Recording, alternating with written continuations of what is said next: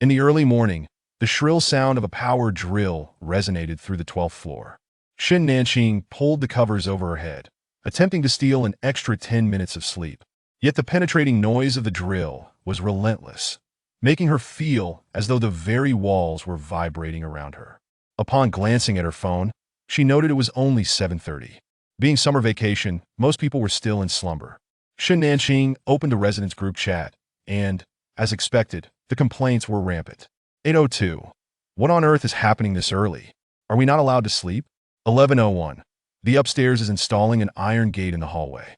1001. It's unbearably noisy, can't we get some peace? 5:02. What kind of guilty conscience prompts one to install a gate? Afraid the wife might come knocking? At this remark, the chat fell silent. That was an audacious shot. It was well known that a fair number of people in the group were indeed apprehensive about their wives showing up. While many were keen to witness the spectacle, they were also wary of incurring someone's wrath. The disruptive 12:01 said nothing, but soon showered the chat with a flurry of red envelopes. 12:01, neighbors, my apologies. The installation technician's schedule is packed, and he can only come this morning. Shin Nanqing clicked on more than 10 red envelopes, amassing over 200 yuan. In truth, the residents of this community were quite well off, yet no one wished to appear stingy. Furthermore, some felt uneasy, fearing the topic might revert to the comment about being afraid of a wife's arrival, thus silencing further complaints.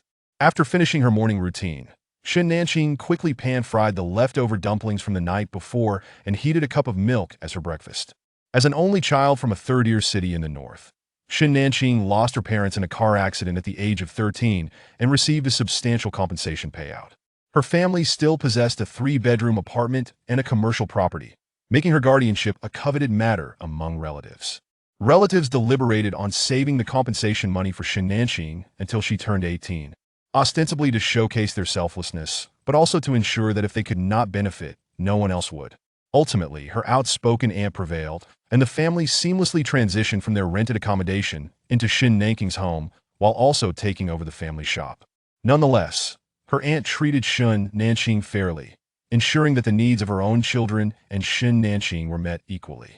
Her aunt, with her assertive yet capable demeanor, managed the household chores entirely, not allowing the children to assist until just before Shin Nanqing left for university, when she finally taught her how to cook.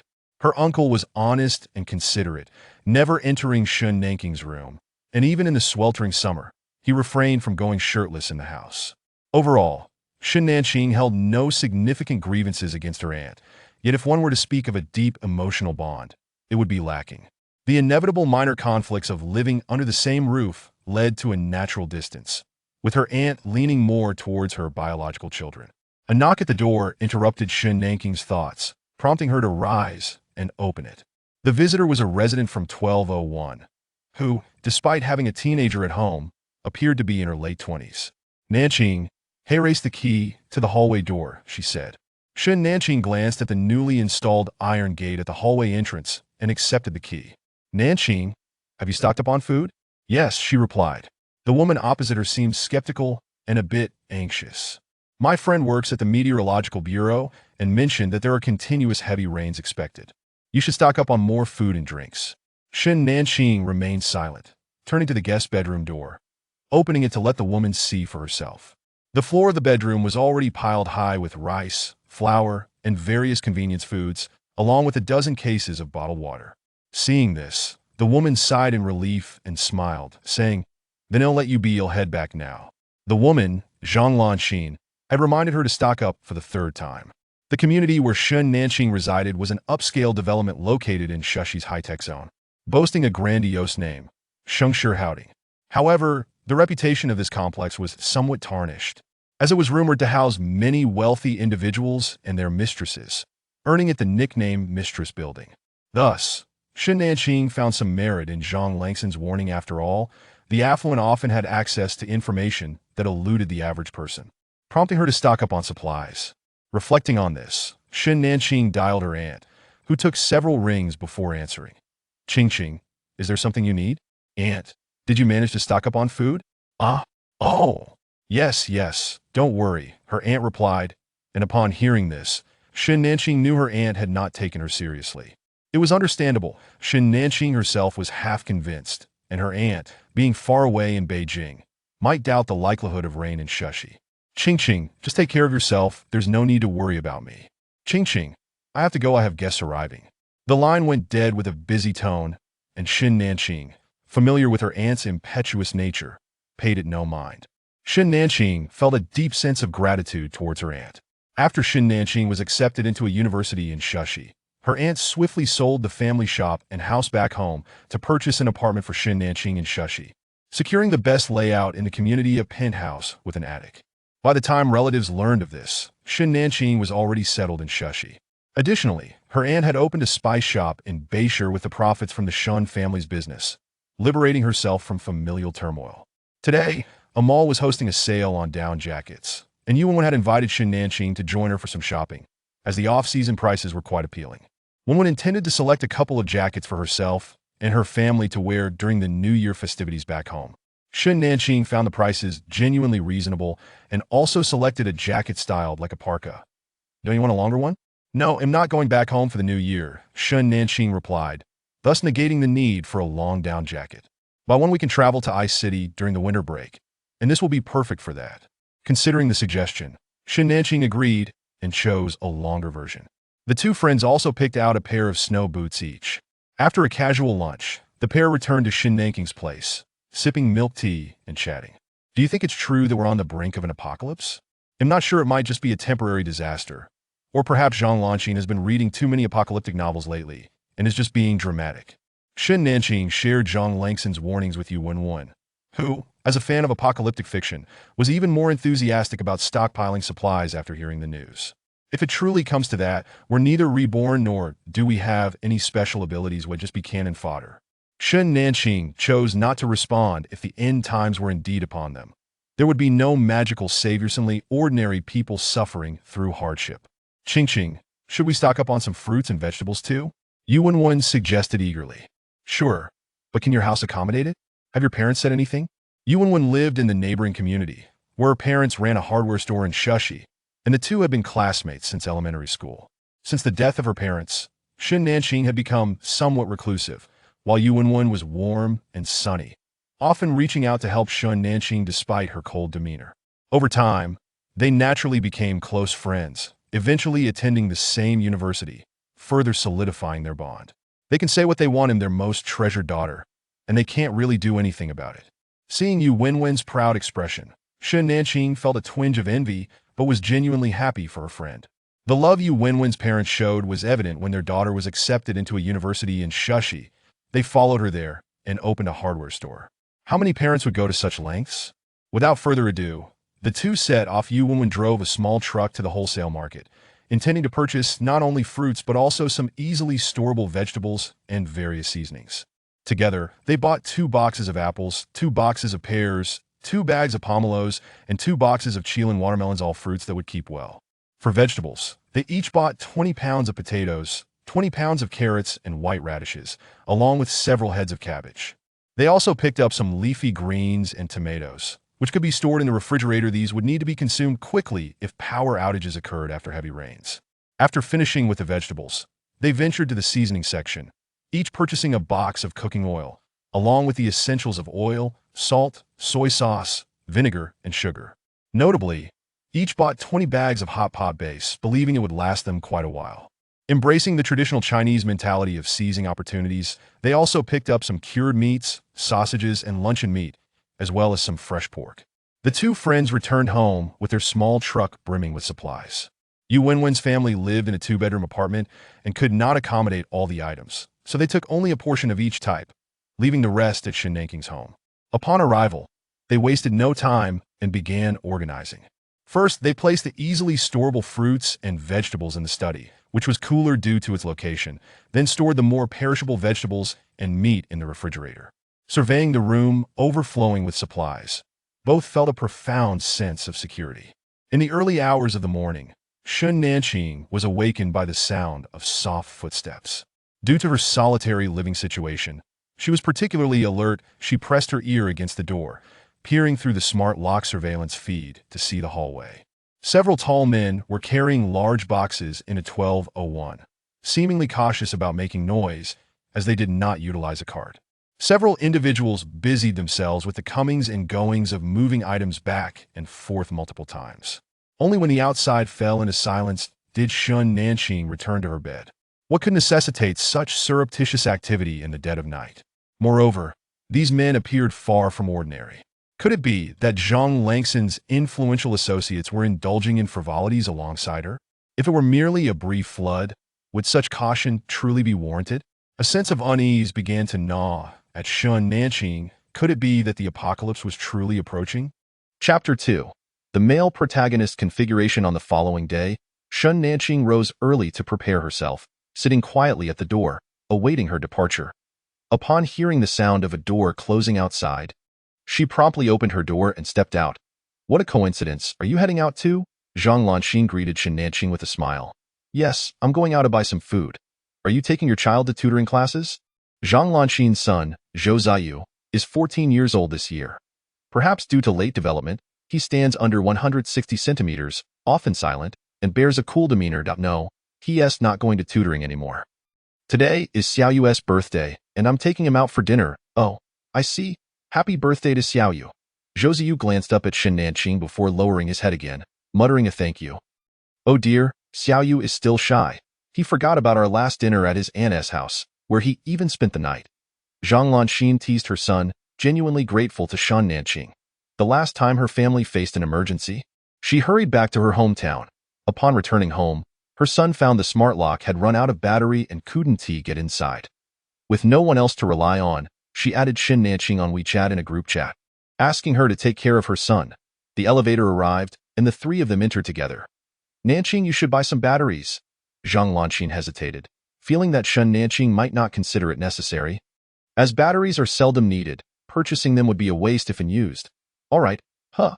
Shun Nanqing looked at Zhang Langzhen with earnestness, saying, I understand, thank you, Sister Lanxian. No need for thanks. You've helped me a lot too. Zhang Lanxin replied sincerely. With a chime, they arrived at the first floor. Shun Nanqing exited the elevator while Zhang Lanxin and her son headed to the basement to retrieve their car.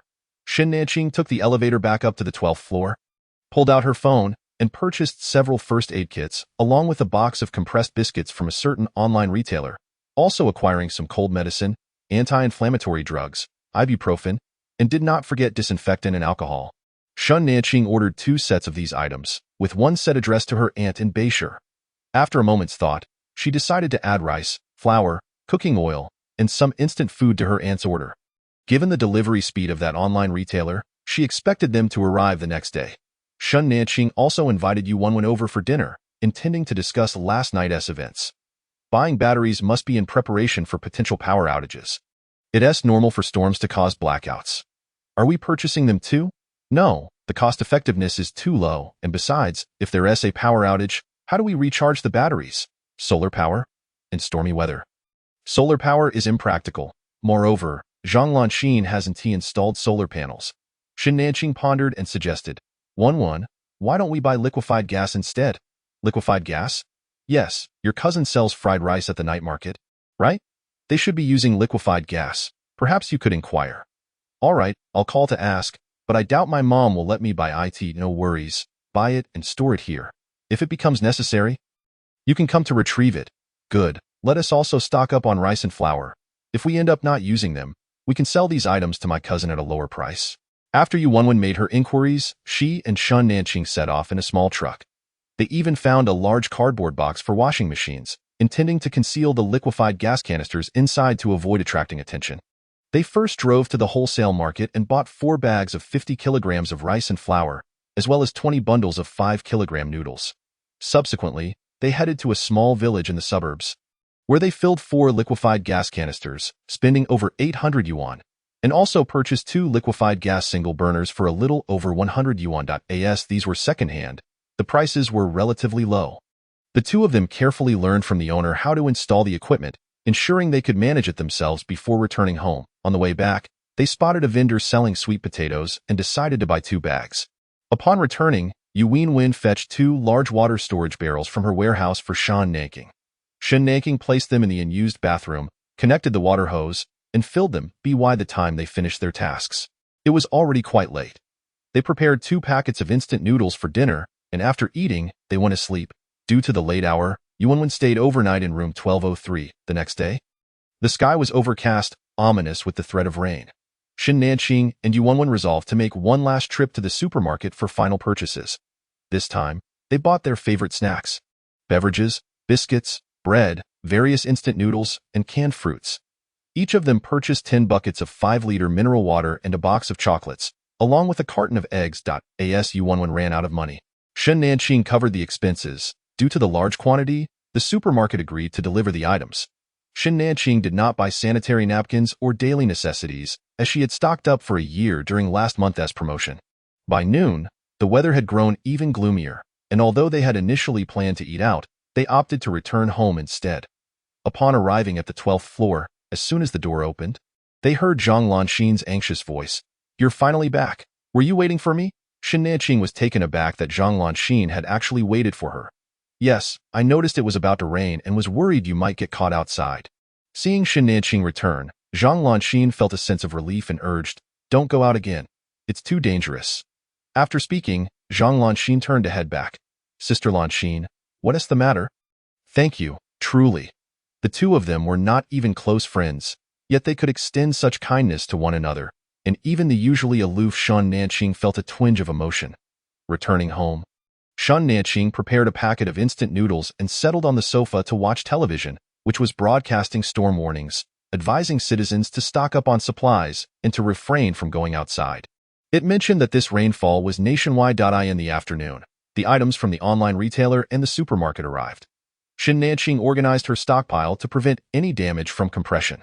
The study, designated for fruits and vegetables, remained air-conditioned, and she would devise a plan should a power outage occur. On the evening of August 3, 2033, the anticipated torrential rain arrived, accompanied by strong winds that lashed against the windows. After dinner, Shin Nanqing indulged in a warm bath and applied a facial mask. Tomorrow's affairs could wait. Today was meant for enjoyment.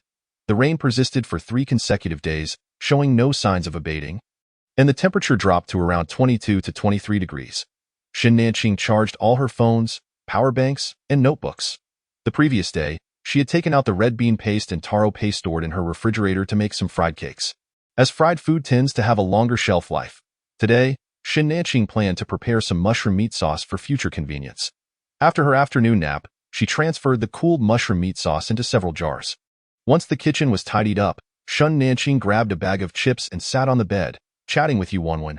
"Yuanwen, this relentless rain really gives an apocalyptic vibe.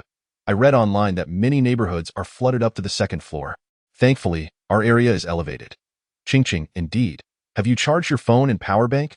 "Yuanwen, yes, I've charged them, don't worry." "Ching, what if there's a power outage or the gas supply is cut off? How will you cook? Do you need to come over for the liquefied gas?" "Yuanwen, not yet. Let us see how things unfold. Why Mom steamed some buns and sweet dumplings, and I still have plenty of self-heating rice." Ching, all right, Yuanwen. If it were the end of the world, wouldn't the boy next door be the protagonist, a classic hero? Yuanwen. Isn't that how novels portray it? The illegitimate son of a powerful figure. Handsome yet taciturn, already stockpiling supplies. If he awakened special abilities, he'd fit the protagonist archetype perfectly. Ching, perhaps. Shin Nanqing offered perfunctory responses to Yuanwen's flights of fancy before beginning to prepare dinner. She took out the last piece of pork to make pork and green bean noodles, and cooked a large pot of porridge for the next morning's breakfast. In the middle of the night, thunder and lightning erupted outside, and the neighborhood finally experienced a power outage. Shin Nanqing quickly got up and filled all available containers with water, even filling the bathtub. The rain continued for another 2 days, and the water level in the neighborhood began to rise, submerging the 1st floor halfway. Fortunately, no one occupied that floor. Otherwise, it would have been disastrous. With the water and gas supplies cut off, the temperature dropped to around 17 or 18 degrees. At this rate, winter would soon be upon them. The silver lining was that fruits and vegetables wouldn't spoil. Phone signals fluctuated, and the neighborhood group chat transformed from daily complaints to urgent requests for help, with some even coming to the 12th floor to borrow food. However, neither Shin Nanqing nor Zhang Lanxin ventured out. The iron gate ensured no one could enter. The rain continued to pour. On August 12, 2033, Government personnel arrived to distribute supplies. Armed soldiers delivered resources to each building's entrance via speedboat, with each person allowed to collect 3 bottles of water and either 3 packets of instant noodles or bread. Zhang Lanxin chose not to go down to collect supplies, while Shun Nanqing did. "Miss, doesn't your neighbor stockpile a lot of food? You could borrow some from her." I went, but she wouldn't open the door. That woman must have received news earlier. How could she not inform everyone? How can people be so cruel? Even if you told her, she wouldn't believe you. Shen Nanqing remained silent, in addition to the hallway. Zhang Lanxin had added another door at her entrance. She could choose not to collect supplies, but Shen Nanqing could not allow anyone to discover her stockpile. Her aunt messaged her, stating that it was also raining in Beishur. Thankfully, with Shen Nanqing's provisions, her aunt's family would not have to endure too much hardship. She also urged Shen Nanqing to stay safe and not to open the door to anyone. Days have passed, and the temperature has plummeted below 10 degrees. The water has risen to the 4th floor, and no one is delivering supplies anymore. 18 night, the residents of the 2nd and 3rd floors came knocking at our door, pleading for refuge, claiming their homes were flooded. Indeed, isn't 1202 still vacant? We shall occupy 1202. It's far too cold for the children to remain in the hallway. For the sake of the children, please let us in. A few voices outside harmonized in desperation, yet no one came to witness their plight. With so many vacant rooms in the building, their insistence on 1202 reveals their intentions all too clearly. "Open the door, you wretched woman. If you don't, I'll break it down." When no one responded, the man in the hallway began to curse, brandishing an axe against the door, nearly igniting sparks with his strikes. Suddenly, the door to 1201 creaked open, revealing Zhou Ziyu, who emerged holding something in his hand. Shen Nanqing leaned closer to examine, and her pupils constricted. It was a gun. Zhou Ziyu was armed. "If you don't stop banging, I'll kill you," Zhou Ziyu shouted, aiming through the iron gate at the man outside. "Who are you trying to scare with a toy gun? Yes, it must be a fake," they thought. "No, it's real. You all should leave," Zhang Lanxin hurried to explain, but the people outside were evidently unconvinced. What can a kid do to frighten anyone? Just then, a gunshot rang out, followed by a piercing scream from the man outside. "Ah!" Zhou Ziyu fired. The bullet grazed the shoulder of the man with the axe. The commotion outside sent a wave of panic through the crowd. "He has a gun, a real one. Run!" Several individuals scrambled away from the 12th floor, dragging the injured man with them. Zhou Ziyu, with a grim expression, pulled the terrified Zhang Lanxin back inside. At that moment, Shen Nanqing felt a chill run through her limbs, leaning against the door, struggling to regain her composure. Zhou Ziyu actually possessed a firearm. Her mind drifted to Yu Wanwen's words. Zhou Ziyu truly embodies the qualities of a protagonist. Chapter 3. A timely rescue with only 14% battery remaining on her phone and 3 power banks depleted. Shen Nanqing dared not use her device any further as she awaited news from Yu Wanwen. Rain had persisted for nearly a month. What should have been the dog days of summer had turned to freezing temperatures. This abnormal weather signified without a doubt that the apocalypse had indeed arrived. In the beginning, rescue teams had come, but now they had vanished entirely. Rumor had it that they had retreated to the rural areas. While high-rise buildings in the city fared slightly better, it was hard to fathom the state of the 1- or 2-story homes in the villages. Shen Nanqing retrieved a thick blanket from the guest room to ward off the cold, but it remained frigid. The chill of southern winters was far more biting than that of the north. Fortunately, due to past menstrual cramps, she had purchased 2 hot water bottles, which she filled with boiling water each night before bed to stave off the cold. Over the past few days, Shen Nanqing only dared to light a fire once each evening, just enough to have a warm meal and boil a kettle of water, half for a thermos and the other half for her hot water bottles.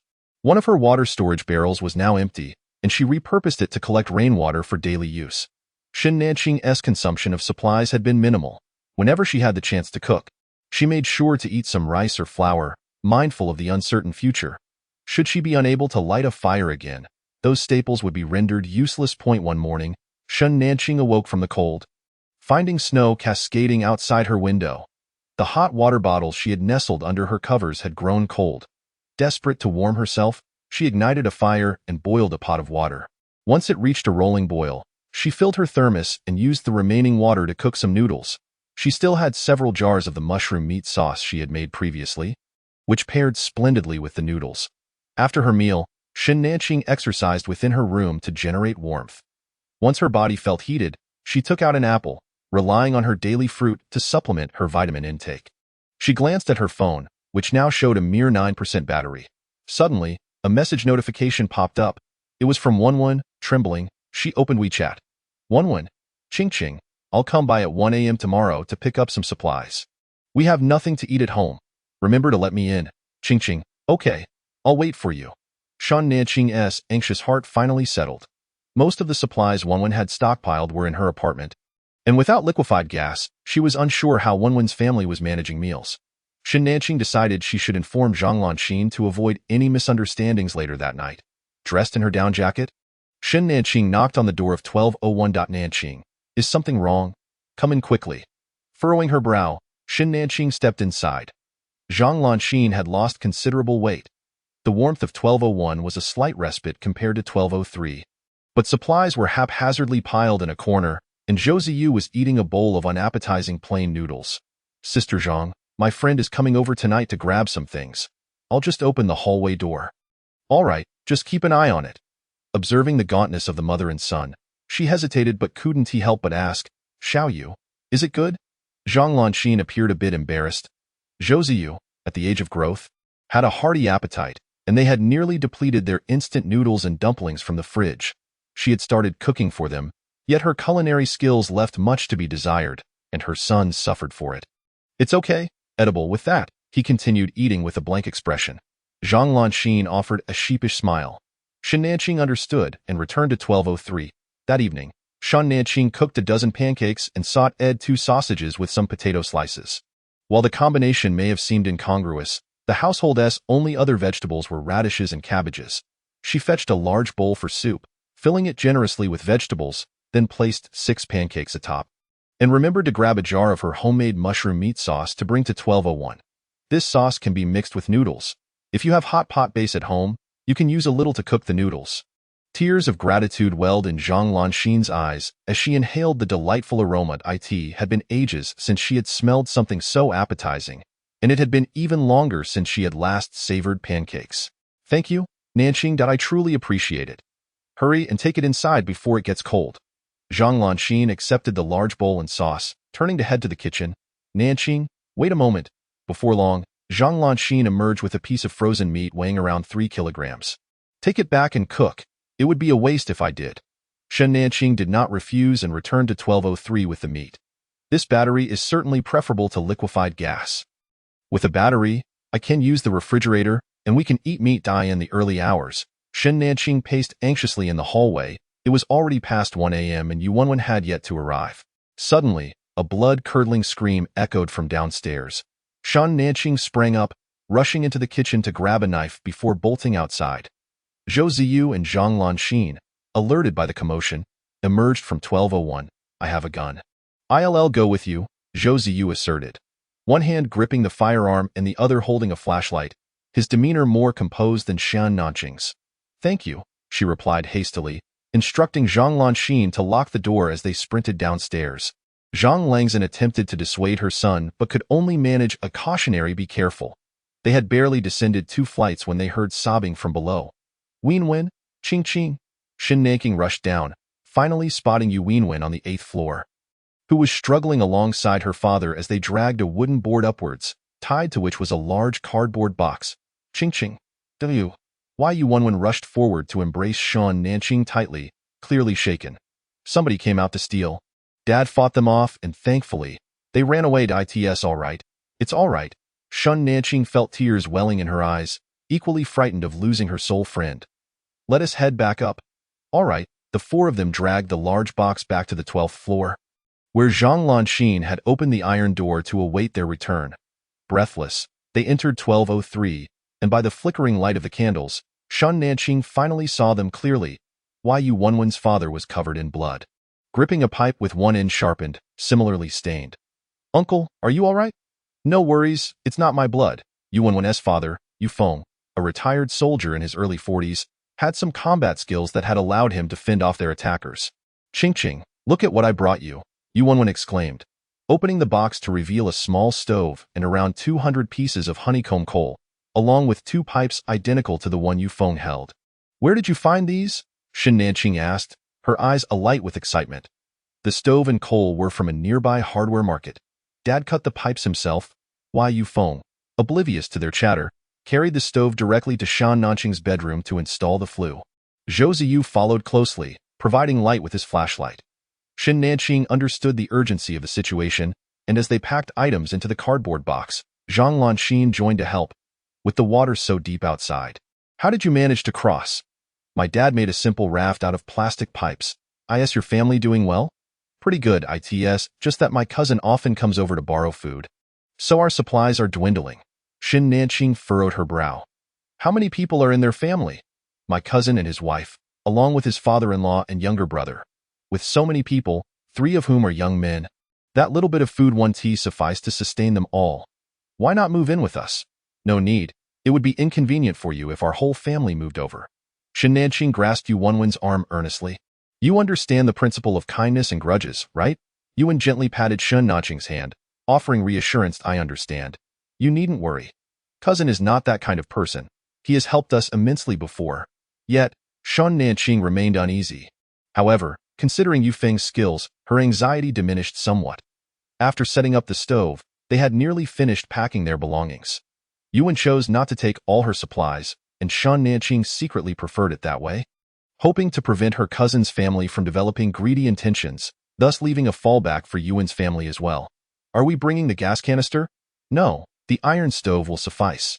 Thank you, handsome. Yuan expressed her gratitude to Zhou Ziyu. He responded with a notably aloof and Yuan had already noticed the firearm Zhou Ziyu held, her heart racing with excitement. She mused that Zhou Ziyu was like a character out of a fantasy tale. Seizing the moment while the occupants of the building were still oblivious, the father and daughter departed with their belongings.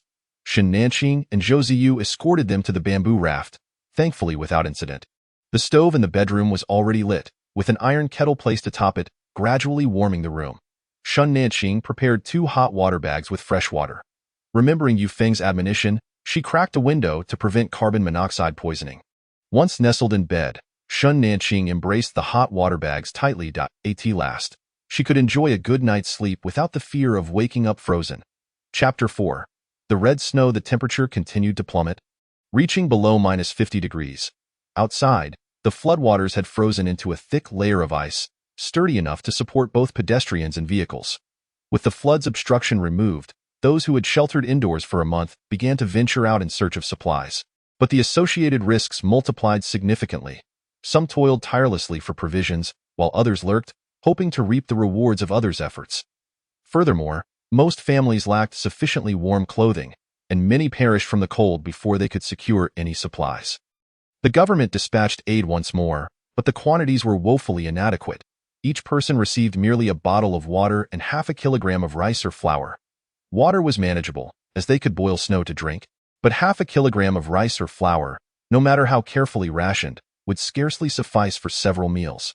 Desperation ensued as people surrounded the grain truck. Ultimately, not only was the truck looted, but the soldiers delivering the supplies were trampled to death, leading to an end of aid distribution.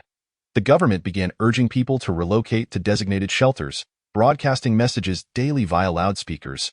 Yet the conditions there were dismal, with throngs of people crammed together. The supplies received could only barely stave off starvation, and unless absolutely necessary, most refused to go. Shen Nanqing desired to seek out supplies herself, but she recognized her limitations. Even if she found provisions, she feared she might not return, risking her life in the process. For now, she could only remain at home, training daily on how to inflict harm with minimal effort, wielding the sharpened iron pipe Yuan had brought last time. With the iron stove now available, cooking became considerably easier. In gratitude for Zhou Ziyu's prior assistance, the 2 families began sharing meals after Yuan's departure. Zhang Lanxin contributed extra food, and Shen Nanqing prepared it using her iron stove. Each morning, she would cook a large pot of porridge, reheating it throughout the day to provide enough for everyone. The braised meat was nearly cooked, so Shen Nanqing added the diced potatoes and several boiled eggs to absorb the flavors. After the meat and potatoes were ready, she removed the pot to allow the eggs to marinate further. Shen Nanqing also made about 10 flatbreads to complete the meal. The 3 gathered around, thoroughly satisfied with their feast. Shen Nanqing even brought out a bottle of Sprite, pouring each a glass. Such a delightful meal deserved a refreshing beverage. Having given up on teaching Zhang Lanxin and her son how to cook, Shen Nanqing found their culinary ineptitude remarkable. They both seemed to share the same lack of talent, and she could no longer afford to let them waste food. After the meal, Zhou Ziyu volunteered to wash the dishes while the remaining two chatted around the stove. Recently, Zhang Lanxin seemed lost in thought, and Shen Nanqing worried that her prolonged confinement had led to depression. Sister Lanxin, is something troubling you? Did you notice? Is it that obvious? Zhang Lanxin glanced towards the kitchen. Reluctant for her son to overhear and worry, I assert that the battery has run out. It had been over a month. Even with ample batteries stored, they would inevitably deplete, especially since they needed to use an electric blanket each night. Yes, there's only one left if it comes to that. You could move in with me. Shen Nanqing was unaccustomed to living with others, but Zhang Lanxin and her son had truly assisted her greatly. Without their reminders, she might not have fared as well in need.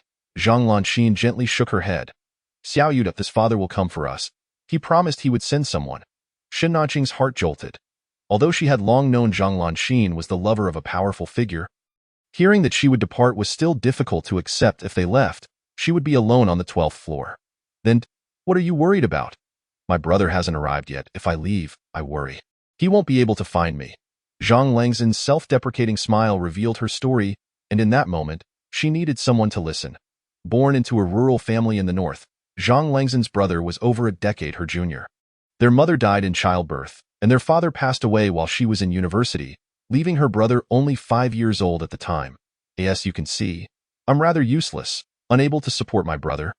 Which is why I ended up with Xiao's father. After her brother entered junior high and learned that his sister was a mistress, their arguments became incessant. Eventually, Zhang Langzhen had no choice but to send her brother, who was about to enter his final year of middle school, to live with their uncle, covering his tuition and living expenses. Before the heavy rain, I called him to come find me, but he refused, saying he wouldn't take a penny from Xiaoyu's father and even returned the tuition and living expenses I had given him. Tears streamed silently down her face. Zhang Lanxin knew her brother would not come. Why didn't Xiao's father come for you before the storm? Shen Nanqing couldn't help but voice her confusion. Because he was afraid his wife would find out. And now he isn't afraid? I don't know. Perhaps he's too preoccupied. That night, screams and sounds of struggle erupted from downstairs. Help.please.it was the voice from Unit 1103, which had previously sheltered residents from the second and third floors. Now, it was a scene reminiscent of the fable of the farmer and the snake. The screams soon ceased, followed by a heavy thud. Something had been thrown from the building. Such events unfolded daily. Sometimes in this building, other times in the adjacent one. Shen Nanqing pulled her blanket over her head, forcing herself to sleep. September 11, 2033, the individual sent for Zhang Langzhen and her son finally arrived. Several tall, well-trained men were busy packing supplies from Unit 1201. Zhang Lanxin approached, tearfully bidding farewell. I'm sorry. I can't take you with me. I've pleaded with them, but they... Sister Lanxin, I'm not going. Shen Nanqing interrupted, as she had no intention of leaving with them. She was apprehensive about Yuan and reluctant to face such an uncertain fate. Once there, Zhang Lanxin might not even have control over her own life, let alone Shen Nanqing. Nanqing, here is the key to my home. Just in case that I mean, if my brother comes, please let him in. He needs a place to stay. All right. Shen Nanqing accepted the key. There were still plenty of supplies at her home. If he didn't arrive, she would use them herself. Thank you, Sister Zhang. Tears welled in Shen Nanqing's eyes. She felt a deep sense of loss for the mother and son who had helped her time and again. Fearing that this departure might be their last meeting, soon, the supplies were packed, and Shen Nanqing stood in the hallway, watching them leave. Goodbye, Sister Lanxin. Goodbye, Xiaoyu. Goodbye, Nanqing. Goodbye, Sister Nanqing. With that, Zhang Lanxin and her son departed, leaving the 12th floor eerily quiet. Shen Nanqing returned to Unit 1203, gazing out the window at the two SUVs waiting below, which soon drove away in a moment of distraction. A flash of red swept past her vision, prompting Shen Nanqing to look up at the sky. It was snowing. The sky was filled with crimson snowflakes. Chapter 5. The dual-sided space on September 11, 2033. The sky released crimson snow, swirling romantically yet eerily. Shen Nanqing felt as if she were burning, her throat torn asunder. She longed for a sip of water, but found herself unable to move. Time passed. How long, she could not tell, until she felt her body lighten. Upon opening her eyes, she discovered she lay on an open expanse surrounded by white, with only a central area of approximately 200 square meters clear. After circling the perimeter, she observed that 3 sides were shrouded in white, while one side appeared concealed behind a water curtain. Gently, she touched the curtain, only to be met with a powerful suction that drew her in. Behind the water curtain lay, yet another 200 square meter open space. Unlike the previous one, this expanse was enshrouded in swirling black mist. Shen Nanqing was curious to see what lay within the fog. Just as she was about to step inside, an intense pain jolted her awake. Outside, dawn was breaking, and Shen Nanqing seized her thermos to take a large gulp of water. What had that dream meant? Suddenly, the imagery from her dream resurfaced in her mind, and Shen Nanqing straightened up. Her breathing quickening. It was a space. She had awakened to her spatial abilities. Shen Nanqing picked up the thermos and, to her astonishment, it vanished into thin AI art in her consciousness. A thermos materialized within a white space. With a mere thought, the thermos reappeared in her hand. Elated by the sudden emergence of this space, Shen Nanqing attempted to place the thermos into the black space, yet her efforts were in vain. The thermos remained immovable. Could it be that the black space was not meant for storing items? What purpose, then, did it serve? She resolved to conduct further experiments. This time, she poured 2 cups of boiling water, one into the white space and the other into the black space, only to meet with failure once more.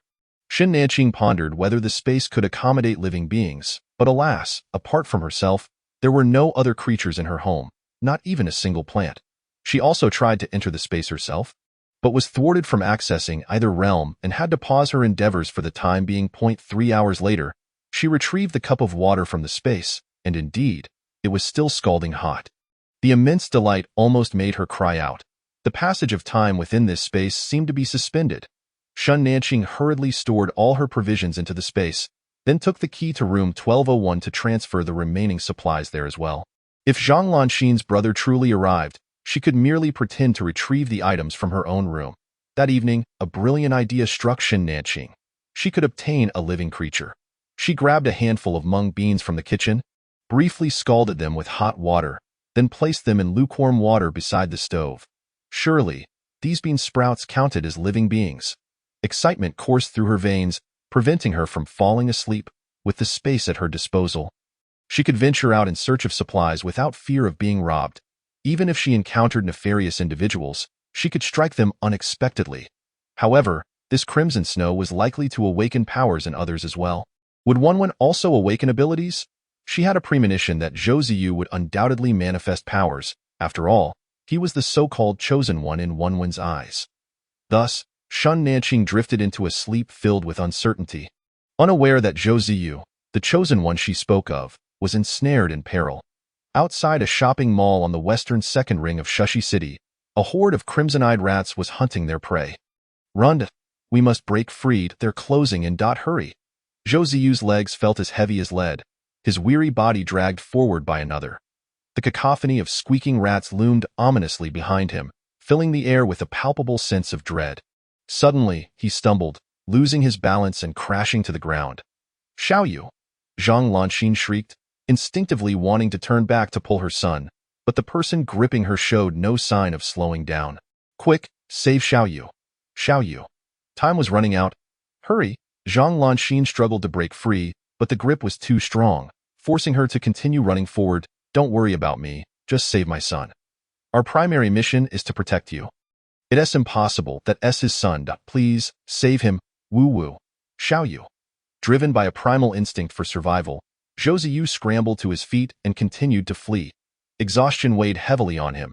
Upon witnessing his mother being dragged into a vehicle, he considered surrendering. Overwhelmed by fatigue, he abruptly turned towards a nearby restroom, determined that even in death, he would not succumb to being gnawed upon by rats. As the door slammed shut, the rats inundated the restroom. By the following noon, the mung beans Shen Nanqing had soaked had sprouted, though due to the cold weather, they had only grown about 2 centimeters. With a wave of her hand, the bean sprouts remained motionless. It seemed the white space could not contain living beings, leaving Shen Nanqing somewhat disheartened. Swiftly, she waved her hand again, and the sprouts vanished. Astonishingly, the black space could accommodate living entities. Observing the sprouts within the black space, She noted them withering at a visibly rapid pace and quickly retrieved them. That moment, the sprouts could no longer be termed as such. They had deteriorated into mere remnants. Could it be that the black space could extinguish life? Shun Nanqing placed the remaining sprouts into the black space, and without exception, they all perished. Her heartbeat quickened silently, as if it might leap from her chest.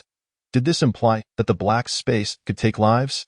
Shun Nanqing was taken aback by this revelation, yet an uncontrollable joy bubbled within her. If this were the case, she would possess the means of self-defense. However, she remained uncertain if the black space could accommodate animals. Or indeed, if it could extinguish their lives. If all living beings within the black space could be vanquished, then this ability was truly extraordinary. Was it even reasonable? Shun Nanqing yearned to experiment further but lacked any living subjects for her trials. She resolved to seek supplies the next day while simultaneously exploring her newfound abilities. That night, a shadow stealthily ascended to the 12th floor. Having observed for 2 days, he noted that the armed child had not returned, indicating that only the occupant of room 1203 remained. The thought of the resident filled him with a lecherous glee. The girl was beautiful with a fine figure, often exuding an air of arrogance. Once she fell into his grasp, hee. The man's laughter grew increasingly depraved. "What are you doing?" Shun Nanqing stood at the door, gazing coldly at the man. Since awakening her space abilities, her vision and hearing had sharpened. She had long since detected someone attempting to pick the lock. Noticing that he was alone, she sought to test her spatial powers. "Miss Shun, I presume. I'm here to borrow a place to stay." "You re the security guard?" Upon realizing who he was, the man became even more exhilarated. "Open the door quickly, or once I force it open, you won't find it pleasant." The man had frequently engaged in lock-picking. Such doors posed no challenge for him. Previously, he had feared the handgun belonging to room 1201, but now he felt no trepidation. "All right, it seems the girl has been persuaded." She's really reaching for the door. The man's heart raced with excitement as he glimpsed her hand through the iron door, seizing the opportunity to grab her wrist. Now, as Shun Nanqing focused her thoughts, a wave of dizziness overwhelmed her, and she could not suppress the urge to retch. She had failed. "Wait for your brother to come and carry you." The man hastened his efforts to unlock the door, while Shun Nanqing lay motionless on the floor, gradually regaining her composure. Finally, the door swung open, and the man stepped inside, bending down to lift the girl. "Brother will carry you." Seizing the moment, Shun Nanqing retrieved a kitchen knife from the space and swung it vehemently towards his neck. Though not a precise strike, blood gushed forth. Warm droplets splattered onto Shun Nanqing's face. "You filthy bitch, don't come any closer, stay back." Step by step, Shun Nanqing advanced towards the man, who had previously hurled profanities. Now trembling in terror, the knife transformed into a metal pipe in her hand. She intended to ensure he posed no threat before continuing her experimentation. The man's screams echoed throughout the building, the pipe striking his body with calculated precision, avoiding the head. His form began to convulse, and Shun Nanqing sensed the moment had arrived. With a flick of her wrist, the man vanished into thin air. Success! Inside the black space, the man's body did not transform into the expected desiccated corpse. It simply lost its vitality. Approximately 5 minutes later, the body disappeared entirely. Shun Nanqing exhaled in relief, grateful not to witness a corpse. Yet why had the man's body vanished? Had it been absorbed by the space? Would those bean sprouts have also been consumed had she not removed them in time? A headache began to throb, and Shun Nanqing chose to abandon these troubling thoughts.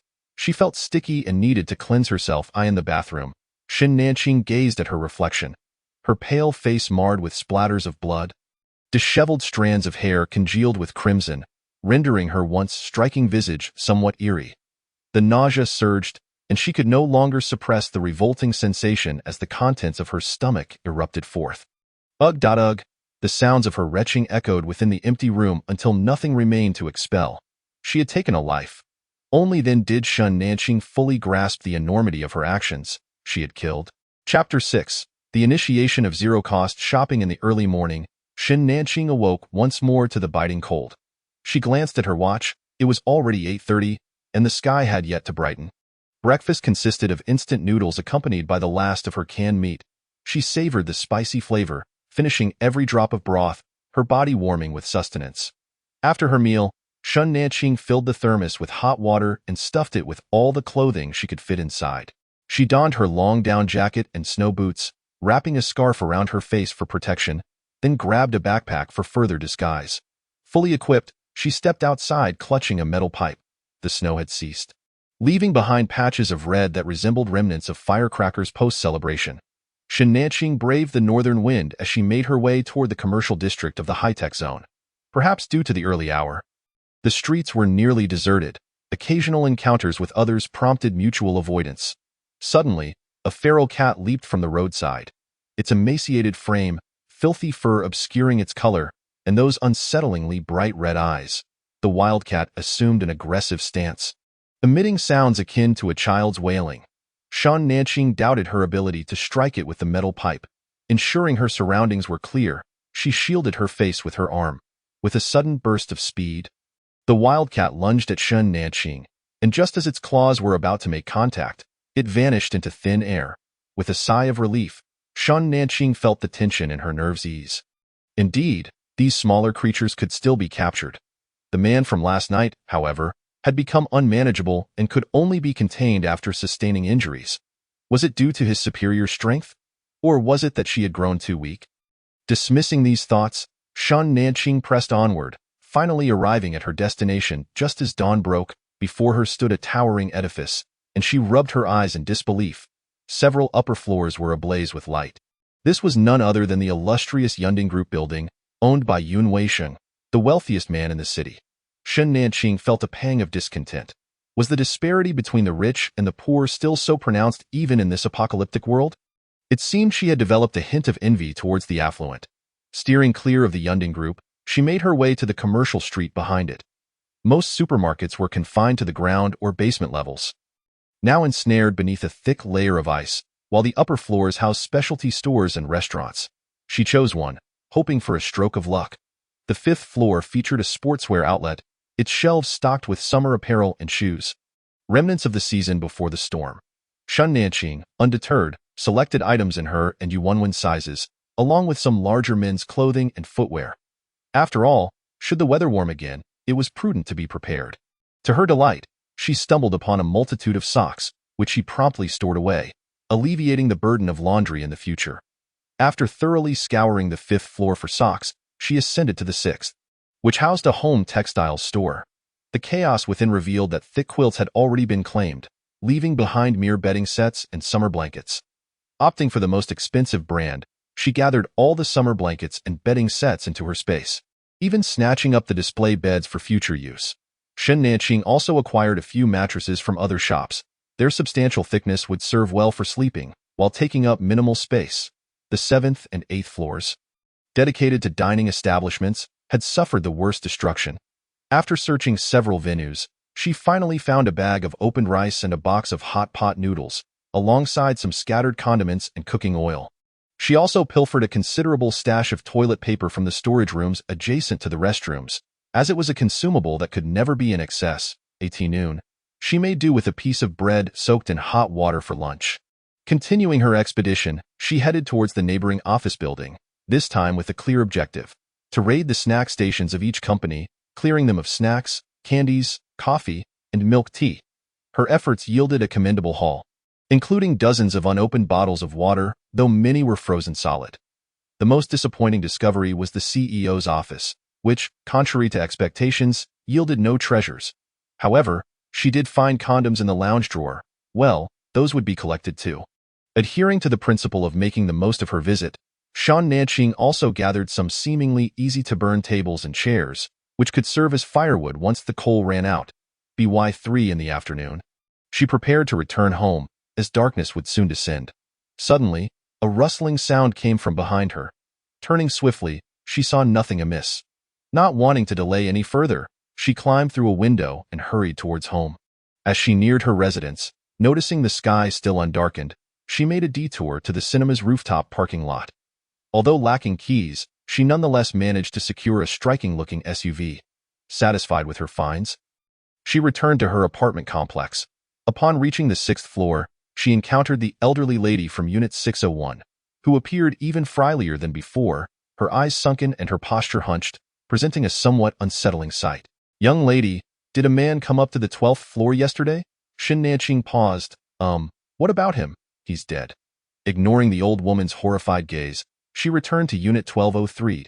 Today had been fruitful, and she planned to treat herself to a nice meal. After preparing a self-heating rice dish of braised pork and brewing a cup of milk tea she had brought back, she savored the delightful meal. If only Wenwen were here. She wondered how her friend was faring and whether her supplies were sufficient.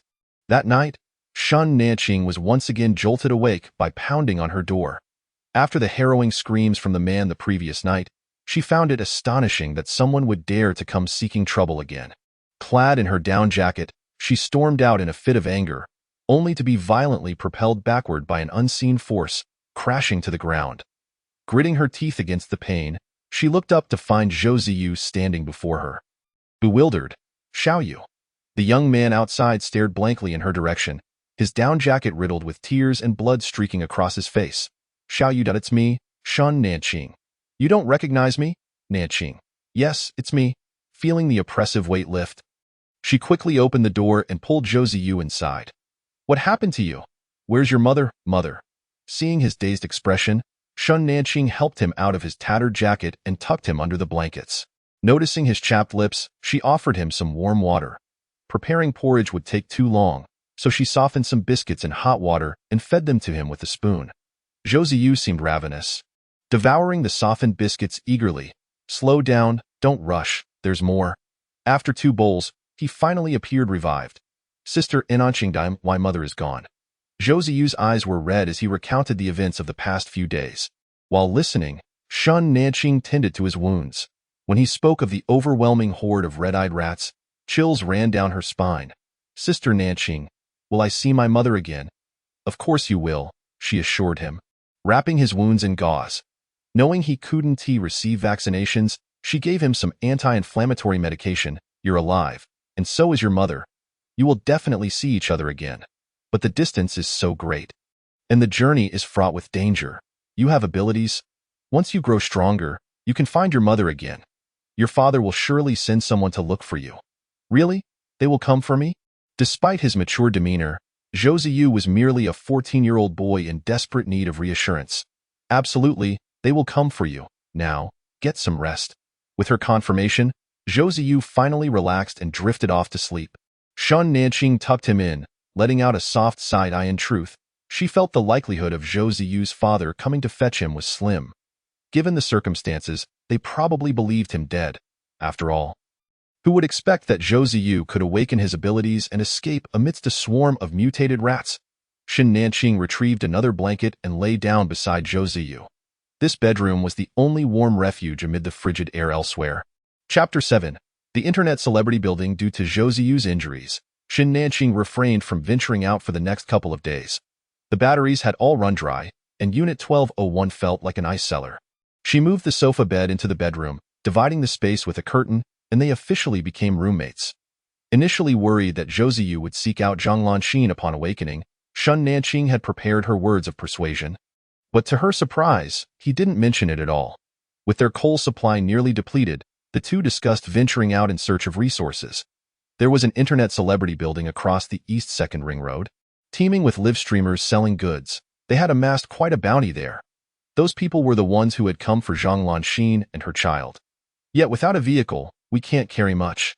As Shin Nanqing hesitated over whether to disclose her spatial abilities, Zhou Ziyu broke the silence. "Sister Nanqing, what kind of ability do you have?" "Huh? I sensed it. You have powers, and your supplies have diminished significantly. Is it a space ability?" Well, so much for her stealthy efforts to take advantage of his unconsciousness by procuring supplies. He had seen through it in an instant. "Could it not be for you, Wenwen?" Shin Nanqing attempted to wriggle free. "There was a possibility, but your reaction to the space indicates otherwise." Shun Nanqing felt somewhat speechless. There was no point in resisting any longer, so she explained the situation regarding her space. "How high is the 200-square-meter space? Can it be upgraded?"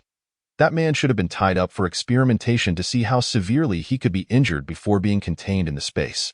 A barrage of questions bombarded her, and Shun Nanqing realized she had unearthed a new side of Zhou Ziyu.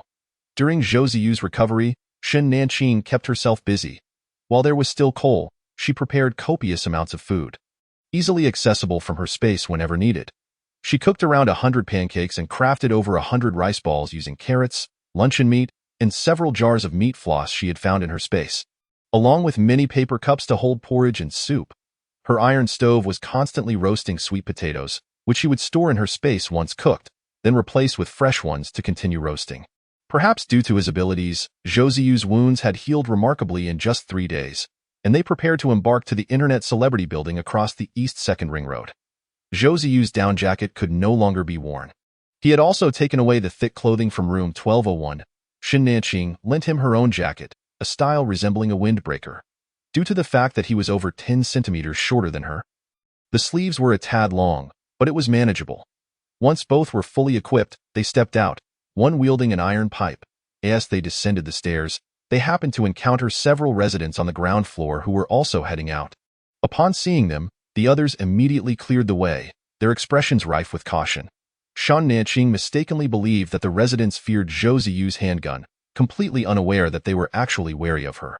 The entire building was now aware that after the security personnel reached the 12th floor, no body was found, clearly having been devoured by room 1203. Shen Nanqing was still oblivious to the fact that she had become known as a man-eater among others. The walk to the popular building would take approximately 3 hours. Today, there was no wind, and the number of people on the road had increased. Despite being fully covered from head to toe, they still encountered numerous individuals attempting to strike up conversations, though their fear of the iron pipes in their hands only allowed them to mutter a few audacious remarks. Eventually, someone mistook Zhou Ziyu for a girl, incessantly referring to him as the 2 little girls. Infuriated, Zhou Ziyu drew his handgun and pressed it against the person's head, causing them to flee in panic. By noon, the duo finally arrived at the popular building. With no time to spare for a meal, they began collecting supplies. Since the items were intended for livestream selling, each household had only a limited stock. They swept through, gathering mostly snacks and daily necessities. The snacks were stored in their space, and they also selected a considerable amount of skincare products. Although Shen Nanqing seldom wore makeup, upon finding a high-end lipstick she usually hesitated to buy, she promptly added it to her collection. The shade was now complete. Upon reaching the 10th floor, they finally discovered a store selling men's down jackets and another offering thermal underwear, both of which they collected into their space. Fortuitously, they stumbled upon a shop selling dried goods, acquiring a substantial amount of deer antler mushrooms and morels, and even managed to secure several boxes of 6-year-aged Luzhou Laojiao. Suddenly, a sharp screech of brakes echoed from below. Cautiously peering out the window, they observed 2 delivery trucks emblazoned with the Yunding Group's logo parked downstairs. 6 tall men emerged from the vehicles, each brandishing a firearm. 3 of them have abilities. Zhou Ziyu whispered to Shen Nanqing. Even without abilities, they would not stand a chance against 6 armed men. A silent exchange of glances ensued, and they resolved to leave the area. After distancing themselves from the popular building, they found an unoccupied shop to rest.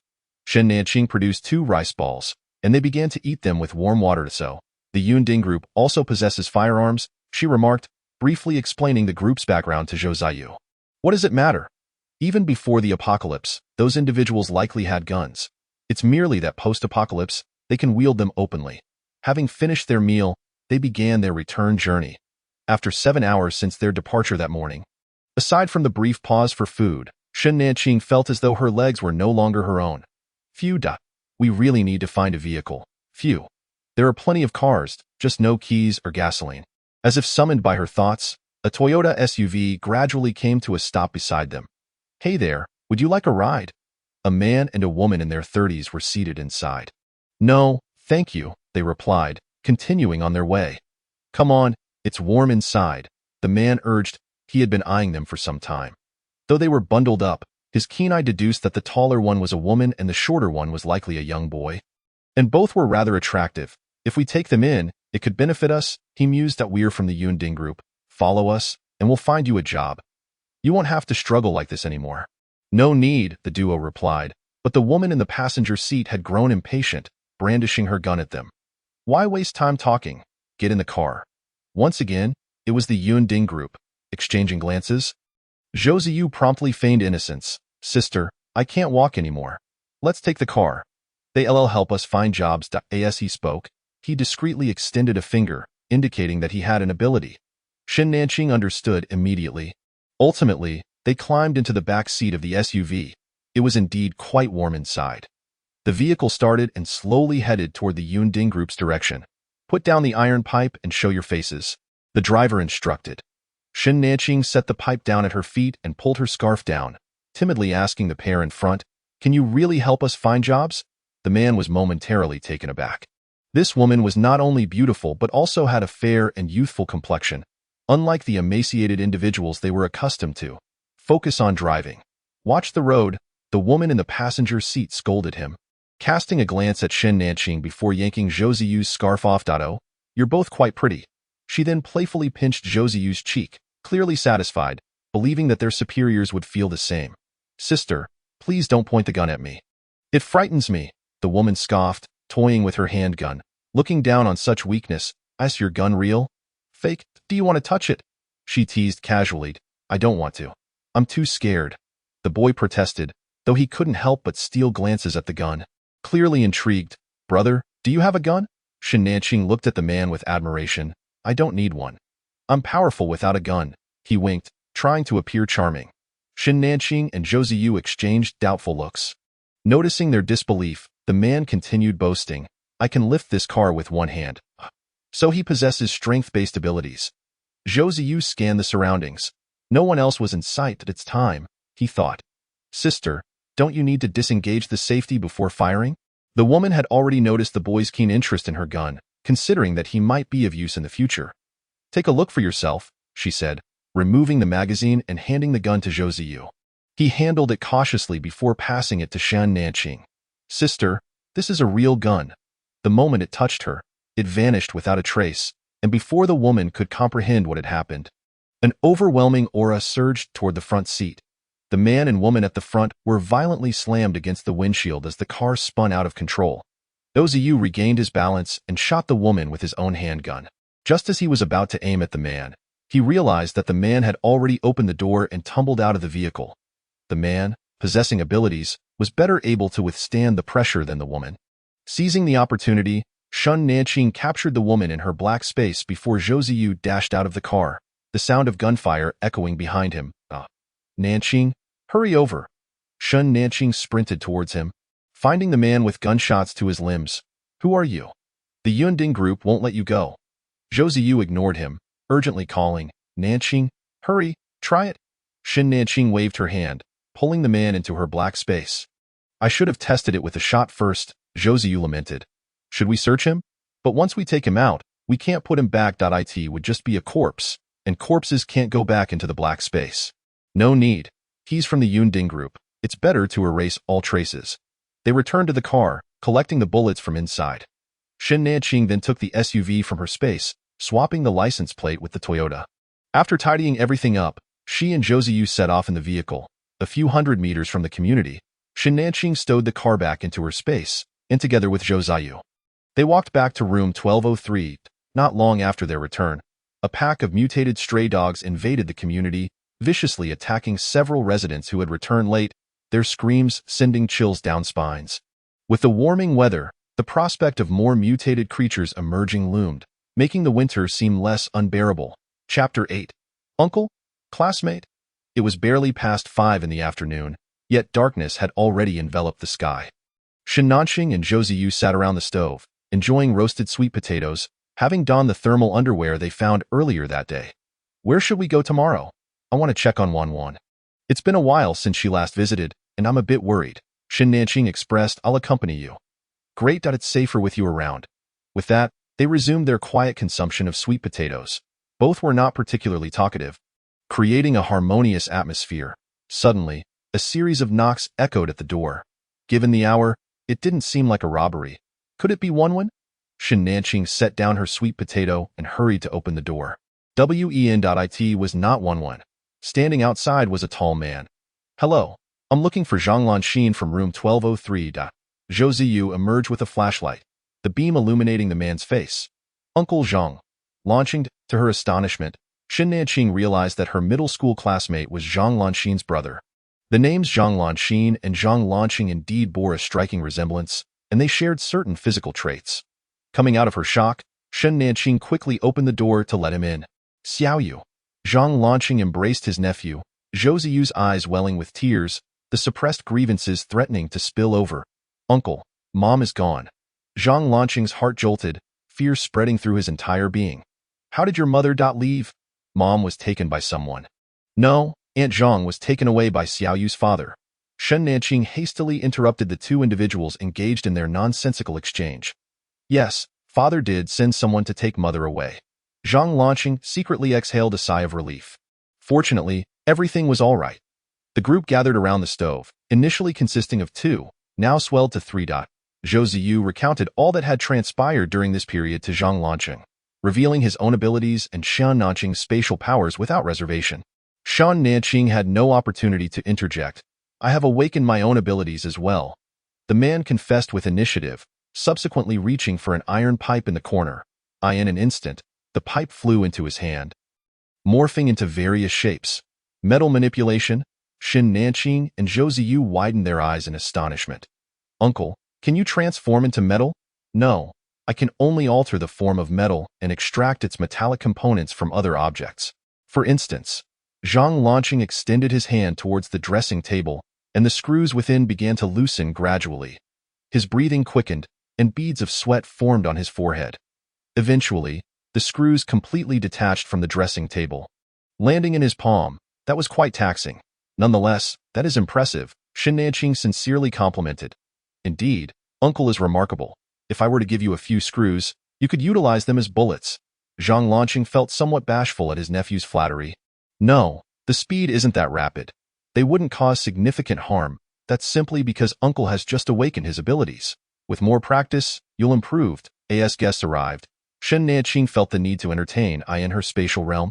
She had ready-made pancakes, and she quickly stir-fried some cured meat with shredded potatoes. Selecting a beverage for each person, it was evident that Zhang Lanqing had not been living well, as he devoured 3 pancakes in one go before pausing. Zhou Ziyu, still growing, consumed 2, while Shen Nanqing had 1, leaving the 3 feeling thoroughly satisfied. After the meal, Shen Nanqing found a change of clothes for Zhang Lanqing from her space, urging him to freshen up. Thank you. Zhang Lanqing did not refuse. He hadn't bathed in a long time, and with the opportunity at hand, he saw no need for pretense.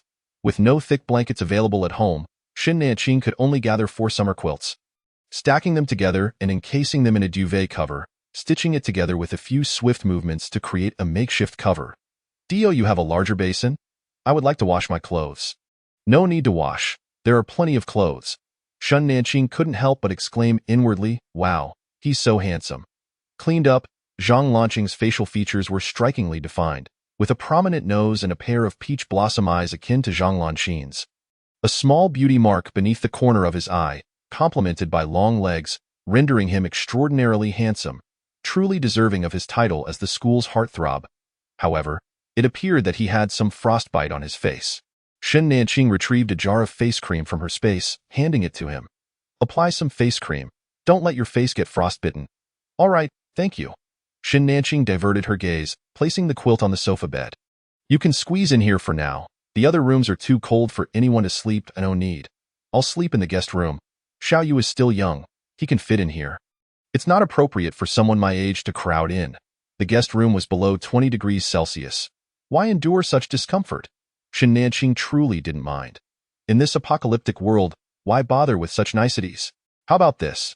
You take the middle position and erect a metal wall. That way, it will be much more convenient. All right, thank you, Nanqing. Zhang Lanqing ceased to protest, not wishing to endure hardships unnecessarily, utilizing several metal ornaments from the 1201 room. Zhang Lanqing partitioned the bedroom, leaving only a small passageway, as there weren't enough materials to seal the top of the metal wall. However, this allowed the warmth from the iron stove to permeate more effectively. Shen Nanqing prepared a hot water bottle, comfortably cradling it as she drifted into slumber, leaving only the hushed voices of the uncle and nephew in the bedroom. The following morning, Shen Nanqing slept soundly until after 8. The cold outside deterred her from rising, and had it not been for her desire to see one today, she might have lingered in bed. After waking, Shen Nanqing intended to freshen up only to discover that Zhang Lanqing was cooking. Making hand-pulled noodles, Shen Nanqing was taken aback. In terms of culinary skills, Zhang Lanqing bore no resemblance to his sister. Xiao Yu said you have deer antler mushrooms in your space. Could you bring some out? ILL make a braised dish. Sure. Zhang Lanqing accepted the deer antler mushrooms, soaking them in hot water to expedite their softening.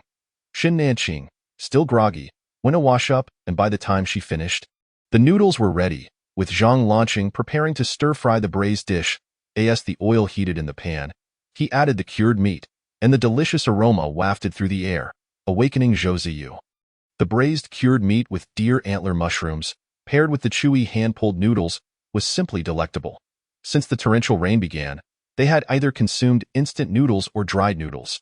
It had been far too long since they had hand-pulled noodles. Uncle, this is amazing. Xin Nanqing nodded in agreement. It truly was delicious. If you enjoy it, eat more.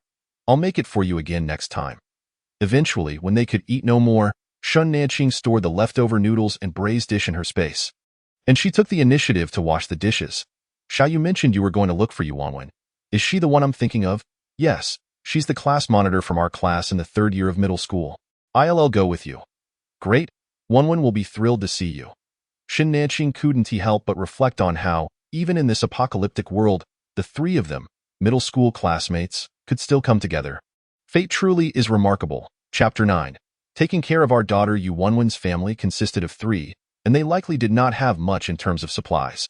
Xin Nanqing deliberately packed a black backpack, containing a 20-kilogram bag of rice and 2 5-kilogram packs of dried noodles. As the trio climbed to the 13th floor, they discovered a household that had been burned down, with the iron door melted into a large hole. This is not the result of an ordinary fire, Zhou Ziyu asserted. From the look of the door, it seems the fire started from outside, but aside from the area around the door frame, there are no signs of fire in the hallway. The expressions of the 3 grew solemn, their wariness heightened. Finally arriving at room 1602, Xin Nanqing knocked on the door. Coming in, a man in his 30s opened the door. Who are you? Where is Yuanwen? Upon recognizing them, the man appeared startled, then furrowed his brow, attempting to shoo them away. Yuanwen is not here. You should leave. Just as he was about to close the door, Xin Nanqing stepped forward, bracing the door with her knee. Where has Yuanwen gone? I already said. Who are you? A voice interrupted, belonging to a man around 50 years old. If they are here looking for Yuanwen, let them in to wait.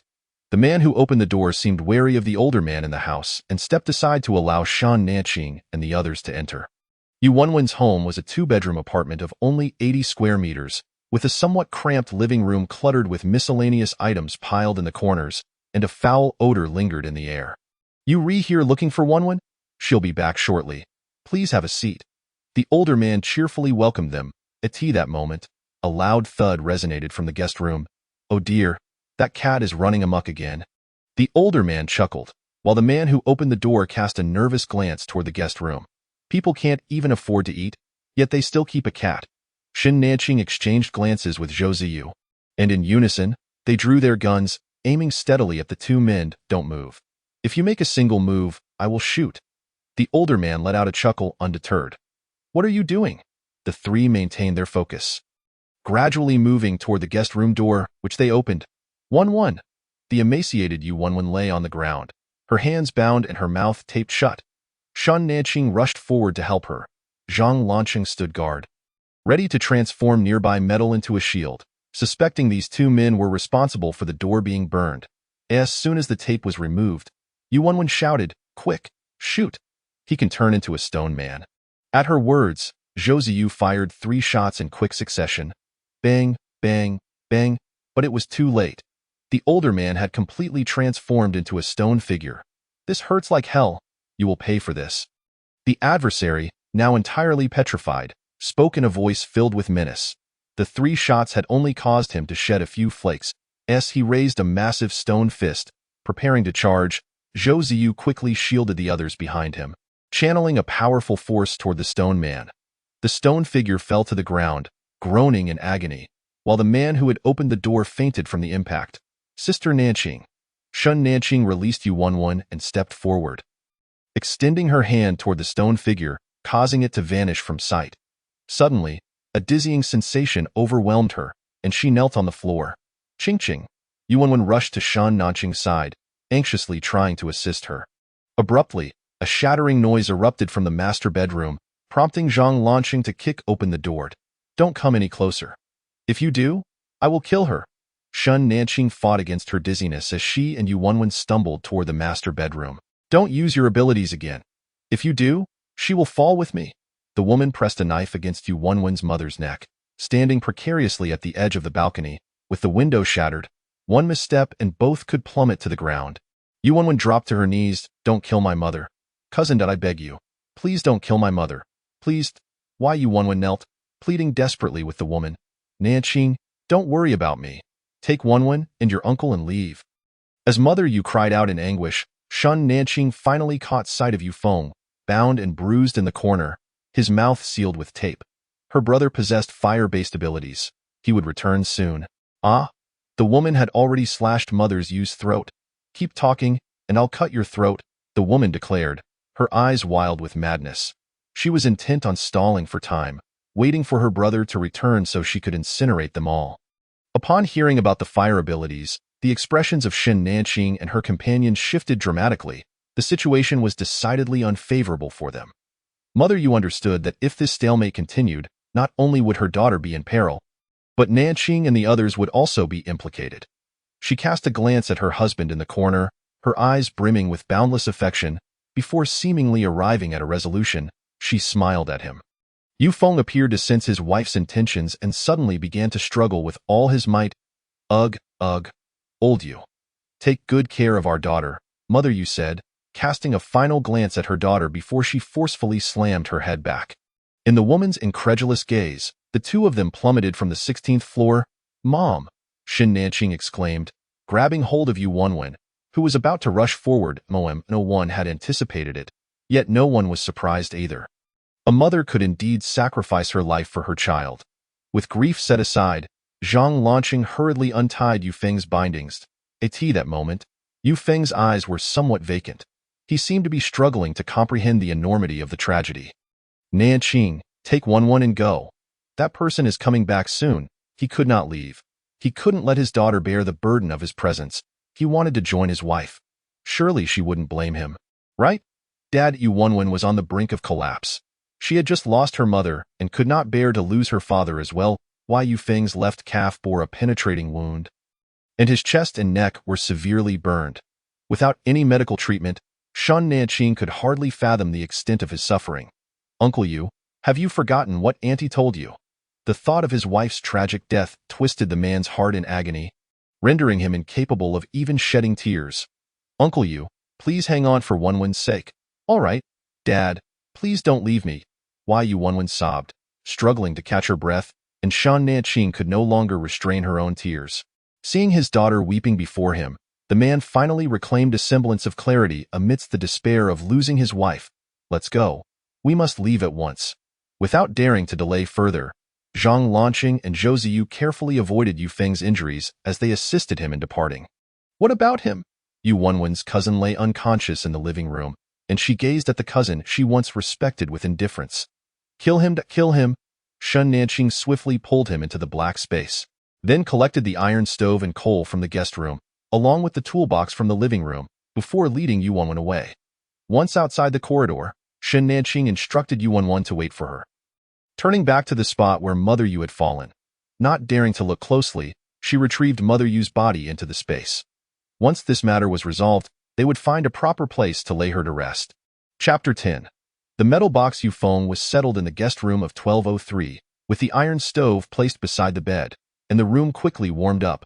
Before the torrential rain, Shen Nanqing had purchased several first aid kits, and they helped to treat his wounds as best as they could. However, the calf wound was a bullet entry, requiring stitches and a tetanus shot, while the burns on his chest and neck demanded professional care. With no painkillers available, and Yu Feng now running a fever, Shin Nanqing could only give him 2 anti-inflammatory pills and 2 ibuprofen, uncertain of their efficacy against the pain from the burns. Watching her father drenched in sweat from agony, Yu Wenwen quietly wept as she wiped his brow with a towel, feeding him small spoonfuls of porridge. Yu Feng endured the pain to drink the porridge, not wanting his daughter to worry. They had only 2 options. One was to go to the resettlement area, but it lacked medical supplies. The other was to go to Yunding Group, where it was said medical assistance was available. albeit in exchange for something they needed. On his way to find his sister, Zhang Lanqing passed by the resettlement area. Noting its poor conditions, even if they went there, it was unlikely they'd be able to treat Yufeng's injuries. We cannot go to Yunding Group. That kid Li Lei has friends there, Yufeng urgently interjected. Unwilling to let anyone take risks for his sake. You all focus on yourselves. I can hold on. It was inevitable that someone would see them on their way back. Li Lei would certainly come looking for them. So they needed to devise a plan to deal with him. Your downstairs was burned by him, right? How long did it take him to burn through the iron door? About 20 minutes, Zhou Ziyu pondered before speaking again. I have an idea, but it requires a substantial amount of metal. Since he enjoys burning things so much, let him burn to his heart's content. Would rebar work? I know where to find some. Yu Wenwen's family owned a hardware store, and she was quite familiar with the construction materials market. All right, let us divide the tasks. Zhang Lanqing and I will fetch the rebar, while Xiao Yu and Wenwen stay with Uncle Yu. Li Lei hasn't seen my father's body. He'll likely be somewhat cautious and won't come during the day, especially with Zhou Ziyu's mental abilities, which should buy us some time. I'll go with you. With me there, you can avoid unnecessary detours. Shen Nanqing understood this, but she worried for his health. Yu Wenwen recognized that Shen Nanqing was concerned for her, but she needed to do something. Otherwise, she felt she might die from sorrow. I'm fine. Qing, really, with that, Yu Wenwen finished the remaining porridge in large gulps. Then let us go. The three of them exited the neighborhood, walking into an empty alley. Shen Nanqing retrieved a Toyota SUV from the space, and they set off towards the construction materials market. Fortunately, the cold weather meant fewer mutated creatures on the road, and they encountered only a few stragglers, which they simply rammed into with the vehicle. Upon arriving at the materials market, Yu Wenwen led them through a series of twists and turns until they reached a warehouse. Due to the elevated terrain, only half of the warehouse had been submerged. Zhang Lanqing quickly opened a side entrance. Stacks of round rebar met their eyes, half frozen beneath the ice, half exposed above it. Shen Nanqing filled the remaining space nearly to capacity before stopping. As they drove back, their vehicle ran out of fuel 2 kilometers from the neighborhood, forcing Shen Nanqing to tuck the car away, and the three of them walked home. Thankfully, Li Lei had not yet come looking for them. That evening, no one had much of an appetite. Shen Nanqing took out pancakes and luncheon meat, and after Zhang Lanqing and Zhou Ziyu finished their meals, they went off to tend to their tasks. It was their time to shine. Shen Nanqing also prepared red date porridge, coaxing Yufeng, who had fallen asleep, to drink 2 bowls. After dinner, Yu Wenwen sat on the bed, lost in thought. Shen Nanqing recognized that this was not normal behavior for her, but was at a loss on how to comfort her. Such pain could only be released in its own time. Wenwen, stay here. I'm going to check on Zhang Lanqing and the others. I'll help too, she said, attempting to get out of bed. But Shen Nanqing quickly pressed her back down and no need. I'm just going to take a look. I won't be of any help. Yu Wenwen ceased her movements, sitting quietly on the bed. Shen Nanqing sighed and stood to observe the progress outside. The metal box at the hallway's entrance was nearly complete. Zhang Lanqing was busy reinforcing it. The box was about the size of a kiosk, constructed from 10-centimeter thick steel plates on all 6 sides, with only an entrance left open at the hallway's edge. Once Li Lei burned through the iron door and entered this box, her uncle would seal the entrance immediately. If he ceased his burning, he would suffocate inside. If he continued, he would roast himself, though it was unlikely he would survive without oxygen. It was evident that Zhou Ziyu was pleased with this plan. Such a fate was fitting for a villain like Li Lei. Is there enough rebar? Should we bring out more? It's sufficient. Any more might compromise the structure. At 1 o'clock in the morning, Zhou Ziyu suddenly opened his eyes. He's here. The three of them listened intently to the sounds emanating from the metal box. After about 10 minutes, they heard faint footsteps inside. Zhang Lanqing immediately used his abilities to seal the opening, and by the time the man realized what had happened, the metal box was airtight. Bastard! Let me out! Let me out! After several shouts, one wall of the metal box began to heat up, and Zhang Lanqing continued reinforcing that section. However, after a few minutes, Li Lei ceased his burning, as the oxygen inside was nearly depleted. He began to frantically pound on the walls, hurling insults that gradually faded until he fell silent. Is he dead? Not yet. Should we destroy the body? If they were to erase evidence, they needed to place him alive into the black space. It would be both clean and space efficient. After waiting another 10 minutes, Zhang Lanqing first opened a small hole, and upon confirming that the occupant was incapable of resistance, Zhou Ziyu instructed his uncle to transform the metal box into a solid block of metal. Optimizing space in the black space, Li Lei had not fully succumbed yet, but his gaze was already dulling. Zhang Lanqing stepped forward, retrieving a handgun and over 20 bullets, and while he was still alive, Shen Nanqing pulled him into the black space to erase any traces. Shouldn't T11 get involved? Shen Nanqing understood that Zhou Ziyu wished for Yu11 to quickly acclimate to this new world. But she felt it was not the right moment and no need. It's unnecessary. There will be plenty of opportunities in the future.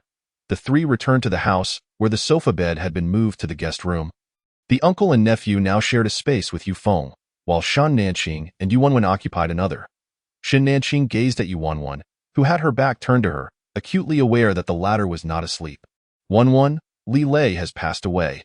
Auntie's vengeance has been avenged. A suppressed sob emanated from beneath the covers as Shen Nanqing embraced her from behind, wishing to impart some strength.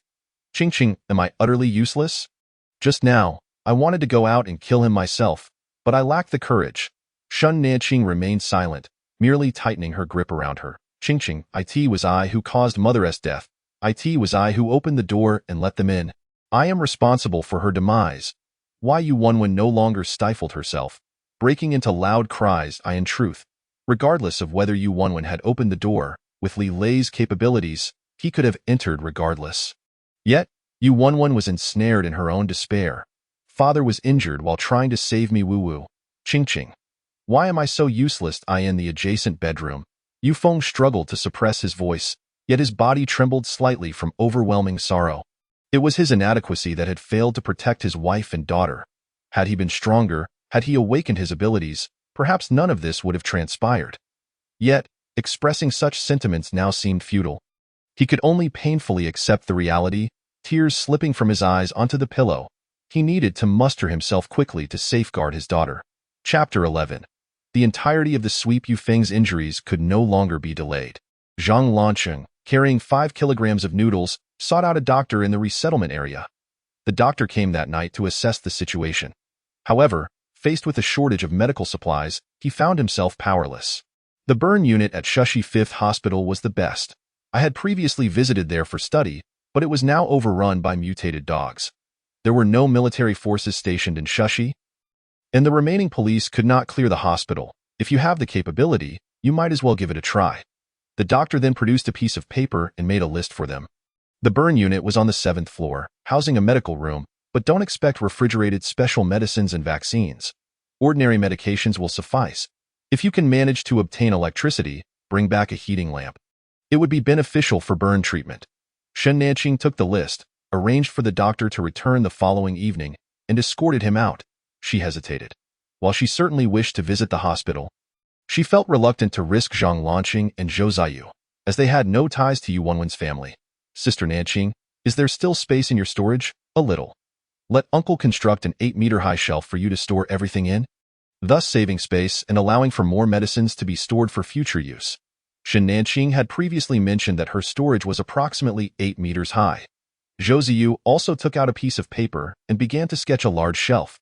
Xiaoyu. Do you intend to accompany me to the hospital? Zhou Ziyu shot her a look of exasperation. If we don't go, wouldn't you be going to your own demise? Zhang Lanqing concurred, expressing that given their abilities, the risks of this venture should not be too great, and that it was wise to stockpile medicines, as anyone could be injured in the future. Shen Nanqing glanced gratefully at the two. They had been immensely helpful to her throughout. This time, Yu11 chose not to accompany them, recognizing that her presence would only be a burden. She resolved to practice her abilities diligently at home, so she could assist everyone in the future. Zhang Lanqing used Zhou Ziyu's blueprints to transform a metal block into the shape of a shelf. After Shen Nanqing stored it in her space, she organized the items within her storage with her mind. Supplies for food, clothing, and daily necessities occupied one wall, while the stacked metal blocks only took up a mere 10 square meters. The remaining 2 off-road vehicles were also placed on a specially designed shelf, stacked together, ensuring that any vehicles acquired in the future would be stored there.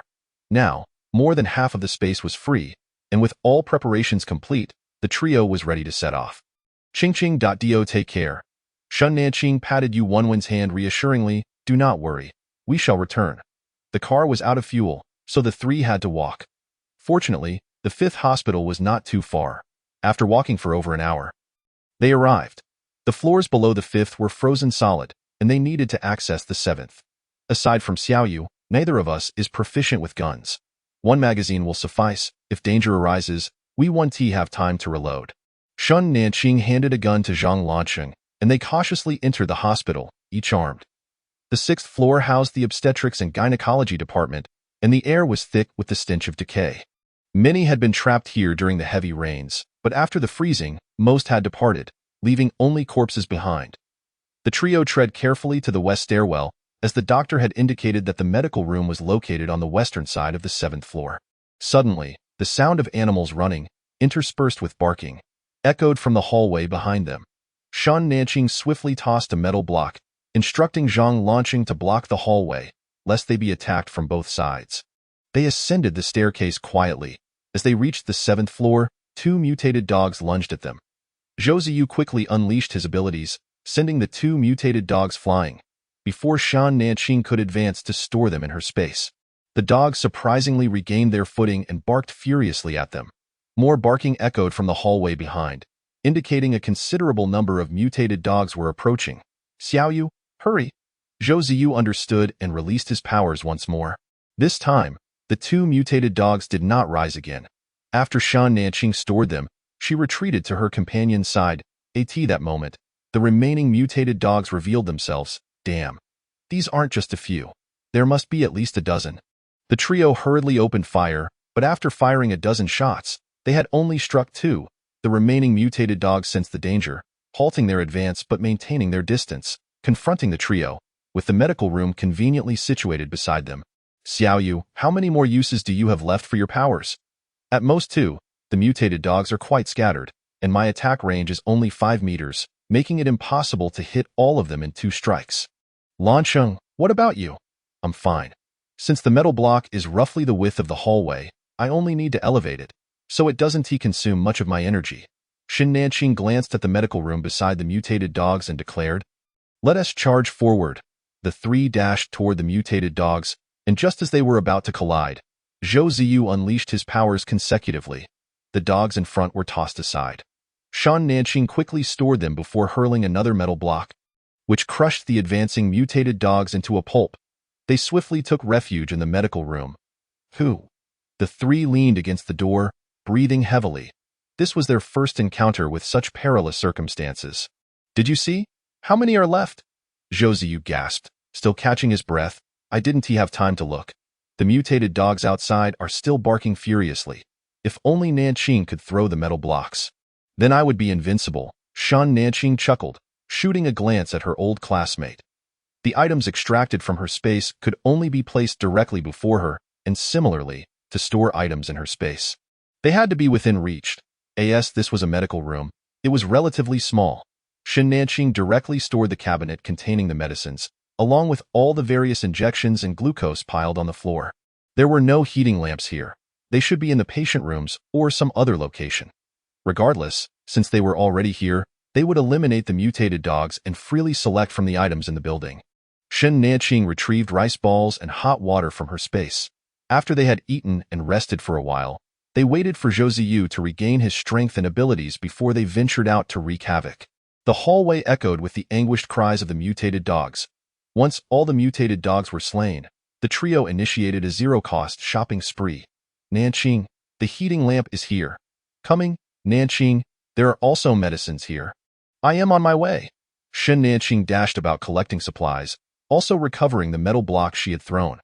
Thus, the 3 buzzed around like cheerful bees, thoroughly clearing out the obstetrics and gynecology department on the 6th floor, the pediatrics on the 8th, and the cardiovascular department on the 9th.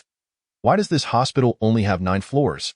If only it had a few more, Zhou Ziyu remarked, now seemingly addicted to the zero-cost shopping. Next time, let us visit another hospital, Zhang Lancheng suggested, indulging his nephew. This is plenty, Shun Nanqing noted, realizing her space was nearing capacity. After the scavenging was complete, the trio set off for home. On their way back, snow began to fall, and the 3 nearly turned into popsicles. We still need to procure some gasoline. Chapter 12. The squad from Class 1 to 3 with the medicines secured, Yu Feng's injuries were finally treated. The doctor performed debridement and suturing on the wounds on his leg. while the burns on his chest and neck were extensive.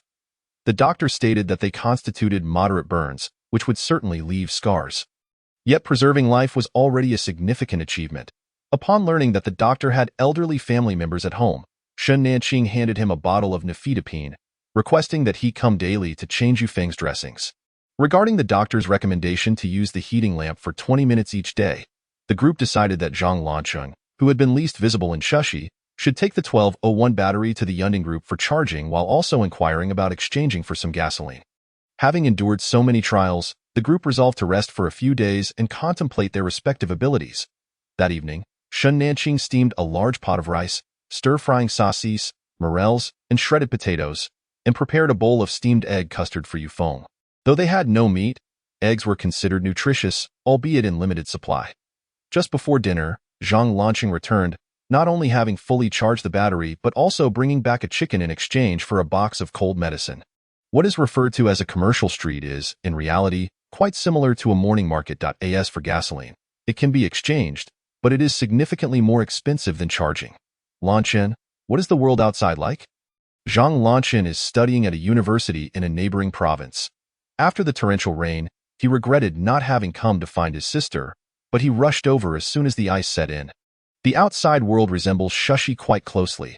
I consider myself fortunate as a classmate's family came to pick him up and gave me a ride for part of the way.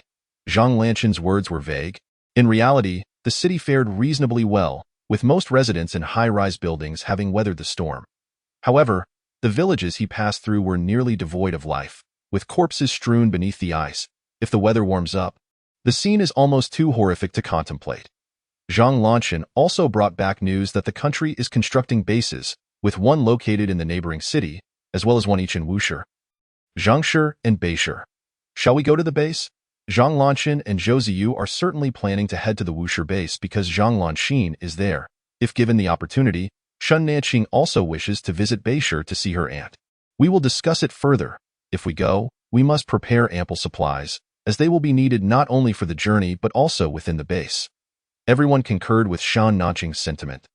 No matter where one goes, sustenance is essential. Currently, money is rendered useless, so what will serve as currency? The bases operate on a points system, allowing for the exchange of supplies for points, or one can work at the base to earn points. Additionally, gold remains a hard currency. As everyone dined and engaged in casual conversation, it felt as though life was finally filled with hope. After the meal, Shen Nanqing prepared a chicken stew.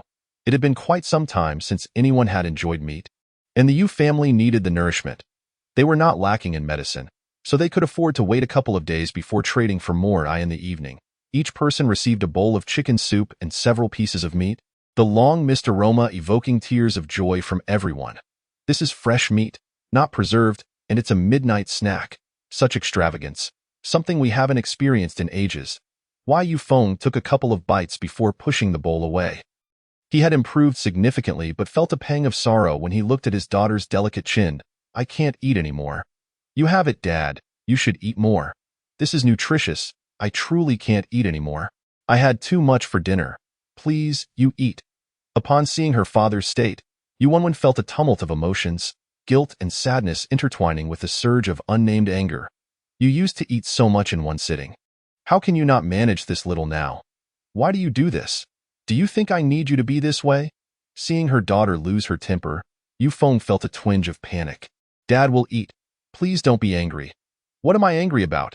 I have no right to be angry. You should be the one angry. I opened the door. I caused Mom's death. Yuanwen's emotions surged like a flood breaking through a dam. Her tears falling like pearls from a broken string. Dad, why don't you blame me? I caused Mom's death. Yuanwen buried her face in her father's blanket, the guilt pressing down on her like a heavy weight. Yufeng shut his eyes in anguish, stroking her hair as he had when she was a child. If I were to blame you, your mother would be upset. Dad, I'm sorry. The father and daughter held each other and wept bitterly. While the other three outside refrained from interrupting them, it feels good to voice it, to let it out. After a considerable time, Yuanwen emerged with reddened eyes. Lanchen, I apologize for disturbing your sleep. Feeling somewhat embarrassed in front of an old classmate, Yuanwen spoke. It's all right, little class monitor. I couldn't sleep much earlier either. Zhang Lanchen replied with a faint smile, his voice laced with teasing lightness. providing a warm comfort. Why didn't you say sorry to me? Zhou Ziyu, somewhat perplexed, raised an eyebrow. Shouldn't he, who is still growing, be the one to prioritize sleep? Thank you too, Long Outyin. Ah? Observing Zhou Ziyu's bewildered expression, Yuanwen chuckled softly. People must keep moving forward. Since both bedrooms had stoves, the living room was not as chilly. The group settled on the sofa, with Shan Nanqing plugging in a small nightlight, bringing out an array of snacks and preparing a cup of hot milk tea for each, as they began to recount tales from their class in the 3rd year of middle school. Your uncle transferred to our class in the 3rd year. As soon as he arrived, he became the school heartthrob, remarkably aloof. Qingqing was the school beauty at that time, and many said she and your uncle were a match made in heaven. Really? Did they date? A hint of gossip sparkled in Zhou Ziyu's usually cool demeanor. Of course not. They hardly exchanged a few words. Both were silent beauties, and I was the one who spoke to them the most. It's surprising that even in the apocalypse, the three of us can still gather together. Shun Nanqing felt incredibly fortunate to have encountered everyone. Perhaps this is fate. This sentiment, though somewhat cliché, aptly encapsulated Zhang Lanqin's current feelings. Thus, Yuanwen recounted tales of Zhang Lanqin and Shan Nanqing's school days with exaggerated enthusiasm, particularly emphasizing how the aloof heartthrob and beauty rebuffed others' advances, causing Zhang Lanqin to feel somewhat embarrassed. As for Shun Nanqing, she remained unfazed by Yuanwen's teasing, having grown immune to it. The group continued their antics until 3 in the morning before finally retiring for the night in the master bedroom. The two friends lay side by side in bed, each resting a foot on a hot water bottle, their hands interlocked. Thank you, Qingqing. For what? Didn't you say we are the best of friends, Yuanwen? As if coming to a realization, squeezed her friend's hand tightly. I'm sorry for worrying you. I will live my life well. Why? Yuanwen's voice trembled, tinged with a hint of tears. Let's live our lives well together. All right, together. Chapter 13. Recuperation. Yu Feng's injuries are healing well. He can now manage to walk with some difficulty. The group is discussing their next steps. Their most pressing need is gasoline, but what they require even more is food. The food currently in their possession was stored prior to the torrential rain and what Zhang Lanqin left behind in room 1201. Nearly half has already been consumed since the apocalypse. As Shan Nanqing calculated, there are only 3 bags of 20-pound rice left, while the 50-pound bags remain untouched, with 2.5 bags of flour still available. 0.6 bundles of 5-pound noodles remain, along with over 4 boxes of instant noodles. The supplies of sausages, cured meat, and luncheon meat are nearly depleted. They still have 2 boxes of canned fruit, 2 boxes of self-heating rice, 1 box of chocolate, and 1 box of compressed biscuits, which have seen little use. In terms of water, they have 7 boxes of 24-bottle mineral water and 10 large 5-liter bottles that remain untouched. 3 barrels of bottled water collected from the office building are still available. For daily living water, they continue to collect snow and ice, storing it in water tanks. In the case of fruits and vegetables, only a few potatoes remain. The radishes are largely untouched, and all the sweet potatoes have been baked and stored. They have half a box of apples and pears left. Only 1 pomelo has been consumed from 2 bags, and just 1 of the 4 boxes of Chilean watermelons has been eaten. Various seasonings and cooking oil are still reasonably stocked. The most abundant items are snacks. There are still plenty collected from the internet-famous building, and beverages are plentiful, including over a dozen boxes of white wine and various dried mushrooms. To save space, they have been prioritizing puffed snacks. It is increasingly difficult to find rice and flour if they do not leave Shushi. Most supermarkets and warehouses are buried beneath layers of ice. Judging by the current extravagance of the Yunding group, they must have received news before the rain and stocked up on various supplies. Zhou Ziyu remarked pointedly, and the others directed their gaze towards him in unison. Are you suggesting we rob them? Yuanwen voiced the collective thought. As for the space, Nanqing has never concealed it from her, so she could easily guess Zhou Ziyu's intentions.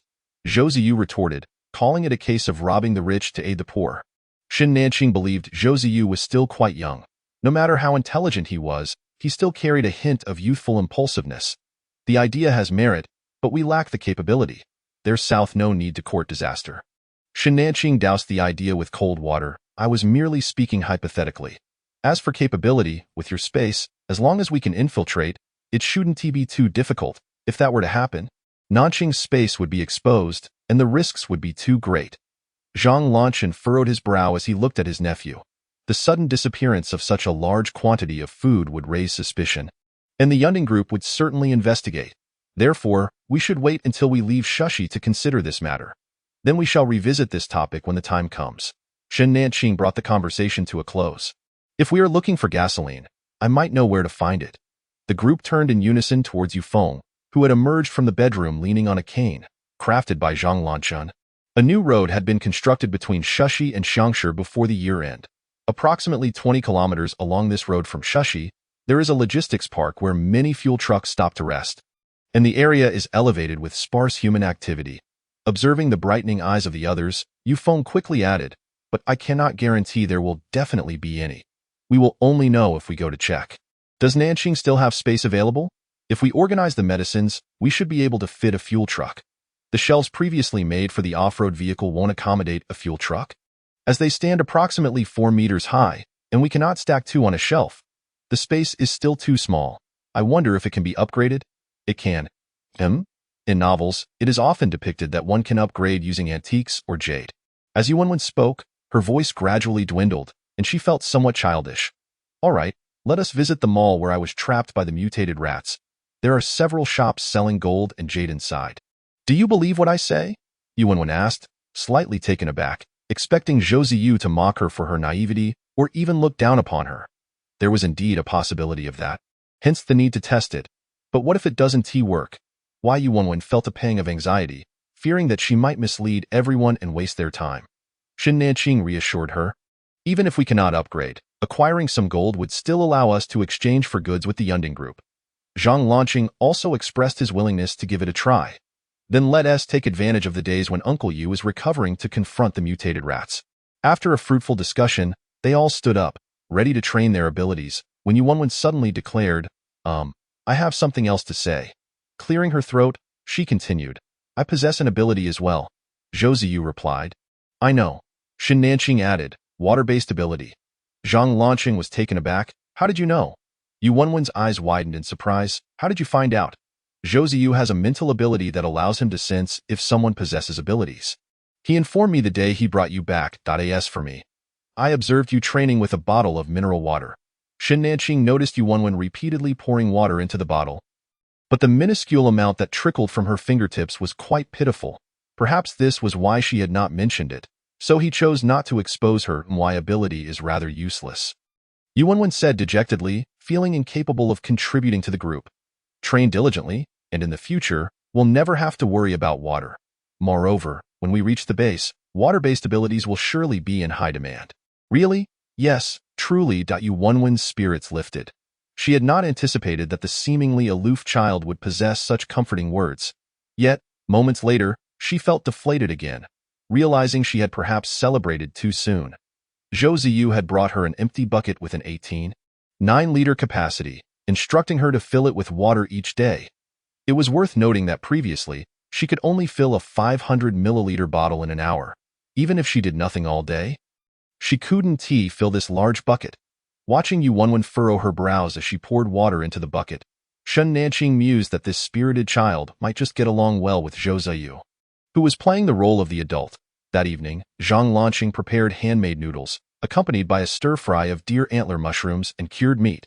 Why Yuanwen devoured 2 large bowls, and even Yufeng praised Zhang Lanqing, remarking that any fortunate person who married him would be well fed. Tomorrow, we shall visit the Yunding Group to exchange for some gasoline and take a stroll through their market. Anyone wanting something can trade for it. The mall housing the mutated rats was quite distant, requiring them to traverse the entirety of Shushi from the easternmost point to the outskirts of the West Second Ring. Having gasoline would save them considerable time and help avoid encounters with people or mutated creatures along the way. Everyone agreed with this plan. After all, under the given circumstances, no one wished to brave the chilly winds for 7 or 8 hours. Chapter 14. Another day of envying the dominant CEO. The following day, the group ate breakfast around 10 o'clock. With the days being shorter, they had settled into a routine of only 2 meals a day. Shen Nanqing found 2 backpacks, filling them with biscuits, instant noodles, snacks, and a few boxes of cold and fever medicine. One of the bags even contained 2 bottles of liquor. This is for you. See how much gasoline you can exchange for. Shen Nanqing handed the bag with the liquor to Zhang Lanqing, who was responsible for trading gasoline at the Yunding Group. The group bundled up warmly and set off for the market established by the Yunding Group. It had started snowing again, but fortunately, The Yunding group was located in the same high-tech zone as them. After walking for over an hour, they finally arrived. The market was situated in a square near the Yunding group's building, and from a distance, the stalls appeared sparse, selling various items. Passers-by browsed through, finding some rather worn quilts, a few sausages or pieces of cured meat, several potatoes, and some old clothes. The group showed little interest and were about to turn back when they stumbled upon a stall selling leafy vegetables, including fresh bok choy, spinach, and a bit of cilantro. How much for your vegetables? 2 pounds of rice or flour for a bundle of vegetables. A bundle was probably only half a pound, which seemed a bit pricey since their food supplies were limited. Noticing their hesitance, the vendor grew anxious. Fresh vegetables are hard to come by nowadays. Most people are stockpiling potatoes and radishes. Given the current market, this price is truly reasonable. Shin Nanqing understood this logic. They hadn't consumed leafy greens for quite some time, relying solely on the fruits they had hoarded before the heavy rains for their vitamin intake. Observing the longing in everyone's eyes, it was evident they craved some greens. Would 5 pounds of noodles suffice for a bundle of bok choy and 2 bundles of spinach? Sure, that works. The vendor quickly agreed. Although vegetables were rare, it was grain that truly filled bellies. With 2 hungry children at home, they had become emaciated.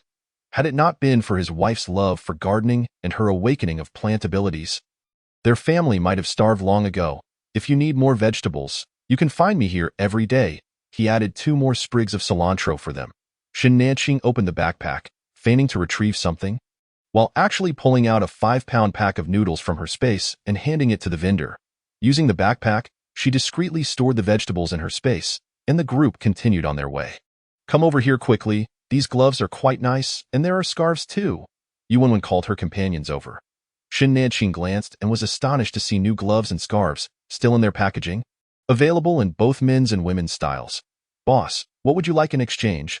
Do you have any medicine? I'd like some fever reducer, just a few tablets will do. If not, cold medicine will suffice. He had seen them purchasing leafy vegetables, and those who could afford to buy vegetables must be relatively well off. His mother had been ill and was running a fever. Without medicine, she likely wouldn't last long. The boy gazed at them with hopeful eyes. Let each person select 2 sets. Previously, they had only used thin gloves from construction sites, so upon encountering thicker gloves, they could not let this opportunity pass. Each chose 2 sets in darker colors, as they were more stain-resistant, and Yuan selected 2 gray sets for Yufeng. Shin Nanqing took out a pack of ibuprofen, a pack of cephalosporin, and a pack of cold capsules, handing them to the boy. The boy was taken aback to find cephalosporin among their provisions, and his eyes instantly welled with tears. Thank you. Thank you so much. The boy quickly packed up his stall, needing to rush home with the medicine. His mother's illness could not be delayed any longer. Having not found anything else of interest, the group departed the market. The gasoline exchange point was located at the back entrance of the Yunding building. Shin Nanqing and a few others waited in a nearby mall while Zhang Lanqing went to trade for gasoline. After about 15 minutes, Zhang Lanqing returned, carrying a fuel barrel. 2 bottles of liquor and half the medicine got us 20 liters of gasoline. They said the rest of the medicine could be exchanged for 4 pounds of lamb. Shall we? Yes, let us do it. It's perfect for a hot pot. The group was thrilled, as Shin Nanqing and Yuan had stockpiled 40 bags of hot pot base, which they had hardly used. Zhang Lanqing made another trip, and this time he returned in less than 5 minutes, bringing back pre-sliced lamb. The group carried their items back, and once they exited the Yunding group's premises, they could drive. Although they had changed the license plate, Shin Nanqing remained apprehensive about being recognized in that Toyota SUV. They hadn't walked far when 2 cars sped past them, parking at the entrance of the Yunding group building. From the first vehicle, a young man clad in a red suit and a gray overcoat stepped out. His hair was meticulously styled, clearly the result of careful grooming. 4 men in black followed him closely and under their watchful presence. He entered the building. Damn, there are still live CEOs around. Yuan couldn't help but exclaim. Isn't he cold? Zhou Ziyu questioned the man's intelligence. The group walked on, filled with a mix of envy and resentment. Finally, they reached a secluded corner where Shin Nanqing retrieved the Toyota SUV, and Zhang Lanqing filled it with gasoline before they drove home, as soon as they turned on the air conditioning. The car warmed up quickly. Once we find gasoline, we can drive every day. Who wouldn't envy a CEO who could travel by car? Was that the president of the Yunding Group? Impossible. Yun Weisheng is over 70. That must be his grandson. Zhang Lancheng, unfamiliar with the situation in Shushi, listened as Yu Wenwen began to enlighten everyone on the gossip. Apart from his legitimate son, Yun Weixing has several illegitimate children, none of whom are particularly promising. However, his 3 grandsons are somewhat capable, and it's rumored that he plans to choose an heir from among them, leading to fierce competition. Nevertheless, Shushi lacked many factions, largely due to the presence of the Yunding group. By the time they returned to room 1203, it was already past 3 in the afternoon, and they planned to have hot pot for dinner. Shen Nanqing took out some morel mushrooms and black fungus from her space to soak, while Zhang Lanqing prepared to knead dough for handmade noodles. Yu Wenwen washed the vegetables and diluted the last bit of sesame paste to create a small dipping sauce, finally garnishing it with a precious sprinkle of cilantro. Except for Zhou Ziyu, who had grown up in the south, the others were all from the north and were unaccustomed to eating oily dips. Given the strong flavor of hot pot, Shen Nanqing retrieved a gas stove in preparation for dining in the living room. Since Yufeng could not eat spicy food or lamb, they opted for a Yinyang hot pot, first boiling the morel mushrooms to enhance the broth's flavor. Come, let us raise a glass and a toast to our future prosperity. Yu Wenwen lifted her beer, clinking glasses with everyone. This beer is the remnant from the beer duck we made earlier, and only 3 bottles remain. Shen Nanqing opened one, and the 3 of them shared a cup. Yufeng could not drink due to his injury, and Zhou Ziyu, being underage, also abstained. Shen Nanqing brought them orange juice instead. Here's to a smooth day ahead and to the successful upgrade of Nanqing's space. They clinked glasses once more. Shen Nanqing stopped Yu Wenwen from pouring herself another drink, knowing her tolerance was not strong. You should eat some food first, she advised, and then directly added a pound of lamb to the pot. The meat changed color, their eyes sparkled with hunger. It had been far too long since they had eaten meat. The aroma of the hot pot wafted through the living room, making for a thoroughly satisfying meal. By the time they finished the vegetables and were ready for noodles, Yu Wenwen was already somewhat inebriated.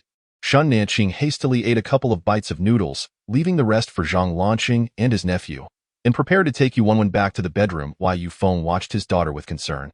Thank you for your trouble, Nanqing. No worries, Uncle Yu. Just leave it to me, Shen Nanqing reassured him as she helped Yu Wenwen back to the bedroom. Qing, I'm not drunk, you're not drunk, you're not drunk. Shen Nanqing comforted the disoriented girl. Earlier, Yu Wenwen had insisted on opening another bottle of beer, and as expected, she became intoxicated. Yu Wenwen lay dazed on the bed while Shen Nanqing used a warm towel to wipe her face. Qing. It's so nice. Everything is so nice now. Yu Wenwen's eyes grew. It would be even better if my mother were here. Shen Nanqing's hand faltered for a moment, but then she washed the towel again and continued to wipe Yu Wenwen's hands. Your aunt would be happy to see you living well. You know she loves you the most. I will live well. Shen Nanqing washed her face and climbed into bed. Wenwen, Auntie's body is in my space. When we go to the logistics park, we should find a place to bury her. All right. Thank you. Qing. On the day her mother passed away, Qing had told her to wait outside, and deep down, she knew Qing went to retrieve her mother's remains. Yet she lacked the courage to witness it. Qing was truly much stronger than she was. Once her mother was laid to rest, she too would grow up. She wanted to protect those around her, to safeguard Qing and her father, to protect her friends. Chapter 15. Golden Jewelry. In the morning, Zhang Lancheng woke up early. Last night, Zhou Ziyu had discussed a plan with him, and they needed to prepare before setting off. They intended to create several metal walls for Shen Nanqing to store in her space, so that upon arrival at the mall, they could set up a metal shelter and leave an opening for Shen Nanqing to lie in wait. Once they dealt with all the mutated rats, the entire mall would be theirs. Before going to bed the previous night, Zhang Lanqing had already asked Shen Nanqing to place the metal pieces in the corridor, as constructing the metal walls would take some time, allowing the others to rest a little longer. By around 9 in the morning, all the metal walls were completed, along with the bridge Zhou Ziyu requested. Shen Nanqing emerged to call Zhang Lanqing for breakfast. They had a simple meal of clear soup noodles, garnished with a few small bok choy, and paired with a piece of roasted sweet potato. Everyone enjoyed it heartily. Is Yu Wenwen going today? Upon hearing this, Yu Wenwen looked up at Shen Nanqing with anticipation, aware that Zhou Ziyu was not inquiring about her. Yes, with the 3 of them around, it should be safe. It'll be good practice for you to adapt to this life.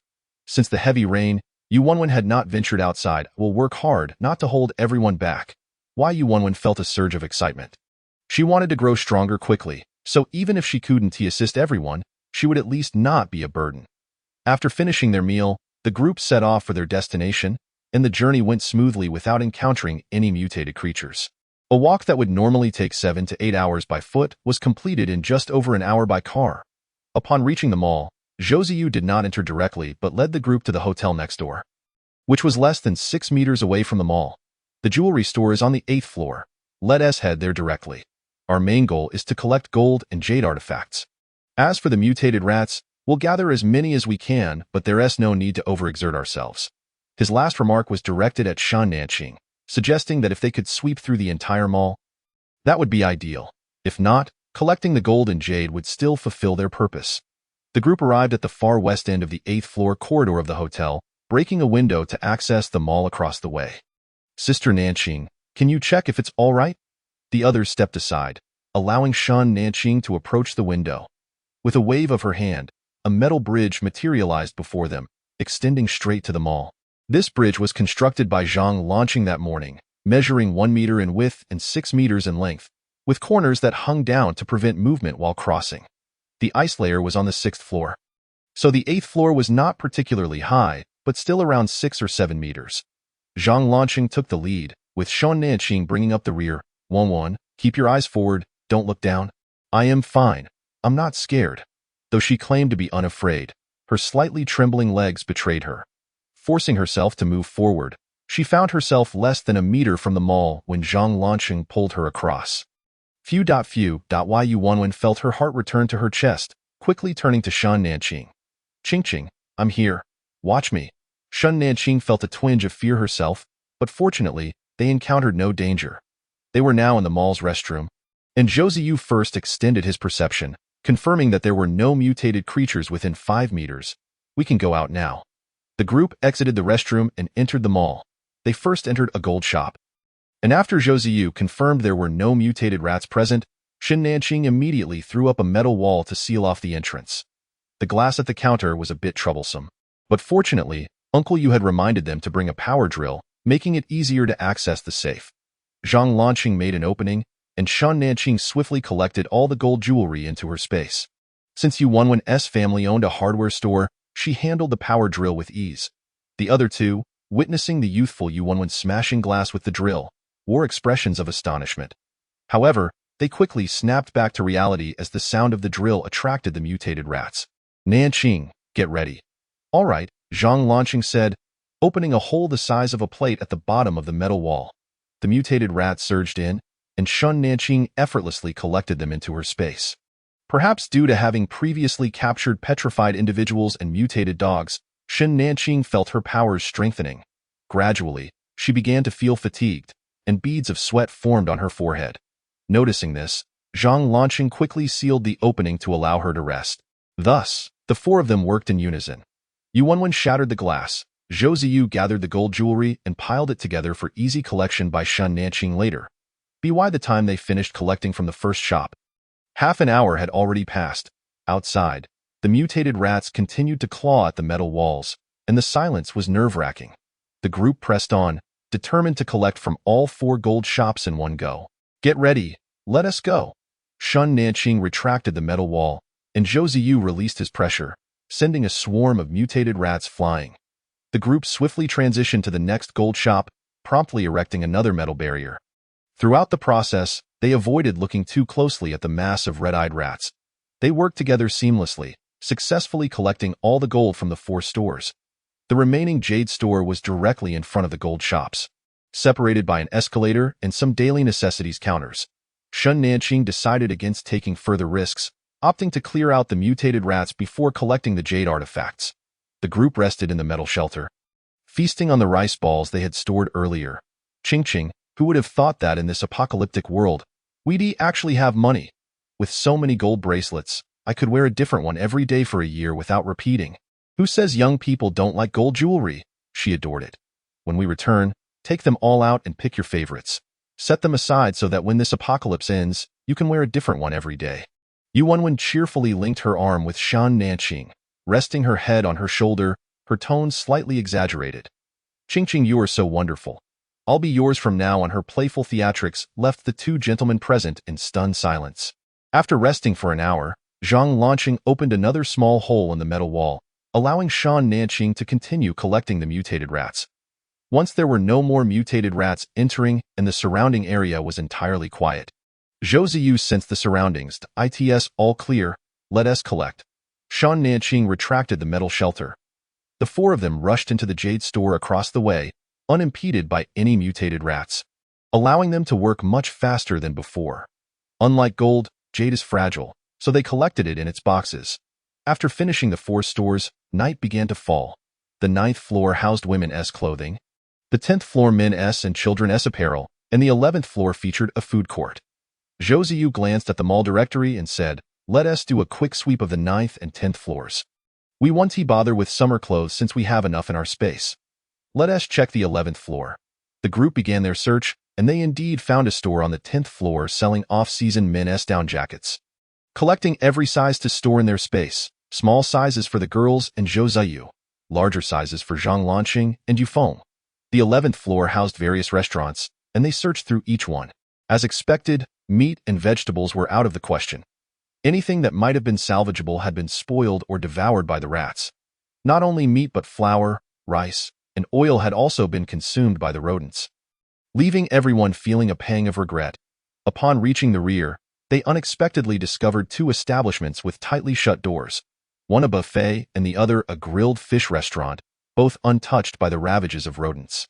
From these venues, they managed to procure 7 bags of 50-pound rice and 6 barrels of 20-liter cooking oil, alongside a modest supply of noodles and an ample variety of spices. There remained a little space. So let us gather the skincare products from the 8th floor. Any items we do not require can be exchanged at Yunding Group, despite the group's poor reputation in the minds of several. It must be acknowledged that their resources are remarkably comprehensive. Ultimately, the group returned to the adjacent hotel, where they located a storage room and collected a multitude of blankets intended for hotel use. The group drove back, their vehicle filled to the brim. The unexpected acquisition of rice, flour, and cooking oil brought immense joy, and they eagerly tallied their findings. Chapter 16. Space upgrade in the frigid, snow-laden wilderness. A sharp screech of brakes pierced the silent, wintry night like a dagger. An SUV had rear-ended a black Bentley. Had this occurred before a downpour, it would hardly be noteworthy. Yet now, in the apocalypse, amidst desolation and ice, these two cars were the only ones for miles. "Don't move.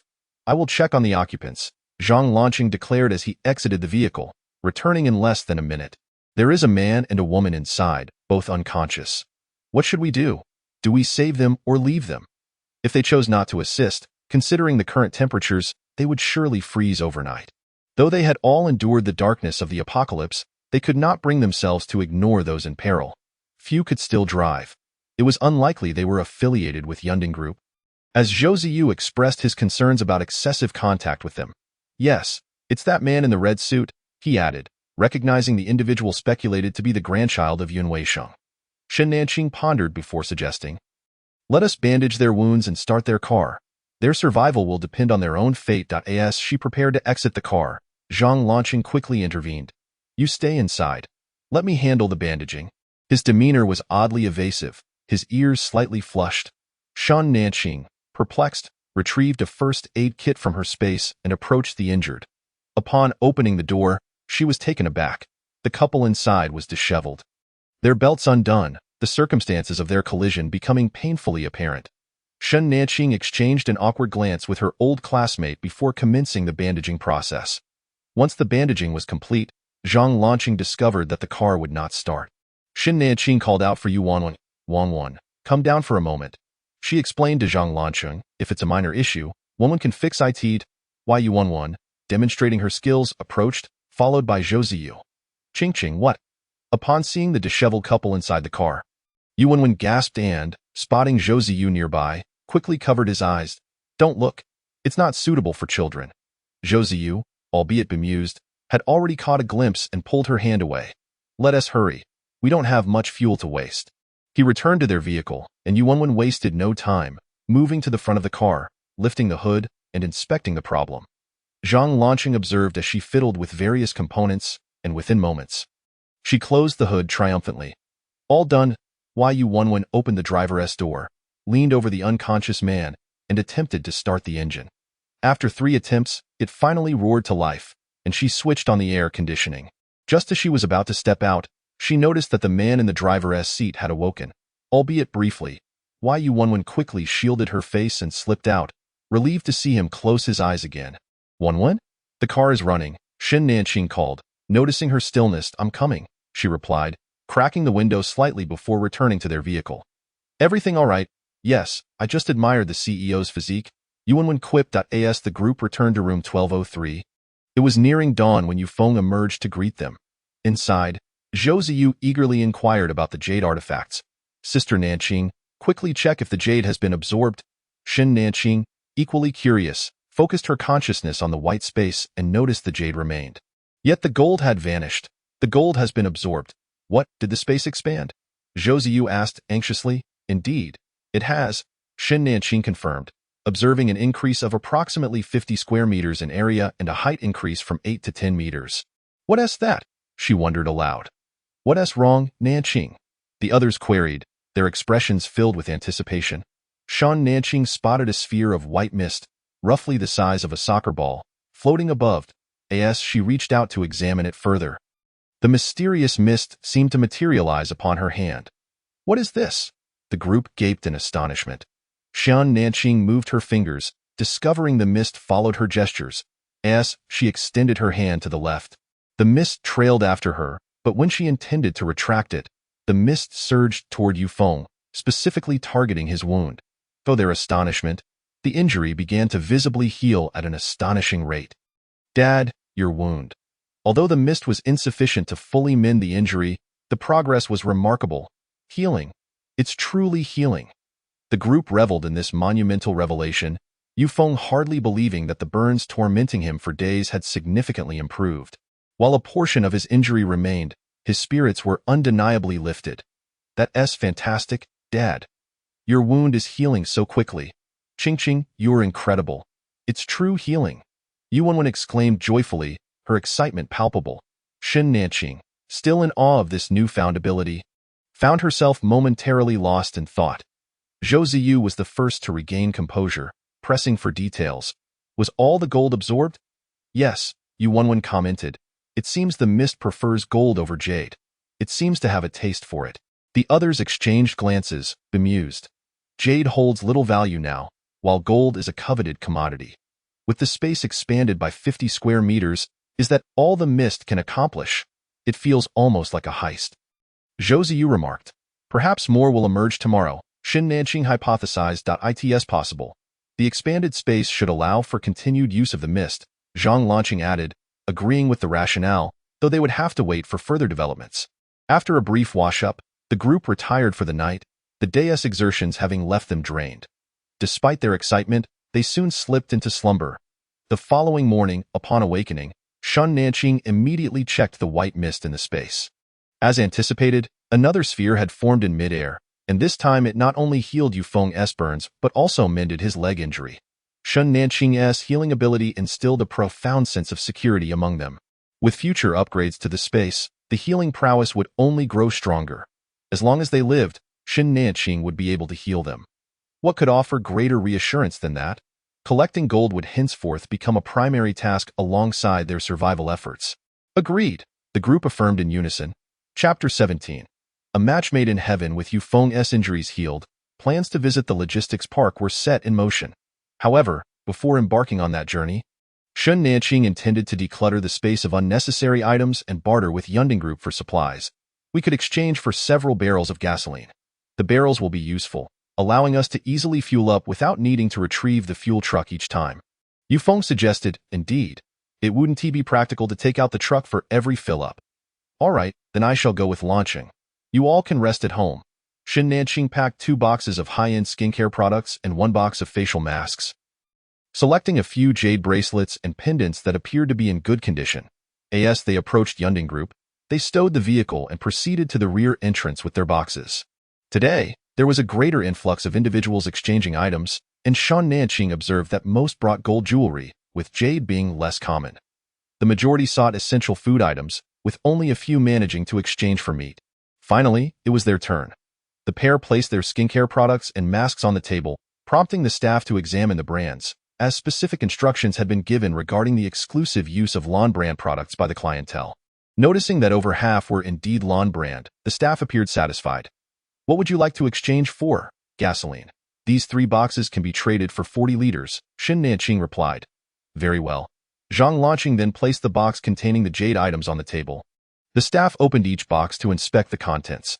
While the quality was not the highest, the designs were modern and appealing, particularly the pendants, which were likely to attract the attention of the younger clientele. Satisfied yet maintaining a facade of indifference, the staff responded, "Gold is the current currency. Jade is of little value. We'll exchange these for 40 liters of gasoline as well." Rather than exchanging, Zhang Lanqing effortlessly lifted the box with one hand while grasping the skincare products he had traded for gasoline with the other. He prepared to drag Shin Nanqing away and remarked, "You should keep some for yourself. Once the apocalypse has passed, these will hold considerable value." The staff member, taken aback by the man's abrupt departure, had hoped to profit from the situation, believing that if he could curry favor with his superiors, he would gain entry into the building. Wait a moment, let us discuss this further.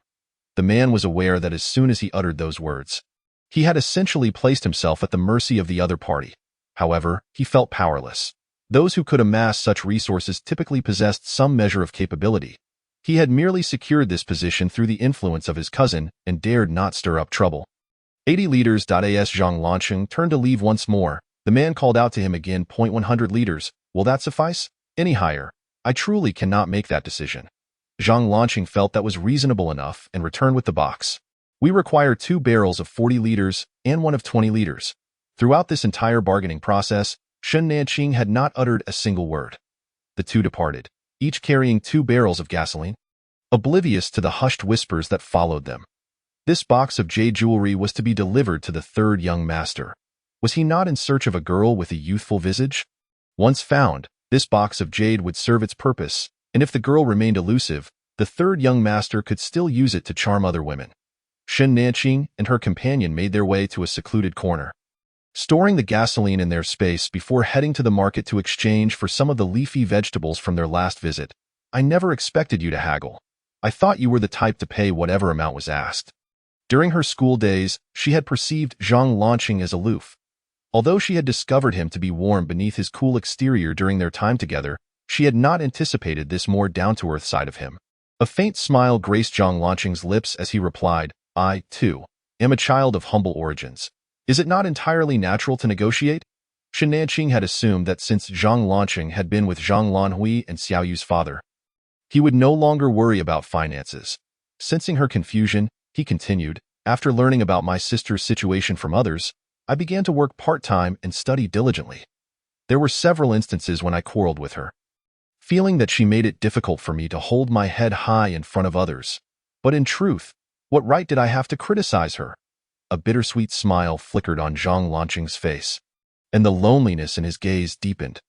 Had it not been for me, she would not have taken such steps. Before the storm, she urged me to find her, and I had been angry with her. In hindsight, what could be more important than being together as a family? Zhang Lanqing succumbed to a sense of guilt and regret, contemplating how heartbroken his sister must have felt watching Xiao Yu being abandoned. Once we have gathered the supplies and prepared ourselves, we will go find Sister Zhang. Shin Nanqing was not one for comforting words. In her view, making amends held far greater significance than self-reproach. As long as it was within her capabilities, she was willing to repay the help they had extended to her all this time. Moreover, she wished to visit her aunt, as it was conveniently on the way. Thank you, Nanqing. You don't believe my sister is. The remainder of Zhang Lanqing's words faltered. Others might criticize his sister, but he could not bring himself to do so. Shin Nanqing pondered for a moment before responding earnestly. People are multifaceted. One is not simply black or white. Sister Zhang has helped me immensely.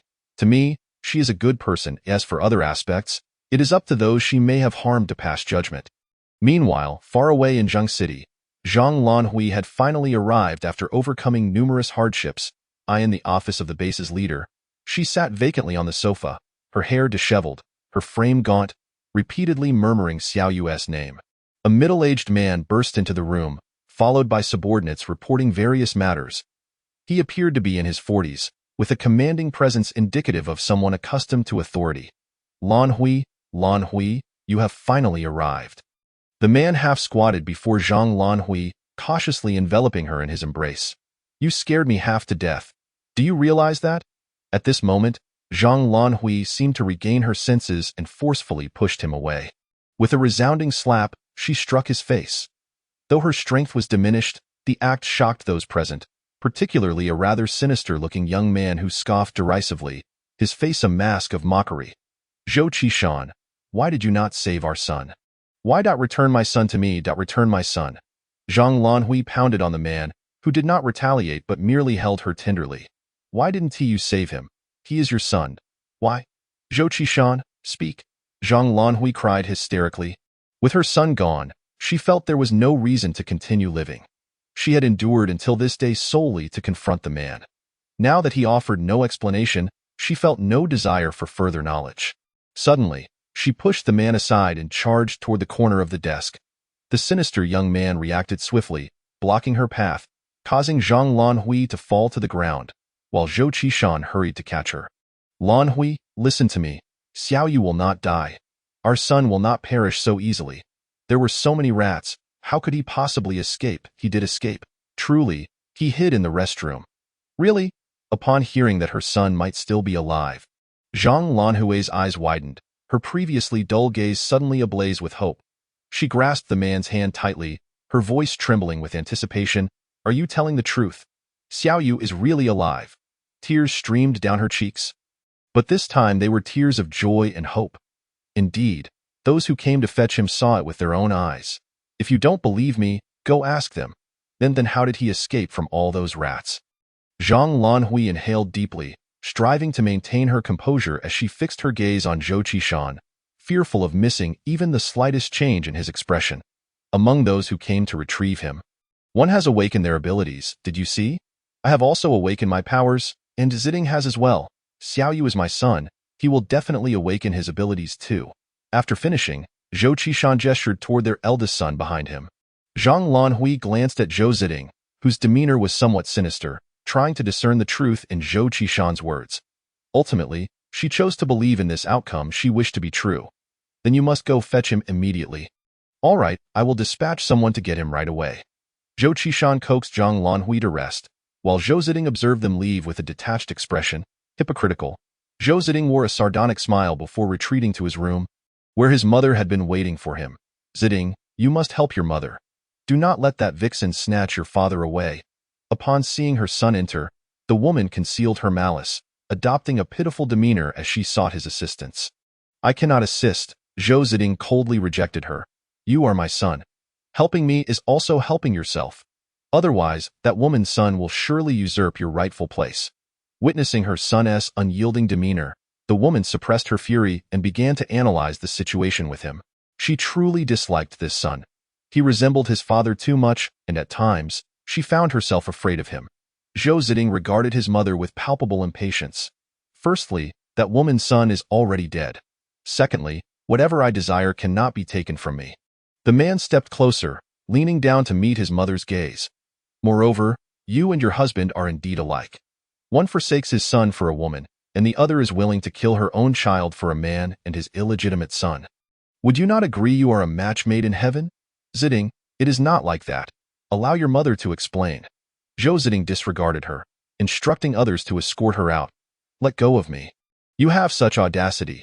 Zhou Ziding, you are just like your father. You are both ungrateful wretches. Watching his mother being dragged away in disgrace, Zhou Ziding smirked in amusement. Does it resemble him? I would never lose my wits over a woman. Chapter 18. A commitment of body and soul. Today, the market felt somewhat off-kilter. From a distance, it appeared that a group of individuals was systematically collecting protection fees from each household. Should we proceed? Yes, let us swap for the vegetables and leave. As he spoke, he retrieved 2 metal rods from his space, handing one to Zhang Lancheng. Just in case. Zhang Lancheng accepted the metal rod with one hand while the other rested in his pocket. Gripping a 3-centimeter-long metal nail, over the past few days, he had practiced using it as a weapon, though he could only drive the nail into a body at close range. He was unable to penetrate like a bullet. The two made their way directly to the vegetable stall, which still displayed the same bok choy and spinach, now supplemented with some chili peppers. How do you trade for these chili peppers? The vendor, delighted to see a familiar face, responded cheerfully, while others trade 3 for a pound of rice or flour. I'll give you 4, all right. We'll take 20 chili peppers, as well as 4 bundles of bok choy and 5 of spinach. Great. I'll even throw in an extra 2 chili peppers. By purchasing such a large quantity, they nearly cleared the stall. The man hurriedly packed the vegetables for them, knowing he typically wouldn't sell so much in a day, leaving only enough for his own meals. The vendor also added the last handful of cilantro as a bonus. Shen Nanqing used her backpack to pull out a 20-kilogram bag of rice, placing the vegetables into her space. Just as they were about to leave, they were called to a halt. Stop. The group collecting protection fees approached them, and the two exchanged a discreet glance, determined not to reveal their secret space. The vegetable vendor, noticing their approach, hastily intervened on their behalf. Captain Gao, they are not the ones you're looking for. It is only by observation that one can truly understand. A group of men in their 30s approached, their physiques and stances indicating they were seasoned fighters. You two, remove your scarves, commanded the leading man, his finger pointing at the two in front of him, his gaze rife with scrutiny.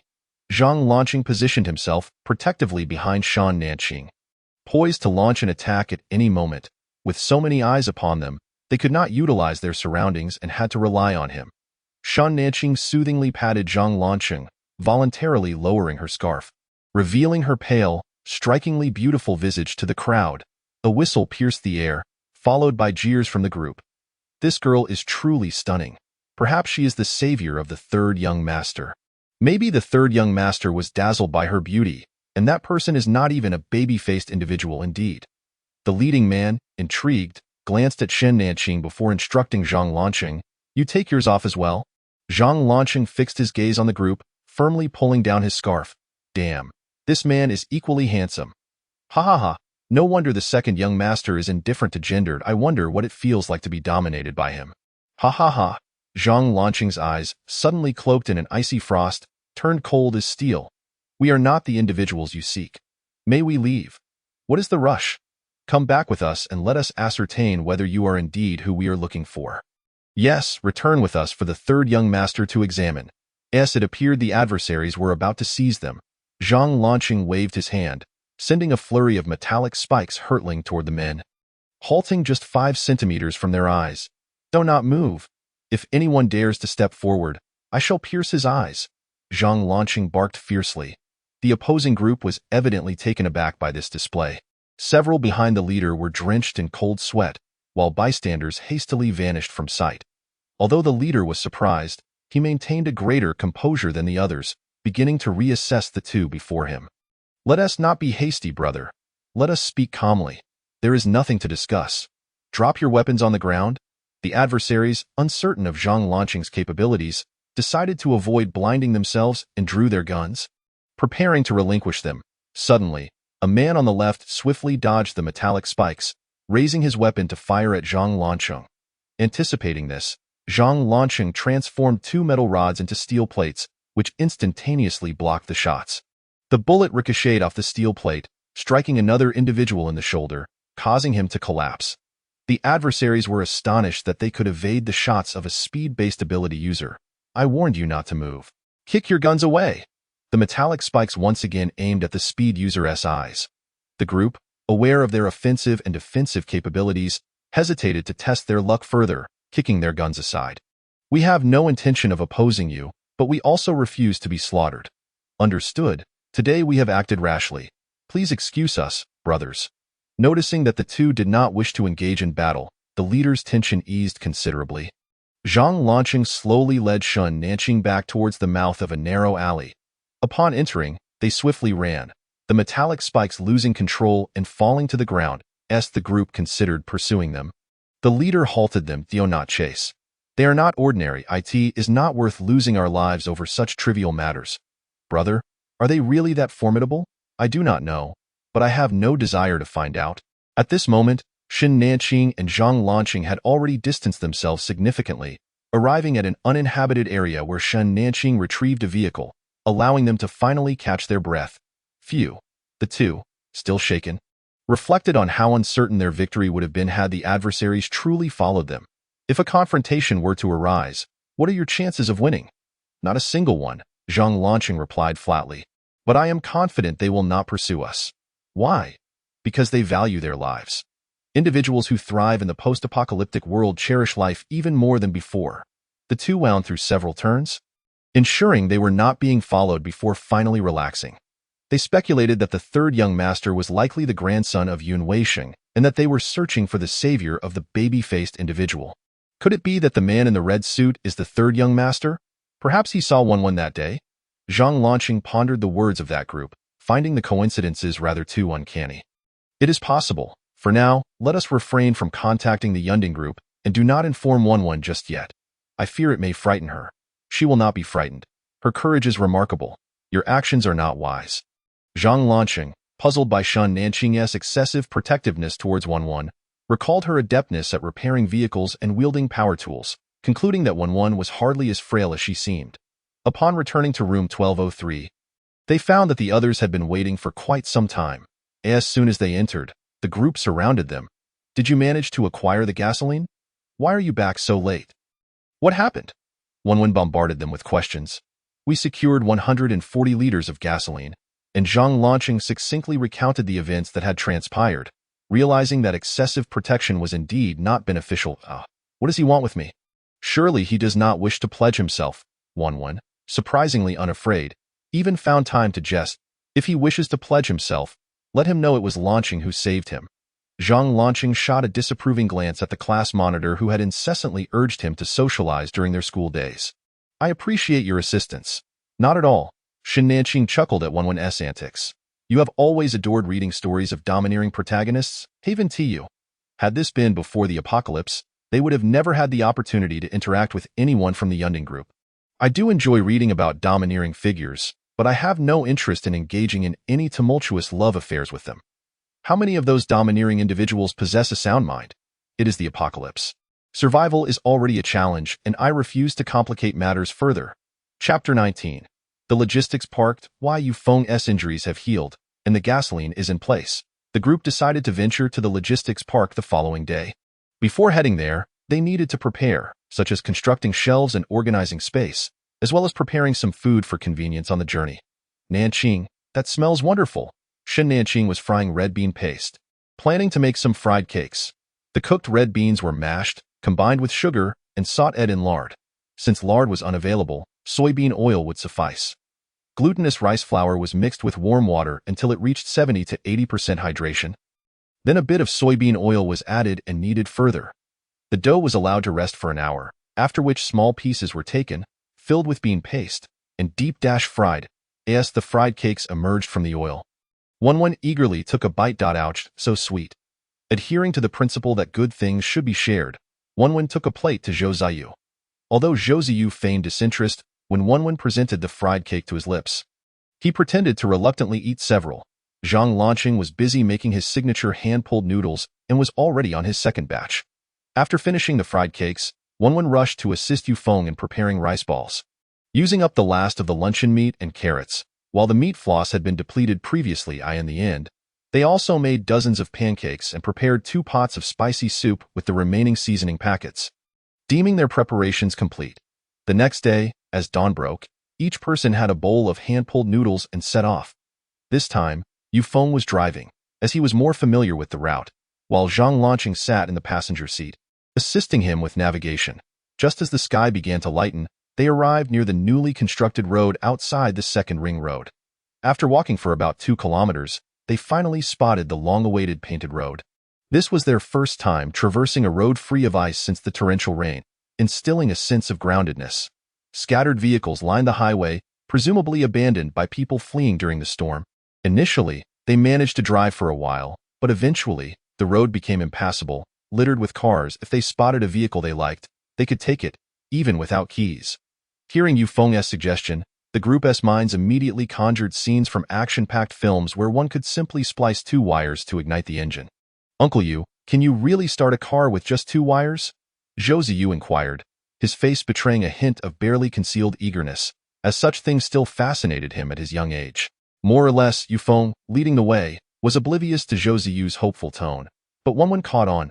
Little Yu, if you wish to learn, I can teach you. Just call me sister, and I shall oblige. No, thank you. Zhou Ziyu flatly declined. Seeing his reaction, Wen was incensed. This little brat just wouldn't he call her sister. Didn't she look like one? After all, she was a classmate of his uncle, not only a sister. But she was even deserving of the title aunt. As they walked, Yufeng suddenly exclaimed, "Look over there." The group followed his gaze to find a Mercedes-Benz G-Class parked by the roadside, and it appeared to be quite new. Wow, how stunning. It's a G63 edition. So cool even Shan Nanqing and Zhang Lancheng, who were not car enthusiasts, were captivated by the sight of the G-Class, their eyes sparkling with excitement. Why Yufeng retrieved a toolkit from his backpack and fiddled with the door lock. To his surprise, it was unlocked. Upon hearing this, Wenwen immediately rushed to open the other side of the car. Wow, we hit the jackpot. The keys are still inside, with an additional powerful vehicle at their disposal. The group was thrilled. This logistics park expedition was indeed off to a prosperous start. They speculated that the previous owner had likely been in a hurry and forgotten to remove the keys.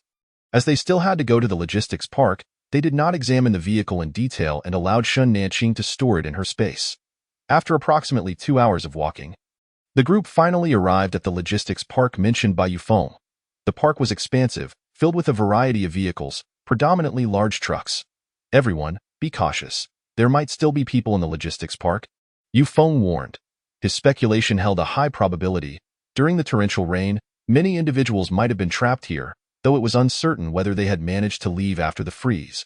Why Yufeng crouched atop a large cargo truck? Scrutinizing a row of small eateries and inns to the north of the park, he noticed a fuel tanker parked at one inn's entrance, with the glass door secured by a roll-up shutter. In contrast, other inns either had their doors wide open or their windows shattered. Look at that Xiaobei Inn. Does it seem like someone is inside? It indeed appeared inhabited. Let us tread carefully and avoid disturbing them. We'll take the fuel tanker and leave. Everyone was advised to be vigilant and avoid acting alone.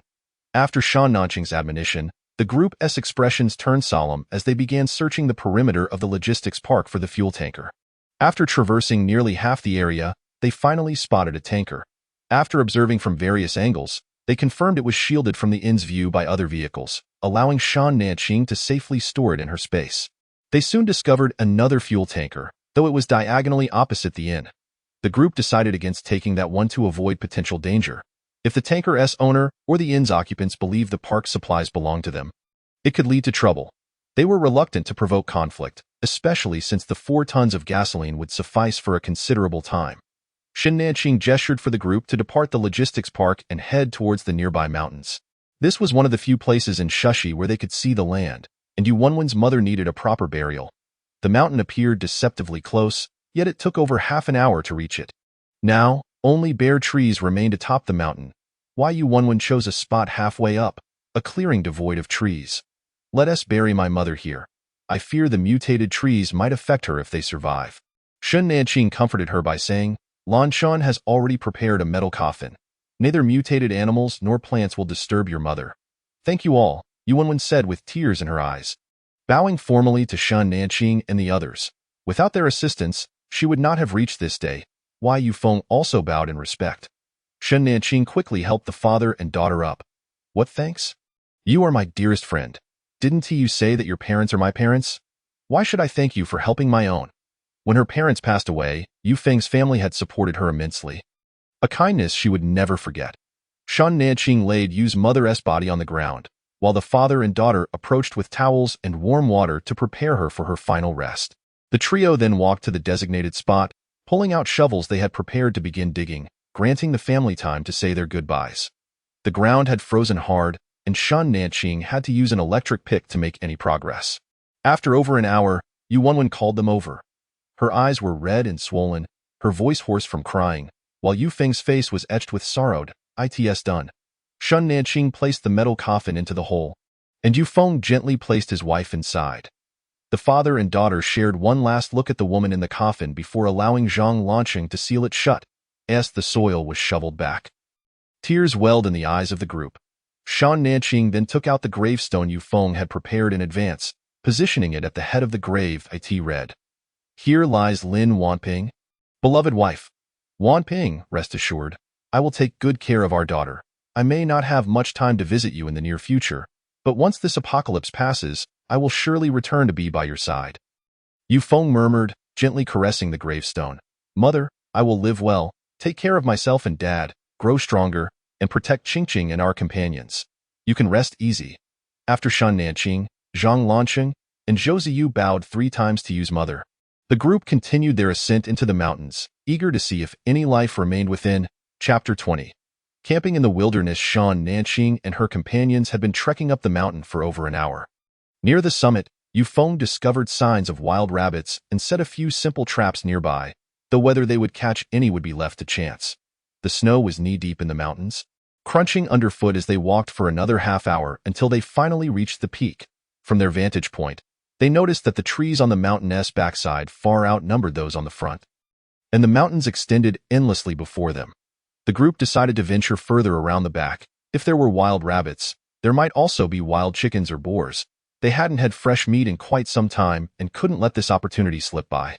Suddenly, Yufeng halted, signaling for the others to crouch down and peer through the underbrush. 2 wild chickens were approaching. Zhou Ziyu tapped Yufeng's shoulder and silently gestured. Let me handle it. As a psychic ability user. He was the safest choice for the task.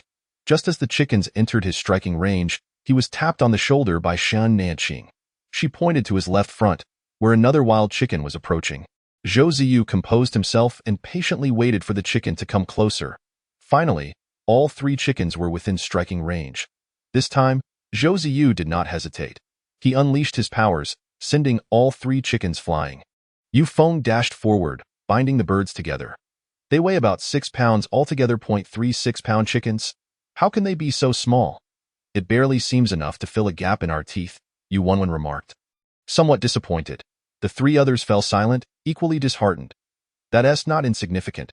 Typically, male wild chickens weigh only 2 to 3 pounds, while females weigh around 2. All 3 here are males, Yufeng explained with a smile. The group pondered this. Even in these harsh times, the chickens had managed to maintain their weight, showcasing their resilience. Yufeng took out a dagger and swiftly dispatched the chickens, allowing them to bleed out before Shan Nanqing stored them in her space to be cleaned later. After continuing for another half-hour without encountering any other animals, they realized it was now past 3 in the afternoon and their hunger had grown unbearable. The group decided to pause for a meal. Shan Nanqing distributed large rice balls, followed by bowls of spicy and sour soup, warming everyone's spirits.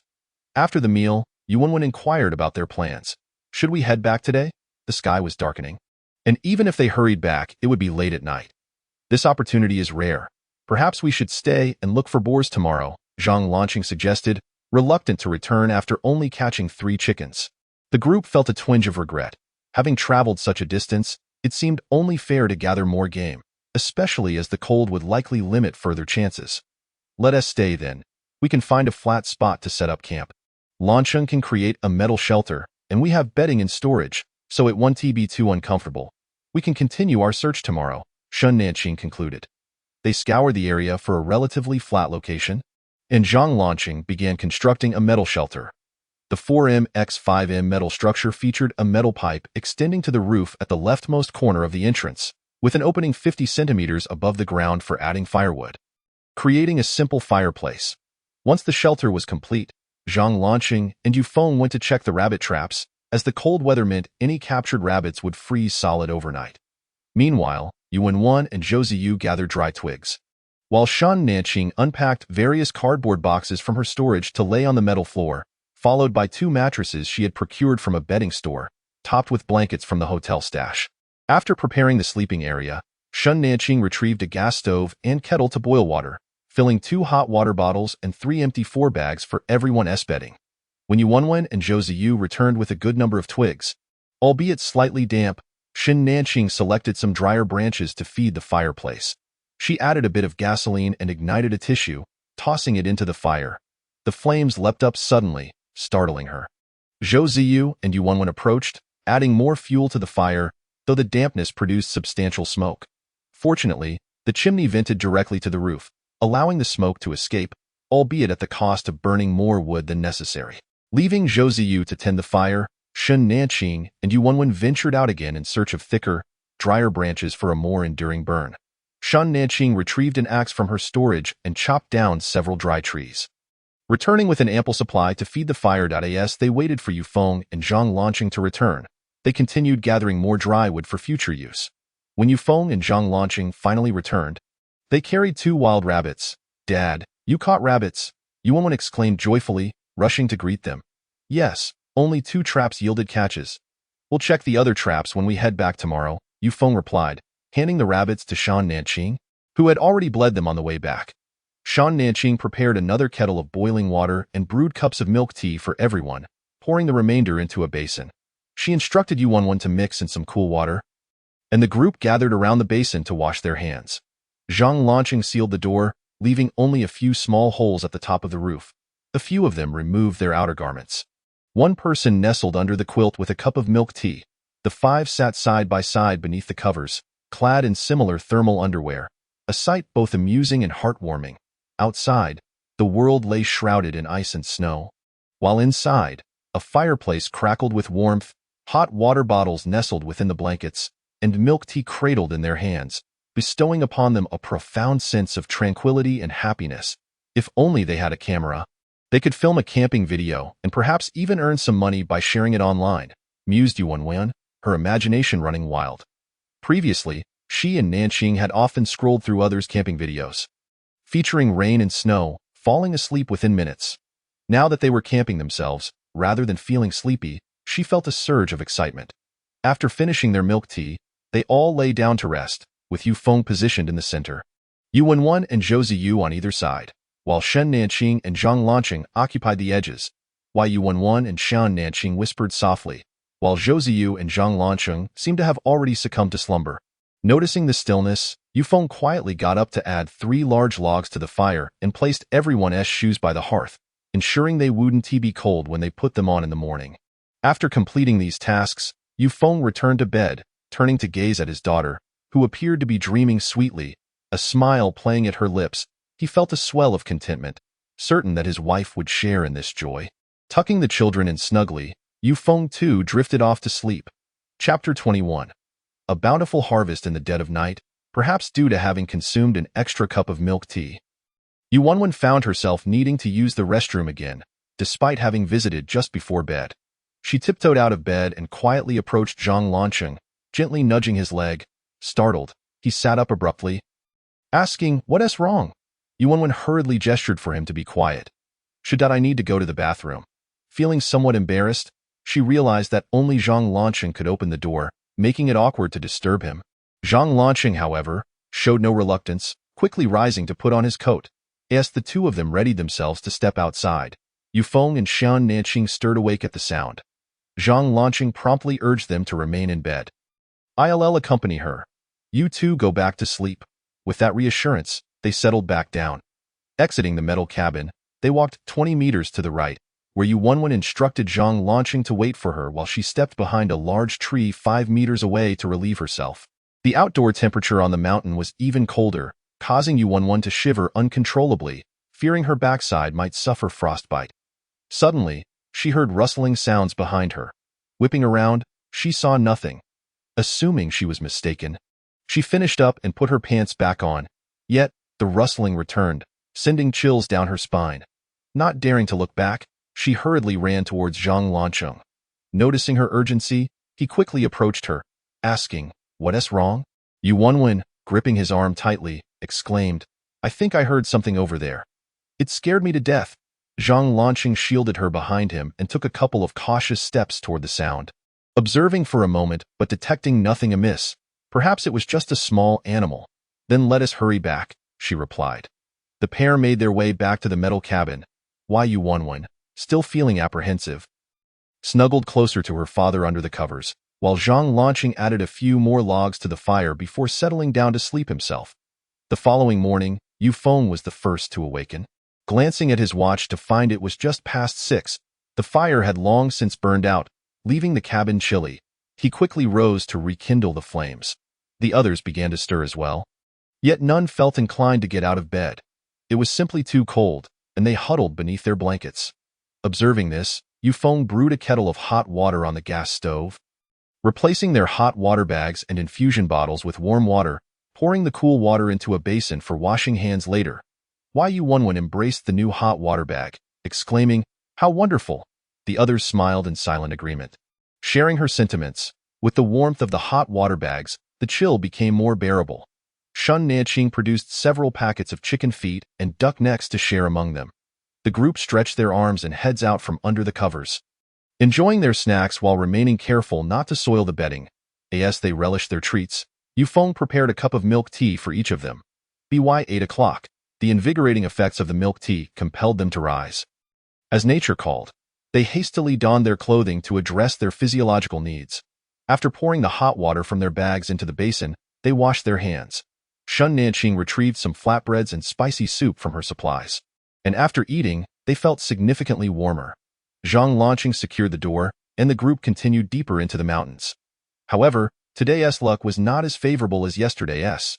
After 4 or 5 hours of trekking, they encountered no signs of wildlife.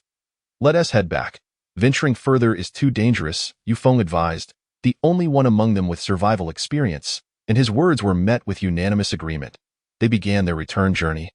Suddenly, a nearby tree shook violently, dislodging snow from its branches, as though something heavy had collided with it. Moments later, 2 additional trees were struck, closer to them than the first. Instantly alert, they realized something was rapidly approaching. When the creature finally came into view, Yu Wenwen gasped, "It's a wild boar, 2 of them." The wild boars moved with astonishing speed. The one with red eyes closing the distance quickly, followed closely by a more ordinary-looking boar. There was no time to hide or devise a plan. In a flash, Shun Nanqing formulated a strategy. "Everyone, stay still," she commanded, and the group huddled together in silence, as the red-eyed boar charged toward them. A metallic barrier appeared in their path. Unable to evade, the boar collided with it. Xiaoyu. Zhou Ziyu understood immediately and unleashed his psychic abilities, sending a powerful shockwave through the metallic barrier toward the 2 wild boars, silencing them both. Once the barrier was removed, they saw the 2 boars lying motionless in the snow. The ordinary one had already succumbed, while the red-eyed boar, having struck the metal wall and endured 2 psychic blasts, was still alive, grunting feebly. Yufeng instructed Shun Nanqing to fetch 2 buckets. Armed with a dagger, he swiftly dispatched the red-eyed boar, letting its blood flow into the buckets. The creature shuddered a few times before it finally perished. He repeated the process with the other boar, then directed Shun Nanqing to collect both the boars and their blood. The entire process, from the moment the boars appeared to their storage in the supplies, transpired in mere minutes, and the group slowly came to terms with the extraordinary event that had just unfolded. "We caught a wild boar, 2 of them," despite having unleashed his abilities on the boars. Zhou Ziyu felt somewhat dazed. "How long will we be able to eat with this much meat?" Yu Wenwen, caught in a moment of euphoria, mused. In contrast, Zhang Lanqing appeared more composed, though the corners of his mouth betrayed his joy. Shun Nanqing, however, expressed concern. "Can we eat mutated wild boars?" "Probably. On my way to Shushi, I saw people eating red-eyed ducks without any adverse effects," Yufeng reassured them. "Let us eat the ordinary wild boar first, and once we return, we can inquire further before deciding on the mutated one." Given the current scarcity of food, it was certain that someone would be willing to hunt mutated animals, as non-mutated creatures struggled to survive. Perhaps buoyed by their good fortune, the return journey was half an hour shorter than the outbound trek. Upon returning, the group immediately set to work, needing to process the wild boars outside to avoid overwhelming odors inside the cabin. Lacking large pots, Shun Nanqing retrieved 2 steaming pots typically used for buns, while Yufeng fashioned 2 stoves from stones to heat water. Yu Wenwen and Zhou Ziyu busily collected snow in buckets, and Shun Nanqing tended to the fire. The task of slaughtering the boars fell to Yufeng and Zhang Lanqing, with Yufeng taking the lead and Zhang Lanqing assisting. Shun Nanqing produced a metal sheet, and Zhang Lanqing fashioned a large metal basin to scald the boar's fur. The process continued with bleeding, skinning, and gutting. Water was continuously boiled in the 2 pots, not only for scalding the fur but also for cleaning the organs, liver, heart, lungs, stomach, and intestines, all valuable provisions. Yufeng then requested Shun Nanqing to bring out some wild chickens and rabbits to process together. The group worked energetically, completely unaware that someone was secretly observing them. Chapter 22. The little girl and the pregnant woman. The pork had been expertly butchered, bones and ribs neatly separated, and the meat sliced into 5 or 6 centimeter strips.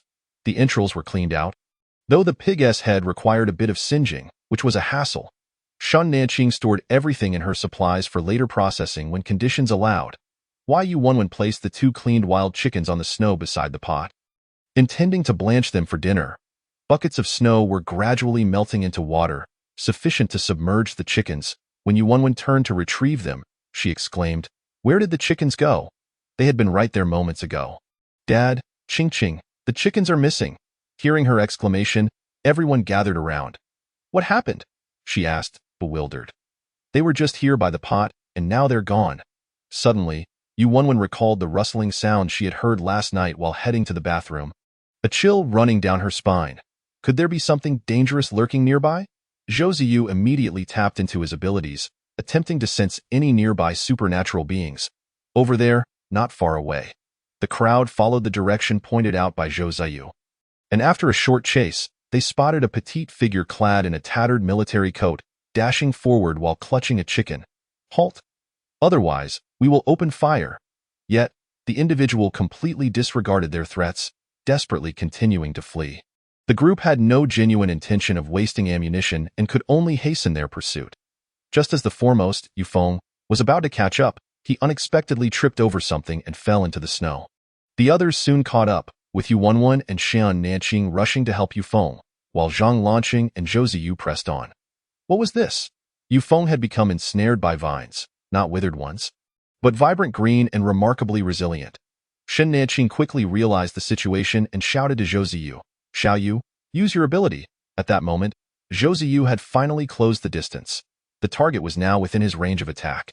He immediately activated his powers, causing the person ahead to tumble into the snow, whereupon Zhang Lanqing approached and bound her. "By this time."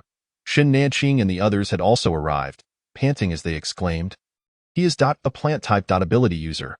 Let go of me." The individual feebly struggled, and as Zhang Lanqing turned her over, they finally recognized that she was merely a girl of about 14 or 15 years. "What should we do now? I am just so hungry. Please don't kill me," the young girl pleaded in a hushed tone. "Let us take her back first." Upon hearing that she would be taken away, the girl began to thrash about, her eyes filled with fear and despair. "Don't touch me. You beasts, don't touch me. You're all monsters." Tears streamed down her face like a torrent, her expression shifting from terror to fury, startling Zhang Lanqing, who was about to pull her. "Ching, has she been bullied?" "It appears so." The two exchanged hushed words, ultimately moved by compassion. Shen Nanqing suggested that the more approachable Yuan engage in conversation. "Little sister, you stole our belongings, yet you act as though you are the victim. I'm sorry. I was just so hungry." Seeing Yuan, the girl relaxed slightly, then shamefully lowered her gaze. "Then why don't you come with us? And we will give you something to eat." The girl was taken aback by the offer, hesitatingly glancing back, then looking up at Yuan as if to ascertain the truth of her words. Realizing the girl might have companions, Shen Nanqing inquired, "Are you alone?" The girl, eyes downcast, dared not meet Shen Nanqing's gaze, giving a slight nod. Understanding the girl's skepticism, Yuan pointed to Yufeng and said, "That is my father, those two are my classmates, and that boy is my classmate's nephew. Have you ever encountered a villain who travels with their family?" The girl continued to avoid eye contact, remaining silent. Noticing she was unmoved, Yuan altered her approach, wearing a smile that did not reach her eyes. "You stole from us first. If you dare deceive us again, we will kill you." Witnessing the girl's terrified expression, Yuan quickly reverted to a warm smile. "We are truly not bad people. Besides, what do you possess that we would covet?" The girl pondered this. The presence of two attractive young women suggested their intentions were not sinister. Moreover, if she were to perish, her sister would struggle to survive alone, making it a gamble worth taking. "I have an older sister. She is in the cave ahead." She chose to trust the strangers once more, hoping they might genuinely assist her. Otherwise, both she and her sister would not endure much longer. Yuan untied the girl's hands, allowing her to lead the way as they proceeded. They soon arrived at the entrance of a concealed cave. Surprisingly close to their location, the entrance was obscured by withered branches, easily overlooked if one did not pay attention. The girl cleared the branches and stepped inside. "Sister, I'm back," she called softly, the cave's depths faintly illuminated by a flickering fire. "Xiaorui, you've returned." A young woman emerged upon hearing her sister's voice, her eyes widening in shock at the sight of so many people. The group, too, was rendered speechless by the sight before them. She was, astonishingly, pregnant. The girl hurried to her sister's side. "Who are you people?" the woman demanded, her tone sharp as she regarded the unexpected company. "Creditors. Your sister stole from us." A flicker of guilt crossed the woman's face. She knew her sister had resorted to theft for her sake. Without her, the girl could have thrived with her plant abilities. "We have some tomatoes and chestnuts. We can compensate you. Nothing is more precious than life." And the woman gestured for her sister to retrieve the items, but the girl grew anxious, knowing those provisions were vital for their survival. "You promised to give us food. We aren't denying you. The items are at our camp. You can come with us, and if you wish, we can exchange some food for the tomatoes." Shen Nanqing ceased to intimidate them. A small girl and a pregnant woman appeared too pitiable. "All right, we will trade with you." The woman readily agreed, realizing they were at the mercy of the other group, who had no reason to deceive them. The group followed the sisters deeper into the cave, discovering an unexpected world within.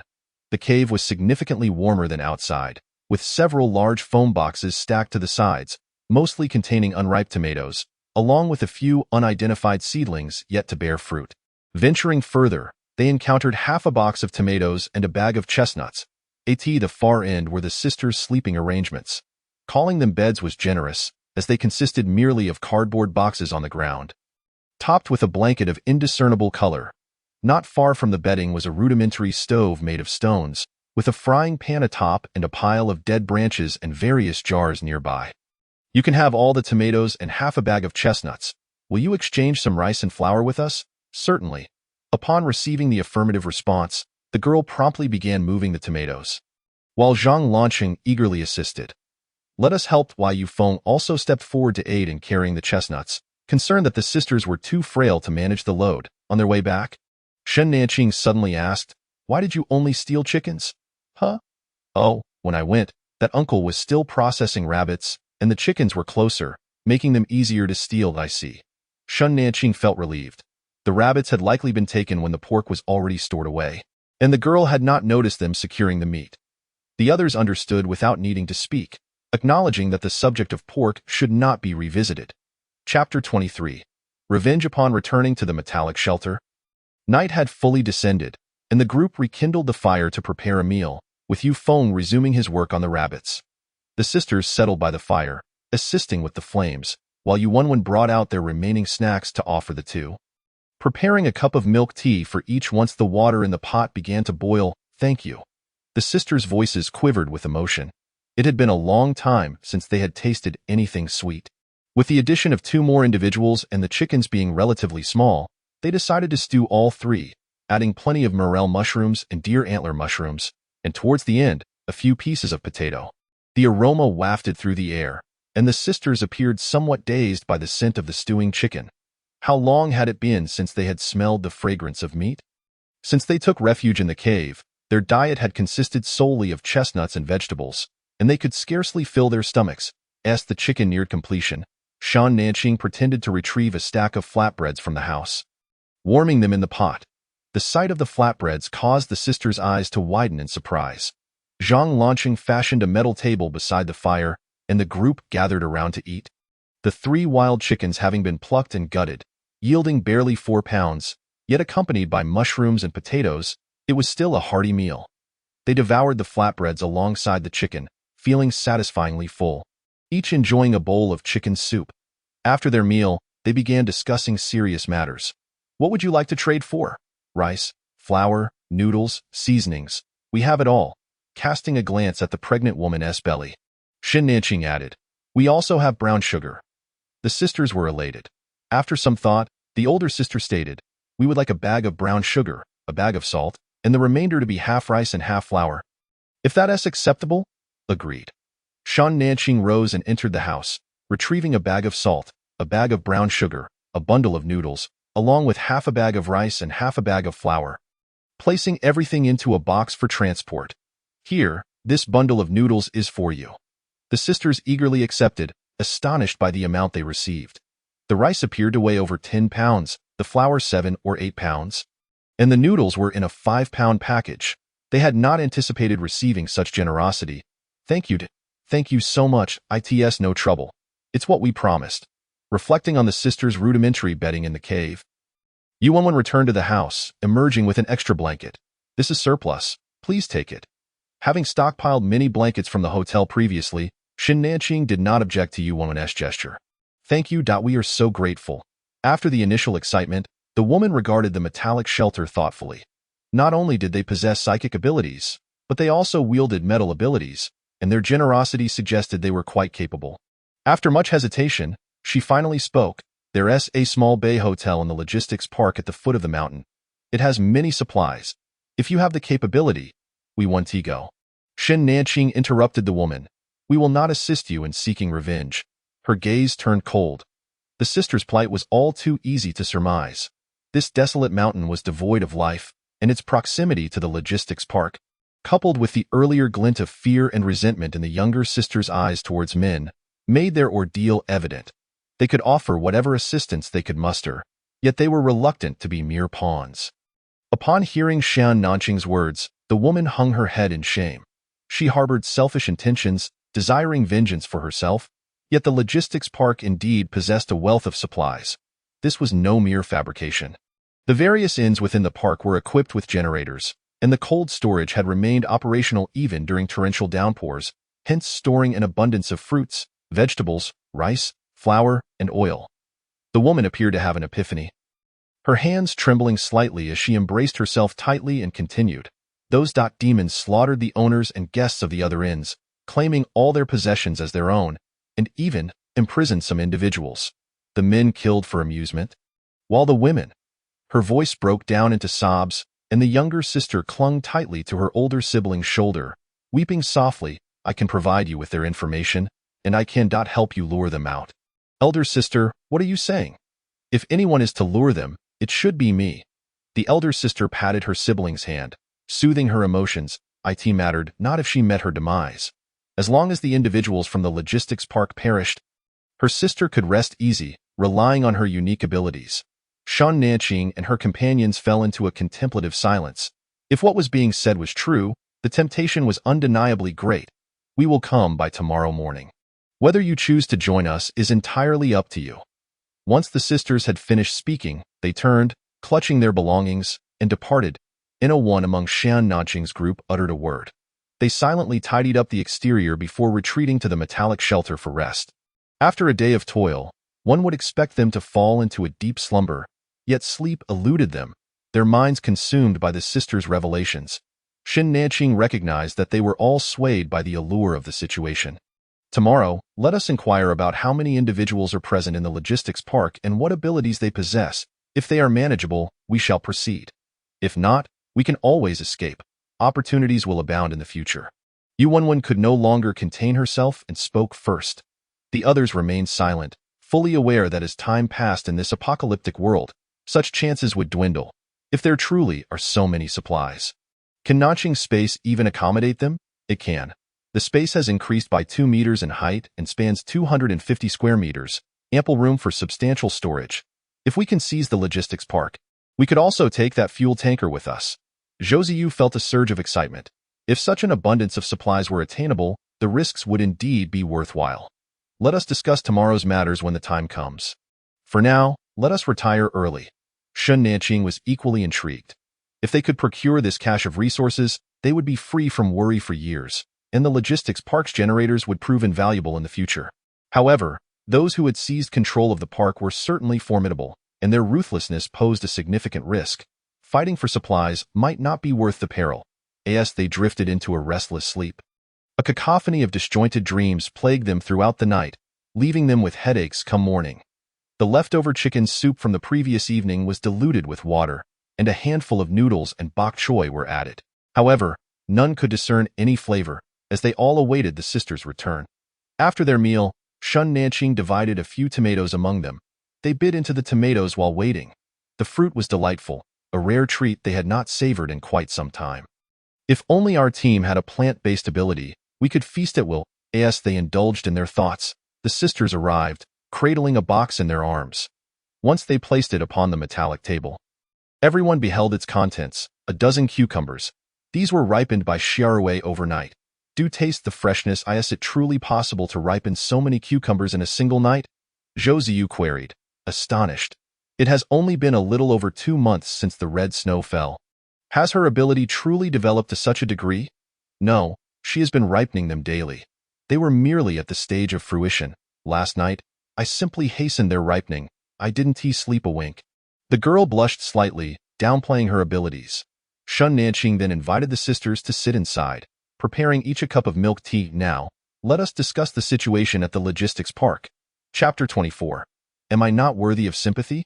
The pregnant woman, Lu Siki, and her sister, Lu Shirwei, hailed from a small town beneath Shushi. Their family of 4 had set out on a journey together, including their mother and Lu Siki as husband. During the torrential rains, they happened upon the logistics park and, seeing the deluge, took refuge there. What was intended to be a brief respite turned into a month-long stay. That time, the logistics park was not overly crowded. Each stocked with provisions, and a few trucks laden with goods remained stranded, making their austere existence bearable. It was not until the arrival of the red snow that a few individuals awakened their abilities. Lu Siki's eyes grew distant as she clutched her milk tea, lost in recollection. First, those individuals merely requested a larger share of supplies, but as time passed, their demands escalated. They began to insist that others serve them, specifically women. One female university student, unwilling to endure humiliation, bit off an ability wielder's ear, only to be killed by a single punch. From that moment onward, the situation spiraled out of control. The ability wielders, emboldened by the sight of ordinary people's fear and weakness, felt increasingly superior, perceiving others as mere ants to be crushed at will. They ceased to regard human life as precious. Any resistance was met with death. Why then? I was already over 5 months pregnant. My husband and mother were killed by them. Lu Siki inhaled deeply, striving to steady her emotions. She grasped her sister's trembling hands and continued. Eventually, they grew even more dissatisfied.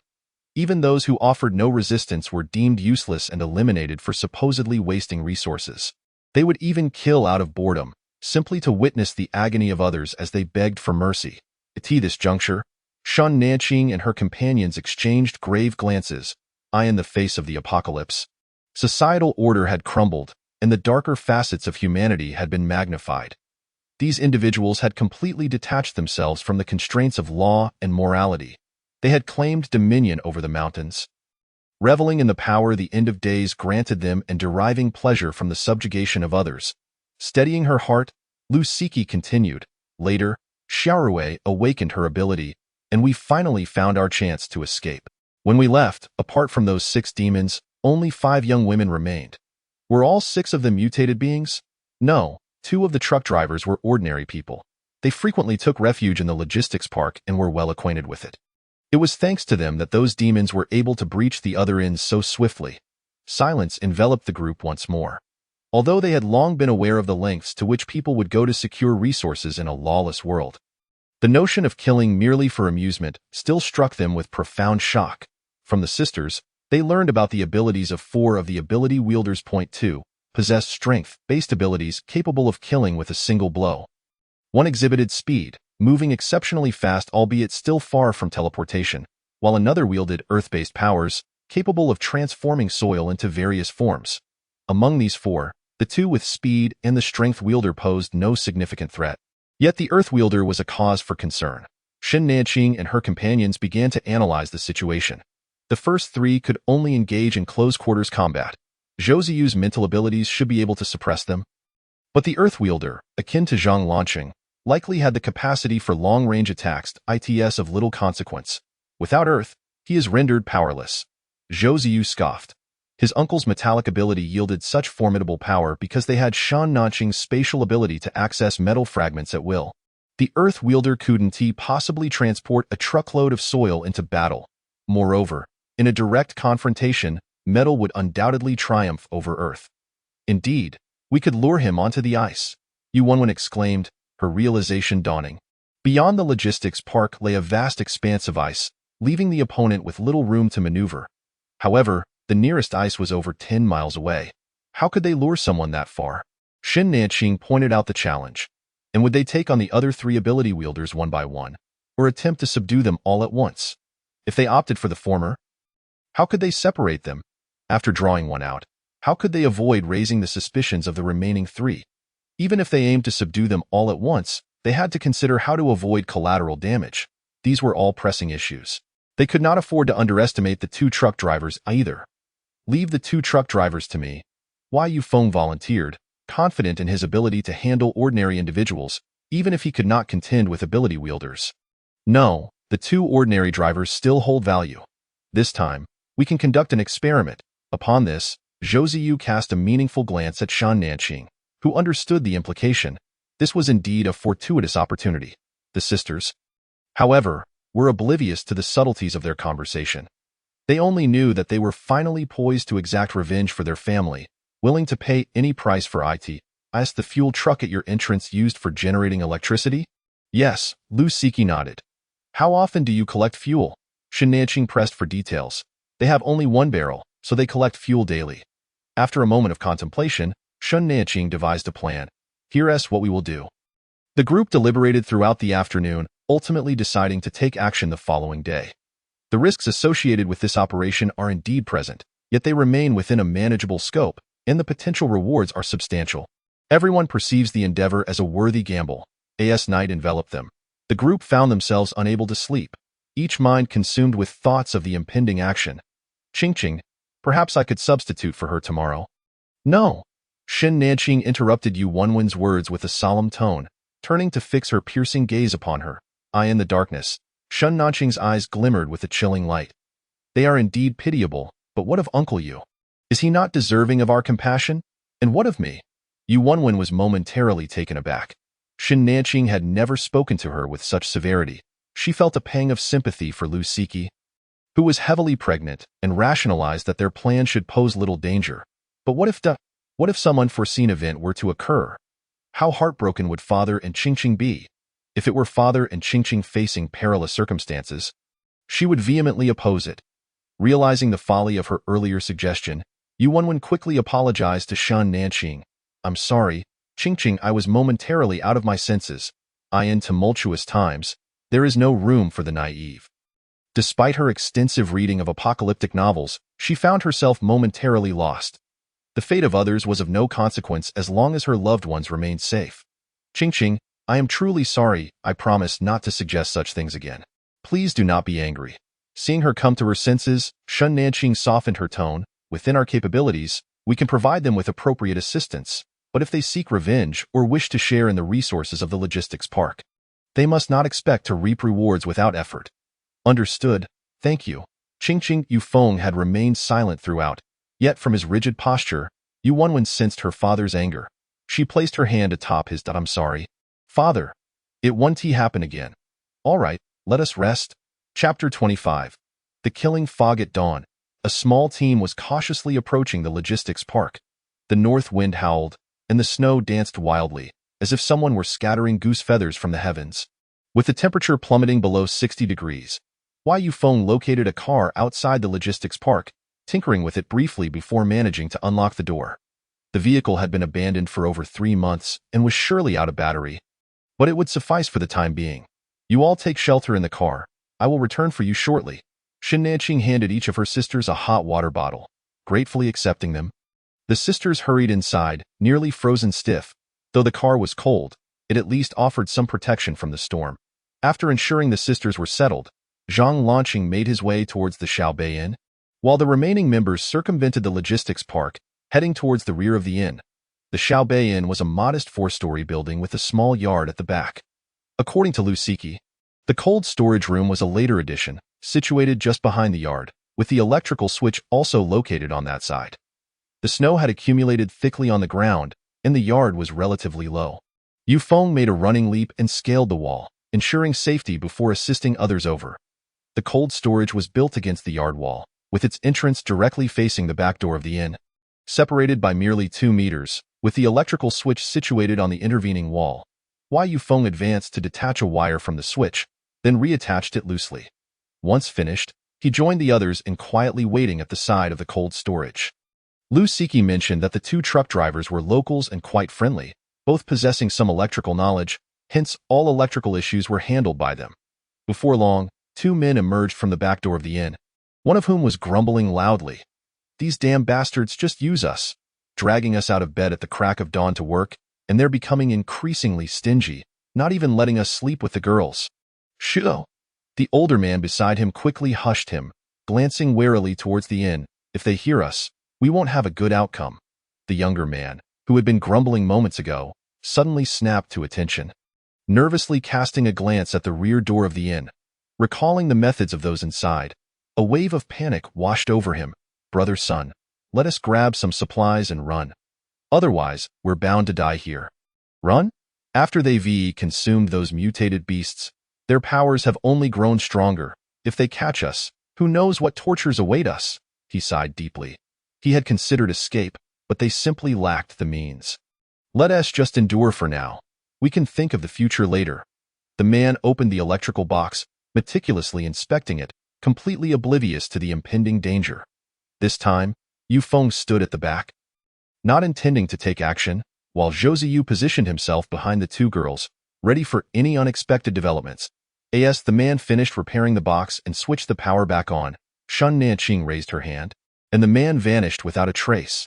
The young man, realizing he was now alone, spun around in alarm. A metal pipe struck his head with brutal force, fearing a single blow might not suffice. Yu Wenwen struck several more times, thick blood streaming down the man's face and pooling at his neck, his eyes wide as he fell backward. Shun Nanqing, concerned about the potential complications of a fatality, swiftly pulled him into her black space while he still breathed a huff. Why Yu Wenwen gasped for air, her gaze sparkling with excitement as she looked at Shun Nanqing, who, in turn, generously gave her a thumbs up. Shun Nanqing felt a surge of exhilaration. Unlike the previous encounter with the lecherous security guard, she could now effortlessly handle an adult male. Yet, she felt slightly dizzy, hesitant to collect both men simultaneously. After neutralizing the two drivers, the group exited the yard to find Zhang Lancheng. He was waiting near the fuel truck diagonally across from the Xiaobei Inn. How did it go? All done. Thankfully, the fuel truck is nearly empty. Otherwise, it would have been a tough decision. Reflecting on the gasoline that had spilled onto the ground, Zhang Lancheng felt a twinge of regret. Shun Nanqing retrieved the porridge she had stored in paper cups, and as they sipped, they observed the Xiaobei Inn. After about 20 minutes, a tall man emerged with a fuel barrel, likely to refill the generator. As Lu Siki had mentioned, they would collect fuel each morning. Damn it, why is there a fuel leak? The tall man exclaimed in frustration upon seeing the large pool of gasoline on the ground. He bent down, tilting his head to inspect the bottom of the barrel, and soon discovered traces of the leak. Climbing atop the fuel truck to check the tank, he confirmed it was empty before cursing and heading back inside. In a moment, they will undoubtedly send 2 strong ability users to push this fuel truck. We must be ready at this point. The group had concealed themselves atop the truck, poised to take action as soon as those men approached. Moments later, 3 men exited the Xiaobei Inn. In addition to the tall man, 2 exceptionally muscular men accompanied him. The tall man took the wheel, while the 2 muscle-bound men effortlessly pushed the fuel truck aside. Having completed this task, the trio walked in their direction. The group lay flat on the truck's roof, listening intently to their movements, when suddenly, the sound of shattering glass pierced the air, followed by the sound of a door slamming shut. Upon hearing the door close, Zhou Ziyu unleashed his abilities twice. Shun Nanqing, Zhang Lancheng, and Yu Feng swiftly climbed down from the roof. The 2 muscular men had collapsed, yet shockingly, after 2 attacks, they remained conscious, clutching their heads in agony. Without hesitation, Shun Nanqing moved forward and pulled both men into her space. A slight dizziness washed over her, but it quickly dissipated. Are you all right? Noticing Shun Nanqing's stillness, Yu Feng expressed concern. I'm perfectly fine, she replied, a smile gracing her lips, feeling invigorated. An instinct told her that her offensive capabilities would see a significant enhancement. Zhang Lancheng had never witnessed Shun Nanqing smile in such a manner. Her eyes sparkled, yet an eerie chill accompanied her demeanor. I'll go retrieve the sisters.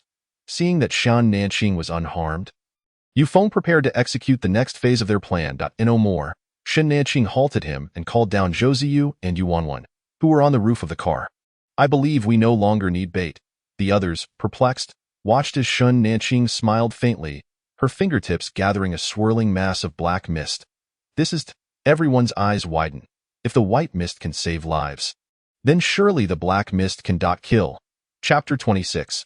A further upgrade with the enhancement of the black mist, Shun Nanqing and her companions forcefully broke through the door. The back entrance had been sealed off by Zhang Lanqing, while Yu Feng guarded the front with a gun, ready to shoot the moment their adversaries appeared.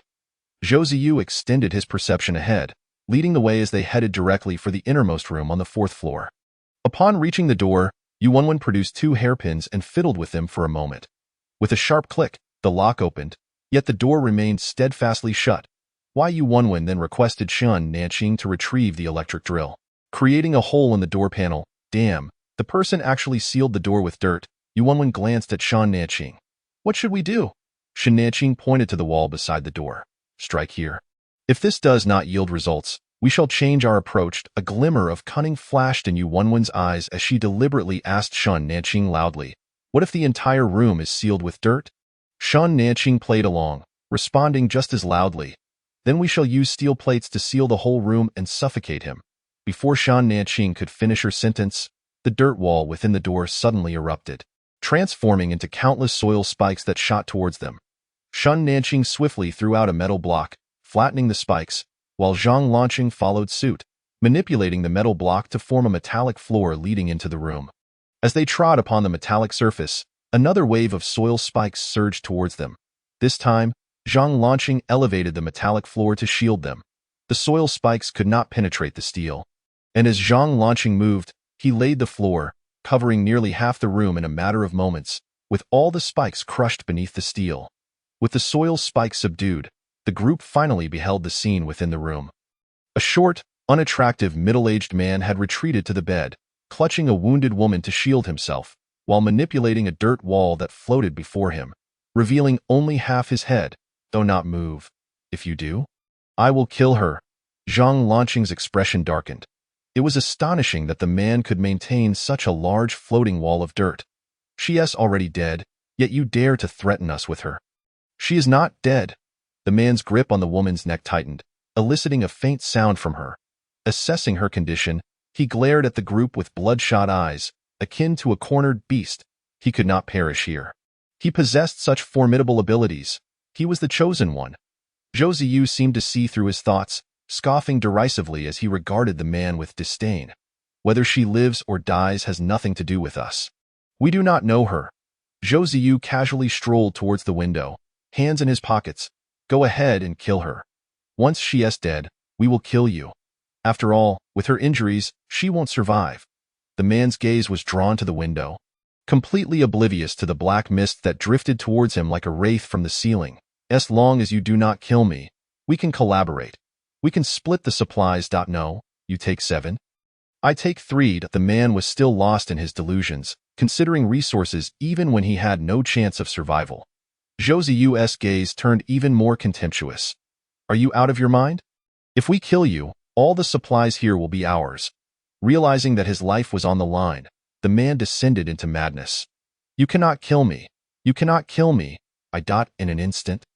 The black mist enveloped the man's head. He flailed, attempting to grasp at whatever bound him, but found nothing but his own face. The choking sensation forced him to the ground, and Shun Nanqing approached to absorb him into her space. She then checked the woman's breathing. Although faint, she still had a pulse. Shun Nanqing was quite pleased with the black mist's capabilities. Henceforth, she would no longer need to discreetly use her space to eliminate foes, as she could directly employ the black mist, undetectable and lethal. Let us go. We must collect the supplies. The group, in unspoken agreement, chose to disregard the woman locked on the 3rd floor. They summoned Yu Feng to join them as they made their way to the basement warehouse, intending to address other matters after gathering their resources. Upon arriving at the lower level, Yu Wenwen used the electric drill to open the storage room filled with supplies, revealing a dazzling array of goods before them. The group was awestruck. Although they had heard tales from Lu Siki and her sisters, seeing the abundance of supplies in person left them wide-eyed. Wow, so much food! There was even lamb. The warehouse was divided into 2 sections. One area held items requiring freezing, at a chilling -40 degrees, colder than a refrigerator. The other section was cushioned with foam boxes, topped with layers of blankets, presumably to protect the food from freezing. Zhang Lanqing and Yu Wenwen eagerly tore off the blankets, discovering an assortment of fruits and vegetables within. Wow, there are grapes. The group became electrified, beginning to tally their spoils. Shen Nanqing counted as she collected. Rice and apples were the most abundant. Lu Siki had mentioned that 2 trucks carrying rice and fruit to the supermarket were stranded in the logistics park due to torrential rains, ultimately falling into the hands of these demons.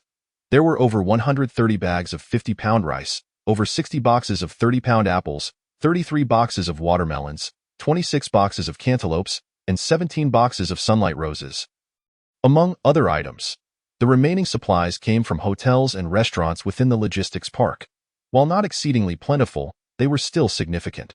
There were 23 bags of 50-pound flour, over 100 pounds of various noodles, over 200 pounds of potatoes, and more than 10 pounds of glutinous rice flour, along with other vegetables such as radishes, cabbages, and green beans, weighing several to dozens of pounds. Additionally, there were dozens of pounds of yam and baby pumpkins. The frozen meats included over 100 pounds of pork and beef, 24 bags of 3-pound lamb rolls, 14 lamb spine bones, and 17 whole chickens. Shen Nanqing retained 10 bags of rice and 3 boxes of apples, while the rest were stored in her space. The group then ventured into the kitchen, collecting over half of the cooking oil and seasonings. The space was quickly nearing its limit. There was no room left for the oil tanker. The space is still too small. If worst comes to worst, we can drive the oil tanker away and hide it for now. When we have space, we can retrieve it, Zhang Lanqing suggested. That will have to do. It was a last resort. As vital as the oil tanker might be, it could not compare to the importance of food. Once they had finished collecting, the group proceeded to the 4th floor, where the Earth-based ability user's room was located. They rummaged through the place, finding only a few snacks, half a box of condoms, and several random bottles of alcohol. Shen Nanqing stored the condoms alongside the ones from the domineering CEO. While the alcohol was grouped with the Luzhou Laojiao, they opted not to collect the snacks, as space was still plentiful. Launching, there's a safe here. Take a look. Yu11 discovered a safe within the cabinet that required no password. Zhang Lanqing immediately breached the side with a hole. Wow, it's actually gold bars. The group excitedly extracted the gold bars, their golden sheen stacked together. Yu11 counted them. There were 89 1-kilogram gold bars. This was far more than they had collected at the gold shop last time. Just one of these could yield a significant number of gold bracelets. The group was enamored with the gold bars. Shall we store them all? Should we leave a couple? Shen Nanqing surveyed her companions. If stored in the space, they would be absorbed immediately. Of course, let us take them all.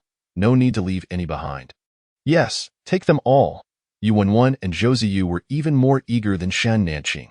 While gold is a hard currency, it paled in comparison to the necessity of other supplies. Once the space expanded, they could retrieve the oil tanker. With a grand motion, Shen Nanqing made all the gold bars vanish into thin air. How was it? How was it? The group looked at Shen Nanqing with anticipation. Shen Nanqing attuned to her space, slowly opening her eyes. Is it bigger? By how much? Yuanwen was nearly frantic. Though the others remained silent, they too were filled with anxiety. Shen Nanqing's smile widened uncontrollably. Unable to contain her joy, as she loudly shared with her companions, it expanded by 150 square meters, reaching a height of 16 meters. Yuanwen was practically ready to spin and leap with excitement. The space was now 400 square meters, with an added height of 6 meters. How many oil tankers could they fit? We'll retrieve the oil tanker shortly. Good. The two best friends eagerly prepared to collect the oil tanker. Wait a moment. Let South pretend to drive the truck away first. We'll collect it after we exit the logistics park to avoid raising suspicion. Zhou Ziyu interrupted, grounding the overly excited companions. It's better to exercise caution. Shortly, Uncle Yu would bring the people over, and they would claim that they were loading supplies onto the truck, at which point they could drive away in that box truck. All right, Zhou Ziyu's plan was thorough, and the group snapped back to reality from their excitement. They still needed to check on the well-being of the girls. Chapter 27. Humanity. Shen Nanqing released the 2 girls who had been confined.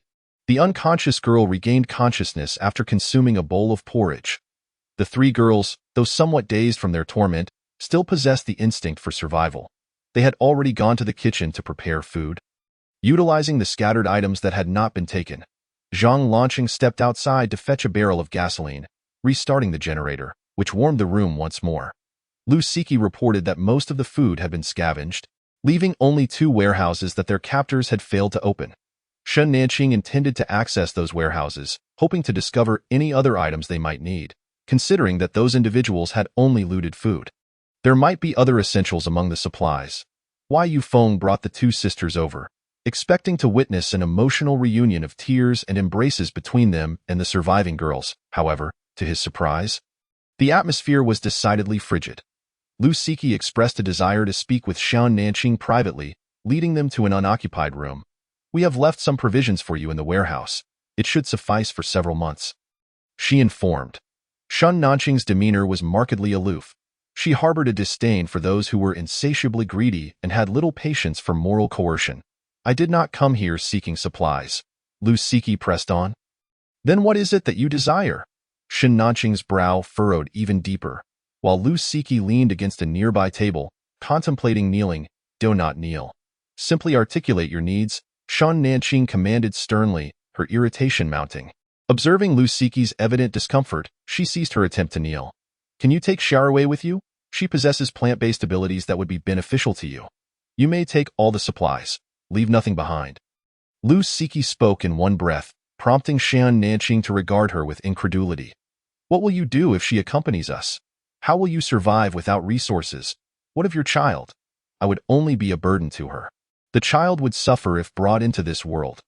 Lu Siki caressed her abdomen, her gaze vacant, resembling a stagnant pool devoid of light. With vengeance achieved, she felt little attachment. Surely, the child would not wish to endure such hardship. Shan Nanqing studied Lu Siki's complex expression, struggling to comprehend her reasoning and unwilling to delve further. If you wish to abandon your life, the three girls still wish to live. What right do you have to barter resources for such a trade? Were the supplies not promised to us? Shan Nanqing had merely intended to shift the conversation, yet Lu Siki's response took her aback. The supplies were offered as bait for your cooperation, but you have not fulfilled your end of the bargain. I can fulfill it.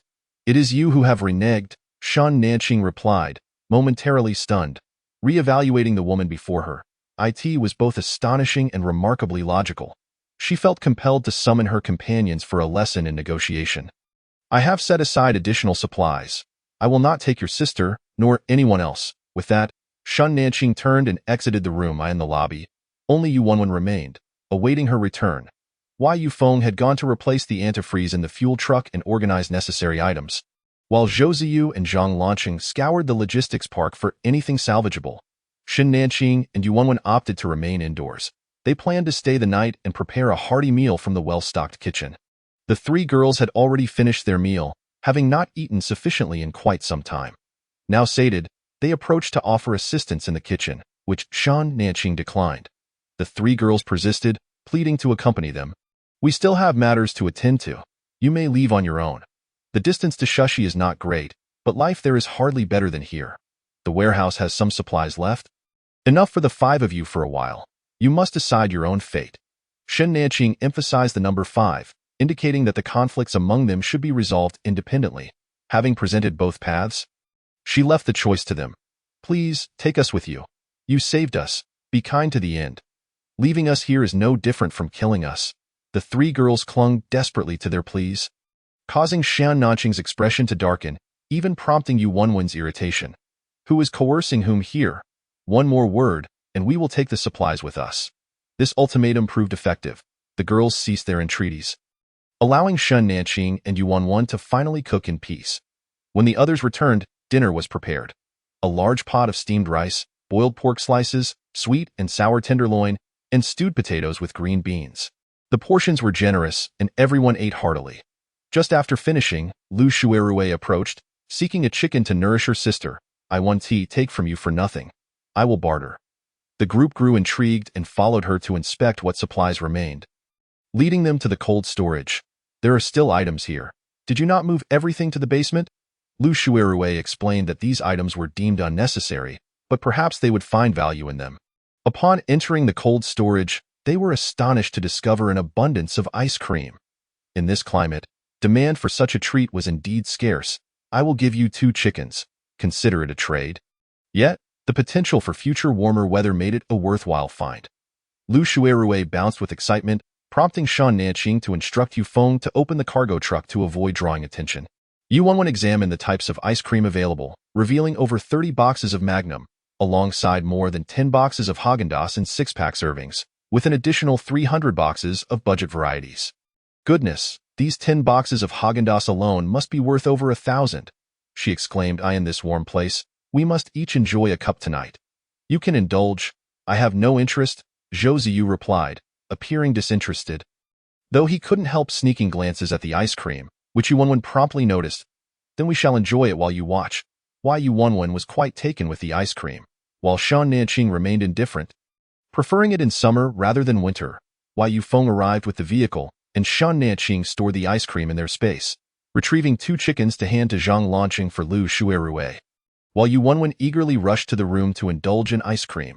Upon entering their room, they were enveloped by warm air. Having not experienced such warmth in a long time, they settled comfortably in a room maintained at a pleasant 10 degrees.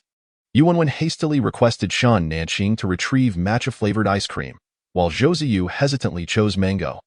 Observing their enjoyment, Shan Nanqing produced an entire box for Yu Feng and Zhang Lanqing to select their preferred flavors, opting for vanilla herself. Though the hotel rooms were well appointed, they were careful not to waste electricity, so Yu Wenwen shared a room with Shan Nanqing, while Zhang Lanqing and Zhou Ziyu shared another. Leaving Yu Feng alone, it had been a long time since they had slept in such warmth, and everyone drifted into a deep slumber. Chapter 28. The weak depend on the strong in the middle of the night. Shan Nanqing and Yu Wenwen were awakened by the sounds of loud crying and commotion. They quickly rose to investigate the situation outside. In the hallway, a girl clung tightly to Yu Feng's arm, pleading with him not to close the door, evidently having just been ejected from her room. Just take me with you, I beg you. I can do anything. I cannot survive here. Why Yu Wenwen was taken aback by the scene? Speechless, while Yu Feng felt increasingly awkward, especially upon seeing the girl's distress, he struggled to pry her fingers away.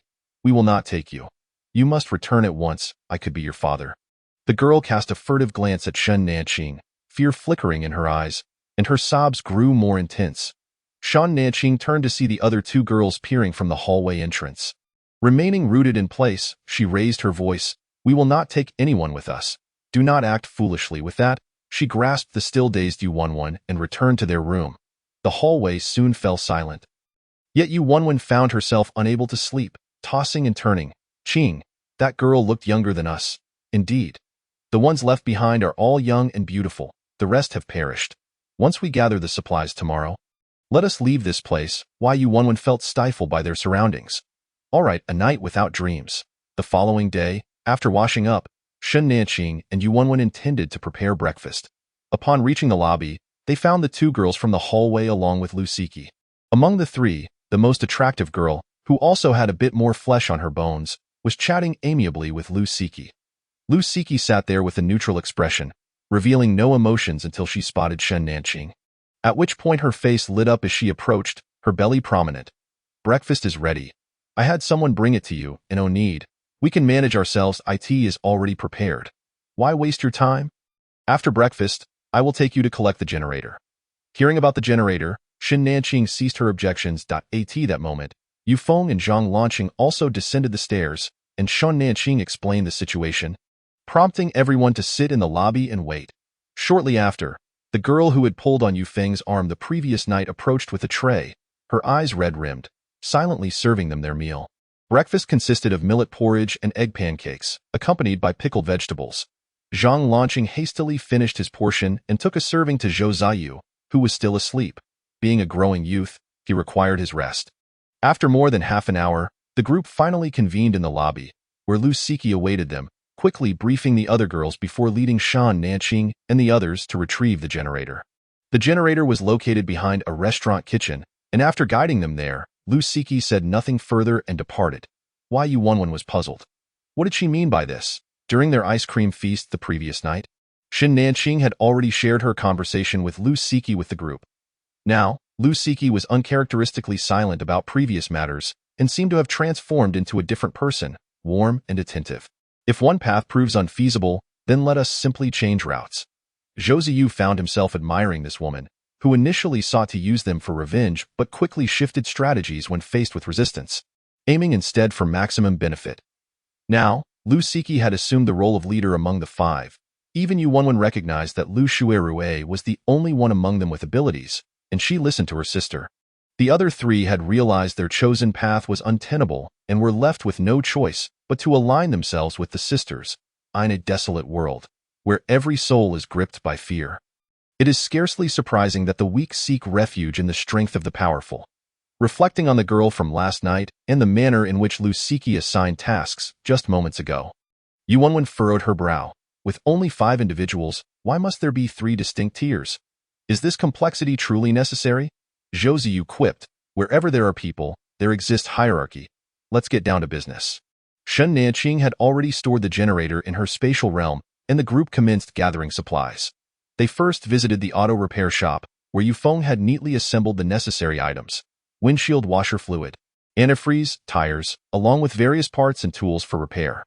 Zhang Lanqing and Zhou Ziyu scoured the entire logistics park, and aside from 2 unopened warehouses, they could only collect some napkins intended for restaurants and hotels, as well as disposable chopsticks, meal boxes, toothbrushes, towels, and bath towels. In addition to these, Shen Nanqing gathered numerous pots and pans for future use. She also selected 2 sets of furniture from a warehouse, as there was now ample space in her realm to place the furniture directly into the metal house for easy access when needed. Finally, the group prepared to open the remaining 2 warehouses, one belonging to a courier company. They would later explore the blind boxes but decided to tackle the other warehouse first. Zhang Lanqing created a large opening in the door, and as they stepped inside, Yufeng illuminated the interior with a flashlight taken from the hotel, revealing a mountain of bags piled within. Shen Nanqing produced scissors and began to inspect each bag, her excitement growing with every discovery: various beans and grains of all kinds. This warehouse appeared to be stocked for a grain and oil shop. In addition to rice and flour, there was millet, glutinous rice, black rice, purple rice, yellow rice, cornmeal, and oats.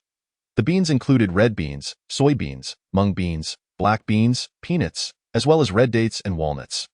The quantities varied, with some types having only a few bags while others boasted dozens or even hundreds. The group was rendered speechless by the magnitude of their find. Goodness, how long can we eat with this? It feels like enough for 8 to 10 years. It's a pity there's no cooking oil or seasonings. Zhou Ziyu gazed at the towering supplies, his emotions welling up. At last, we have sufficient provisions. I can finally set out to find my mother. Zhou Ziyu's sudden sorrow left the others somewhat bewildered. He had never broached this subject in their presence before, but how could a child not yearn for their mother? Previously, it was merely the lack of supplies that had caused him to hesitate, fearing that forcing a departure would endanger them all. Zhang Lanqing wrapped his arm around Zhou Ziyu, gently resting his head on his shoulder and offering quiet comfort. The boy stubbornly held back his tears. Yet the slight tremor of his shoulder betrayed his true feelings. Xiaoyu, we will go together to find your mother. It's on our way. Qingqing and I also plan to return to our hometown, and I want to accompany her to Beijing to visit her aunt. Yuanwen's eyes glistened with unshed tears. Xiaoyu can still seek his mother. I can no longer. Thank you all. Zhou Ziyu felt a wave of shyness wash over him, lowering his head to hide his tears. After collecting all the supplies into the spatial realm, they proceeded to the courier company's warehouse. Once again, it was Zhang Lanqing who manually opened the door, revealing a plethora of large and small packages within, amounting to roughly a container's worth. Yuanwen eagerly approached and opened one, revealing a phone case. This is utterly useless. The phone doesn't even work anymore. What do we need a phone case for? She set it aside, continuing to open several more, uncovering 2 hairpins, a box of ballpoint pens, and a bag of modeling clay. Undeterred, she opened 3 more, finally discovering a large bag of heat packs, around 50 of them. Now satisfied, she declared, let us save the rest for later. We should leave the logistics park today. Agreed. Shen Nanqing stored all the packages into her spatial realm and directed the others to open the boxed goods and fuel tankers, while she took the opportunity to bid farewell to the Lu sisters. Shen Nanqing approached Lu Siki to say goodbye and inquired if there was anything else she desired, recognizing that her earlier eagerness to assist had likely stemmed from an ulterior motive. If you need to use the generator, we can reserve some gasoline for you. No need. We plan to head up the mountain. Are you taking that metal house with you? It turned out the request was for the metal house. Initially, she had refrained from storing it in her spatial realm due to the presence of the Lu sisters. The metal house was indeed convenient. Without Zhang Lanqing, it would simply require a wooden door to complete it. She had no intention of returning to the mountain to retrieve the metal house. Thus she agreed to Lu Siki's request. Thank you all, truly. Perhaps it was the fulfillment of her wishes that made her appear more sincere than before. After a moment's thought, Shen Nanqing retrieved a first aid kit and several boxes of common medicine from her backpack and handed them over. You will likely find these useful. At last, Shen Nanqing and her companions departed from the logistics park. Upon exiting the gates, she stored the fuel tanker and boxed goods into her spatial realm, allowing them to use the box truck to conceal their larger supplies. The previous night, Yufeng had quietly prepared the Mercedes-Benz G-Class, but the roads were too congested for driving just yet. Qingqing, do you think Lu Siki and her sisters will suspect we have a spatial realm? After all, the metal house is quite heavy. How could we transport it to the mountain? Zhou Ziyu mused from the back seat, feeling that it posed a potential risk. I doubt it. Have you forgotten that Earth-type ability users can levitate Earth walls? If they can, then I certainly can as well. Zhang Lanqing noted that the Earth-type ability user clearly had a higher level than him.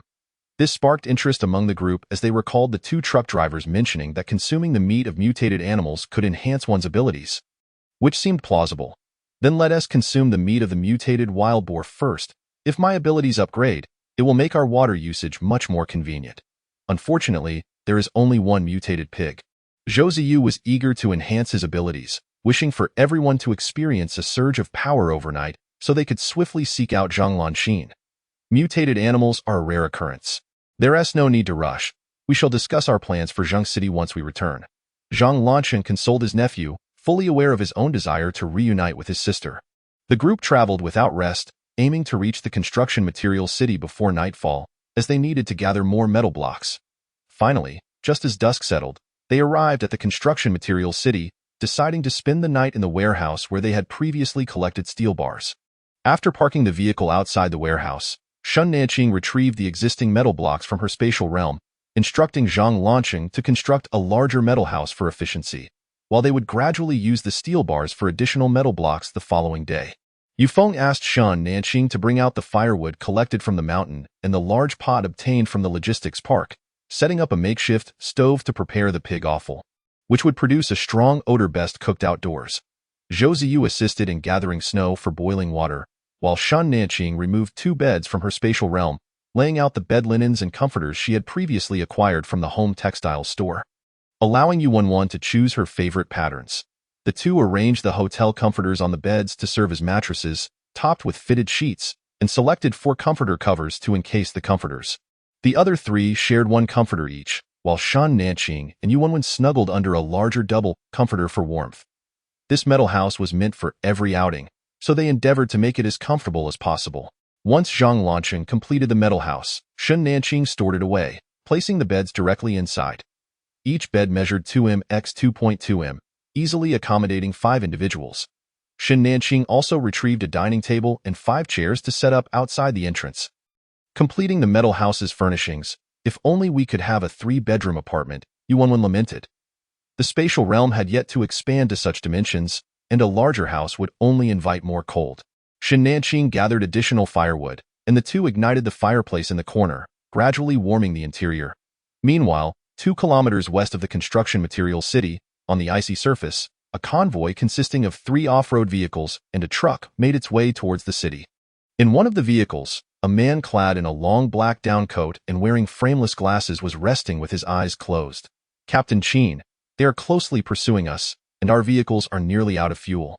A young man with a baby face, dressed in a black windbreaker, cautiously reported to the man. Slowly, the man opened his eyes, revealing deep and bright orbs that seemed to peer into the soul through his glasses. How much gasoline do we have left? All 4 vehicles are running low. There are only 20 liters left in the fuel barrel. This last 20 liters had been painstakingly gathered from vehicles encountered along the way. Then we shall not proceed. Pour the remaining gasoline behind the convoy. The young man did not question the man's orders and immediately instructed others to douse the rear of the convoy with gasoline.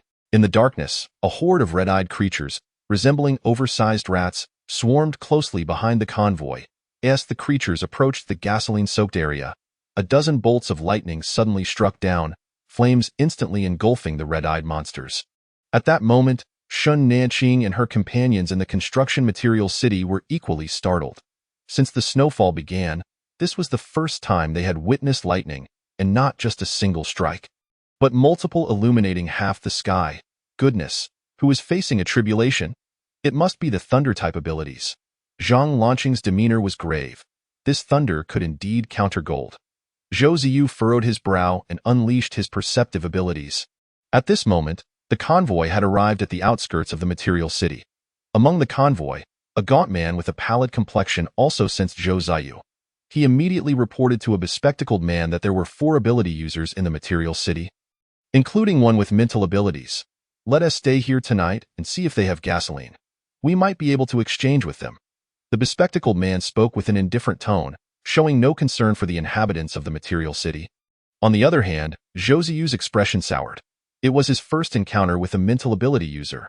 The opposing side had numerous ability users, one of whom also possessed mental powers. The atmosphere grew tense. Should we hide? It's futile. They sensed me as well. They had no choice now. The other party was already heading straight towards them in the material city, due to concerns about the smoke being too suffocating. Yu Feng had set up the stove outside, and the group sat by the pot, warming themselves by the fire. Hiding was pointless. They might as well sit openly, at least not revealing any fear. The convoy came to a halt about 100 meters away in an open area, and soon, a dozen people emerged from the vehicles, beginning to set up tents and prepare meals. A slender man approached them, and the group instinctively tensed. "Hello, do you happen to have any surplus gasoline? We can exchange goods with you." "Sorry, we don't have much gasoline left. It's only enough for our own use." Zhou Ziyu declined, aware that gasoline was a scarce resource. Too easy an exchange might lead the other party to suspect they had a substantial stockpile. The man said nothing further and went to report back to the men in the off-road vehicle. His ability level was not higher than mine. This man was the mental ability user he had sensed earlier.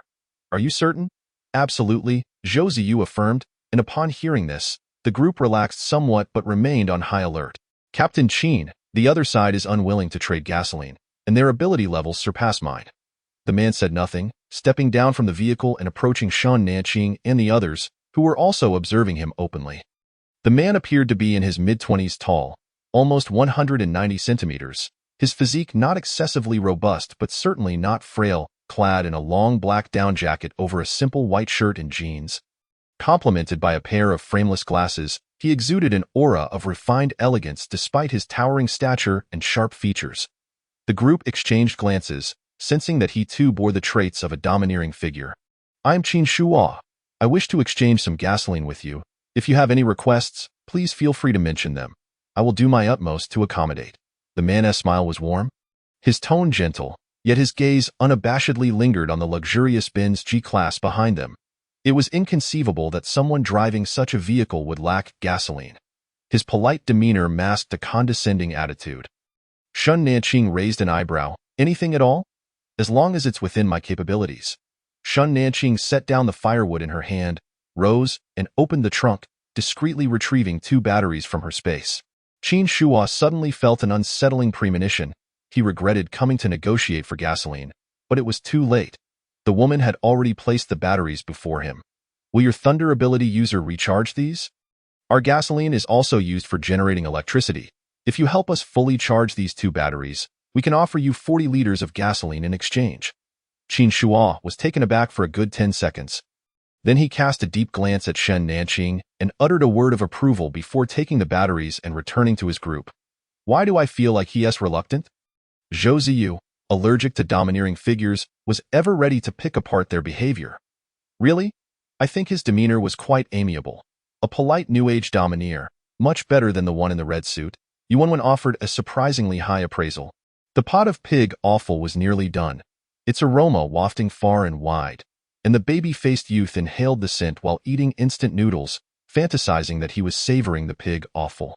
Chapter 30. Unboxing and zero cost. Shopping. The pig offal was thoroughly stewed, and Yu Feng had also marinated 2 strips of pork belly. Shan Nanqing pretended to retrieve pancakes and cilantro with green peppers from the vehicle. They planned to enjoy meat-filled pancakes tonight, but to avoid drawing attention, they refrained from taking porridge from their space, settling instead for hot water, which still smelled delightful. The individuals across from them frequently cast envious glances their way, and the group savored their meal even more. Not wanting to expose their space, after finishing dinner, they extinguished the fire and carefully carried the pot into the storage room, using cloths to protect their hands. "What do Old Wang and the others mean by this? Are they afraid we'll steal their meat? The baby-faced youth expressed some dissatisfaction to the frail man beside him. Don't you want to? Of course. Then they have no reason to be on guard. After saying this, Wang Haifeng returned to the tent to rest, while the baby-faced youth wished to follow but remembered he shared a tent with Captain Qin. The others hadn't eaten yet, still busy charging the batteries, and not even one was fully charged. Surely the leader shouldn't be working while he feasted and slept.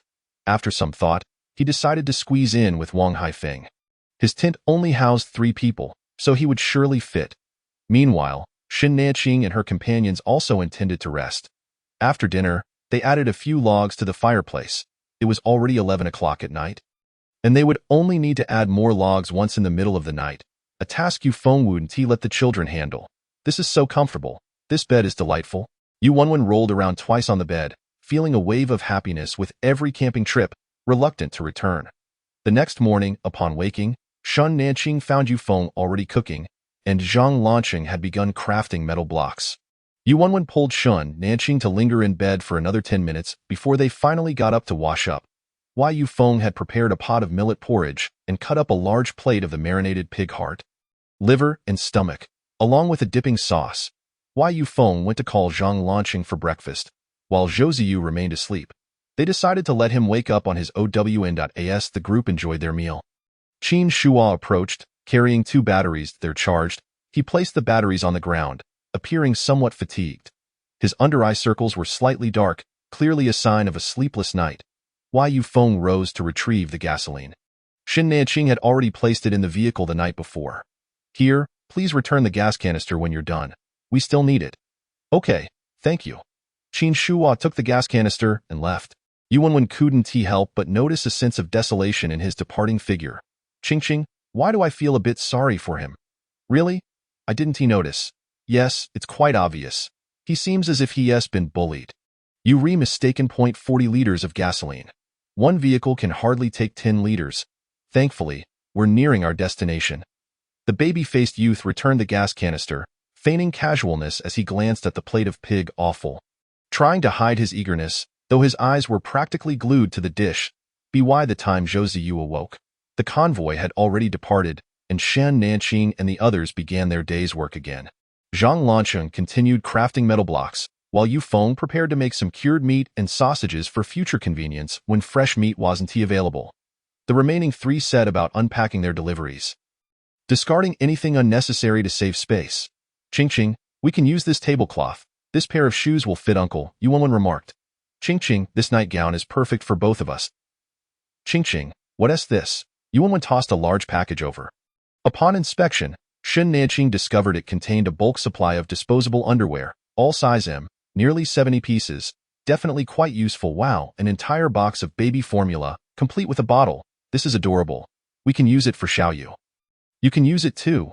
You're even cuter and a better match for it. Xiaoyu has made progress. He can now speak sweet nothings. I know I'm adorable, but that bottle suits you better. After all, you're the minor. Wai Yu Wenwen wore a mischievous grin, while Zhou Ziyu appeared utterly helpless, pondering who truly resembled a minor. Listening to their childish banter, Shun Nanqing couldn't help but smile.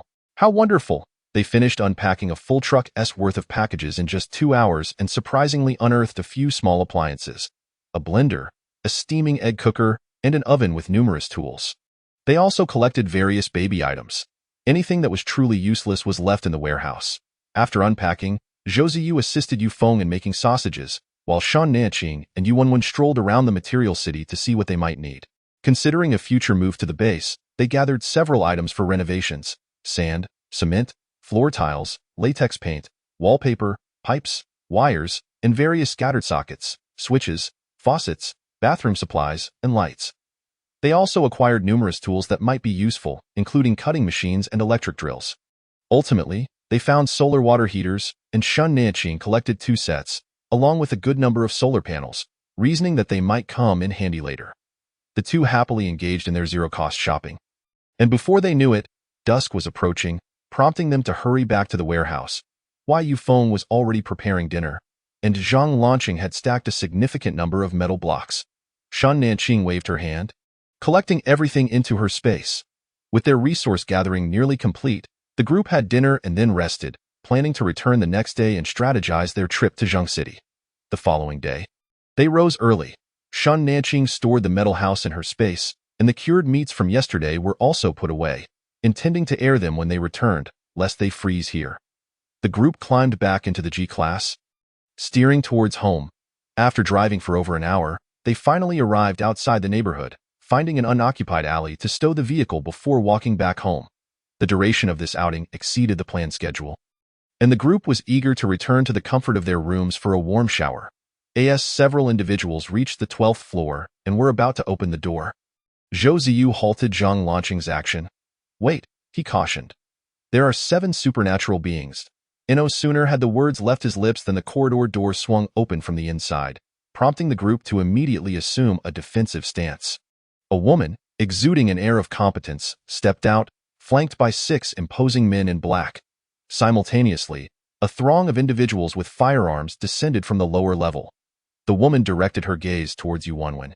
"You must be Miss Yuanwen," she stated. "That I am Song Meihua from the Yunding Group. That I, in gratitude for your rescue of our 3rd young master, he has specifically invited you and your companions to visit us at the Yunding Group." As soon as her words were uttered, the group encircled Yuanwen. "Is this the hospitality of the Yunding Group? Is this how you treat a savior?" Zhou Ziyu felt a pang of regret. He had let his guard down and underestimated the influence of the Yunding Group in Shushi. Had they forced their way in today, they might have escaped, but the slaughter of so many from the Yunding Group would undoubtedly have dire consequences. The woman gestured for her subordinates to step back, her demeanor shifting to one of humility and politeness. "I apologize for any discomfort caused. It was our misstep. However, as you are all supernatural beings, we feared you might not wish to hear our explanations, which led us to this unfortunate tactic. I sincerely apologize on behalf of our group. We are merely following orders, and hope you will not hold it against us."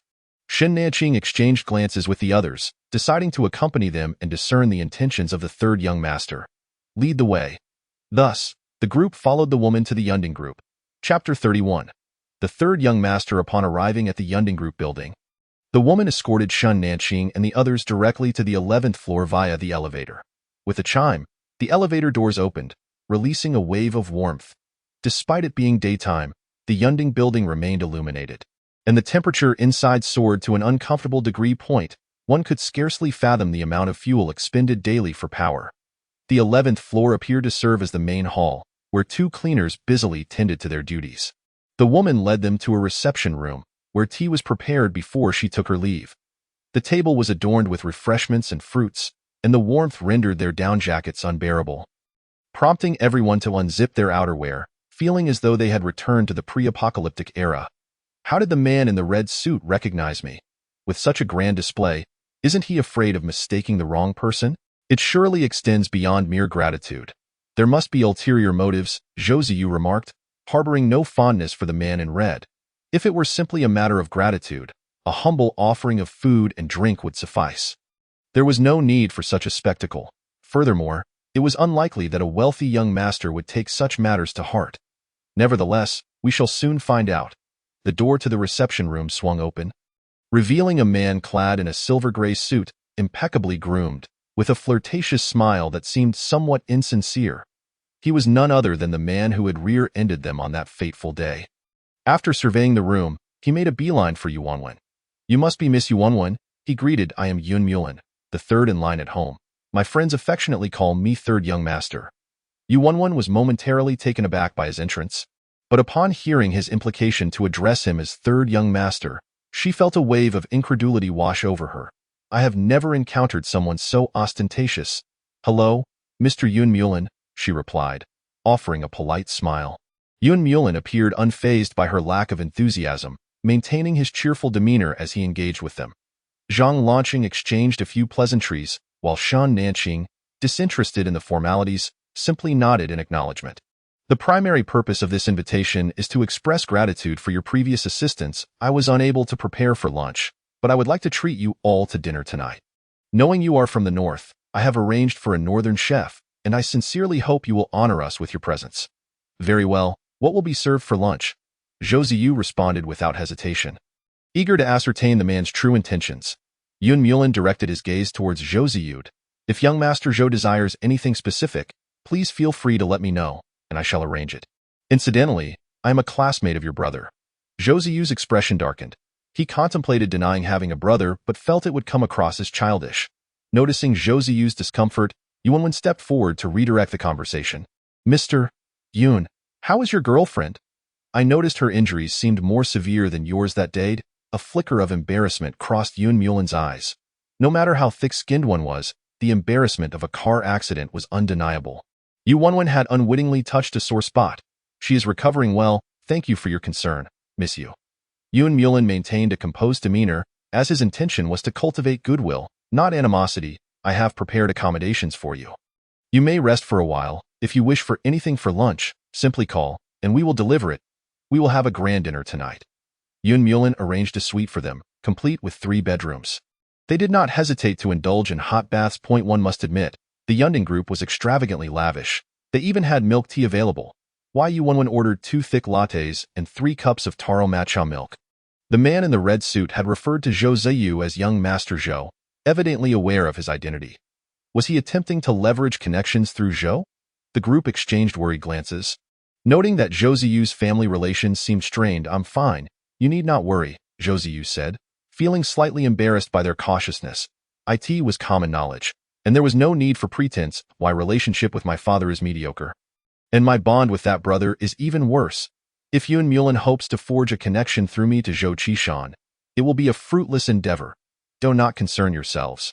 Once dinner concludes tonight, we shall return. He cannot possibly detain us, Zhang Lanqing reassured his nephew. He had no desire to encounter that family again, were it not for his sister. Indeed, he likely seeks to curry favor with you and would not dare impede our departure.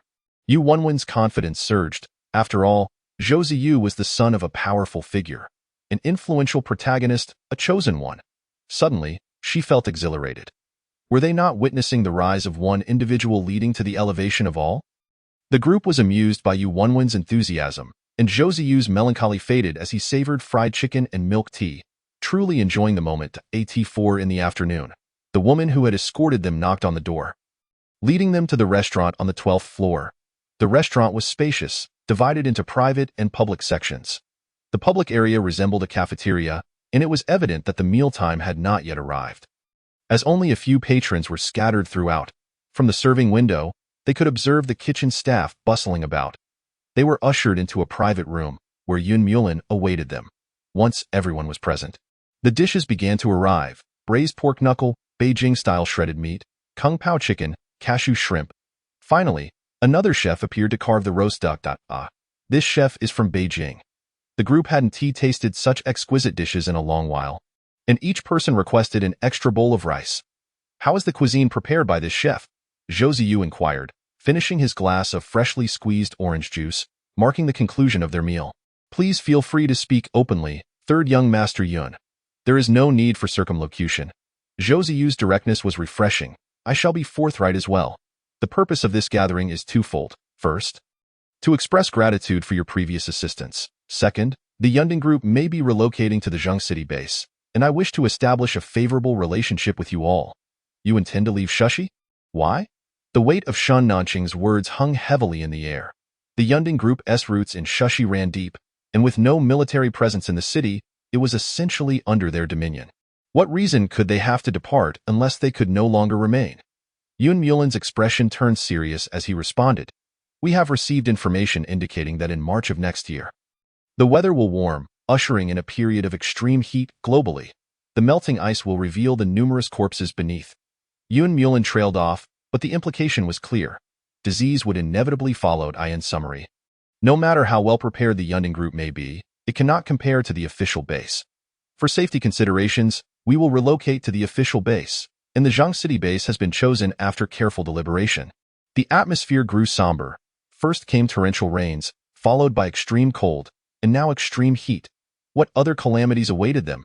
Originally, I intended to invite you all to accompany us to the Zhang City base, but I suspect you would decline, and we still have numerous preparations to make. It would be imprudent to delay you. Therefore, I have arranged some supplies for you. You may rest here for the night, and tomorrow you can take the supplies with you.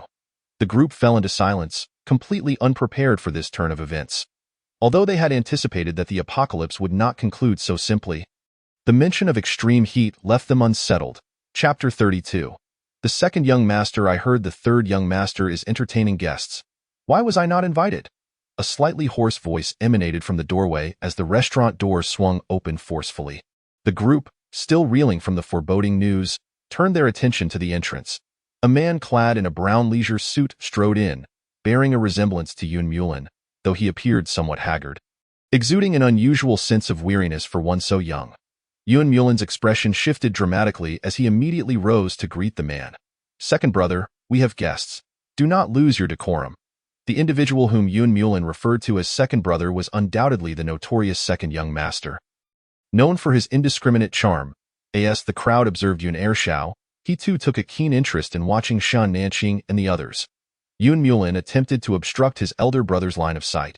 Yet Yoon Ershao effortlessly looked past him to gaze at the assembly before him. In that moment, Yoon Ershao felt a sudden brilliance, sparking his curiosity. Eventually, his attention settled on Zhou Ziyu, who had been thriving over the past 2 months, now standing at an impressive height of 162 centimeters, nearly matching Yu Wanwen in stature. Yoon Ershao appraised Zhou Ziyu from head to toe, while Yoon Mulin's expression darkened, filled with frustration. He had arrived early to avoid his elder brother, only to encounter him unexpectedly, as Yoon Ershao brazenly scrutinized the young man before him. A figure suddenly obstructed his view. A girl with a cherubic face positioned herself in front of Zhou Ziyu, her eyes blazing with indignation and her cheeks flushed. What are you staring at? Keep looking, and I'll gouge your eyes out. Yu Wanwen seethed, well aware that while others perceived Yoon Ershao as an individual who indulged in both genders, she understood him to be a deviant with a penchant for young boys and girls. In the past, there had been discussions on forums revealing that Yoon Ershao frequently mingled with underage trainees, many as young as 14 or 15. The Yoon Ding group had suppressed such news to maintain its reputation, leaving the public oblivious to his scandalous inclinations towards minors. It has been ages since anyone spoke to me so boldly. Yoon Ershao laughed, taking a closer look at the girl before him, who, while not extraordinarily stunning, possessed an intriguing charm and youthful exuberance. Shan Nanqing and the others, however, regarded the unfolding situation with growing hostility. The moment Yu Wanwen launched her verbal assault, the other three had instinctively shielded Zhou Ziyu and Yu Wanwen behind them. Yoon Ershao's gaze bypassed Yu Feng as he continued to appraise Yu Wanwen. The blatant scrutiny of his daughter incensed Yu Feng, veins bulging in his forehead as he clenched his fists, wishing he could strike down the man before him. Yet, this was not his territory, and he refrained from acting rashly, mindful of the potential repercussions for everyone involved. Sensing the atmosphere grow increasingly tense, Yoon Mulin disregarded his dignity and hastily cautioned his elder brother, "Brother, he is the son of Zhou Qishan." "And what of Zhou Qishan? Can his influence extend to Shushi?" Yoon Ershao retorted, already harboring dissatisfaction towards this cousin of his. He could not fathom how they could even consider abandoning their ancestral business in Shushi based on the trifling words of this illegitimate child. Yoon Mulin was utterly exasperated with his brother, who seemed only capable of thinking with his lower half.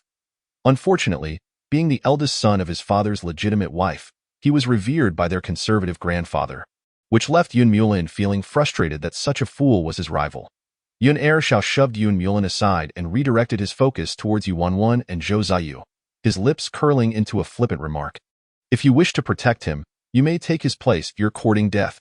Zhou Ziyu suddenly snapped, unleashing a formidable pressure directed towards the two brothers. Yoon Mulin instinctively shielded Yoon Ershao with one arm while conjuring an ice wall with the other. The overwhelming force shattered the ice barrier, sending both brothers crashing against the wall. Fortunately, they emerged relatively unscathed, albeit in a rather disheveled state. Yoon Mulin, no longer able to maintain the pretense of brotherly respect, quickly ushered Yoon Ershao away. Even as they were pulled out, Yoon Ershao could not resist teasing Yu Wanwen, while Shan Nanqing and the others wore grim expressions, wishing they could strike him down. "It was a misunderstanding, a misunderstanding. I apologize on behalf of my brother," Yoon Mulin proclaimed humbly, aware that they were on unfamiliar territory and that Zhou Ziyu would not retaliate further. After a disheveled Yoon Mulin ran a hand through his tousled hair, he arranged for them to return to their quarters, assuring that Yoon Ershao would not reappear before them and promising to provide additional supplies as compensation. Once they were returned to their room, Yu Wanwen remained silent, her head bowed. Shan Nanqing, having noticed her distress earlier, grasped her hand as soon as they entered. What is wrong, 1-1? Are you scared? 1-1, did I cause trouble for everyone? I'm so sorry. I was too impulsive. Yuan fought back tears, acutely aware that this was the Yun Ding group, and her confrontation with Yun Air Xiao had sparked a significant conflict. What if they retaliated against them? 1-1, you did brilliantly. They were the ones who overstepped their bounds. If we continue to tolerate them, they will only perceive us as weak and easily bullied. Really? Indeed. Yu Feng gently patted his daughter's shoulder, offering silent comfort. Zhou Ziyu, feeling somewhat awkward, added, you needn't worry excessively. They have already lost today. Until they ascertain our strength, they won't act rashly again.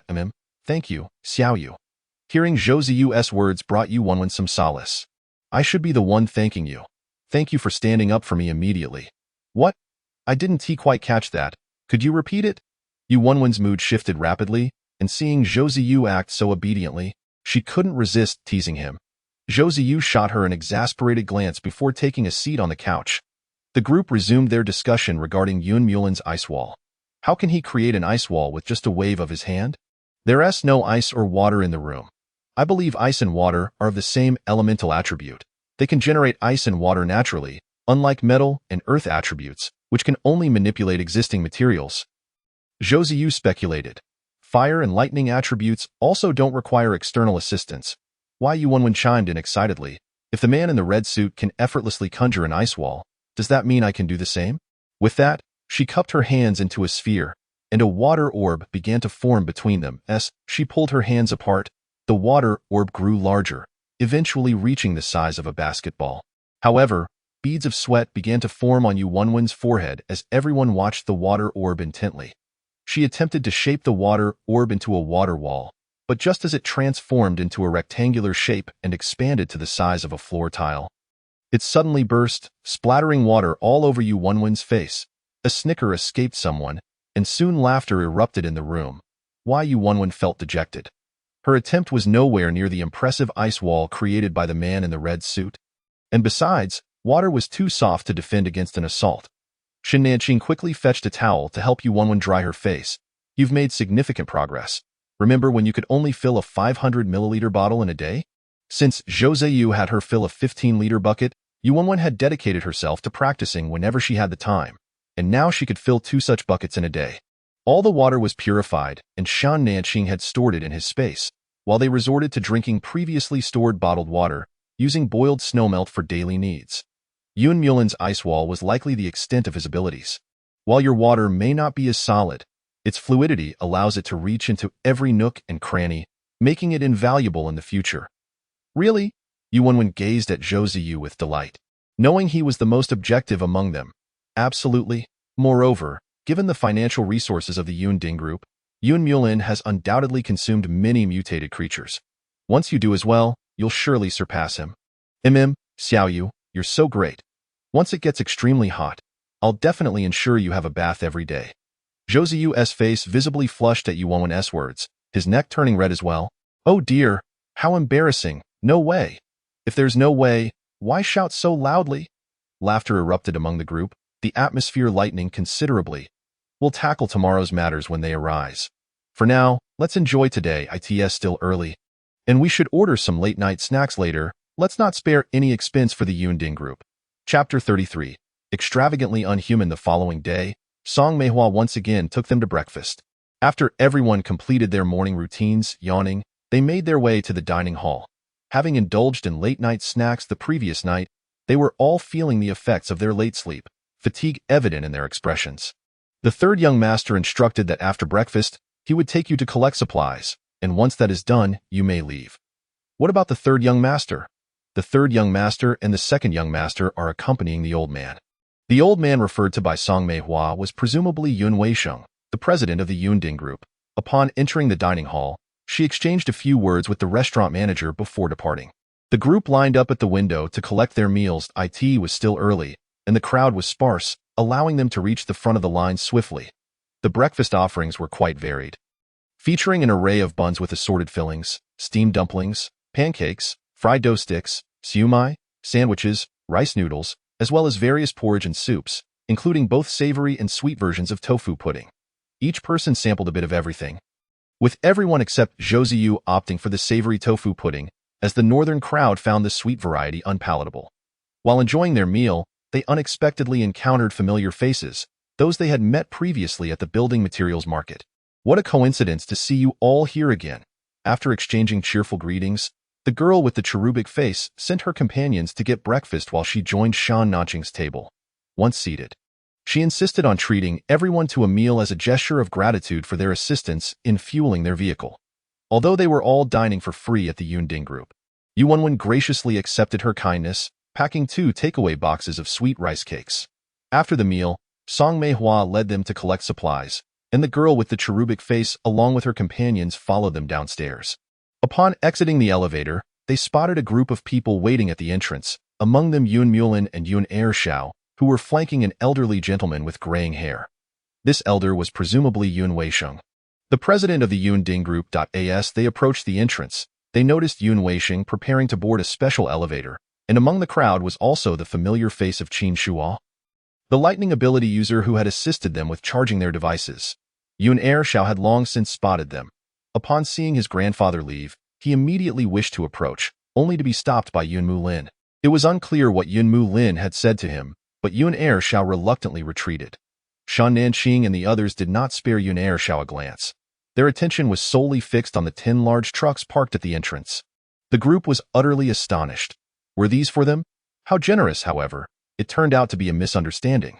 The trucks were intended for Qin Shuo, while they were left with just one medium-sized cargo vehicle. At that moment, Yun Ershao and Qin Shuo approached, both surprised to encounter each other in this setting, and they exchanged greetings. "Do you know each other?" Yun Mulin inquired with curiosity. "When we reached Sha City, the vehicle ran out of fuel and fortunately, these gentlemen assisted us," Qin Shuo replied politely. "Mr. Qin is being modest. It was merely an equitable exchange," Shan Nanqing casually responded. Qin Shuo let out a quiet sigh of relief. For a fleeting moment, he had feared that the other party might reveal his ability to recharge with his powers. The 10 trucks had been thoroughly inspected, and after bidding farewell to everyone, Qin Shuo climbed into the off-road vehicle they had arrived in. The youthful face also intended to board the vehicle. "Goodbye, everyone.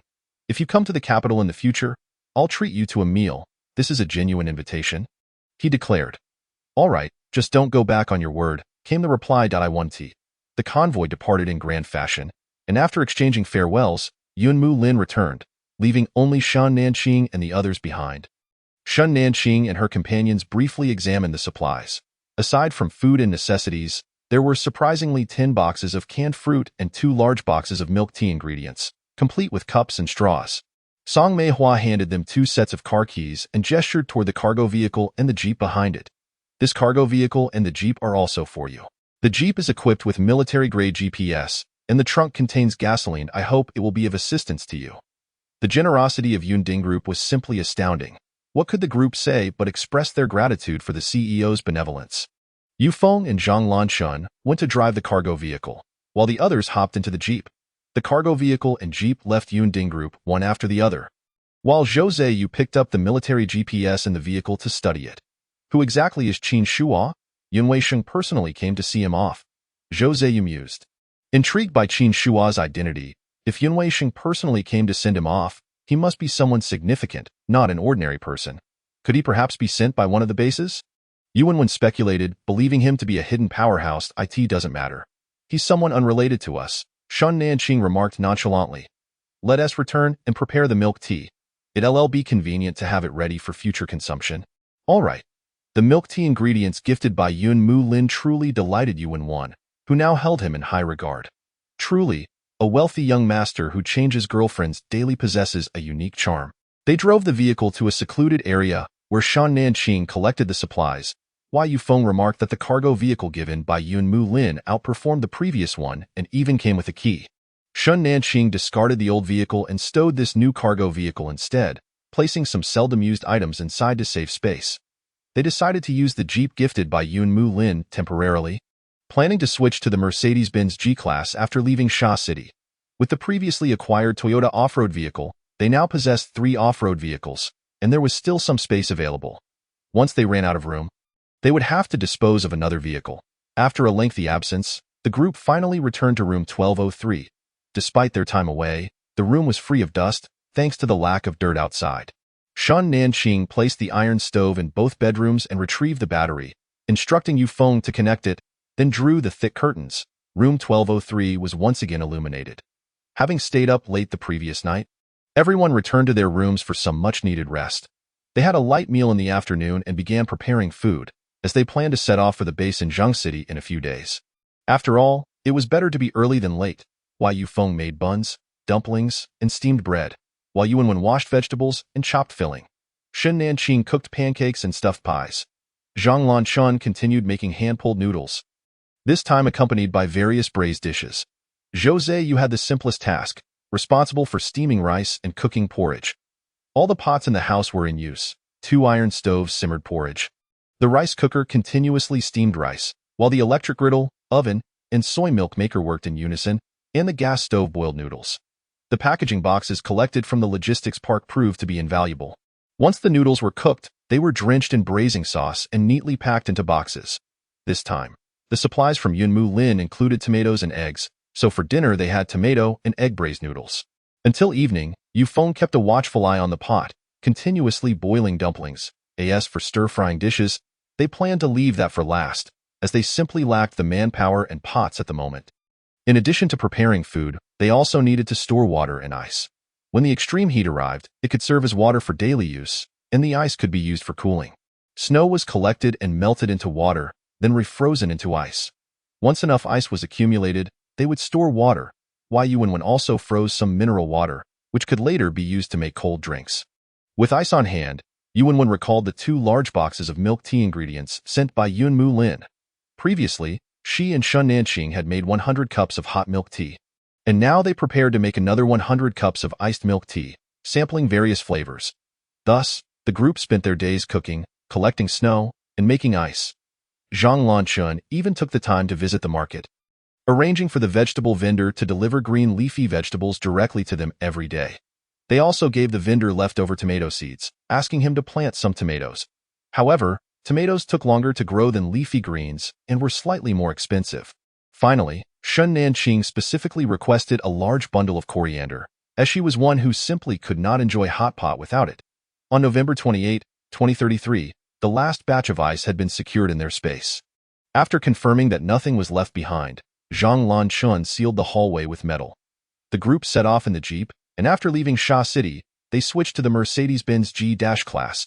As they looked back at the receding buildings, a mix of nostalgia and excitement washed over them. They were officially embarking on a journey to explore the Ice Age. Chapter 34. Cannibals. Around 4 in the afternoon, darkness enveloped the land.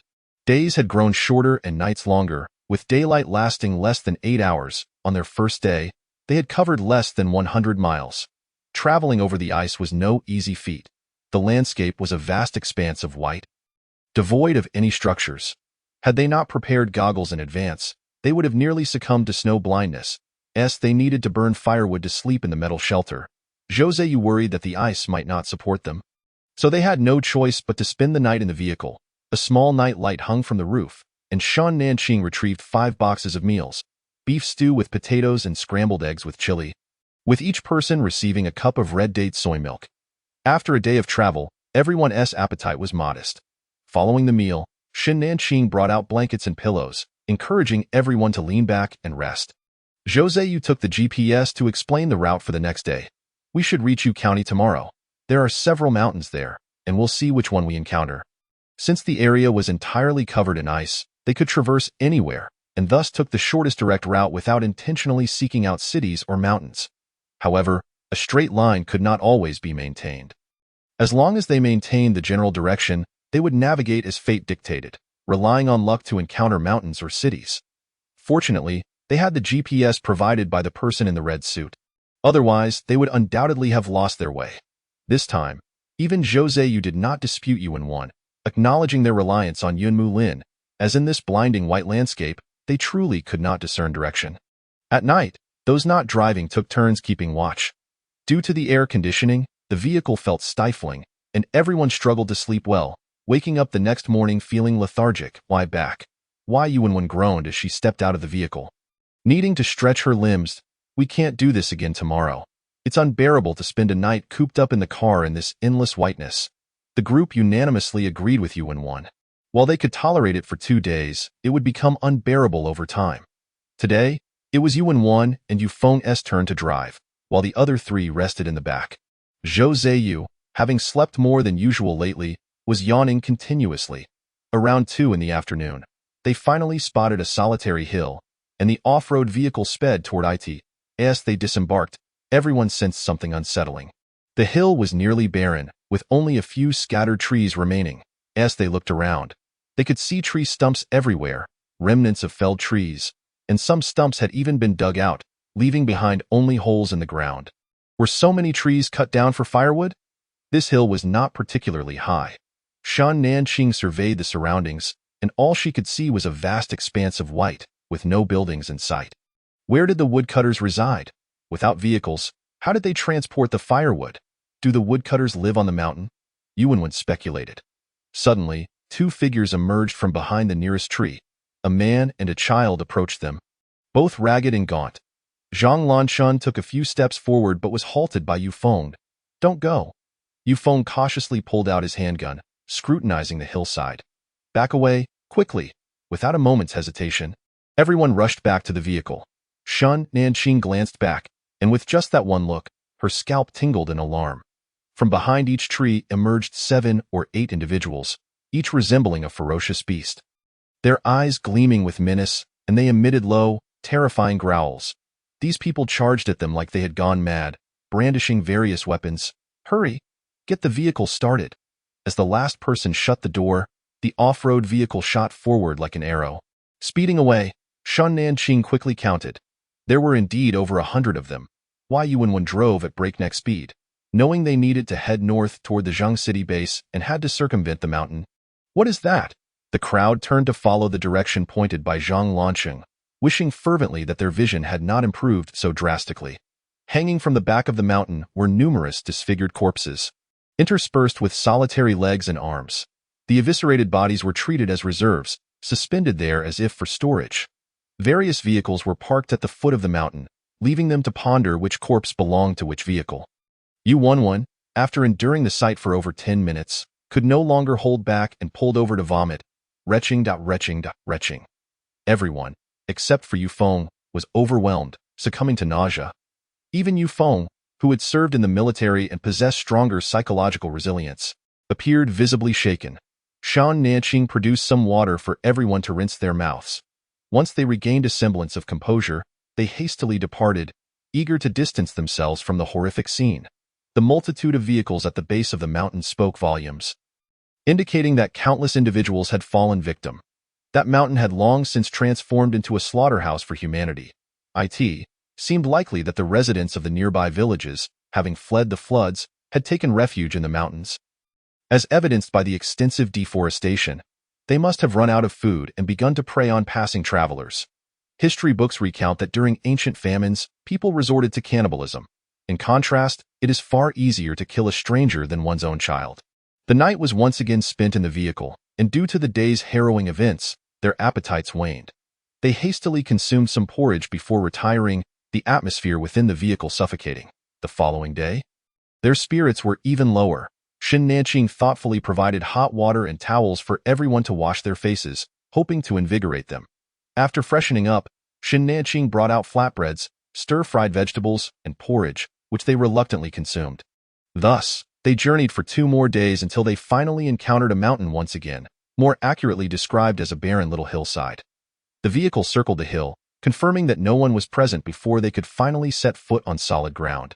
Shan Nanqing sought a level area to set up the metal shelter, and where the ground was uneven, Zhang Lansheng reinforced it with metal, while Yufeng lit the fireplace, and Shan Nanqing retrieved hot water from their supplies. Everyone longed to wash up properly, so they drew a curtain in the middle of the metal shelter to allow for some privacy while changing clothes.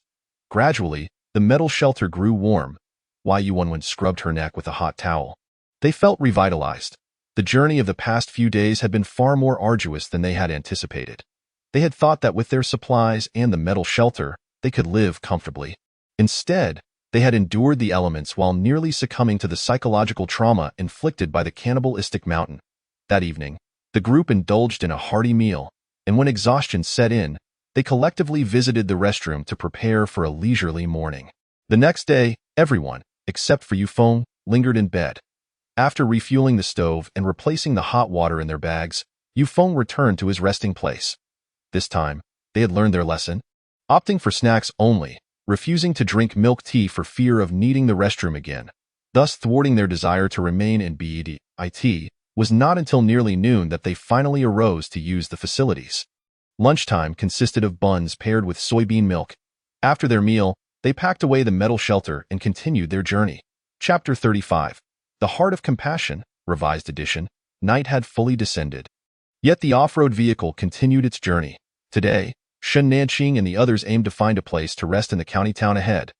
To avoid complications, they planned to seek accommodation on the outskirts of the town, intending to bypass it at dawn and continue northward. Help! Help! Distant cries for aid mixed with the barks of dogs echoed through the air, and a figure dashed into the beam of the headlights, a middle-aged man carrying a child on his back, pursued by 3 red-eyed mutated dogs. Despite carrying the child, the man moved with remarkable speed, clearly an ability user. Zhang Lanqing pressed the accelerator, charging towards the mutated dogs, crushing 2 under the vehicle while a third, displaying quick reflexes, narrowly escaped. Yufeng had been ready with his firearm. Upon spotting the fleeing creature, he fired a shot. With a resounding bang, the mutated dog fell lifeless. Seeing that the danger had passed, the man approached them with the child still slung on his back. Zhou Ziyu cracked the window slightly. Thank you. Thank you. The man's voice was hoarse. He had a square face and appeared gaunt. While the child seemed motionless, likely injured, it's all right. Shen Nanqing and the others harbored reservations about adults carrying children, given their previous encounter with a similar situation where the other party sought to consume them. Noticing the man's indifferent demeanor, he turned to leave but paused a few meters away and returned. Could you give me one of the mutated dogs? I apologize. I know this is excessive, but the children are truly on the brink of starvation. I beg you. The man, in his 40s, wore a look of guilt, his eyes red-rimmed, unable to meet their gaze. You can have all 3 What? The man exclaimed in disbelief.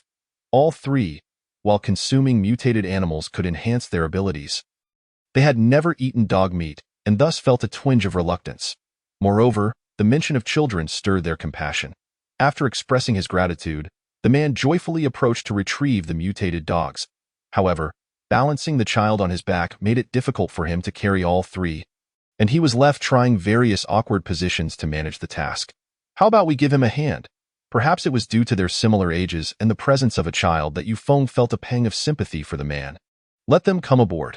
Having already extended our aid, we might as well see it through to the end. Yufeng exited the vehicle and beckoned the man to join them. Zhang Lanqing accompanied him to assist with the mutated dogs, which were somewhat larger than typical German shepherds, each weighing nearly 200 pounds. Concerned about potential odors in the vehicle, Yufeng opted to bleed them out and secure them to the roof. Thank you so much. Once aboard, the man hurriedly expressed his gratitude, and only then did they notice he was carrying a 5 or 6-year-old boys. The child injured? No, he has a fever. It's our fault as adults for being inept, making him hunt while sick.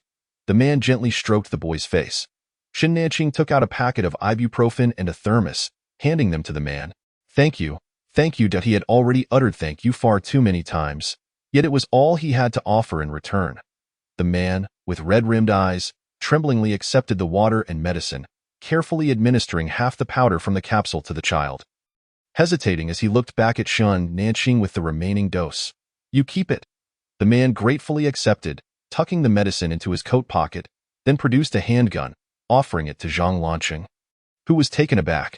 The man quickly clarified, it's an empty gun. No bullets. The others in the vehicle relaxed upon hearing this. This gun has no bullets. If you need it, you can have it. Zhang Lanqing accepted the gun and passed it to Yufeng, who had more knowledge about firearms. The man hesitated before cautiously suggesting, we have some other guns. Could we trade them for food? In truth, this was a perilous proposition. Should the other party harbor malicious intent? It could lead to dire consequences. Yet they were on the verge of running out of food, and this group appeared to be in good spirits, well enough to drive, indicating they likely had spare provisions. Most importantly, they had saved them, suggesting they were of good character. He was willing to take a gamble. Otherwise, Missing this opportunity could result in a long wait for the next group of survivors. Shen Nanqing exchanged glances with the others. All right, but the specifics will depend on the situation. Thank you, thank you. The man introduced himself as Zheng Guosen, a former prison guard who had awakened his speed abilities after the snowstorm. The little boy possessed vision abilities, enabling him to see clearly at night, which explained why they were out hunting after dark. Can you catch prey? Sometimes we can. There's a ranch where children play in our county town. Built atop an ecological park's hill, after the freeze, many animals have come down from the mountain. Zheng Guosen spoke with a hint of bitterness. But they've almost all been hunted now. The vehicle soon arrived at the unfinished building Zheng Guosen had mentioned, located at the edge of the town. The group waited downstairs until the man descended with the boy and the gun. They were presented with 3 submachine guns and 200 rounds of ammunition. A satisfactory exchange, though it was clear the man had more firearms. The group decided to take the risk and accompany them upstairs in search of additional weapons. Let us help you carry it up. Okay, thank you. Zheng Guosen, though somewhat wary, was still willing to take the chance. Both parties anxiously carried the mutated dogs and a 50-pound bag of rice up to the 11th floor, where the apartment remained unfinished. Devoid of doors and windows, Zheng Guosen knocked on a makeshift wooden door. Open up. Shen Nanqing and the others all stood on high alert. Zhou Ziyu had already sensed there were no ability users inside, and he quietly nodded to his companions. The door opened to reveal a man in his 30s, Zheng Gu. Upon seeing Zheng Guosen return with so many people, the man immediately became wary. They saved me and Hang. Let them in. At those words, the man relaxed, stepping aside to allow them entry. The interior was similarly unfinished. Wooden boards covered the windows, and 2 makeshift stoves had been set up beneath them. One stove was boiling a thin broth, tended by a young girl who brightened at the sight of the rice. Scattered around the room were various items, but the most abundant were piles of firewood, remnants of furniture chopped into kindling, filling an entire wall. Perhaps it was the sounds emanating from outside that prompted a little girl to emerge from the bedroom.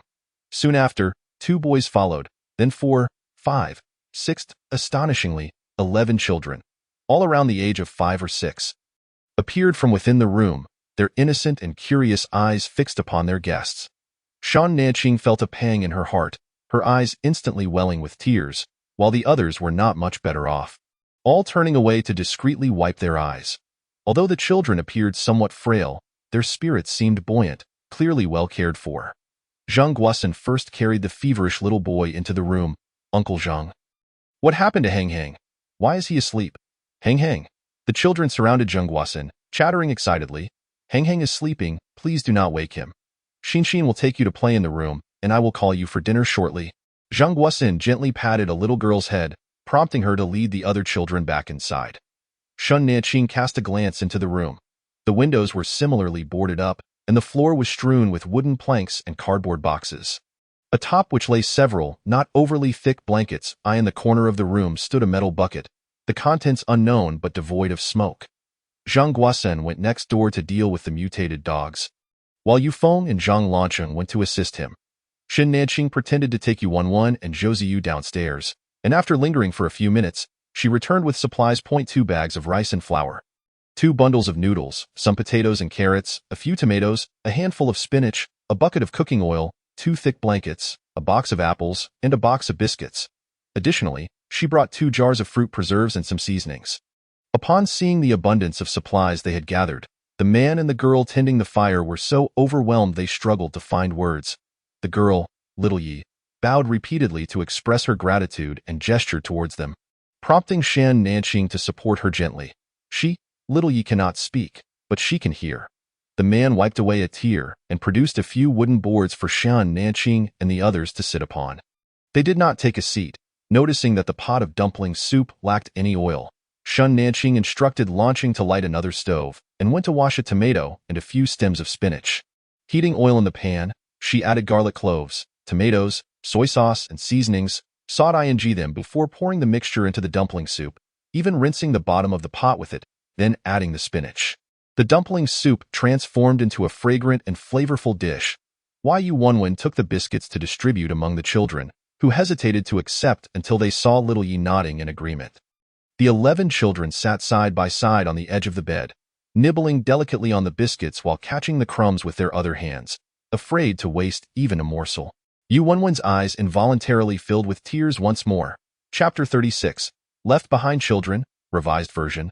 The 3 mutated dogs were dealt with, and Zheng Guosen allowed the children to have a bowl of dumpling soup to tide them over before he began frying thick slices of dog meat, while another pot simmered with meaty bones. Shun Nanqing intended to give each child an apple but was stopped by Little Yi, who took out a small knife and divided each apple into quarters for the children. After finishing their apples, the meat was ready, and each child received several thick slices. The children were overjoyed. Not only did they have biscuits and meat today, but they also enjoyed apples, having not tasted fruit in months. After their meal, the children returned to their room to sleep, with Little Yi joining them. The room, warmed by 2 stoves, kept the group cozy as they formed a circle, each holding a bowl of dumpling soup. Are these children from a kindergarten? The age of the children seemed too uniform. It was unlikely they were from anywhere other than a kindergarten. After finishing the last mouthful of dumpling soup, Zheng Guosen added 2 logs to the stove that was simmering the bones. Yes, they all come from the same kindergarten. Our county has few factories or enterprises, and most young people have left for work, leaving these children as left-behind children. During the torrential rain, the elderly couldn't come to pick them up and they were trapped in the kindergarten. The rain had fallen during summer vacation, yet many kindergartens remained open because there was no one to care for the children at home. Wasn't the heavy rain falling at night? Would anyone still send their children to kindergarten the next day? Yu Wenwen questioned, puzzled. They weren't sent the next day. The children lived at the school. Kindergartens can accommodate overnight stays. This was news to everyone. Some private elementary schools indeed offered boarding, but they had never heard of a kindergarten providing overnight accommodations. Young people went to work and the elderly, unwilling to rest, sought odd jobs. However, most jobs did not allow time for picking up children, hence the existence of evening care kindergartens. No one anticipated that the torrential rain would last so long. Those who could retrieve their children did so at the outset, leaving the rest unable to come back later. After nearly a month of heavy rain, followed by frigid temperatures, many elderly likely did not survive, let alone retrieve their children. Lu Hua and I are guards at the nearby prison. During the rain, we were dispatched for rescue operations, specifically responsible for the kindergarten area. We encountered an unexpected situation while transferring the children and became trapped in an office building, not escaping until after the freeze. Once we left, we could not locate any official organization, so Lu Hua and I had to continue living with the children. Zheng Guosen smiled ruefully, patting the man beside him on the shoulder. Thankfully, Lu Hua was there. Otherwise, he would not have endured until now. Why not find a better place to stay? There must be many empty houses in the county. Why reside here, where there are neither doors nor windows? Speaking of this, Zheng Guosen and Lu Hua first became red-eyed with indignation, before a sense of despair seemed to sap their strength. During the torrential rain, inmates escaped from our prison. They banded together to commit heinous acts, wreaking havoc, and ultimately formed some sort of gang. The people in this county have nearly been exterminated by them. Those fiends would seize women, kill men, and even use children to feed mutated animals. Lu Hua and I have been hiding with Little Yi and the children, and ultimately had no choice but to move here, as those beasts would never think to look for anyone living in a dilapidated building without doors or windows. After saying this, Zheng Guosen gave a self-deprecating laugh. They were prison guards, yet they had been reduced to fleeing like hunted dogs. Shun Nanqing and the others frowned, shocked to learn of such a vicious criminal gang. Do they have many supernatural beings among them? Zheng Guosen shook his head. They only have one supernatural being, a notorious criminal who awakened animal taming abilities, capable of communicating with animals. They have raised a group of mutated creatures to serve as their vanguard. Moreover, they are very exclusionary and do not welcome other supernatural beings to join. Is one supernatural being truly that formidable? Wouldn't other supernatural beings resist? Zhou found it hard to believe. No matter how powerful a supernatural ability might be, it could not stand against numbers. Surely, there couldn't be too few awakened individuals in a county. How could they be so thoroughly suppressed? Their greatest strength lies not in their animal taming abilities, but in their arsenal of firearms. Firearms! The group gasped in shock, and no matter how powerful a supernatural ability, it could not withstand bullets. If one could withstand a bullet, they could simply shoot a few more. Eventually, one would find its mark. Zheng Guosen's revelation was a tremendous shock to Xin Nanqing and the others. After the red snow, they had relied on their supernatural abilities to navigate through challenges. but when faced with a criminal gang armed with a large cache of firearms, would they stand a chance? The group fell into deep contemplation. How many guns do you have left? Zhou Ziyu finally asked, glancing at the others, who all appeared troubled. Ultimately, it was Zheng Guosen who spoke up. We still have a few guns. But not many bullets. If we give you all we have, we would lack the means to protect ourselves. Understanding this, the group decided to move past the topic. That evening, Shen Nanqing and the others did not stay overnight. Zheng Guosen understood that given their capabilities, they could seek a better place to stay, so he did not urge them to remain. Instead of going elsewhere, they ascended to the rooftop, where they retrieved the metal shelter. Zhang Lanqing even took the precaution of sealing the entrance to the rooftop. The last time they were at the building materials market, the wood in the fireplace had not burned out, so the metal shelter remained warm. That night, Yu Feng was unusually silent. Although he was generally a man of few words, it was evident that he bore a heavy heart. Dad. Yu Wenwen sensed her father's concern for the children. Dad is fine. Don't worry. Why Yu Feng had surpassed the age of bravado. He would never risk his own children and companions for the sake of others. As the night wore on, the group lay in bed, unable to sleep. Shen Nanqing listened to the sounds of restless tossing and turning until she abruptly sat up. Let us vote. If they are willing to give us the remaining guns, we can first send them to the Wushi base. Please raise your hand if you agree.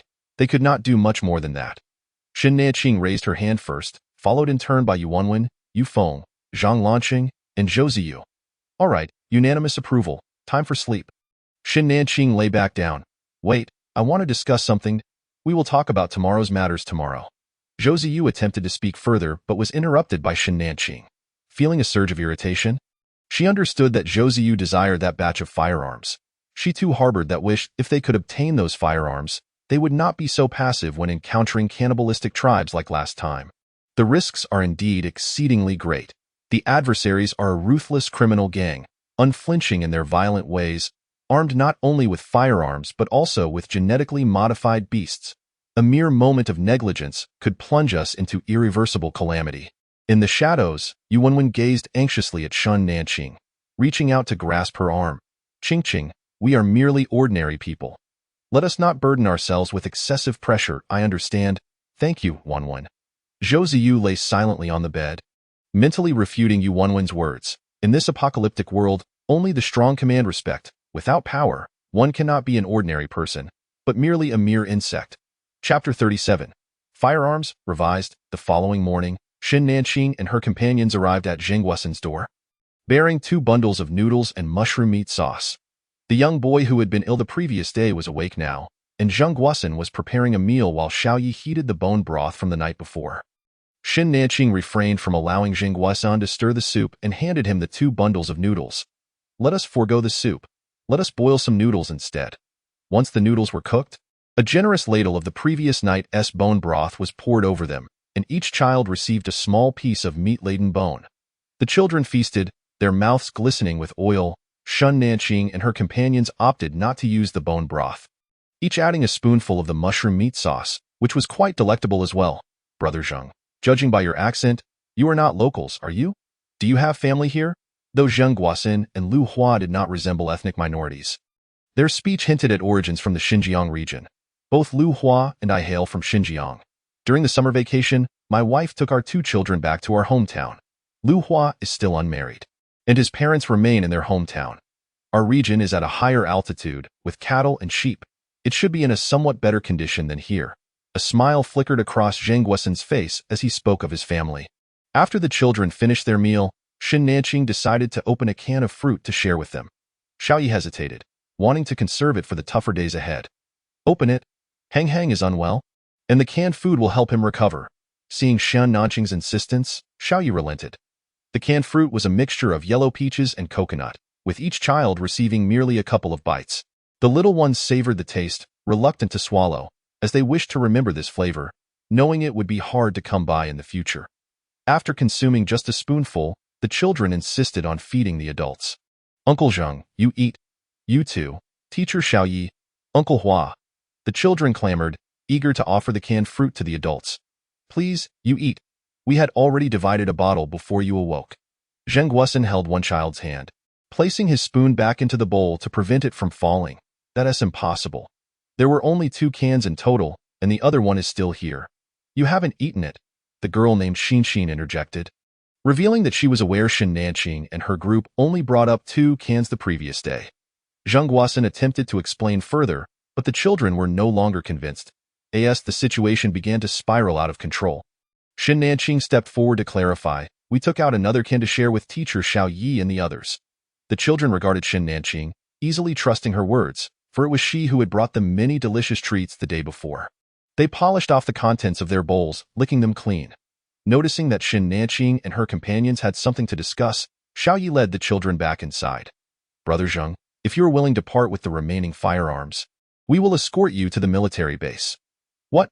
Zhang Guosen and Lu Hua turned sharply to Yu Feng, hardly believing their ears. Why, Yu Feng did not mince words, laying out the situation plainly. "We have gasoline. We merely need to find a suitable vehicle. I can also repair it." "But how?" Zhang Guosen's lips trembled uncontrollably. He wished to express his reluctance, feeling they had already received so much help. Yet, when he thought of the children, he found himself at a loss for words. The children were truly pitiable. Lu Hua began to weep openly, sobbing like a child despite being in his 30s. Why, Yu Feng patted Zhang Guosen's shoulder, offering silent comfort, aware of the burdens they had borne during this trying time. Zhang Guosen rose and retrieved their firearms from another room.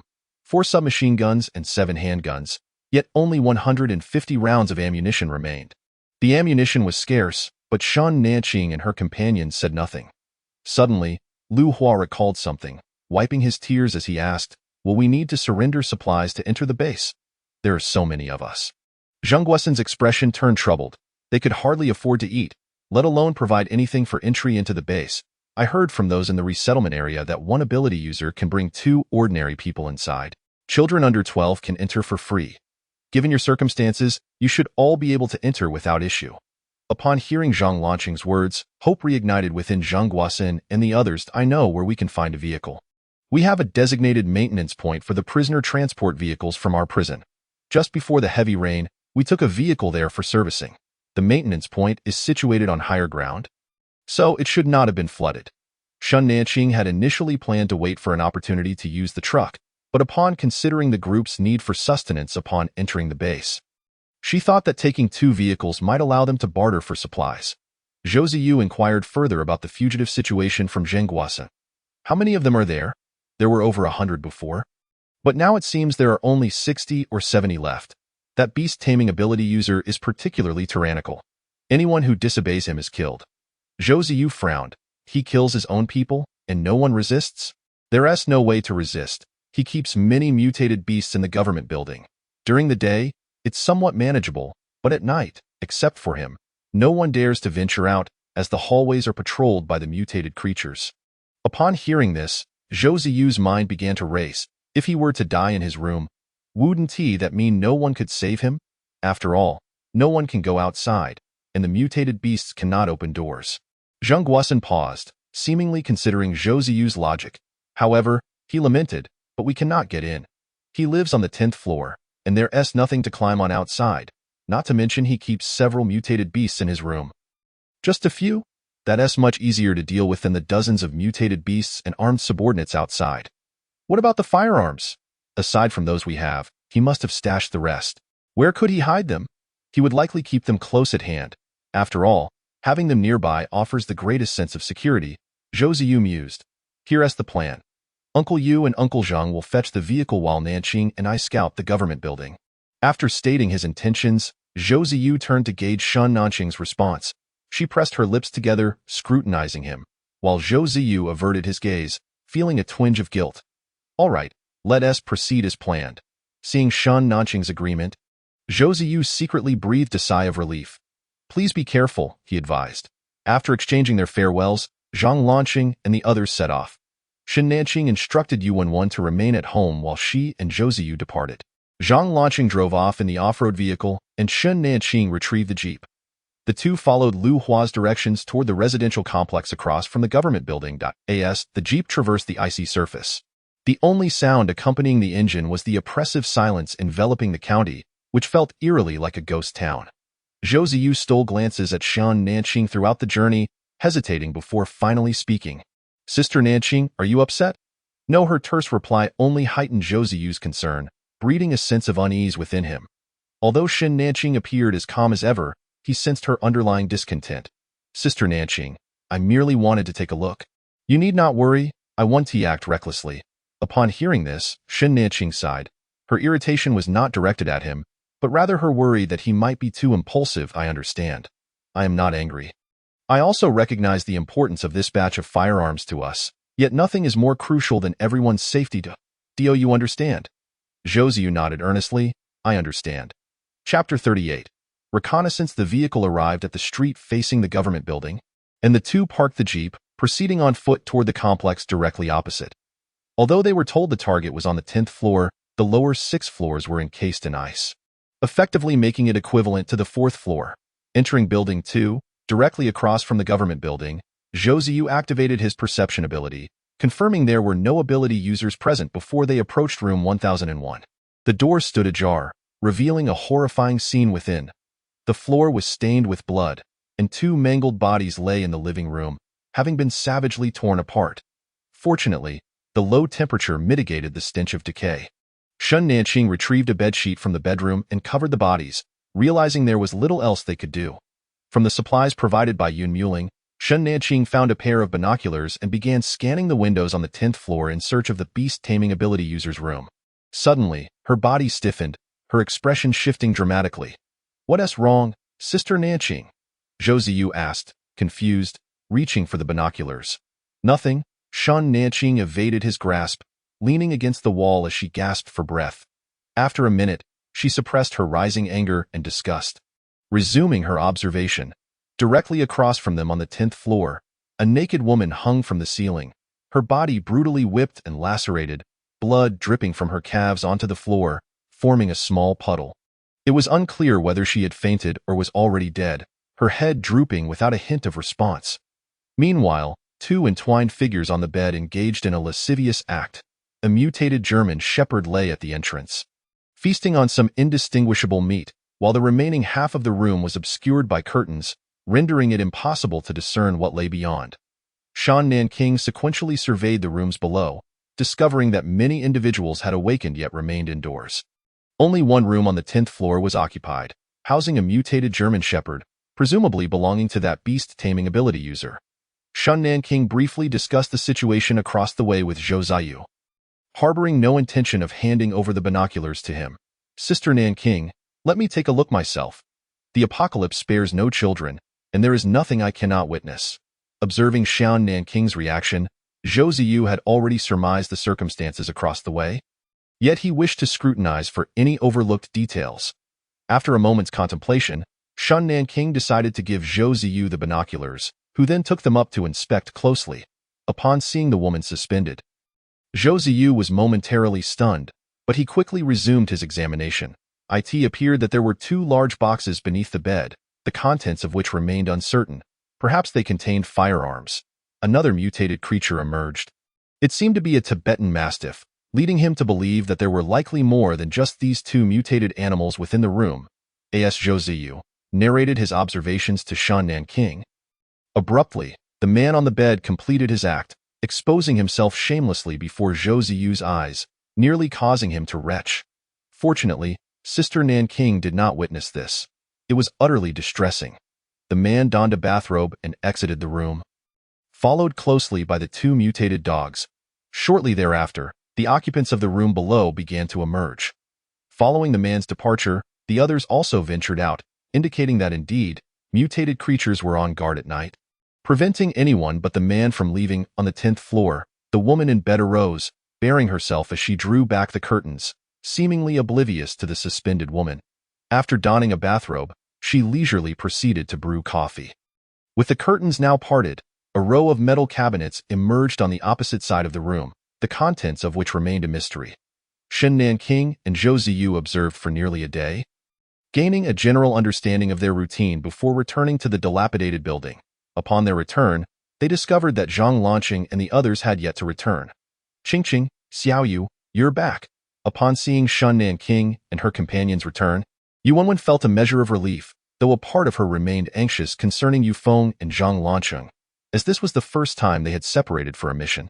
Noticing Yuanwen's anxious pacing, Shun Nanking approached to divert the topic. Ching, let us prepare a meal. The children deserve something nourishing, or they might not withstand the journey. Alright, Yu Wenwen acknowledged her own anxiety had been unwarranted. Reassured by Zhang Lanqing's metallic abilities and the presence of firearms, the two pretended to descend to gather supplies. That evening, they planned to make millet and red date yam porridge, alongside a couple of dishes, and fry some bread. Xiaoyi did not impede them this time, as she was already aware of their intention to head towards the Wusher base. Concerned about the children's frail condition, she too worried about their ability to endure the journey if they did not eat well or sleep soundly. With 12 children and 8 adults, Shun Nanking prepared a large pot of porridge, fearing it might not suffice. If they ate less, they could still have their fill upon returning to the metal house. They made over a dozen flatbreads, depleting a third of a 20-kilogram bag of flour, which caused Xiaoyi considerable distress. Yu Wenwen comforted her. Xiaoyi, do not worry. When we reach the base, we will give you another bag of flour. Xiaoyi waved her hands vigorously, using gestures to convey that the benefactors could eat as much as they pleased. She merely wished for her own people to conserve. Although Yu Wenwen could not fully decipher Xiaoye's signs, she could infer her meaning. You all must eat well. The children are treasures, but are not we all treasures to our parents? Hearing this, Xiaoye's nose tingled, and tears streamed down her cheeks. This startled Yu Wenwen, who hurriedly approached to wipe her tears. What is the matter? Did I say something wrong? Please, do not cry. Xiaoyi appeared to be deeply touched, sobbing uncontrollably. At that moment, Yu Feng and the others returned, allowing Yu Wenwen to finally ease her half-worried heart, though upon seeing Xiaoyi again, her concern resurfaced. Xiaoyi had grown up in an orphanage. Her tears were not of sorrow but of gratitude. Lu Hua, understanding the context, smiled and explained. Xiaoyi nodded vigorously. No one had ever told her that she was also a treasure to her parents, that she too was significant. Yu Wenwen gazed at Xiaoyi with compassion and then turned to Shun Nanking and Zhang Lanqing beside her, realizing how fortunate she truly was in comparison to them. Yet, reflecting on their trio, she was disheartened to find they could not muster a complete set of parents. Fortunately, they still had one another for companionship. The potatoes and meat in the pot were nearing doneness, and Shun Nanking retrieved the last 6 eggs to prepare a dish of scrambled eggs with tomatoes. The latter proved more favored among the children than the potato and meat stew, as they devoured it heartily, even mopping up the soup with their flatbreads. Contrary to her initial fears of insufficient porridge, they ended up with leftovers of both porridge and flatbreads, implying everyone remained reluctant to overindulge. Those remnants would suffice for the children's breakfast the following morning. That evening, they exchanged information regarding the day's events. Yu Feng and his companions had been delayed by vehicle repairs, but had successfully returned with both vehicles. Shin Nanking recounted the situation at the government building. What are your thoughts? Should we attempt to seize this batch of arms? Zhang Guosin and the others were taken aback at the prospect of actually raiding for arms. Having learned of Zhang Lanqing's metallic abilities during the day, they recognized their capabilities, yet the notion of armed robbery still made them apprehensive. I believe it is worth the attempt. We merely need to silently eliminate the beast-taming user and locate the firearms on the 10th floor.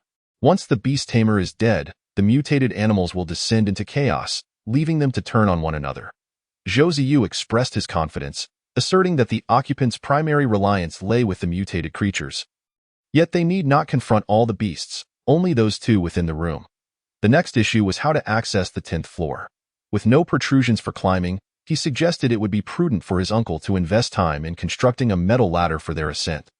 Ultimately, the plan received unanimous approval, and preparations commenced for their nighttime raid on the arms depot in 2 days. Once the arms were secured, they would depart immediately, while Zheng Guosin and his group would wait outside the county. Chapter 39. Assassination. In the ensuing 2 days, everyone busied themselves with preparations for departure.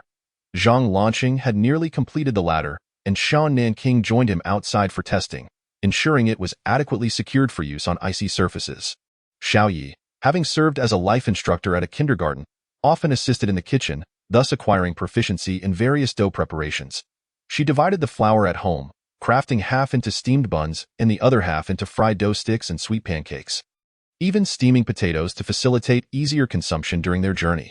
With Zheng Guosin and his group present, Shin Nanking and her companions refrained from retrieving food from their space, instead enlisting Xiaoyi to assist in preparing some dried provisions. Fortunately, the distance to the Wusher base was not excessive. Barring unforeseen circumstances, They would arrive in 2 days' time. On the day of departure, the group moved all belongings from the dilapidated building to the vehicles, even emptying out firewood. Thankfully, they had 2 vehicles, one barely accommodating the children and the other designated for supplies. Zhang Guosen offered to stay behind to assist but was declined. They agreed on a rendezvous point, and the 2 transport vehicles set off towards the outskirts of the city. Once Zhang Guosen had moved out of sight, Shen Nanking stowed away the metal ladder, and the group drove to the government building adjacent to the street. Yu11 and Yu Feng waited inside the vehicle while Shen Nanking, Zhou Ziyu, and Zhang Lanqing stealthily approached the government building. It was now 10 o'clock at night, and as the lights below began to extinguish one by one, Shen Nanking procured the metal ladder, positioning it against the wall of the government building, perfectly situated between 2 windows. The group quietly ascended the ladder. Before reaching the 10th floor, they heard the sound of a whip striking flesh emanating from within, causing each to exchange grave looks. Zhou Ziyu, situated at the top, cautiously peered through the window to assess the situation inside. A woman hung suspended, stark naked, though not the same one they had seen previously. This time, it was a short-haired woman. The diminutive man was both striking and verbally assaulting her. Filthy whore, still disdainful of my height. What of my stature? I can still have my way. The woman seated on the bed was the same as before, nonchalantly applying body lotion, seemingly oblivious to the horrific events unfolding before her. Zhou Ziyu furrowed his brow, suppressing his disgust, deducing that the short man was likely a psychopath who harbored resentment towards taller women. After seemingly satisfying his anger, the man discarded the whip and lunged at the woman on the bed, soon filling the room with unmentionable cries. Meanwhile, the suspended woman had remained silent since their arrival. Observing the pool of blood on the floor, Zhou Ziyu surmised she had likely perished. After waiting 2 more minutes, amidst the cacophony of the couple's cries, Zhou Ziyu seized the opportunity to shatter a window, unleashing a wave of pressure into the room. An instant silence enveloped the space, though the hallway erupted with the sounds of barking dogs and various beasts roaring. Shen Nanking and the others dared not act hastily, remaining still until the hallway fell silent, at which point they swiftly entered the room. Inside, the couple lay in a most disgraceful position upon the bed. Shen Nanking approached, intending to retrieve the 2 individuals into her space. But the man had vanished, while the woman remained on the bed, evidently deceased, thus unable to be stored in the black space. The 2 mutated dogs lay sprawled on the floor. The German Shepherd was lifeless, while the Tibetan Mastiff still clung to life. Shen Nanking captured the Mastiff within her black space. Given that these mutated dogs had consumed human flesh, they were deemed inedible and left unattended. Shen Nanking procured a chair to lower the suspended woman, initially planning to wrap her in a bedsheet from the bed, but the bedding was too repulsive, likely something even the wronged woman would refuse to use. Ultimately, Shen Nanking retrieved a hotel sheet from her space to cover the woman. Meanwhile, Zhou Ziyu had begun to tug at the 2 boxes beneath the bed. They are so heavy. Zhou Ziyu opened the box, only to find it brimming with gold, both bars and jewelry. Another box contained cash. Zhou Ziyu felt a twinge of disappointment, while Shen Nanqing appeared quite satisfied, considering it an unexpected windfall. Shen Nanqing swiftly pocketed a handful of jewelry and slipped a dozen gold bars into the pockets at Zhou Ziyu's sides. Storing the remainder in her spatial compartment, Zhang Lanqing had already pried open the metal cabinet, revealing an impressive cache of firearms. Nearly 100, predominantly 64-type pistols, along with over 10 5-type submachine guns, and several crates of ammunition. The faces of the 3 were alight with barely concealed excitement. Shen Nanqing stepped forward to clear the contents of the cabinet, and the trio hastily retraced their steps. Upon reaching the 8th floor, faint sobs from a curtained room caught their attention. The 3 paused for a moment before quickly descending to the ground floor. Shen Nanqing retrieved the metal ladder and positioned it beneath the room from which the cries emanated, intuitively signaling to the others. Zhang Lanqing quietly approached the main door and sealed it shut, allowing the group to retreat a safe distance before he hurled a metal spike, shattering the window through which the cries had escaped. They wasted no time in making their exit, aware of the potential chaos that the uncontrolled mutated animals would unleash by dawn. Just as they departed, a woman cautiously poked her head out of the window, her eyes widening in shock upon seeing the ladder outside, and she quickly covered her mouth. After confirming that the coast was clear, she hurried to summon the other women inside. Shortly thereafter, the women, burdened with makeshift bundles fashioned from bed linens, stealthily formed a line to descend the ladder. Meanwhile, Shun Nanqing and the others had boarded an all-terrain vehicle, which glided across the icy terrain. Upon reaching the outskirts of the city, they spotted two escort vehicles parked at the side. Yu Feng honked the horn, prompting the two vehicles to follow closely behind as they made their way to the Wusher base. After a relentless 4-hour drive, the convoy finally came to a halt. The group decided to catch some rest before setting off again the following day. Yu Feng took the time to remind Zheng Guosen and the others that they had sufficient fuel, urging them not to use the air conditioning, lest the frigid weather prove unbearable for the children.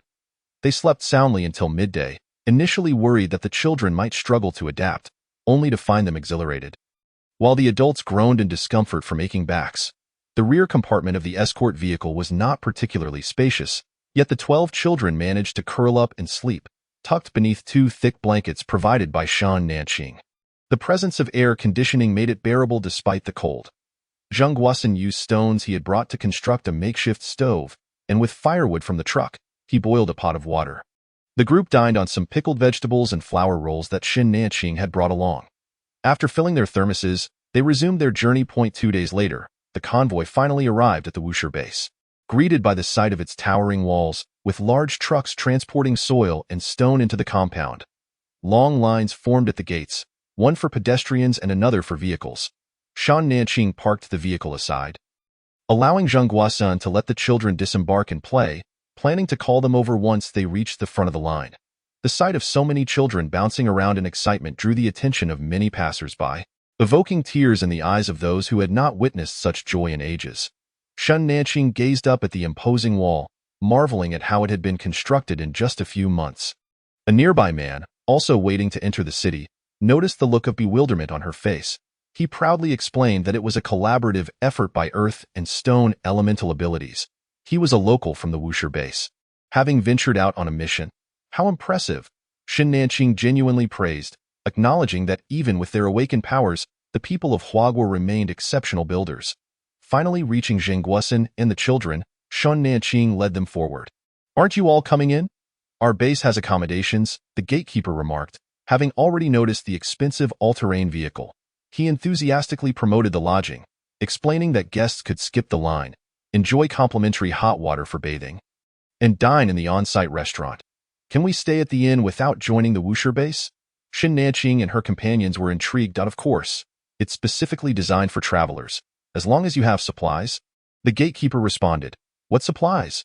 Shun Nanqing inquired. "Food, clothing, essentials, and precious metals. All valuable items can be exchanged for points.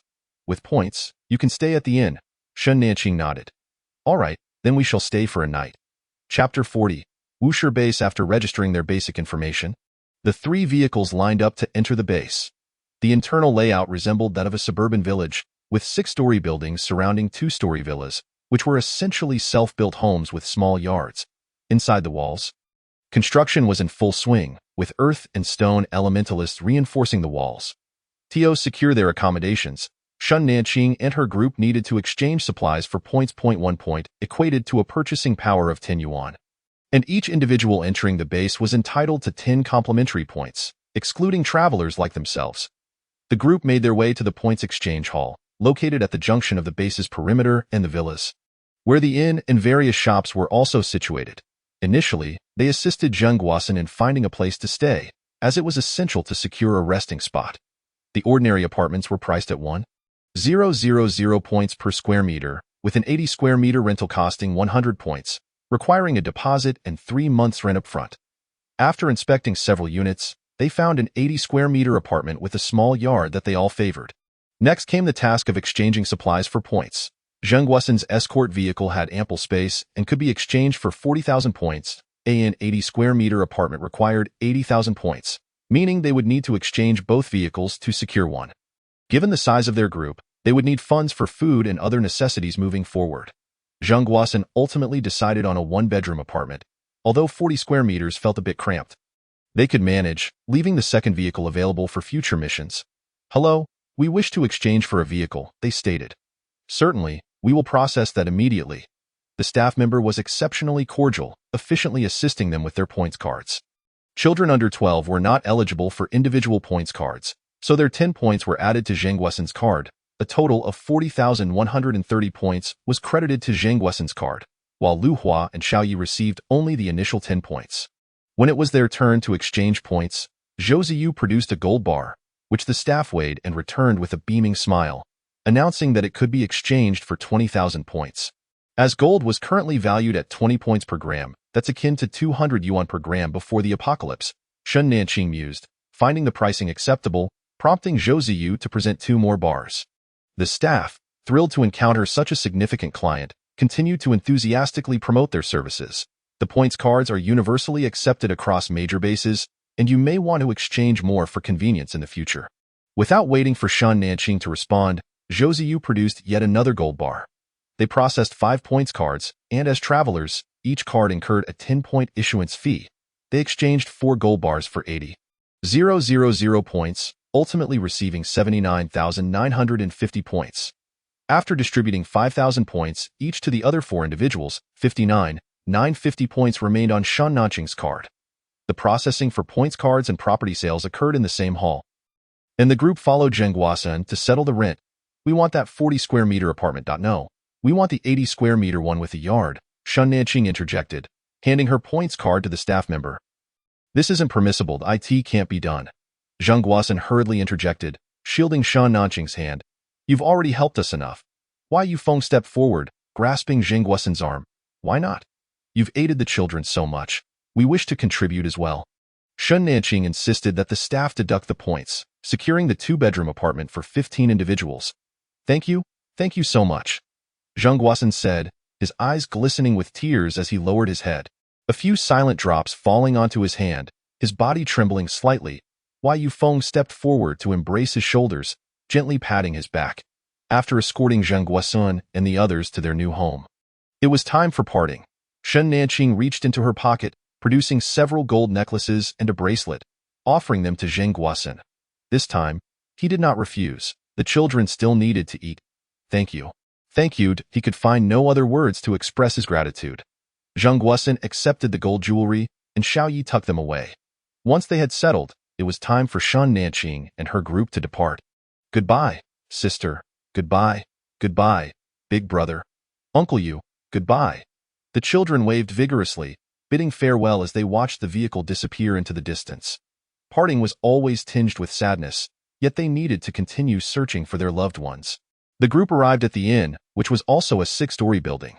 The first floor housed the lobby and dining area, while the upper floors contained guest rooms. Standard twin rooms were priced at 50 points per night, accommodating 2 to 3 guests and providing half an hour of hot water. The top floor featured a suite with 3 bedrooms, available for 200 points per night, complete with a bathroom that boasted a bathtub and unlimited bathing time. The front desk was staffed by a young woman who eagerly described the amenities to them. She would earn a 2-point commission for every suite booked, and these guests, brimming with vitality, were clearly not lacking in points. Let us book the suite for a night, they decided. The staff efficiently facilitated their check-in, with a points balance of -19750. The group ascended to a suite on the 6th floor, which felt akin to a standard room, albeit with the addition of a living area, allowing them to order meals directly within the room. Moreover, the hot water supply was ample, perfect for a relaxing soak. After a long day of activities, evening had fallen, and rather than ordering room service, they opted to dine at the restaurant to get a sense of the base's pricing. The restaurant bore resemblance to that of the Yunding Group, offering both self-service and la carte options. The self-service area was quite basic, featuring dishes, rice, steamed buns, soup, and congee da. To satiate an adult's hunger, one would need at least 10 points, considering that renting a 2-bedroom apartment costs merely 100 points a month. Indeed, food proved to be the most expensive commodity. Shen Nanqing and her companions were not short on points and saw no reason to compromise, heading directly to the small dining area. To their surprise, the menu featured a wide array of northern dishes. They ordered spicy blood stew, sweet and sour pork tenderloin, clay pot hairtail fish, and Beijing-style shredded pork, along with an egg custard and a large bowl of rice for each person. The hairtail fish was the priciest at 29 points, while the spicy blood stew was 25, sweet and sour pork tenderloin 15, Beijing-style shredded pork 15, egg custard 10, and rice 2 points per bowl. They had brought their own drinks, as the restaurant charged 5 points for a small bottle of Sprite. The dishes were flavorful, though the portions were modest, while the bowls of rice were generously sized. Ultimately, they finished all 4 dishes, and when Zhang Lanqing stood to settle the bill, he was informed it had already been taken care of. Already settled? Who paid? Zhang Lanqing furrowed his brow, as they had no acquaintances at the Wushi base. Mr. Qin from the base was aware that they hailed from Shushi and wished to inquire about certain matters pertaining to Shushi. Who was Mr. Qin? The staff refrained from further elaboration, merely smiling and stating, Mr. Qin is awaiting you in the VIP room. Should you finish your meal, I shall escort you there. The group exchanged glances, ultimately deciding to see who this mysterious figure might be. Chapter 41. Wushi Base 2, following the staff. They entered the VIP room, where they encountered a man clad in combat attire seated at the head of the table. He was tall and robust, with striking features, a scar running from the outer corner of his right eye to his nostril, and a devil-may-care smile that exuded an air of bravado. Please, take a seat, he invited. Seating is unnecessary. Feel free to ask your questions, though I cannot guarantee we will have the answers, Shen Nanqing replied, her demeanor cautious that I wish to inquire about an individual. Are you familiar with Yun Muzin from Yunding Group? Yun Muzin? The name sounded like that of someone of similar standing to Yun Mulin, perhaps a young master or second young master? The group glanced at Yuanwan, who was most knowledgeable about the Yunding Group. He's the second young master. Why, Yuanwan explained, somewhat disdainfully, before turning back to the scarred man. What do you wish to know about him? We have only met him once and do not know much. I am his partner, and I simply wish to know how he is faring. You are his boyfriend? The group looked at the scarred man in astonishment, instinctively associating the term boyfriend with him. Which boyfriend are you? One among them inquired. He has many boyfriends and girlfriends. You'd have to queue from Shushi to Wushi Base just to find out. He's doing well, quite well indeed. You need not worry about him, Yuanwen tactfully reminded. The man seemed oblivious to the subtext of Yuanwen's words and continued. I know that Yunding Group intends to leave Shushi. Will they be coming to Wushi Base? We truly cannot say.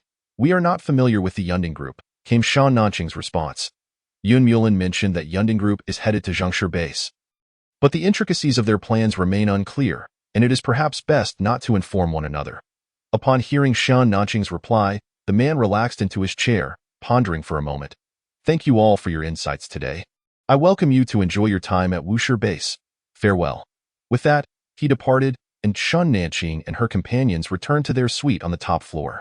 The revelation that the second young master had a boyfriend was astonishing. Was he not known for his numerous affairs? Yuanwen began to gossip about Yun Muzin. Those of lesser status are termed lovers, while those of higher status are referred to as boyfriends. Clearly, this Mr. Qin belongs to the latter category, and moreover, he is Yun Muzin's partner, not merely a boyfriend. Is there really a distinction? Zhou Ziyu countered casually. A significant one. One is 2 syllables, the other 3. Ha? Yuanwen laughed mockingly, feeling increasingly exasperated with Zhou Ziyu's contrariness. The group returned to their room, relishing a hot bath, something they had not enjoyed in quite some time, feeling as though every pore in their bodies had opened up. Shan Nanqing produced several facial masks for everyone, but regrettably, the other 3 declined, leaving only herself and Yuanwen to indulge. The following morning, they ordered breakfast in their room, though the selection was limited, falling far short of what Yunding Group had to offer.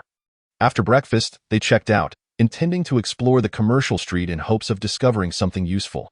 Though termed a commercial street, it consisted of only a few scattered shops and street vendors.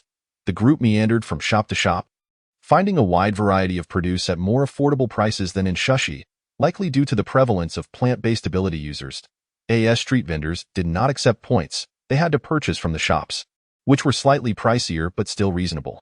Ultimately, Shen Nanqing purchased tomatoes, cucumbers, green beans, leeks, and even ginger, garlic, and scallions. Except for ginger, which cost 10 points per gene, the remaining vegetables were priced at 3 to 4 points per gene. With their departure approaching, they were unafraid of revealing their wealth and bought around 10 gene of each vegetable, spending a total of 460 points. They ventured into a butcher's shop, where they were surprised to find mutated animal meat for sale. The shop's herbivorous offerings were the most expensive yet also deemed the safest, given the current food shortages. Who could say which carnivorous animals had dined on human flesh? While they had no shortage of pork, Shen Nanqing opted for mutton. Regular mutton was priced at 10 points per gene, while mutated mutton was an exorbitant 60 points per gene. This truly was a sky-high price for mutton, considering that grassroots workers at the base earned only 4 to 10 points daily. However, mutated animals were a rarity, so Shan Nanqing decided to purchase an entire sheep, weighing approximately 80 jin, and had the butcher prepare it for freezing, planning to return later for mutton slices. Points balance, minus 4,800. Although Shan Nanqing and her companions were not lacking in points, they could not help but feel the sting of the high costs. This meat was certainly not for the average person. The group also inquired about grain prices, discovering that rice and flour cost 2 points per jin, while hanging noodles were priced at 5 points for 2 jin. Shan Nanqing did not require these items, so she refrained from purchasing. The remaining shops sold miscellaneous goods, offering a wide array of items. The group spotted 2 tang knives, with the shopkeeper asking for 2,000 points each. Shan Nanqing, unimpressed, turned to leave. Don't go. At least name a price. Yuanwen suggested after a moment's thought. 500. Who prices like that? 500 for one is simply out of the question. I meant 500 for both. Why, Yuanwen said, slightly sheepish. I truly cannot do business at that price. You would ruin me. The shopkeeper appeared resolute. 800 for both, and I will throw in this dagger for you. Shan Nanqing pointed to a dagger beside the tang knives. Intending to use it herself for stealthy attacks, the shopkeeper attempted to negotiate further, but Shan Nanqing grew impatient. Let us go. She genuinely found the haggling bothersome and turned to leave. Fine, fine, you win. You certainly know how to bargain. Upon hearing the shopkeeper's agreement, Yuanwen promptly returned to pay. She had taken a liking to the tang knife for self-defense, as her water abilities lacked combat effectiveness. Yuanwen also requested 2 sheaths from the shopkeeper, strapping one of the tang knives to her back. Regardless of how effective it was, she had to maintain appearances. Does anyone want this one? She asked, holding up the dagger. Shan Nanqing took it, along with another tang knife. I don't want it. I prefer using Agu and Yu Feng. The best marksman among them was indeed better suited for a firearm. I don't want it either. I use metal nails. Zhang Lanqing's metal nails possess the power akin to a crossbow, suitable for both close and long-range combat, making a tang knife unnecessary. Give it to me, Zhou Ziyu said, taking the tang knife from Yuanwen and strapping it to his back. Yuanwen ran alongside him. Xiaoyu, don't we resemble senior and junior disciples?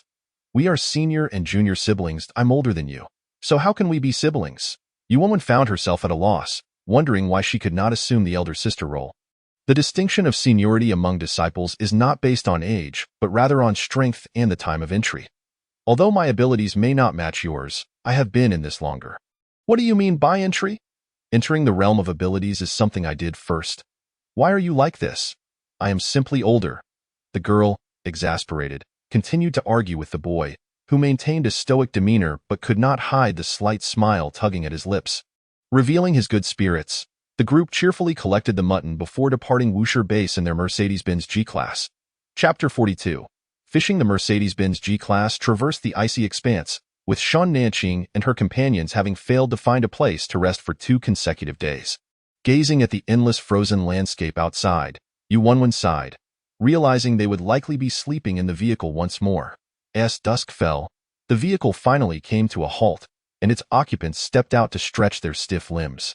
Though no buildings were visible in the vicinity, Zhou Ziyu first unleashed his perceptive abilities to ascertain whether any mutated creatures lurked nearby. If none were found, the group could address their physiological needs separately. There are mutated animals. Just as they were about to take a step forward, Zhou Ziyu called them to a halt.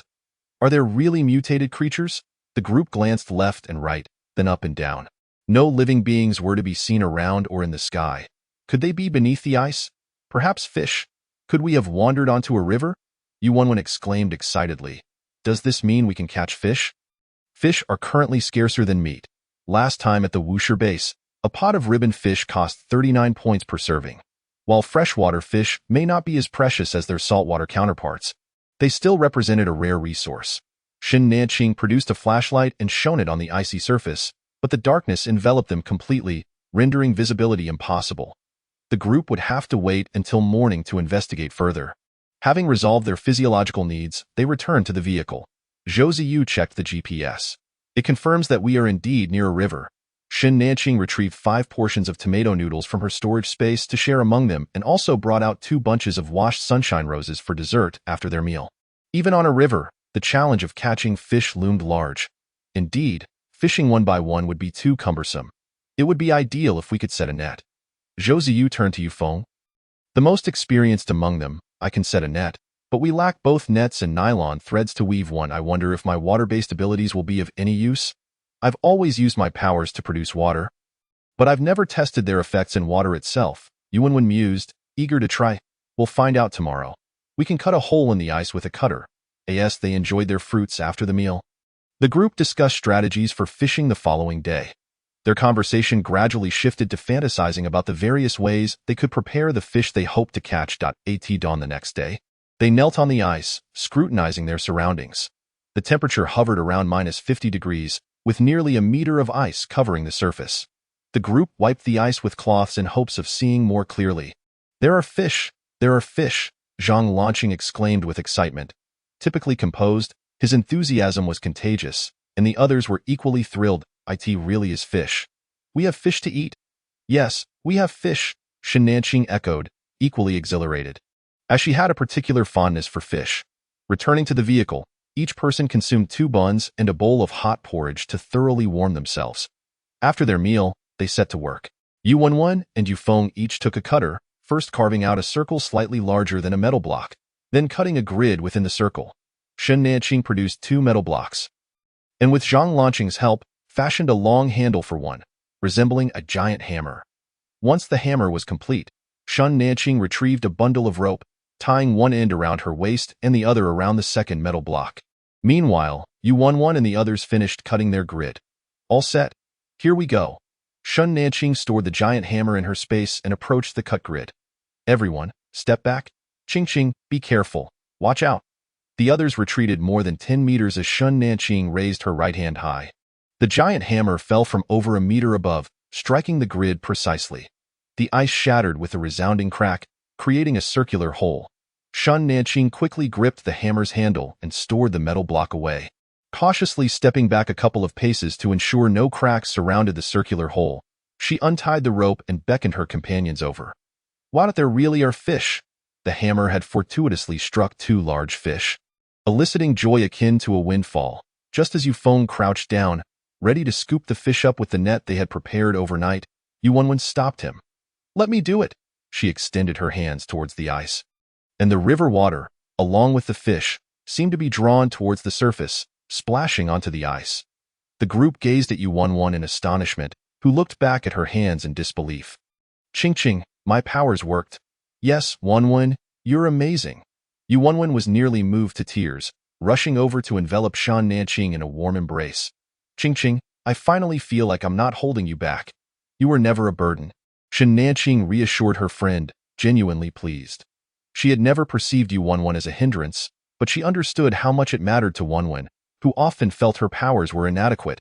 Now, however, she could finally set her mind at ease. The following day, Shen Nanqing and the others dedicated themselves to fishing. Yufeng sprinkled the bait he had prepared into the water to attract the fish, and once they were drawn close, Yuanwen would pull the water and fish up together. If the fish were plentiful, Zhou Ziyu would unleash his pressure to stun them, ensuring they wouldn't escape. Once they had thoroughly fished one area, they would move to a different spot, cutting another round hole in the ice to continue their efforts. Over the course of the entire day, they caught more than 100 fish, primarily grass carp, crucian carp, common carp, and white catfish, with a few tongue-sucking carp and bighead carp among them. Seizing this rare opportunity, none were willing to depart. They continued fishing for 3 additional days before finally calling it quits. The fish were dispatched swiftly and stored in their space, to be processed later when they reached solid ground. On the morning of the 4th day, they resumed their journey towards the Zhang City base. Luck was on their side that day, as they encountered mountains, with one peak leading to another. Having spent the previous nights sleeping in the vehicle since leaving the Wushi base, exhaustion weighed heavily upon them. The thrill of fishing had kept them energized, but now, with their feet firmly planted on the ground, they sank into the warmth of the metallic shelter, falling into a deep slumber for a full 12 hours to recover. Morning broke, and once again, Yufeng was the first to rise. After adding 2 logs to the fireplace, he went to replace the hot water bottles and 4 fluid for the children. Half awake, Yuanwen handed her and Shen Nanqing's hot water bottles to her father. And once the water was replaced, she continued to snuggle in bed. They had initially intended to process the fish that day, but apart from Yufeng, who had robust health, the others had caught colds. With Shan Nanqing even developing a fever, it seemed the past few days of fishing had taken a toll on them. Why Yufeng roused them, and the four of them lined up to take cold medicine. He then asked Shan Nanqing to retrieve pears, ginger, and a gas stove from her space, and brewed a pot of pear soup using 2 pears. After taking their medicine and drinking the warm soup, they snuggled back into bed, feeling cozy and content. Wai Yufeng began preparing several carp, stewing a pot of milky fish soup. Regrettably, there was no tofu, or it would have been even more delicious. Thus, the day passed in a leisurely manner. As if their enhanced abilities had aided in their recovery, the four of them felt completely better the next day and set to work processing the fish. They resumed their collaborative efforts, gathering snow, collecting firewood, and tending the fire. Wai Yufeng and Zhang Lanqing were responsible for gutting and scaling the fish, which were cleaned with warm water. They decided to refrain from cooking the fish immediately. Instead, they would store them for later use, planning to have a fish and lamb hot pot that evening. Once the fish were prepared, the others went to gather more firewood, aiming to stockpile enough for future use. Knowing they would still need it for cooking even in the heat of summer, Wai Yufeng busied himself at the campsite, preparing lamb spine. This wasn't the stockpiled meat from the logistics park, but rather mutated lamb purchased from the Wuxia base. While the lamb spine simmered, he sliced numerous fish fillets. The lamb slices had already been cut by the shop owner, and the available vegetables were merely spinach, baby bok choy, and cilantro. Wai Yufeng also soaked some black fungus and shiitake mushrooms, ensuring all ingredients for the hot pot were readied. By the time Shan Nanqing and the others returned with firewood, Yufeng had set the table with an array of dishes. Regrettably, they had no sesame paste this time, so they would have to make do with an oil dip. Wai Yufeng's knife skills were impressive. The thin fish slices cooked quickly upon contact with the broth, and they relished the lamb slices, enjoying the cooked fungi and fresh vegetables. In the post-apocalyptic world, this meal was nothing short of a delight. Shan Nanqing indulged in cilantro, tossing a generous handful into the pot, which she ladled entirely into her bowl, much to Zhang Lanqing's dismay, who wrinkled his brow at her cilantro obsession. Zhou Ziyu, not particularly fond of spicy food, nevertheless kept adding ingredients from the spicy broth, his mouth turning red from the heat. Wai Yuanwen, noticing the sweat on his forehead, poured him a glass of cola, which he gulped down eagerly, true to tradition. They added a few noodles at the end. Even if each person only had one noodle, it was essential, for without it, the hot pot would feel incomplete. As a result, that evening, everyone felt pleasantly stuffed and struggled to sleep. Shan Nanqing retrieved digestive tablets from her space, distributing one to each. Sitting on the bed, they exchanged glances and burst into laughter. In this world of chaos, they could afford such indulgence, overeating yet still seeking digestive aids. Next time, we shouldn't eat so much. It really feels a bit uncomfortable, Yuanwen joked. Zhang Lanqing, being particularly disciplined, seldom found himself in such situations, but even he acknowledged he had overindulged that night. Shan Nanqing and Yufeng also felt a bit too full, but it was a good atmosphere, and despite their discomfort, they were in high spirits. Zhou Ziyu, in the midst of his growth spurt, seemed to have an insatiable appetite, feeling hungry again shortly after eating. Shan Nanqing sensed that in a couple of months, he would surpass her height. Before darkness fell, Yufeng carefully surveyed their surroundings. The mountain was densely wooded, with the lush branches adorned with ice and snow, resembling coral. Though devoid of greenery, it was full of life, a stark contrast to the withered trees they had observed in the logistics park. The forest was expansive and the trees showed no signs of dying. There must be plenty of wildlife. Shall we hunt some game? Tomorrow we shall take a look, but I do not recommend venturing too deep. For the presence of living creatures increases the risk significantly. In just a few days, we will arrive at the base in Zhang City, and Shan Nanqing wishes to avoid unnecessary troubles. Wai Yufeng nodded in agreement. He too was reluctant to enter the deep mountains, as they symbolize the unknown, which is inherently perilous. Father, please set a few more traps. Last time at the logistics park, some traps went unexamined. This time, let us make several more. I am craving spicy rabbit heads. All right, I will prepare the traps tomorrow.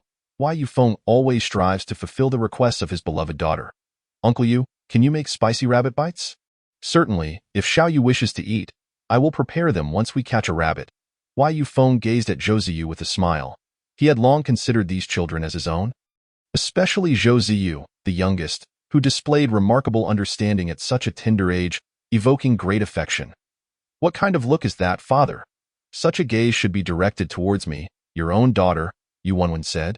Half jokingly, half jealously, Yu Feng's earlier expression could only be described as benevolent, causing Yu Wenwen to feel her position was slightly undermined. Zhou Ziyu, somewhat speechless, remarked, "If you feel slighted, I can share my father with you. If that still seems unfair, I can include my mother as well. Let's not include your father. He has a son to consider. Can you truly make such decisions alone?" Lan Xinjie chimed in, "Though I could. I still need to contemplate it." Why Yu Wenwen pretended to be reserved, teasing Zhou Ziyu, who was on the verge of rolling his eyes. Their playful banter brought laughter to the group. The next day, after breakfast, the group began their trek into the mountains, with Yu Feng scouting suitable locations for traps along the way. After a morning of intermittent walking, they managed to set 7 traps and caught 4 wild chickens, which was a decent haul. However, perhaps due to their peripheral location, they had not encountered any large animals, leaving them somewhat disappointed, as they had hoped to capture a wild boar. "We can only venture for another 2 hours before we must return. Beyond that lies the depths of the mountains." Yu Feng led the way, and after an additional hour of walking, they finally spotted a new target. Is that a deer? Not far off, a mutated spotted deer was staring at them. Albeit appearing rather small, likely yielding little meat if hunted, Zhou Ziyu hesitated. The deer suddenly turned and fled. Yu Feng was the first to give chase. Deer meat was a precious commodity, and its size was of no consequence. The others followed suit, but the dense thicket obscured their vision, and the clever little deer did not run in a straight line. Yu Feng hesitated to shoot, finally managing to pursue it into Zhou Ziyu's attack range. Only for the deer to seemingly vanish into thin air. Yu Feng quickly regained his composure, halting the others from continuing the chase. This mutated deer was highly intelligent. Could it be deliberately leading them away? From nearby, bleating sounds were heard. "Are there sheep?" "No, it's the call of a young spotted deer." Yu Feng instructed the group to wait in place while he cautiously approached the source of the sound. Within minutes, he beckoned them to follow. They carefully navigated through the underbrush to join him. "Be cautious. Do not approach too closely. There is a trap here." Shan Nanqing looked over, realizing this was no ordinary small trap crafted by Yu Feng.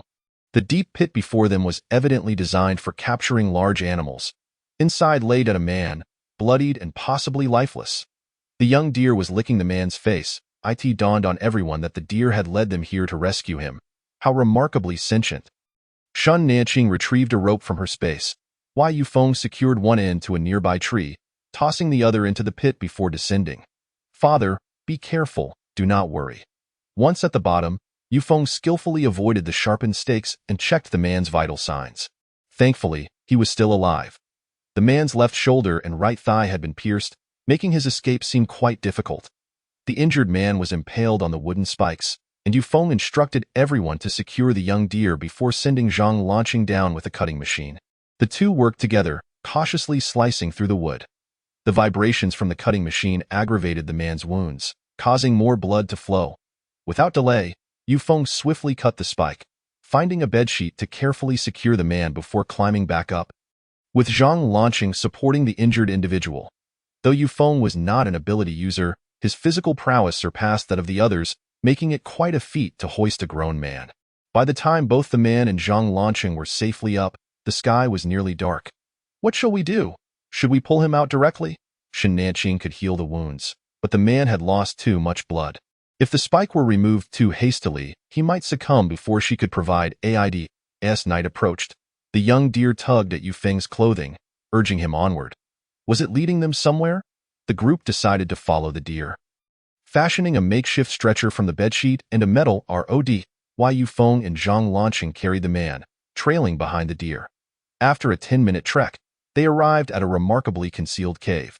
Crouching low, they entered, astonished to find the interior illuminated. Upon reaching the light, they were left in awe. The cave was exquisitely furnished, not only brightly lit but also divided into a bedroom, living room, and kitchen. Aside from the absence of a television, it was equipped with various modern appliances. Suddenly, the man emitted a pained groan, prompting the group to focus on him. Shan Nanqing produced bandages from her space. Preparing to extract the spike while healing the wounds, relying on luck to determine whether he would survive. The young deer fetched a ginseng root from a cabinet, presenting it to Yufeng, who sliced off a piece and placed it in the man's mouth. The three worked in concert. Zhang Lanqing stabilized the man's body. Yufeng slowly extracted the spike from behind, while Shen Nanqing initiated the healing process from the front. Perhaps the pain was overwhelming, for the man grimaced and groaned before losing consciousness. It took considerable effort for them to tend to the shoulder wound. Next, they turned to the thigh, discovering it was not only pierced but the lower leg was also fractured. They decided to address the thigh first. Once that was treated, both Yufeng and Zhang Lanqing were perspiring profusely, while Shen Nanqing remained composed. To her delight, she noted that after treating the two wounds, the white mist had barely diminished. The last time they had extracted gold from the government building, their space had expanded to 500 square meters, reaching a height of 20 meters. Consequently, the white mist had increased significantly as well. Yu Wenwen had already begun preparing a meal.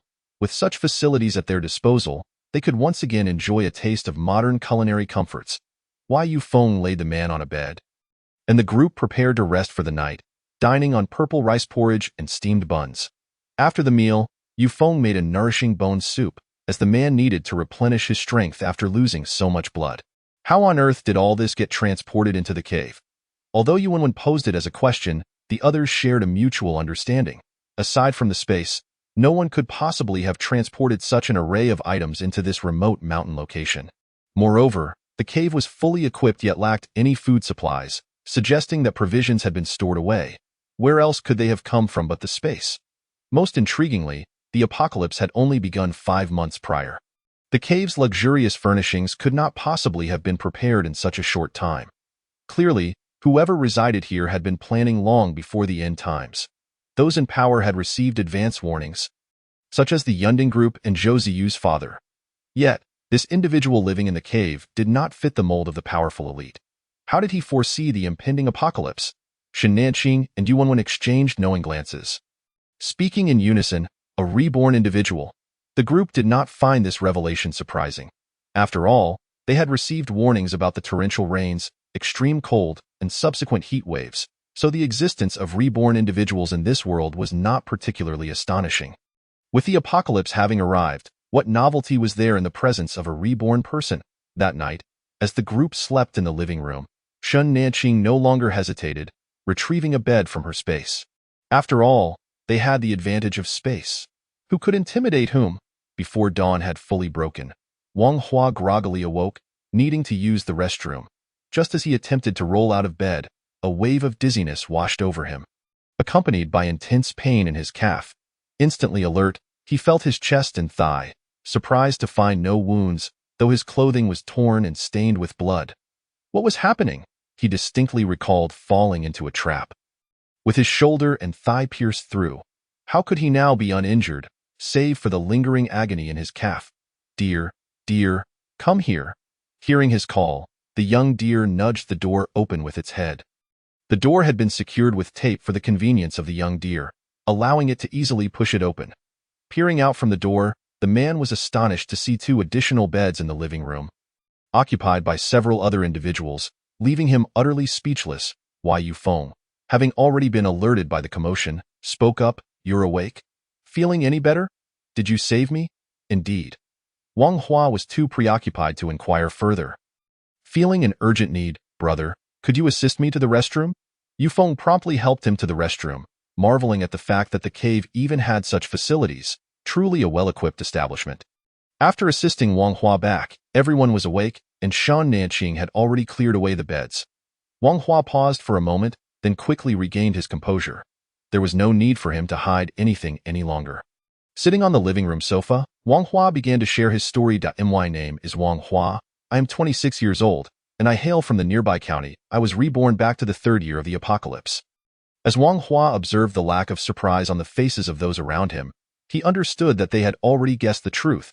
I had been reborn 3 months prior to the apocalypse. After my rebirth, I sold my house and began stockpiling supplies. 2 days before the torrential rains set in, I relocated to this cave. Everything you see here is what I have prepared for the end of the world. The man chuckled self-deprecatingly, initially believing that he could survive the apocalypse thanks to his rebirth and the space he possessed. Yet today he had nearly perished in a trap, living longer in his previous life. The man conjured a platter of fruit, placing it upon the table.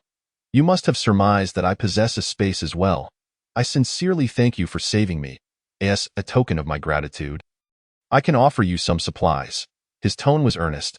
He truly appreciated their intervention, for otherwise he would have met an early demise, rendering his stockpiled resources a mere jest.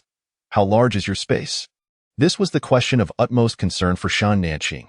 Approximately 1,000 acres. 1,000 acres. Chapter 45. The Reborn 1-2. How extensive is your space? For the first time, Shan Nanqing felt a sense of embarrassment that was difficult to articulate. Not even an acre. This is the size after 3 upgrades. Wang Hua fell into a brief silence before attempting to comfort her. In truth, such a vast area is of little use. It cannot even be filled to 1% capacity. Truly 0.1% amounts to 6,000 square meters, mind you. Unless it's a zero-cost acquisition, it is impossible to fill it by merely spending money. You had your space before the apocalypse, didn't you? Otherwise, you wouldn't have been able to prepare so many supplies. Yes, I was reborn with my space. Shan Nanqing nodded in understanding.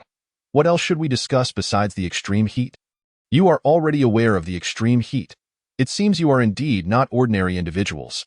The man rubbed his head and smiled foolishly. In approximately a month, around 10 days before the spring festival, the second red snow will fall. The second red snow? This news astonished them even more than the extreme heat. If the first snowfall awakened so many people and animals, what would happen with the second? After the second red snow, plants will begin to mutate, but initially, people will not notice, as vegetation is scarce in the extreme cold, it1TB until March of the following year, when temperatures start to rise. That mutated plants will begin to grow wildly and begin hunting humans and animals. Coupled with an increase in mutated animals after the warm-up, the space for humans will become increasingly constricted. And then the extreme heat will arrive, lasting for a year and a half. Following that will be acid rain, then earthquakes, and beyond that, I am uncertain, as I perished in the earthquake during my previous life. There's even acid rain and earthquakes? The group struggled to digest this information. The sequence of extreme heat followed by acid rain truly offers no respite. Do you remember the date of the acid rain? Shan Nanqing inquired urgently. This was crucial, as failing to hide in time would mean being scorched alive. It was on the Mid-Autumn Festival of 2035, with acid rain falling for a month, intermittently, followed by an earthquake on November 23rd of the same year. Yuan quickly grabbed a notebook to jot down this information, ensuring it wouldn't be forgotten. What do you know about the major bases? I was at the Zheng City base before my death. Crushed by collapsing buildings during the earthquake in my past life. I heard people say that the further north you go, the easier it is to survive, though I am uncertain of the basis for this. The group could no longer describe their shock. The Zheng City base couldn't withstand an earthquake? Where should they go? The capital? Or continue north toward Jisheng? What do you plan to do? Will you remain in the cave? The man chuckled sheepishly. Yes, the most frightening aspect of the apocalypse is still human nature. I have encountered many unpleasant experiences in my past life. I'm not that clever, and in this life, I wish to avoid interactions with others. The group understood. Possessing such a vast space without the means to protect oneself was indeed perilous. What else do you lack? If I have it, I'll share it with you. For a moment, the group was at a loss, as their supplies were already quite ample. If they were to identify a deficiency, it would be in scarce resources. They had the ordinary supplies covered. Yuan glanced at Zhou Ziyu and asked, "Do you have milk and eggs? Our younger brother is in a growth spurt." Yes, the man waved his hand, and dozens of boxes of milk and 2 baskets of eggs appeared on the ground. Yuan was overjoyed. This was undoubtedly a rare resource. The man then produced several ginseng roots. I dug these up with Lulu. Although you possess healing abilities, they can only treat external injuries. These can help replenish your health. Thank you, Yufeng expressed his sincere gratitude, never expecting that this rescue would forge such a significant bond. Is there anything else you require? Our supplies were all gathered post-apocalypse, and I am uncertain whether we have what you need. If we do, we could trade.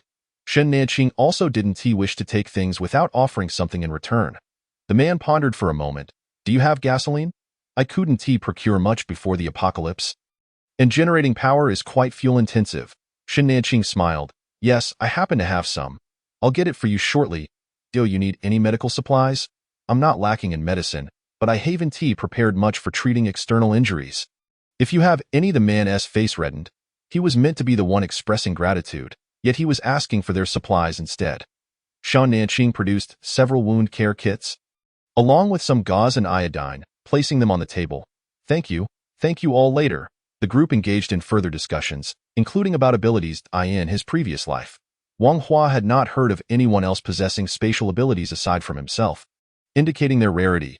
Additionally, mental and healing abilities were exceedingly scarce, followed by wind, lightning, fire, and metallic abilities, all of which were also rare. Water, plant, earth, stone, and ice abilities were next in line, while enhancement types, strength, speed, vision, hearing, were the most common. Are there any particularly renowned figures with exceptional abilities who dominate a region? Yuan considered this important, as it would aid them in aligning themselves and seeking powerful allies to In Beishur. There is a lightning ability user named Qin Shuo, who is the second in command at the Jingqing base, along with a mental ability user named Wang Haifeng, who is Qin Shuo's subordinate. The group exchanged glances. Could the world be so small that they had already encountered a big shot? Indeed, there was a mental ability user under Qin Shuo, yet his abilities were not as impressive as Zhou Ziyu's, so how formidable could he truly be? Have you heard of the mental ability user Zhou Ziyu? Yuan directly voiced her suspicions. No, I've only heard of the fire ability user Zhou Ziding, who is the son of Zhou Qishan, the head of the Zheng City base. Zhou Qishan is also a mental ability user. The group was further perplexed. Could it be that Zhou Ziyu had perished in his previous life? Have you heard that Zhou Qishan had a mistress? Upon hearing Zhou Ziyu's inquiry, the group cast worried glances his way. Yes, who in the base isn't aware? Zhou Qishan's mistress overshadowed the legitimate wife, and in a fit of rage, he nearly fell out with his own son for her. What of that mistress's son? Wang Hua furrowed his brow. The mistress had no son. The group began to piece together their conjectures. In his past life, Zhou Ziyu likely perished while being taken away, yet in this life, he awakened his abilities and survived. After eating a bit and resting for half a day, Wang Hua appeared to be in good condition. Wai Yufeng, noticing this, decided to realign his leg. He had assisted others with similar procedures during his time in the military. With Shan Nanqing present, the adjustment would be straightforward, and he could heal directly. Thus, amidst Wang Hua's anguished cries, the fracture was treated, and he was able to walk again. Thank you. Wang Hua expressed his gratitude. His face pale, not only for healing his wound but also for the fracture. Had it not been for Yufeng, he would have been utterly incapable of doing it himself. Shan Nanqing then instructed the others to fetch the empty fuel barrels and proceeded to retrieve the fuel truck at the cave entrance. Wai Yufeng and the others helped fill the barrels. They filled 44 barrels with 20 liters of gasoline each, using less than a ton of fuel. Wang Hua was astonished when Shan Nanqing produced the fuel truck. Indeed, it had to be a zero-cost acquisition. If he weren't so timid, he would have insisted on joining them for a zero-cost haul. After receiving such a substantial amount of gasoline from Shan Nanqing and the others, Wang Hua felt somewhat embarrassed and selected some supplies that they lacked, sharing a portion with them.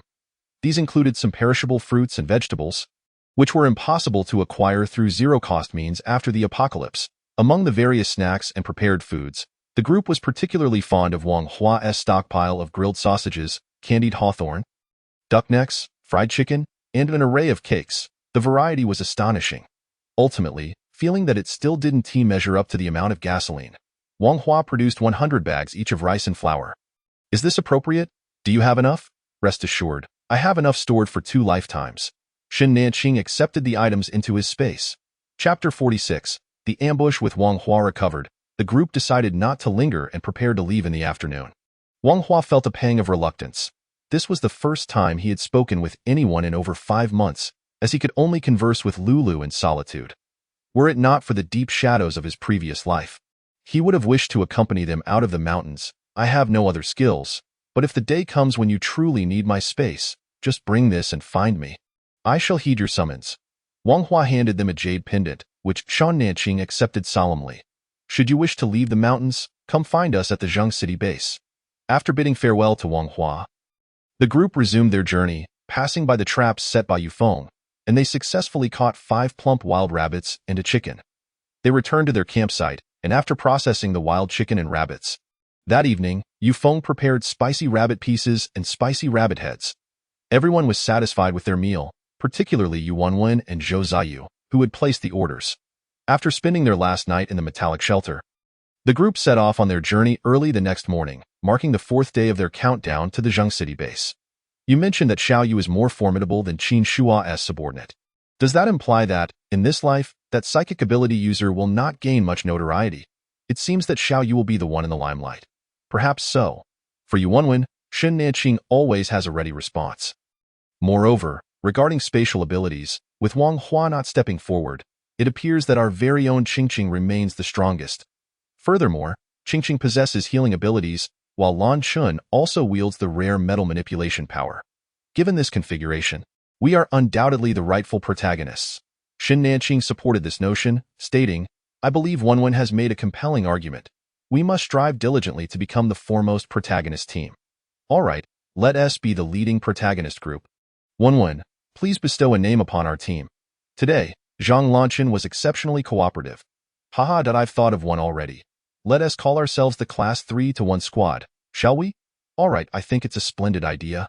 Zhou Ziyu truly wanted to roll his eyes at the 3 adults, who were even more juvenile than he was, branding themselves as the Class 3-1 squad. As cringeworthy as it could get. I think it's inappropriate. It's too childish. What's wrong with it? Your uncle just transferred from Class 3 to our class, and the 3 of us are classmates from Class 3-1. What about me? I'm not included. You are family. Both you and my father are family. I don't want to. We absolutely cannot call ourselves that. You don't have a choice. The minority must yield to the majority.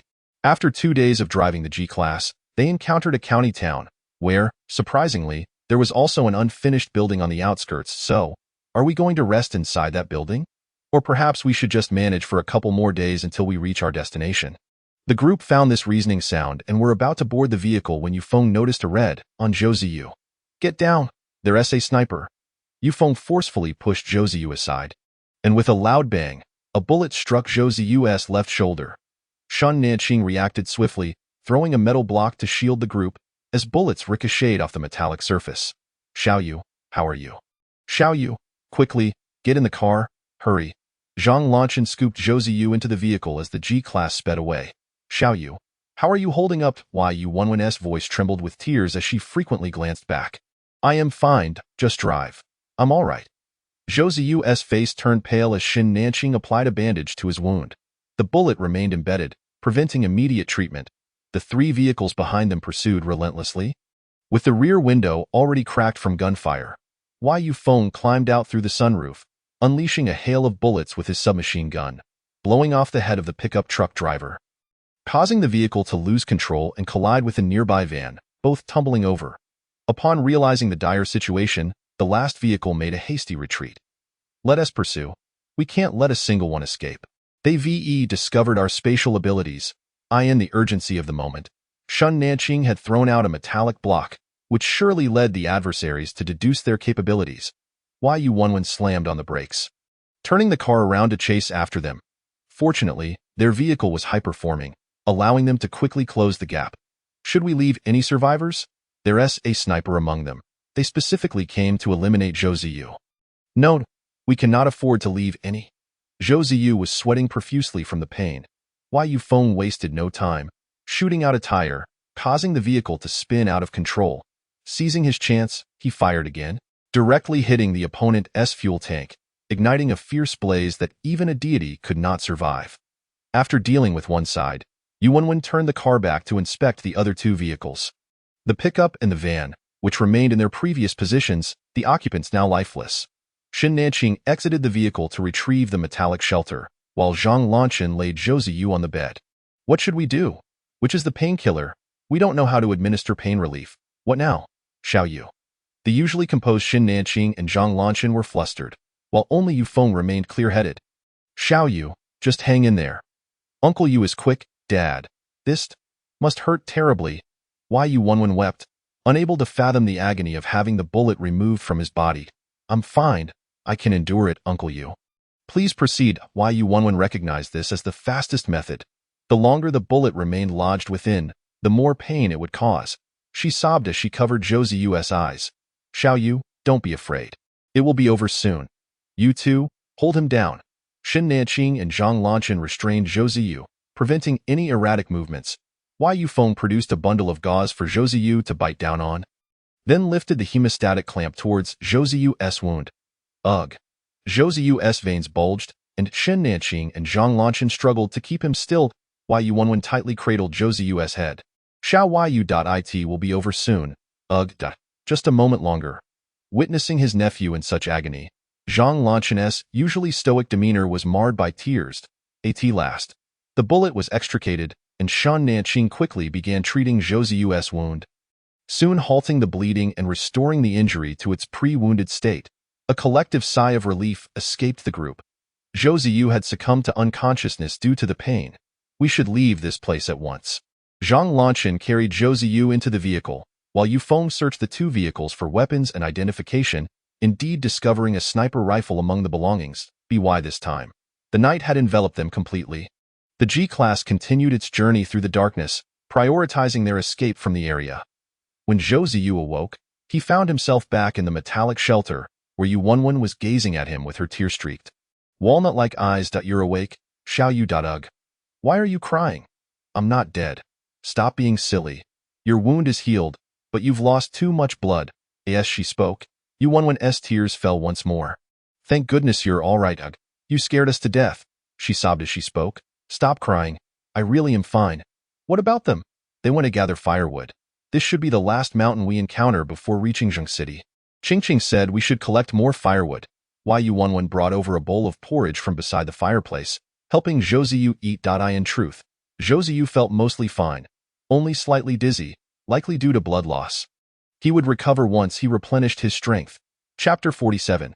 Zheng City Base. When Shen Nanqing and the others returned, Zhou Ziyu had already taken another nap, and red bean porridge was simmering on the gas stove. Shen Nanqing retrieved some braised pig liver from the storage, slicing it for dinner. Xiao Yu, are you awake? Are you still feeling unwell? I'm fine now. I've recovered. Aside from a slightly pale complexion, Zhou Ziyu indeed showed no signs of discomfort. For dinner, they had red bean porridge, pig liver, flatbreads, and beef stew with potatoes. After the meal, Zhou Ziyu's complexion improved significantly. Thank you, Uncle Yu. If it weren't for your push today, I might have. Had it not been for Yu Feng's timely intervention, the bullet could have struck his heart, and even with Shen Nanqing's healing abilities, resurrection would have been impossible, and no need for thanks. You saved Wenwen and me first. Without Zhou Ziyu's help, they would not have easily defeated that petrified individual and the fire ability user, nor would they have managed to escape so readily. Oh dear, you two should stop being so polite. We are companions, family, and there's no need for such formality. Wenwen is right. We are like family, and it's only natural to care for and assist one another. Noticing the light-hearted atmosphere, Yu Feng hesitated to broach the topic at hand, but avoidance wouldn't resolve the issue. It was time to confront it. Xiao Yu, this is the points card I retrieved from those individuals. Take a look. Zhou Ziyu accepted the points card Yu Feng handed him, which bore the inscription from the Zheng City base. These individuals were affiliated with the Zheng City base and included professional snipers. It was highly likely they were military personnel. Could it be related to your brother or his mother? Are they afraid you might divide their power? Yu Wenwen speculated reasonably, noting that aside from those two, there seemed to be no motive for anyone else to want Zhou Ziyu dead at its possible. Zhou Ziyu maintained a stoic expression, seemingly indifferent to who wished to harm him, but Zhang Lanchen's countenance darkened. He had previously felt guilt regarding his sister's treatment of others, but if they were willing to kill his nephew for power, he would never allow such a thing to happen. Let us not dwell on this. We should reach the Zheng City base by tomorrow, at which point we can investigate further. Shen Nanqing shifted the conversation. Xiao Yu, are you excited to see your mother? Zhou Ziyu revealed a rare, bashful smile. It feels like it's been 4 years since we parted, even though it's only been a little over 4 months. Indeed, it feels like ages. I wonder how Sister Lanqin is doing. The following morning, after finishing breakfast, the group set off once more, finally reaching the Zheng City base before darkness fell. From the outside, the Zheng City base appeared similar to the Wu City base, with towering walls surrounding it. Perhaps due to the impending closing time, there weren't many people queuing at the entrance. Shen Nanqing had already prepared the cargo truck for Zhang Lanchen to drive, allowing them to discreetly transport any supplies they needed. Name: Zhou Ziyu. ID number: 1306523. The staff diligently recorded Zhou Ziyu's information. Meanwhile, in a 2-story building at the center of the Zheng City base, Zhou Qishan sat in a chair, reviewing a report in his hands, while his eldest son, Zhou Zetian, stood across from him. Greetings, do take a closer look at your mother. Her behavior has become increasingly outrageous, with her acting in such a manner. Zhou Qishan, come here and assist me in retrieving something, as I cannot reach it. A woman's voice called from the bedroom, prompting Zhou Qishan to immediately set aside the report in his hand and stride towards the room. Zhou Zetian observed the man's retreating figure, scoffing derisively, his gaze rife with sarcasm. What do you need, Lan Xin? I can fetch it for you. There is no need for you to retrieve anything. Refrain from speaking ill of the children's mother in front of them. Especially while I am present. The child deserves dignity as well.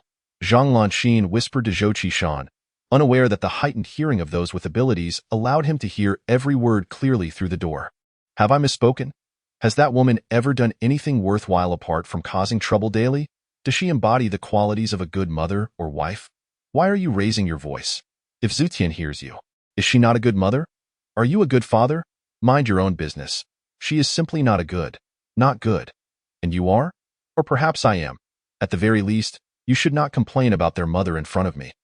A voice from outside interrupted, calling Zhou Qishan, who exited the bedroom. Xiao Lu, please come in. Xiao Lu hurried into the room, excitement evident on his face. Commander, young Master Zhou has arrived. What? Who did you say? Young Master Zhou Ziyu has come. Zhang Lanxin stumbled out of the bedroom. Xiao Lu, who did you say has arrived? Zhang Lanxin struggled to control her emotions. After months of hope, disappointment, and despair, she could scarcely bear another blow. Indeed, young Master Zhou was almost at the door. Xiao Yu. Zhang Lanxin's sobs grew louder, tears cascading down like a waterfall. Xiao Yu dam why Xiao Yu as she cried. She rushed outside, Zhou Qishan following closely behind. Zhou Zetian observed the two departing figures, a playful smile gracing his lips. What a lively scene! The screech of brakes pierced the air as Zhou Ziyu leaped from the vehicle and approached Zhang Lanxin, quickening his pace until he could no longer contain himself and broke into a run. Mother! Xiao Yu! The mother and son embraced tightly, Zhang Lanxin's tears soaking the young man's shoulder. Son, you have finally come. Mother, look who I brought with me. Zhou Ziyu released Zhang Lanxin, gesturing for her to look behind him as a young man approached slowly. Sister, it's me. I've come to see you. Lancheng. The siblings shared a heartfelt embrace. Xin Nanqing and Yu Wenwen also stepped forward. Sister Langson, it's our turn for a hug. Nanqing, Wenwen, you are all here. How wonderful, truly wonderful. Tears welled in everyone's eyes. Zhou Qishan approached, placing a reassuring hand on Zhang Lanxin's shoulder. Let us all go inside first. Yes, let us go in. It's cold outside. Hurry in. As the group entered the two-story villa, they found Zhou Zetian seated on the sofa. Zhou Ziyu bore a resemblance to him, and upon sighting him, everyone recognized his identity, followed by an awkward silence. Zetian, you may return now. We shall discuss the remaining matters tomorrow. Understood, father. Zhou Zetian approached the group and paused before Zhou Ziyu. You must have had a tiring journey, brother. Rest up, and we shall gather again soon. With that, he departed with an air of nonchalance, leaving behind a remark that irked Zhou Ziyu. Zhang Lanxin guided Zhou Ziyu to the sofa. Please sit down. You haven't eaten yet. Allow me to fetch some food. I shall go instead. You stay with Xiao Yu and Lancheng. All right, do hurry. They must be famished. Everyone, please make yourselves at home. Treat this place as your own. Zhou Qishan said before departing with his guards, having not exchanged a single word with Zhou Ziyu, though both Zhang Lanxin and Zhou Ziyu evidently cared little. Mother, why have you lost weight? Is Zhou Qishan not treating you well? With no outsiders present, Zhou Ziyu felt free to speak candidly. Xiao Yu, you must not call your father by his name. Zhang Lanxin feigned anger, though it didn't truly concern her. She merely felt the need to say something. Zhou Ziyu responded with a reluctant hm. Has your father not taken good care of you? Mother is doing well. She misses you. Zhang Lanxin caressed her son's face, tears once again welling up uncontrollably. Thank goodness you all have come. Chapter 48. Purchasing a house during dinner, Zhou Qishan did not join them but sent word that he had other matters to attend to, urging them to eat first. With Zhou Qishan's absence, everyone felt a wave of relaxation wash over them. The food in the mess hall was decent, comparable to that of a university cafeteria, neither particularly unpalatable nor exceptionally delightful. Observing the lackluster enthusiasm for dinner, Zhang Lanxin recognized that they had not endured much hardship, allowing her to breathe a sigh of relief. For dessert, They were offered apples, each receiving only half. Shen Nanqing called to Yu Wenwen, pretending to go fetch 2 boxes of fruit from the car. One box contained kiwi fruit, and the other cantaloupe, along with a packet of ingredients for milk tea, enabling them to prepare a cup of taro bubble tea for everyone. Where did all this come from? Zhang Lanxin exclaimed in delight. It had been ages since she'd enjoyed milk tea.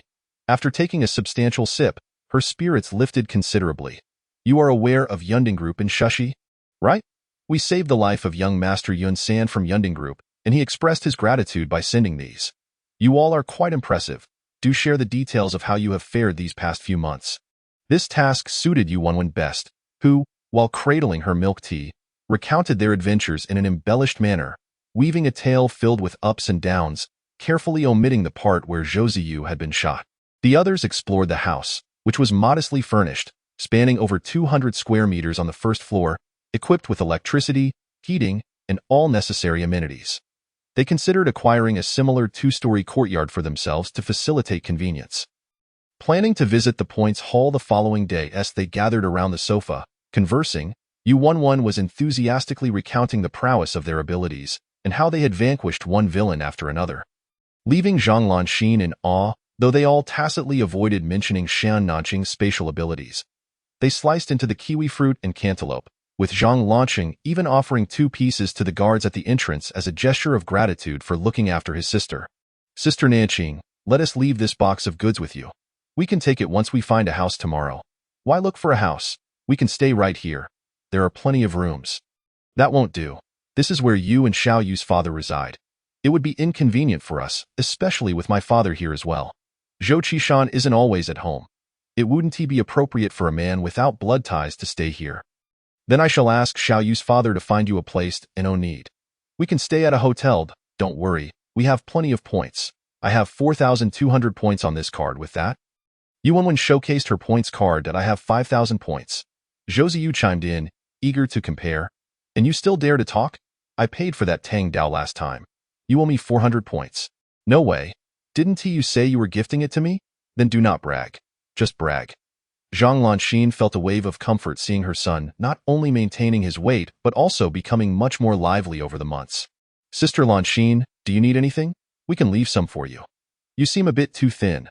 Shen Nanqing observed that Zhang Lanxin was rather slender and ought to replenish her strength. I lack nothing. The mess hall has everything.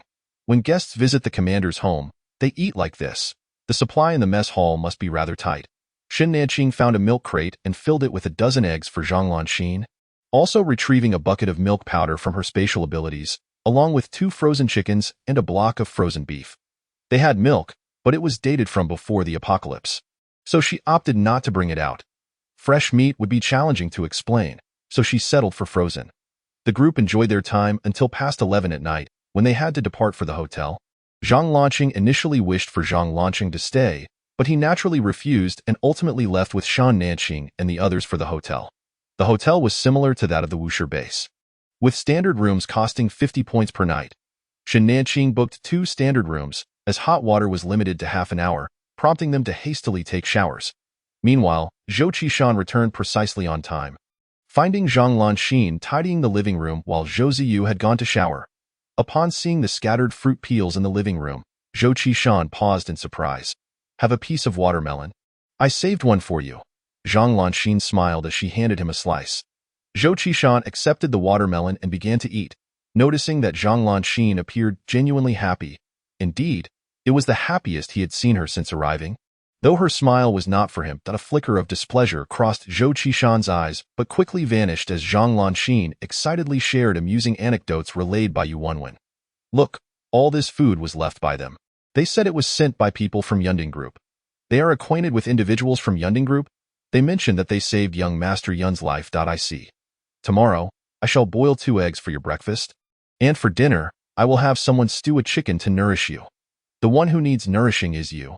It was given to you, so keep it for yourself. The man gazed tenderly at his beloved, acknowledging that she indeed needed to restore her health, having lost so much weight recently. Once Xiao Yu returns, I will be fine. No need for nourishment. Zhang Lanxin was acutely aware that her heart bore an affliction. However, with the arrival of Xiao Yu, her woes seemed to dissipate naturally. That night, she experienced the most restful slumber in the past 4 months. while Zhou Qishan held her close, unable to find peace and sleep. The following morning, when Zhang Lanxin awakened, Zhou Qishan had already departed. Zhou Ziyu prevented Zhang Lanxin from preparing breakfast, insisting they join Shan Nanqing and others for a meal. Zhang Lanxin hesitated, concerned that this might negatively impact her father. Zhou Ziyu, feeling a pang of irritation, realized that his own points could not be squandered. Noticing her son's displeasure, Zhang Lanxin refrained from further protest and instead went to the hotel to find Shan Nanqing and the others. Breakfast was served in the hotel's dining area, offering a far superior taste compared to the cafeteria, much to everyone's satisfaction. Zhou Ziyu specifically ordered beef-filled buns and purple rice porridge for Zhang Lanxin, her favorite dish. After the meal, the group proceeded to the points exchange hall, where they discovered that the room rates were comparable to those at the Wuxi base. Shan Nanqing found a quaint two-story courtyard not far from Zhang Lanxin, yet it astonishingly required 32,000 points, a rather steep price indeed. They first exchanged all the gold bars and jewelry they possessed, 5 2-kilogram gold bars and a total of 605 grams of jewelry, yielding a total of 112,100 points. The disparity was significant. Had they known, they would have saved a few more gold bars. I still have 3 gold bars left. I'll go back and retrieve them. Zhang Lanxin suggested. Shan Nanqing stopped her, saying, "There's no need, Lanxin. We can trade other supplies. You should keep your belongings for yourself." They examined the points exchange list again and realized that the only materials they could offer were metals and pharmaceuticals. After some discussion, Zhang Lanxing and Shan Nanqing returned to retrieve their goods while the others waited for them. "Should I ask your father?" Zhang Lanxin expressed her concern, fearing they might not gather enough points. "What for? Didn't you say this morning that you were worried about affecting him?" Zhou Ziyu countered. Zhang Lanxin truly wished to avoid any misuse of Zhou Qishan's position, yet she yearned to assist Shan Nanqing and the others. Noticing her inner conflict, Yufeng reassured her, "Don't worry, Xiao Yu's mother. Nanqing and Lanxing will manage just fine. They are adults, and you must have faith in them." "Indeed, I was unnecessarily anxious. Thank you." Wenwen's father, Zhang Lanxin smiled gently, genuinely grateful for the care US family bestowed upon her son. It was evident that Zhou Ziyu shared a close bond with them. Shortly thereafter, Shan Nanqing and Zhang Lanxing returned with a truckload of goods, and upon opening the doors, they revealed 2 square metal blocks. Chapter 49.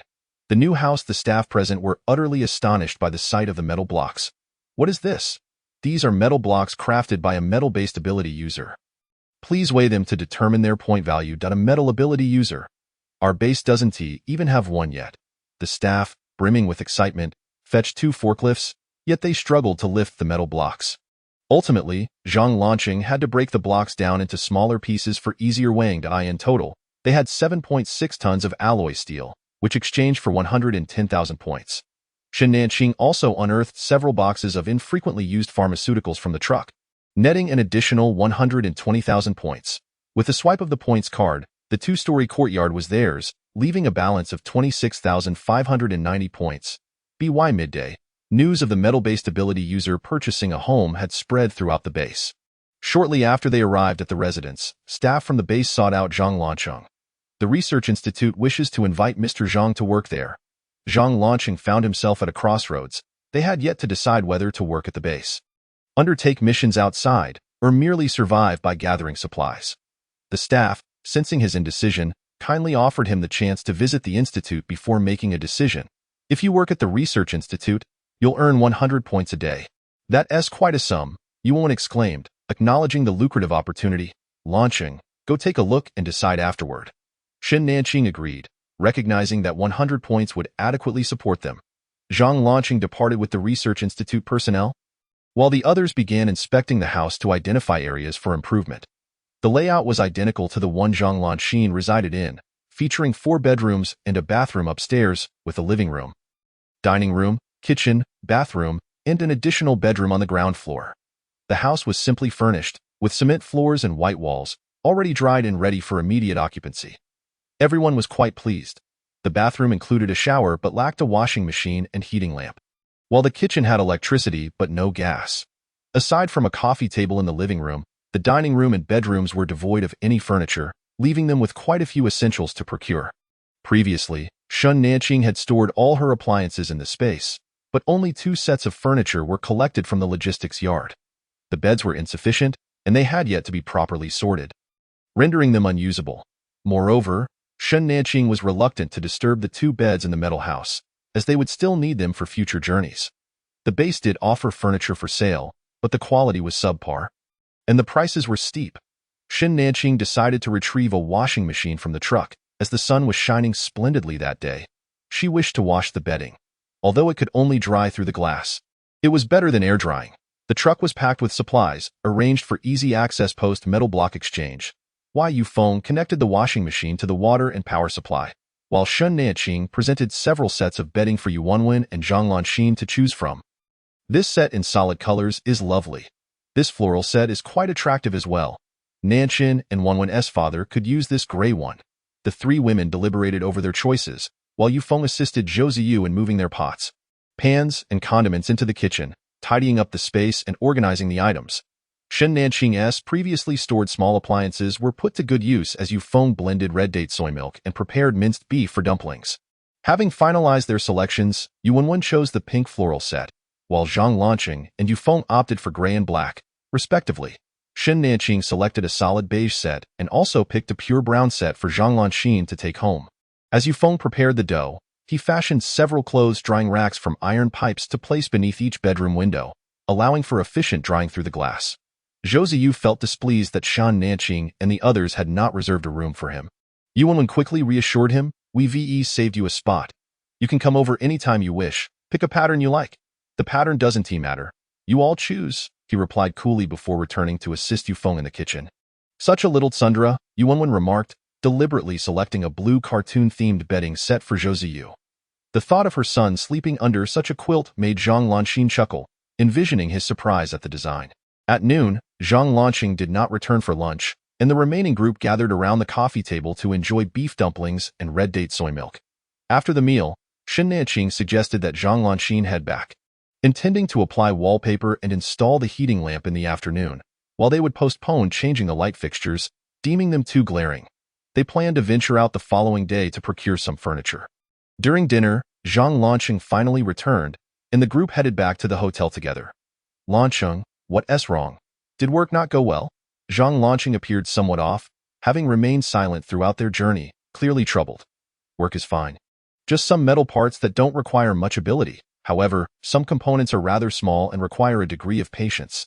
Zhang Lanxing was generally satisfied with the job, as it involved no social interaction, merely following blueprints to create intricate parts. "Then why do you look so glum?" Yu Wenwen pressed further. Zhang Lanxing hesitated before finally confessing, "I encountered Xiao Yu's brother at the research institute. He is the head there. Did he give you a hard time?"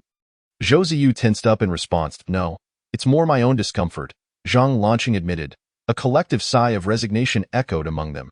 Zhang Lanxing's strong sense of ethics would likely lead him to feel uneasy in the presence of Zhou Ziding and his mother.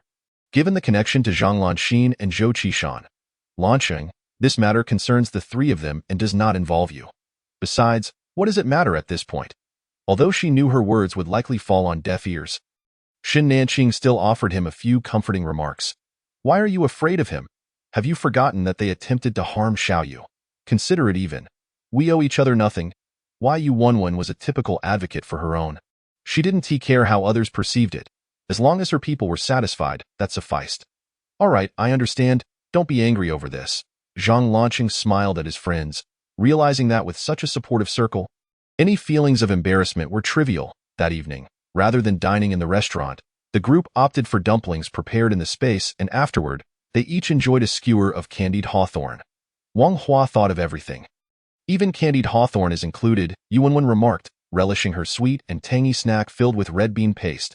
Shen Nanqing preferred the yam beans, as she wasn't fond of sour flavors. Indeed, it seems so. Later that night, before returning home, Zhou Ziyu requested Shen Nanqing to retrieve the points cards from the assassins they had encountered previously. As for the sniper rifle, they decided to keep it for themselves. Zhou Ziyu drove back to Zhang Lanxin's place, planning to return the next day. After all, there were no traffic police around now, and minors could drive just as well. Chapter 50. Family Scandals. When Zhou Ziyu arrived home, Zhang Lanxin and Zhou Qishan were about to dine. The chicken stew with potatoes, prepared by the cafeteria, looked quite appetizing. "Xiao Yu, have you eaten? Come sit down and join us." Zhang Lanqin stood to fetch him a bowl and chopsticks. "I've already eaten. You all enjoy," he replied curtly before heading straight to his room. After dinner, while Zhang Lanqin washed the dishes, Zhou Ziyu sought out Zhou Qishan in the study. "This was retrieved from the person who attempted to take my life." Zhou Ziyu tossed several credit cards onto the table, his tone decidedly harsh. "What is this attitude?" Zhou Qishan furrowed his brow, his eyes revealing his displeasure. His youngest son's temper was growing increasingly volatile. Zhou Ziyu's gaze dripped with sarcasm. This was his father, someone who, upon learning that his son had been targeted for assassination, chose to reprimand him for his demeanor rather than express concern. Zhou Ziyu forced a smile so insincere it was almost laughable. "Dear father, these were found on the assassin who tried to kill me. I hope you can spare a moment to review them." In response to his son's biting tone, Zhou Qishan's voice grew even more frigid. "I will handle this matter. You need not concern yourself with it." Once again, there was no explanation or comfort offered. Zhou Ziyu was left wondering what he was still hoping for. With a resounding bang, he slammed the door behind him and drove off to the hotel. By the time Zhang Lanqin rushed out, the car had already disappeared into the distance. "What is going on? Why did Xiaoyu leave again?" "It's nothing. He has gone to find Lanqin and the others." At that moment, Zhou Qishan wore a smile, his eyes brimming with warmth, a stark contrast to his demeanor just moments earlier in the study. "Is everything truly fine? Why did he leave so soon after returning?" He mentioned forgetting to discuss something and went to confer with his companions. "I see. Children grow up and need their own space. Let him be," the man reassured his partner, wrapping an arm around their shoulder as they returned to the room. Ever since their son returned, his partner's attitude towards him had markedly improved, a fact Zhou Qishan found thoroughly satisfying. When Zhou Ziyu arrived at the hotel, the group was already deliberating their plans for the following day's trip to the furniture store. The primary concern was that Zhang Lanqin had to work the next day. Although it was a temporary position, taking leave after only half a day was indeed a bit unreasonable. No one in the group dared to inquire about Zhou Ziyu's return. As it was evident he had quarreled with his family, I've inquired. The nearby locations have already been searched by the base, and everything usable has been collected. However, there's a small county town 30 kilometers away. And to the north of that town, there's a furniture store you might want to check out. The main reason for not venturing further is the cost of fuel. The items found wouldn't be worth the expense incurred, so everyone preferred not to travel too far. Well then, let us visit that county town tomorrow and gather as many supplies as we can. Though they had gasoline, they couldn't afford to waste it. Since they were traveling such a distance, Shun Nanqing aimed to maximize their space. "Are you sure you don't want me to accompany you?" Zhang Lanqin expressed some concern, as they had never broken up into separate groups before. "Don't worry. It's just a matter of collecting some furniture. We don't need such a large group. You should stay at the base and earn some money. After all, aside from you, we read all unemployed drifters relying on your support." "Why you one teased Zhang Lanqin, knowing that her presence wouldn't be of much help, and she would need to find a job once the house was ready." Still uneasy, Zhang Lanqin went downstairs to cover the exterior of the Mercedes-Benz G-Class with a layer of metal. It may have looked unsightly, but it ensured safety. That night, Zhou Ziyu made a makeshift bed in Zhang Lanqin and Yufeng's room, and Shan Nanqing provided him with a thick mattress and bedding, making it almost as comfortable as a real bed. Lying there, Zhou Ziyu tossed and turned, unable to fall asleep. "Uncle Yu, why are you so kind to your own child?" The question seemed somewhat absurd, yet Yufeng replied earnestly, "Naturally, I must be good to my own child. However, everyone's personality differs, and your father might simply struggle to express himself." Zhou Ziyu scoffed. "He doesn't struggle to express himself. He chooses not to express anything, for there's nothing to convey." A silence enveloped the room. "Is it because you have only one child that you're so kind to one?" Zhou Ziyu inquired once more. "Perhaps parental affection is finite. With more children, naturally, each one receives less. Then Zhou Qishan doesn't even have a fraction of your kindness." Zhou Ziyu's words were barely above a whisper, yet everyone in the room heard them. In the darkness, Zhang Lanqin looked at his nephew with a pained expression, unsure how to comfort him. Having lost his own father at a young age, he had no concept of what a father should be like. The next day, Shin Nanqing and the group prepared to set off for the furniture store, with Yufeng driving the box truck, planning to stow it away once they left the base.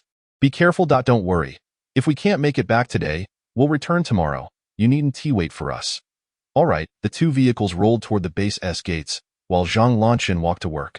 Meanwhile, Zhou Zetian was summoned to Zhou Qishan's office early in the morning. Hand this to your mother and tell her it's the last time. Zhou Zetian picked up the credit card from the desk without asking questions or saying a word and turned to leave. Watching his eldest son's retreating figure, Zhou Qishan leaned back into his chair, pressing his fingers against his temples with a sigh. Zetian headed straight to his mother's residence. Upon his arrival, he found her feeding the illegitimate child, a scene that struck him as somewhat jarring. Under Zhou Zetian's scrutinizing gaze, the woman fidgeted uncomfortably, hastily instructing someone to take the younger child inside. What brings you here this early? Zhou Zetian tossed the credit card into the woman's lap. Upon recognizing the name on the card, her expression shifted dramatically. Zetian, everything I do is for you. You mustn't abandon your mother. Zhou Zetian could hardly contain his laughter, exasperated. For me?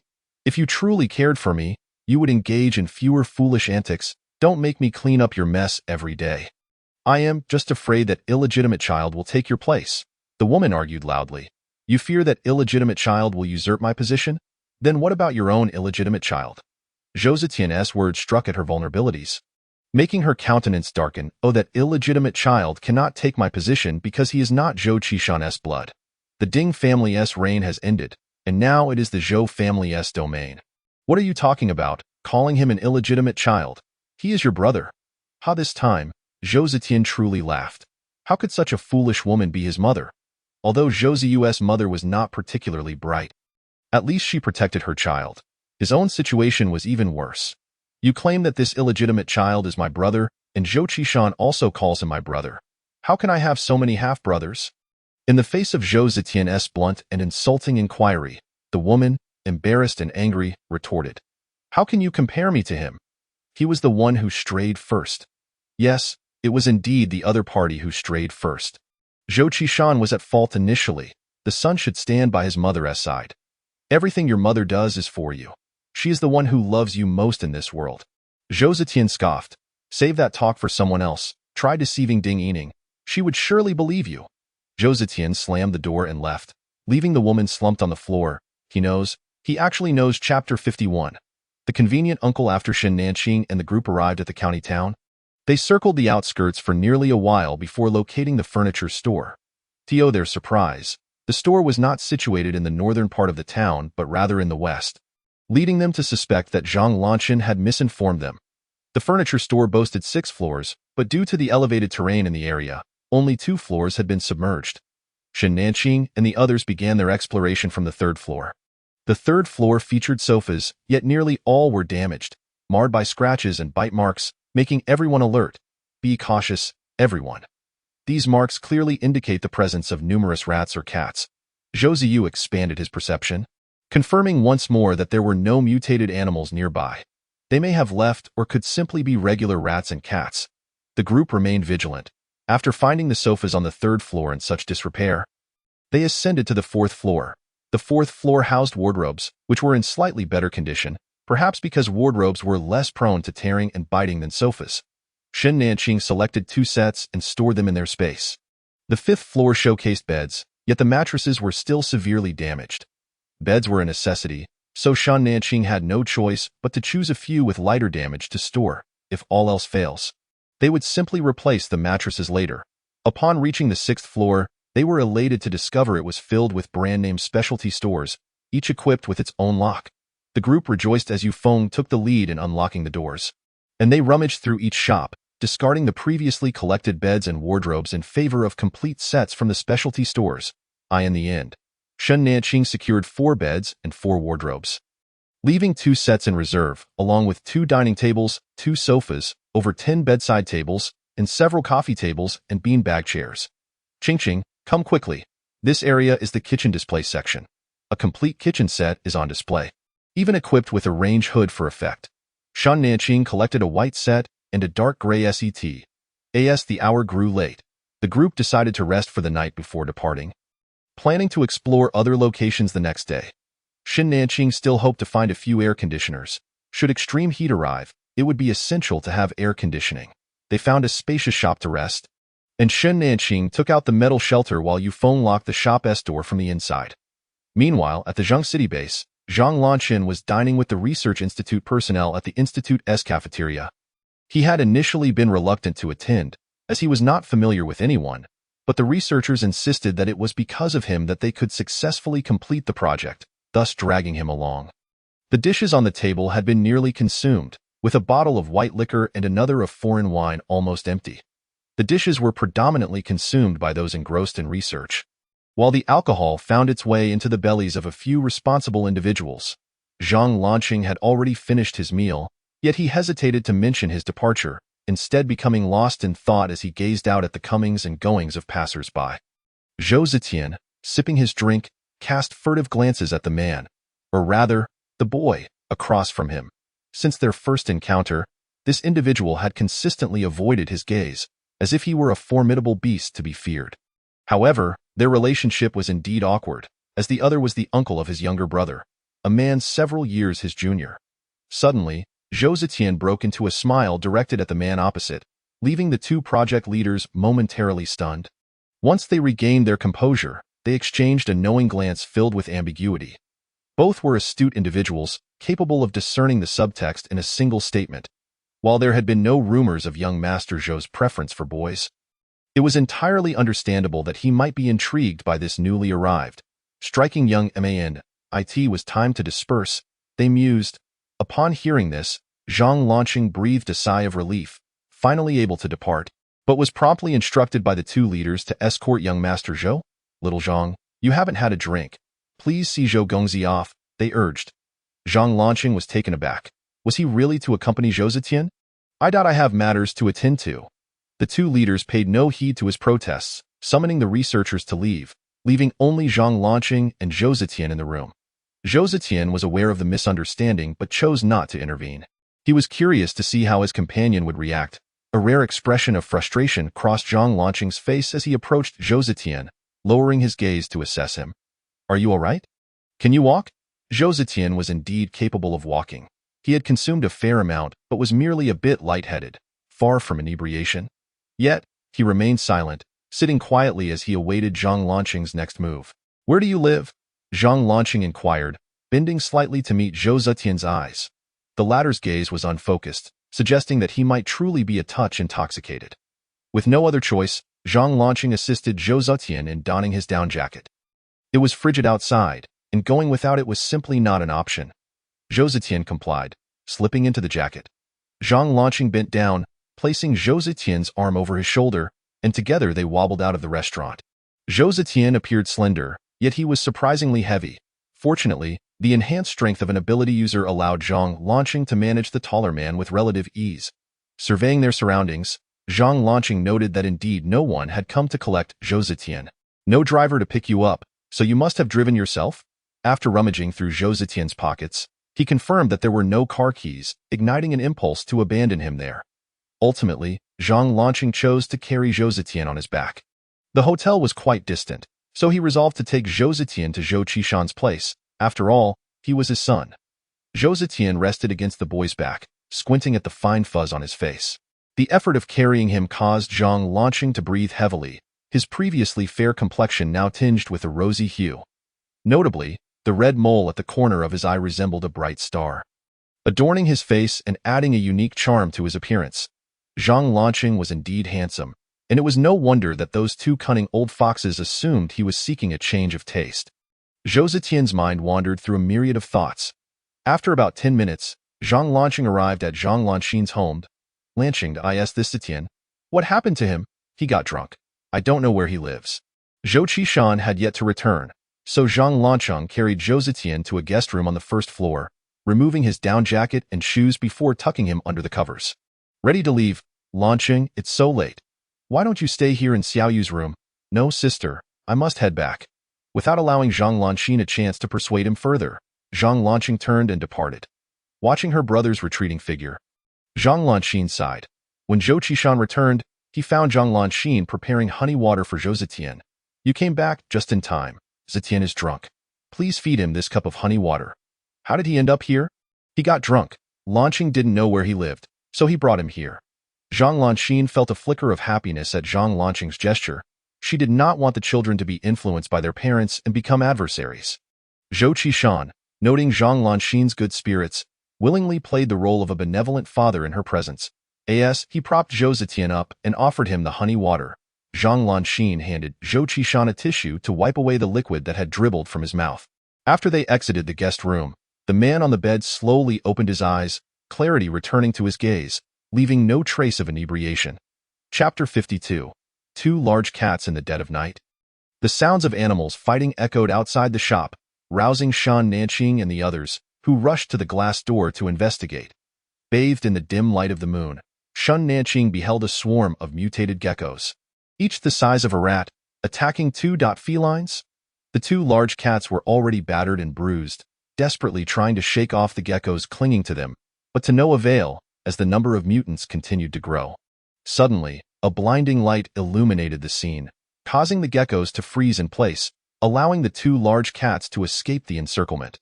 Perhaps due to their mutation, the geckos were less afraid of the light, pausing for only a few moments before launching another assault. At that moment, a cloud of black mist encircled the geckos, which, packed tightly together, hesitated to advance, scrambling over one another in the fog. Shan Nanqing furrowed his brow as he approached the geckos, suppressing his disgust, and collected the swarm of mutated geckos into the black space. Goodness! I have goosebumps all over. Yuan and the others joined him, with Yu Feng gripping his handgun tightly, refusing to let his guard down. Where are the two large cats? Over there. Zhou Ziyu had already sensed their presence. The group switched on their flashlights and made their way to the safety exit, finally locating the two large cats. One lay on the ground, gasping for breath, while the other continuously licked the injured cat. Is that a tiger? And the other one is. Just as Yuan was about to approach, the small tiger let out a roar. Ready to attack at any moment, the larger cat on the ground had remained still for quite some time. The small tiger would not lower its guard easily. Shan Nanqing had no choice but to use the black mist to restrain the small tiger's neck. The small tiger began to roll on the ground, and Yu Feng stepped forward, grabbing it by the scruff of its neck and tying it up. Have the mutated geckos grown teeth? Both large cats bore numerous bite wounds. Shan Nanqing approached the larger cat lying on the ground and discovered it was a Palace's cat. Do you think a tiger would befriend a Palace's cat? Noticing the Palace's cat's weakening breath, Shan Nanqing hurriedly treated its wounds. Though numerous, the injuries were small, and within a minute, they were healed. Shan Nanqing then attended to the small tiger's wounds. This time, the small tiger seemed to understand that Shan Nanqing was helping it, no longer displaying the same level of caution as before. Upon realizing its wounds had healed, it even licked Shan Nanqing's fingers, which felt as if they had brushed against sandpaper, causing a slight itch. Let's keep them. They might be able to help us in the future. Indeed, they might save our lives at a crucial moment. Zhou Ziyu and Yuan looked at Shan Nanqing with eager anticipation, their affection for the cat and tiger evident. Shan Nanqing recalled Wang Hua's fawn, which was indeed quite intelligent, but primarily, these two were simply adorable. All right, let's take them back and see how they fare. Shan Nanqing found 2 pieces of clothing and, along with Yuan, carried the tiger and cat back to the metal shelter. They're so dirty. We should give them a bath later. Yuan placed the small tiger in a large cardboard box. The fur of both large cats was severely matted, and their once vibrant colors were obscured by dirt. Shan Nanqing retrieved a piece of pork, cutting it into small pieces to feed them. Noticing the Palace's cat appeared somewhat weak, he prepared a bowl of milk powder for them. The 2 large cats eagerly devoured the food. This cat is so chubby, and its legs are so short. Zhou Ziyu exclaimed, his eyes shining with excitement as he gazed at the Palace's cat, more fascinated by it than the tiger. This is a Palace's cat. It's not fat. Its fur is just too fluffy. Shan Nanqing had previously followed a science blogger and had some knowledge of Palace's cats. After they were well fed, the Palace's cat and small tiger showed no signs of shyness, calling out to the group with loud, somewhat unappealing cries. Yu Feng added a couple more logs to the fireplace, raising the temperature in the metal shelter. Shan Nanqing fetched a large basin, mixed in warm water, and placed both large cats inside. They splashed about, sending water everywhere, but Yuan quickly controlled the water, enveloping the cats without allowing any to spill. After changing the water 3 times, the true colors of the large cats began to emerge. The small tiger was a South China tiger, significantly larger than a typical house cat, with a broad head and closely set ears, its orange-yellow fur adorned with black stripes, making it both playful and charming. The palace's cat was roughly the same size as the small tiger, stout in build, its fur a delightful mix of gray and brown, feeling as soft as fluffy cotton. Its face sported several small black spots, rendering it irresistibly cute. Oh my goodness, they're so adorable. Absolutely adorable. The three of them were utterly smitten by the two large cats. Had there been more than just these two, they would have begun dividing them up on the spot. After a night of restlessness, the following day saw everyone oversleeping, rising just in time for lunch. Once they finished their meal, Shun Nanqing provided some chicken for the little tiger and the rabbit cat, both of whom devoured it with great enthusiasm. After tidying up, the group set off in search of household appliances. Shun Nanqing was at the wheel, while Yu Wenwen and Zhou Ziyu each held a small companion, indulging in playful affection throughout the journey. They visited several stores, but only managed to find indoor air conditioning units, with the outdoor units seemingly stored away in the back rooms, typically located on the ground floor beneath the icy chill of the storage spaces. With no other options, they ventured into a relatively new residential complex and discovered a recently renovated apartment that had yet to be vandalized. They proceeded to dismantle 3 wall-mounted air conditioners and 1 standing unit. While Yufeng was busy with the air conditioning units, the others scavenged for usable items within the apartment, gathering tablecloths, sofa covers, teapots, teacups, and even a few decorative paintings. By the time Yufeng finished, dusk had settled, compelling the group to postpone their return to base until the following day. Alas, if we do not return today, Lan Shen and Sister Lan Xian will surely be worried. We shall head back first thing in the morning. Despite having agreed to a maximum 2-day absence, the base had closed its doors, and Shen Nanqing's group had yet to return. Zhang Lanqing felt a twinge of anxiety, having slept poorly through the night, and arrived at work the next day with fatigue etched on his face. Meanwhile, Shen Nanqing and the others woke early to prepare for their return. However, en route, Zhou Ziyu spotted a pet shop. The first floor was flooded, prompting them to head straight to the second. They cleared out the store of dog food, cat litter, snacks, and toys, ensuring ample supplies for their little companions.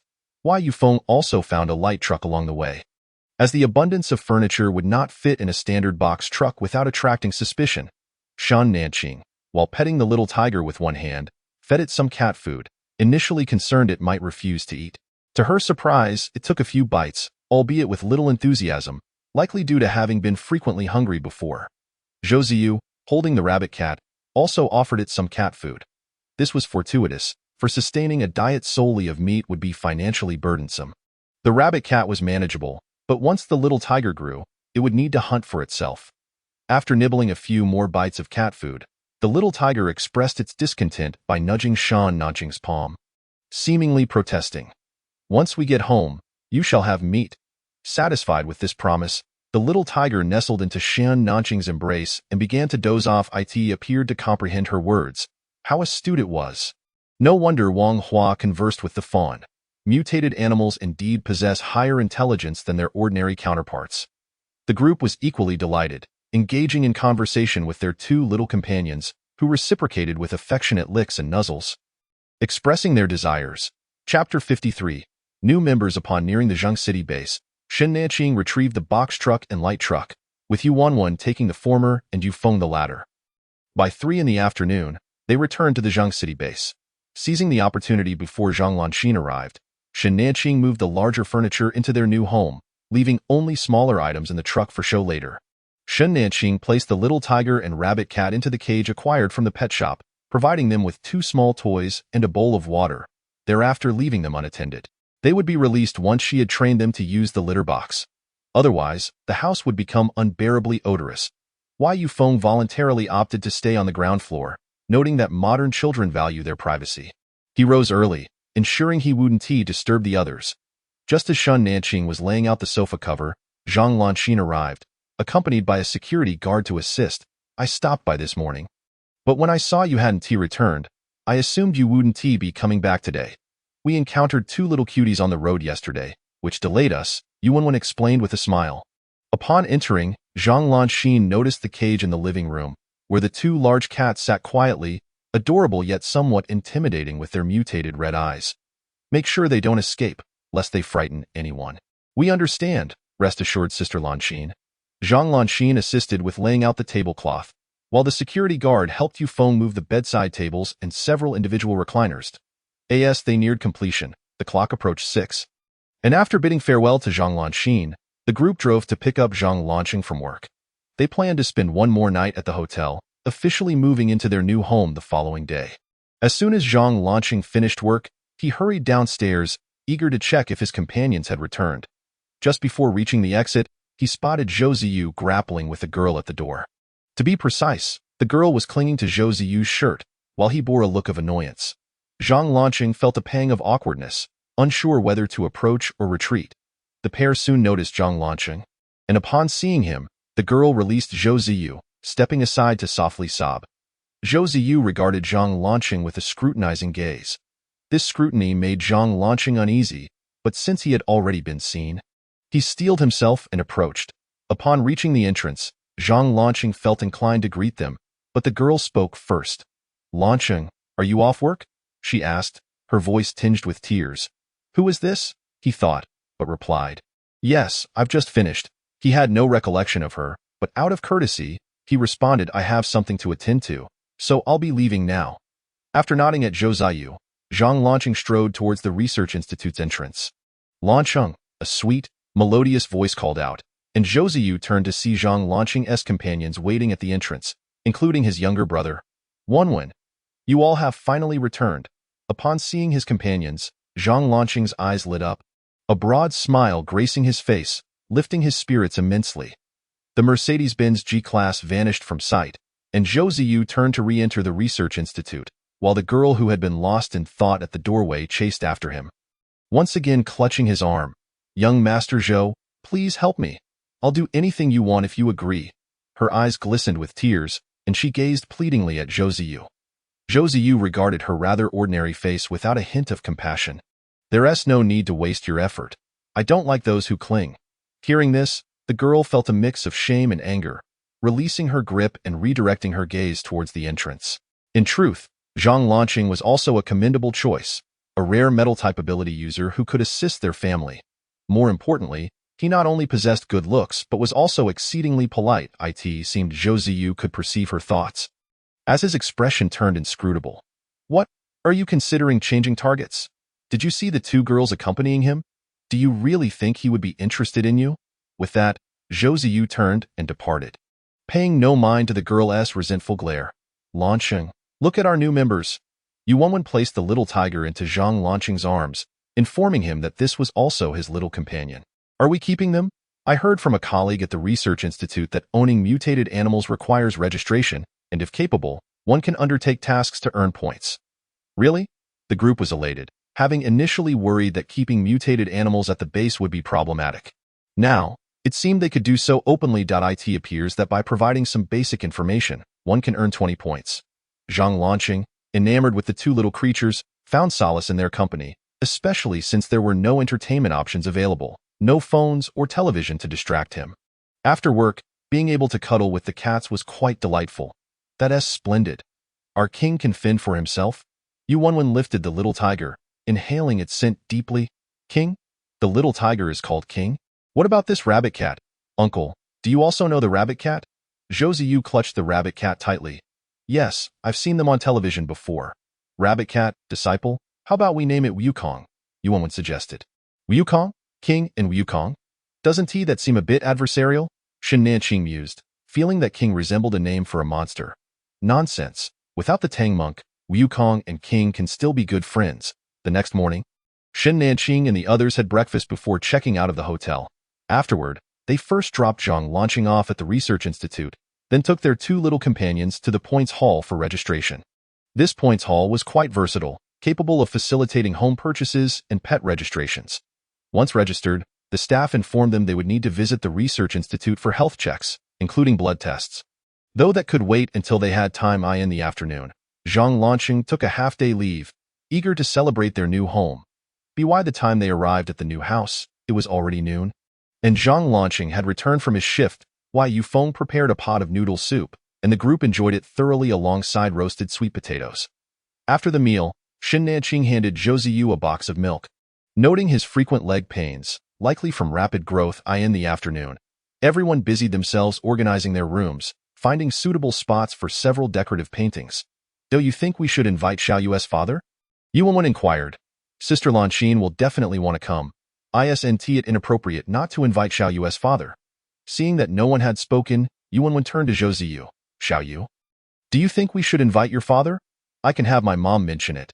It's not like he has time to come anyway, Zhou Ziyu replied casually. Everyone concurred. It would be impolite not to invite him. And whether he came was ultimately his decision. After reaching a consensus, they began preparing dinner for their housewarming feast, ensuring it would be a memorable occasion.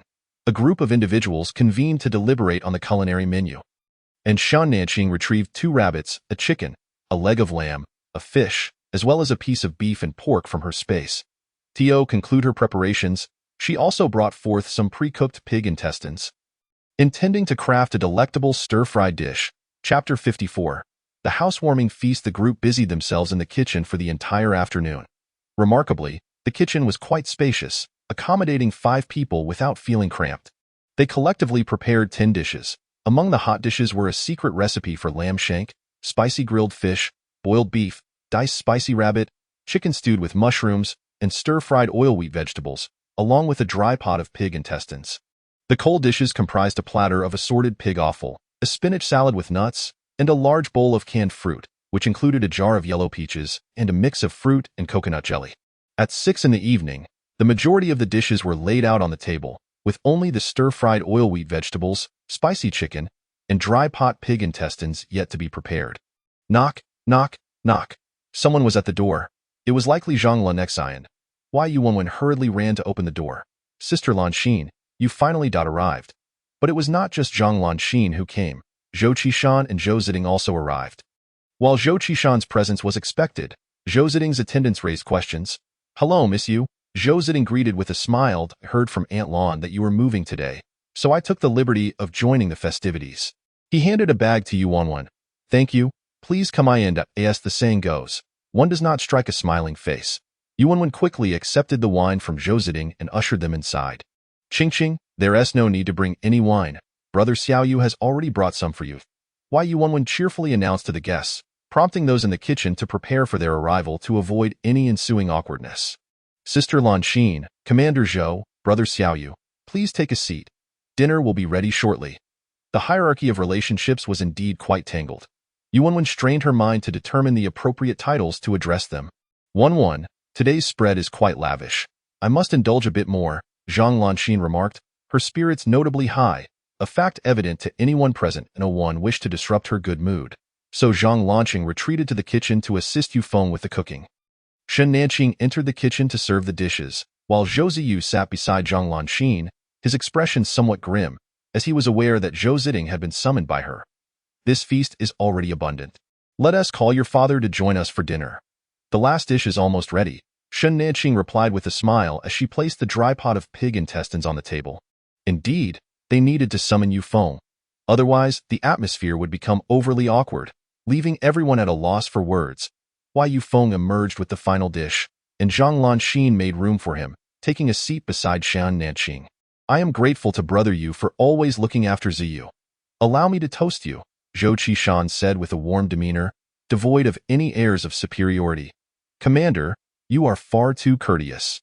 It is I who should toast you, da. We owe our safety to Xiao Yu, Yufeng replied, filling Zhou Qishan's glass. The 2 middle-aged men engaged in conversation while dining, alleviating the earlier awkwardness. When Zhang Lanqing finally had to join them, he noticed that only the spot between Zhou Ziding and Zhang Lanqin remained unoccupied, prompting him to frown as he sat down. Ziding, how is Lanqing faring at the Research Institute? He tends to be rather reserved. So please keep an eye on him. Sister. Zhang Lanqing's brow furrowed, not wishing to engage with Zhou Ziding, given the lingering tension surrounding Zhou Ziyu's assassination, which was closely tied to Zhou Ziding and his mother. Zhou Ziding noticed the wariness and distance in Zhang Lanqing's gaze, but he quickly suppressed his discontent and courteously replied, Aunt Lan need not worry. Lanqing is doing quite well, and he is well liked by those at the Institute. Cut it out. Zhou Ziyu scoffed at Zhou Ziding's genteel demeanor. Xiao Yu, seeing her son's rudeness, Zhang Lanqin's tone turned serious. What is it? Lanqing is not on a first-name basis with you. If he calls you Aunt Lan, what should he call your uncle? Zhou Ziyu's words were provocative, suggesting that Lanqing, the legitimate son, should address the younger brother of the mistress as uncle, especially considering the latter was several years his junior, a clear affront. The atmosphere grew tense, and Zhang Lanqing's expression soured, drawing the attention of both Zhou Qishan and Yu Feng. To everyone's surprise, Zhou Ziding maintained his composure. What my younger brother says is correct. I should indeed refer to him as uncle. Zhou Ziding smiled. Turning to Zhang Lanqing, uncle, my goodness. Yuanwen struggled to articulate the feeling that Zhou Ziding's utterance of uncle invoked, a whirlwind of emotions. Zhang Lanqing instantly felt embarrassed. There's no need. You can just call me by my name. Upon hearing Zhou Ziding refer to her younger brother as uncle, Zhang Lanqing's complexion not only did not improve but grew even paler. The once harmonious housewarming feast devolved into an awkward conclusion. Zhang Lanqing departed alongside Zhou Qishan, leaving without inviting Zhou Ziyu to return home, clearly upset. Zhou Ziyu's expression darkened, the tension palpable as silence enveloped the room, and everyone began to clean up the dining area and kitchen. Ultimately, it was Yu Wenwen who broke the silence. Should we inform Sister Lanqing about Xiaoyu's assassination attempt? If Zhang Lanqing were aware, at the very least, such an awkward situation as today could have been avoided. What good would it do to tell her? Would it provoke her to confront Zhou Qishan in anger? Aside from causing her distress and sorrow, it serves no purpose. Zhou Ziyu's frustration was evident. Zhou Qishan is an ambitious man. From a mere guard to the son-in-law of the commander, and now the head of the base, his cunning and perseverance are beyond what most can fathom. He treats my mother well, and to outsiders. He appears to be exceedingly accommodating, but only as long as it does not disrupt the greater scheme. Zhou Ziyu continued with a sardonic smile. However, Zhou Ziding is not much stronger than I am. At 25, he still has formidable external support. Zhou Qishan has only just reached the pinnacle of his power. How could he allow Zhou Ziding, who poses a threat to his position, to flourish? No one spoke further. Each person grappling with the shocking revelation. Well, you are still young. Surely you pose no threat to him, right? Yuanwen looked at Zhou Ziyu with concern. Originally, I was not a threat, but now that I am also a psychic ability user, things have changed. No, he only has 2 sons. He can't possibly. Why not? Zhou Ziyu replied earnestly. A son lost can be replaced. He is only 47. If he were to have another child now, by the time the child reaches adulthood, he would be just over 60, perfectly reasonable. Why Yu Wenwen was left speechless, utterly shocked by this revelation. What kind of father thinks like that? She felt Zhou Ziyu's perspective was rather extreme. Noticing the skepticism in the other's expressions, Zhou Ziyu chose not to elaborate further, simply stating, you may not understand, but Zhou Ziding certainly does. Zhang Lanqing stepped forward and embraced his nephew's shoulders. All right, it matters not how he thinks. What is important is that we will eventually leave this place. And when the time comes, we will take sister with us. Indeed, we agreed upon this beforehand. At most, we will stay here until the end of next year. Then we shall embark on our journey to the base in Beishur. At that time, let Zhou Qishan and Zhou Ziding contend with one another. Chapter 55. A reunion with Qin Shuhua. Yu Wenwen found herself a job, collaborating with earth and stone ability users to reinforce the city walls. Earning 40 points each day. The pay was acceptable, though the cold weather made working outdoors quite arduous, yet she persevered, and Shan Nanqing had no choice but to support her decision. Yu Feng also began working at the base's repair shop, assisting in vehicle repairs, earning merely 10 points daily, but this wage was quite satisfactory among ordinary citizens. The remaining 2, Shan Nanqing and Zhou Ziyu, were unemployed, though Zhou Ziyu, being a minor, occasionally helped out at the research institute. Leaving Shan Nanqing as the only truly idle one, she inquired about the base's soul healing ability user, who worked at the hospital and enjoyed excellent benefits, earning 100 points a day. However, she learned that when the base had important missions, the healer would also be required to accompany them, leading Shan Nanqing to abandon the idea of joining the workforce. She preferred not to be separated from her companions, as she felt uneasy in trusting her safety to unfamiliar individuals. Instead, she decided to embrace her current role of caring for Wang and Wukong, which suited her well in her spare time. She visited the mission hall to explore any suitable tasks that she could undertake alongside her companions, thereby ensuring she was not entirely idle. Life continued in an orderly fashion, and before long, New Year's had come and gone. Today, Shan Nanqing and Zhou Ziyu ventured to the mission hall together. Upon entering, they noticed a task displayed prominently on the large screen. offering an astonishing reward of 100,000 points for merely a rescue operation. After inquiring with the staff for more details, the two prepared to return and discuss the matter with their companions. Who are we to rescue? How can they offer such a substantial reward? 100,000 points.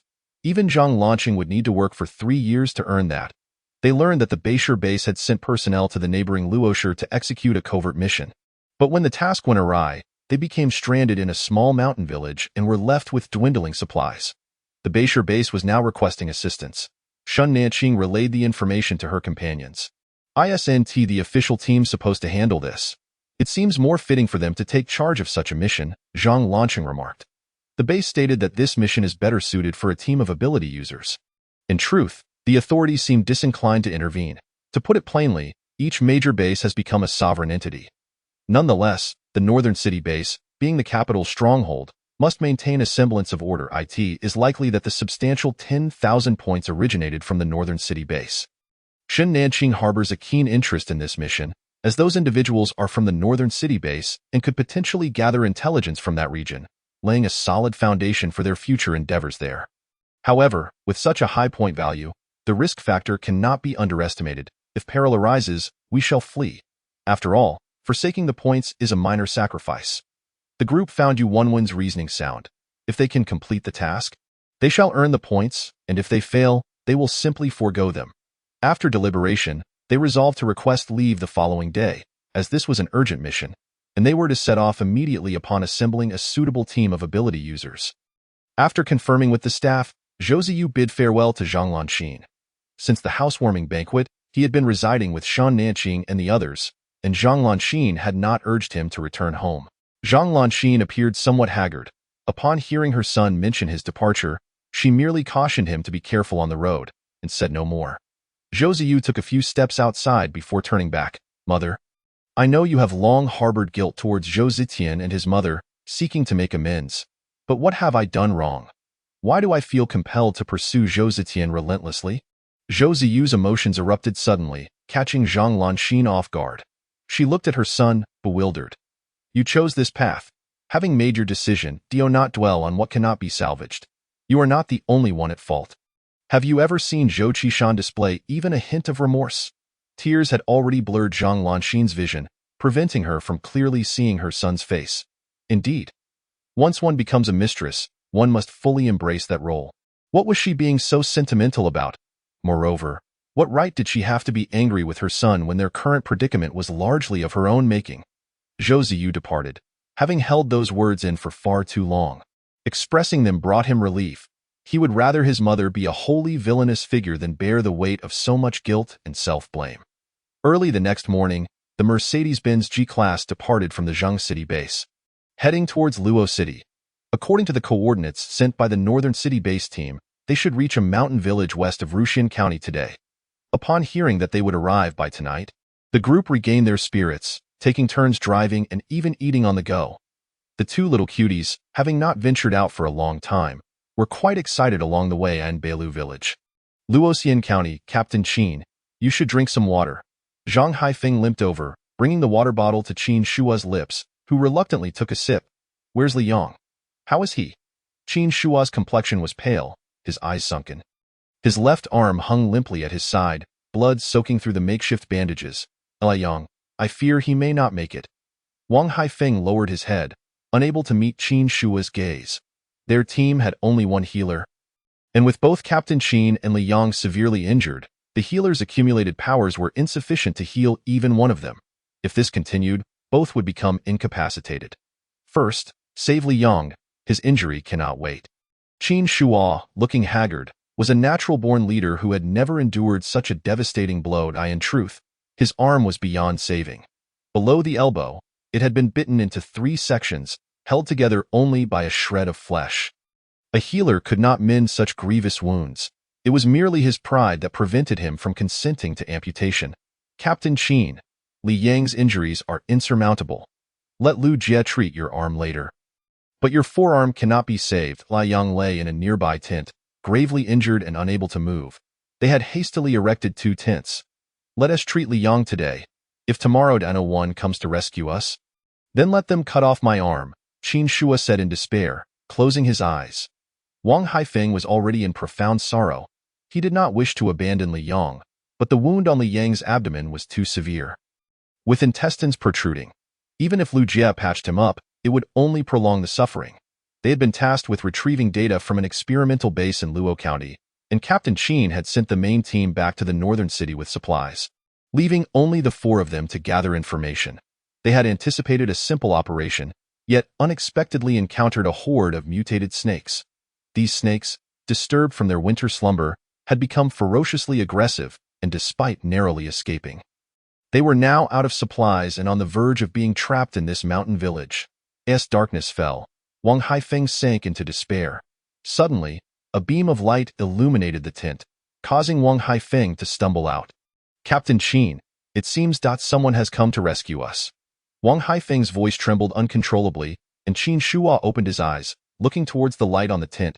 A Mercedes-Benz G-Class had stopped nearby, and a sweet-looking girl emerged from the vehicle. Ching, is that the mental ability user under Captain Qin? Chapter 56. The arm is saved. Li Yang felt as though he had already died. He seemed to see a fairy, who, remarkably, bore a resemblance to Yu Wanwen. Li Yang, wake up, don't sleep. Why Yu Wanwen? Have you also passed on? I am not dead, nor will you be. Nanqing is here to save you. Li Yang managed to lift his head slightly to glance at his abdomen, where a white mist enveloped the wound, radiating warmth. Looking up through the mist, he saw Shan Nanqing. She was indeed a healer, working to save him. No, don't mind me. Go saved. Save Captain Qin. If Shan Nanqing saved him, what then would happen to Captain Qin? Do not speak. Your injuries are more severe than his. Shan Nanqing continued to treat Li Yang, instructing Yu Wanwen to place a slice of ginseng in his mouth. Li Yang could no longer hold on and fainted. After approximately 20 minutes, Li Yang's injuries had healed, and Zhang Lanqing carried him into a nearby house, which was certainly warmer than the tent. Aside from Qin Shuo and Li Yang, the remaining two were also battered but not in life-threatening condition. They would address their injuries come morning. They had not eaten proper food for 3 days, and Yu Feng was preparing porridge, intending to feed each of them a bowl. When Shan Nanqing entered Qin Shuo's tent, she found him quietly resting on his backpack. Upon her arrival, he greeted her. You here. I didn't expect a familiar face. Qin Shuo forced a smile. Let us treat my arm tomorrow. Let it stay with me for one more night. Shan Nanqing was pleasantly surprised that she could heal Li Yang so quickly, but feared she might have to wait until the next day for Qin Shuo. She crouched before him, gently unwrapping the bandages from his arm. The injury was more severe than she had anticipated, and she was uncertain if the remaining white mist could heal such a grave wound in one go. Noticing Shan Nanqing's serious expression, Qin Shuo mistakenly thought she feared his injury. Tomorrow, let someone amputate my forearm, and you can treat me afterward. Without a word, Shan Nanqing turned and left. Qin Shuo slowly closed his eyes, filled with desolation. Open your mouth. Qin Shuo's eyelids fluttered open. You. Something was shoved into his mouth, sweet with a hint of bitterness. I will do my utmost to treat you today. If it cannot be done, we will continue in the morning. With that, Shan Nanqing released a swirl of white mist, enveloping the most severe wound on his forearm. Feeling the warmth on his arm, Qin Shuo thought he must be dreaming. She was actually saying she could heal him without amputating his forearm. He raised his other arm to cover his eyes, trembling with emotion. He could indeed save this forearm. More than 20 minutes passed, and Yu Wanwen checked in on them twice. The bite on his forearm had healed, leaving only half of the lower wound to mend. Seeing sweat bead on Shan Nanqing's forehead, Qin Shuo understood she was nearing exhaustion. Let us treat the rest tomorrow. Grateful that amputation was unnecessary, Qin Shuo felt it could wait until the next day. Just a moment, Shan Nanqing wished to treat the wound completely in one go. Prolonging the suffering for another night was unnecessary. Eventually, Shan Nanqing succeeded in restoring his arm to its former state. Gasping for breath. Are you all right? Qin Shuo asked, concern evident in his eyes. I'm fine. I'll be all right shortly. Once Shan Nanqing regained her composure, she assisted Qin Shuo into the house. His leg was also injured, but that would have to wait until the morrow. A fire had already been lit inside, and the porridge was ready. Shan Nanqing served a bowl to Qin Shuo. Shall I feed you? No, how could he allow a young girl to feed him? Qin Shuo's hands trembled as he took the bowl from Shan Nanqing. He nearly spilled it, but was fortunate she caught it. You've lost too much blood.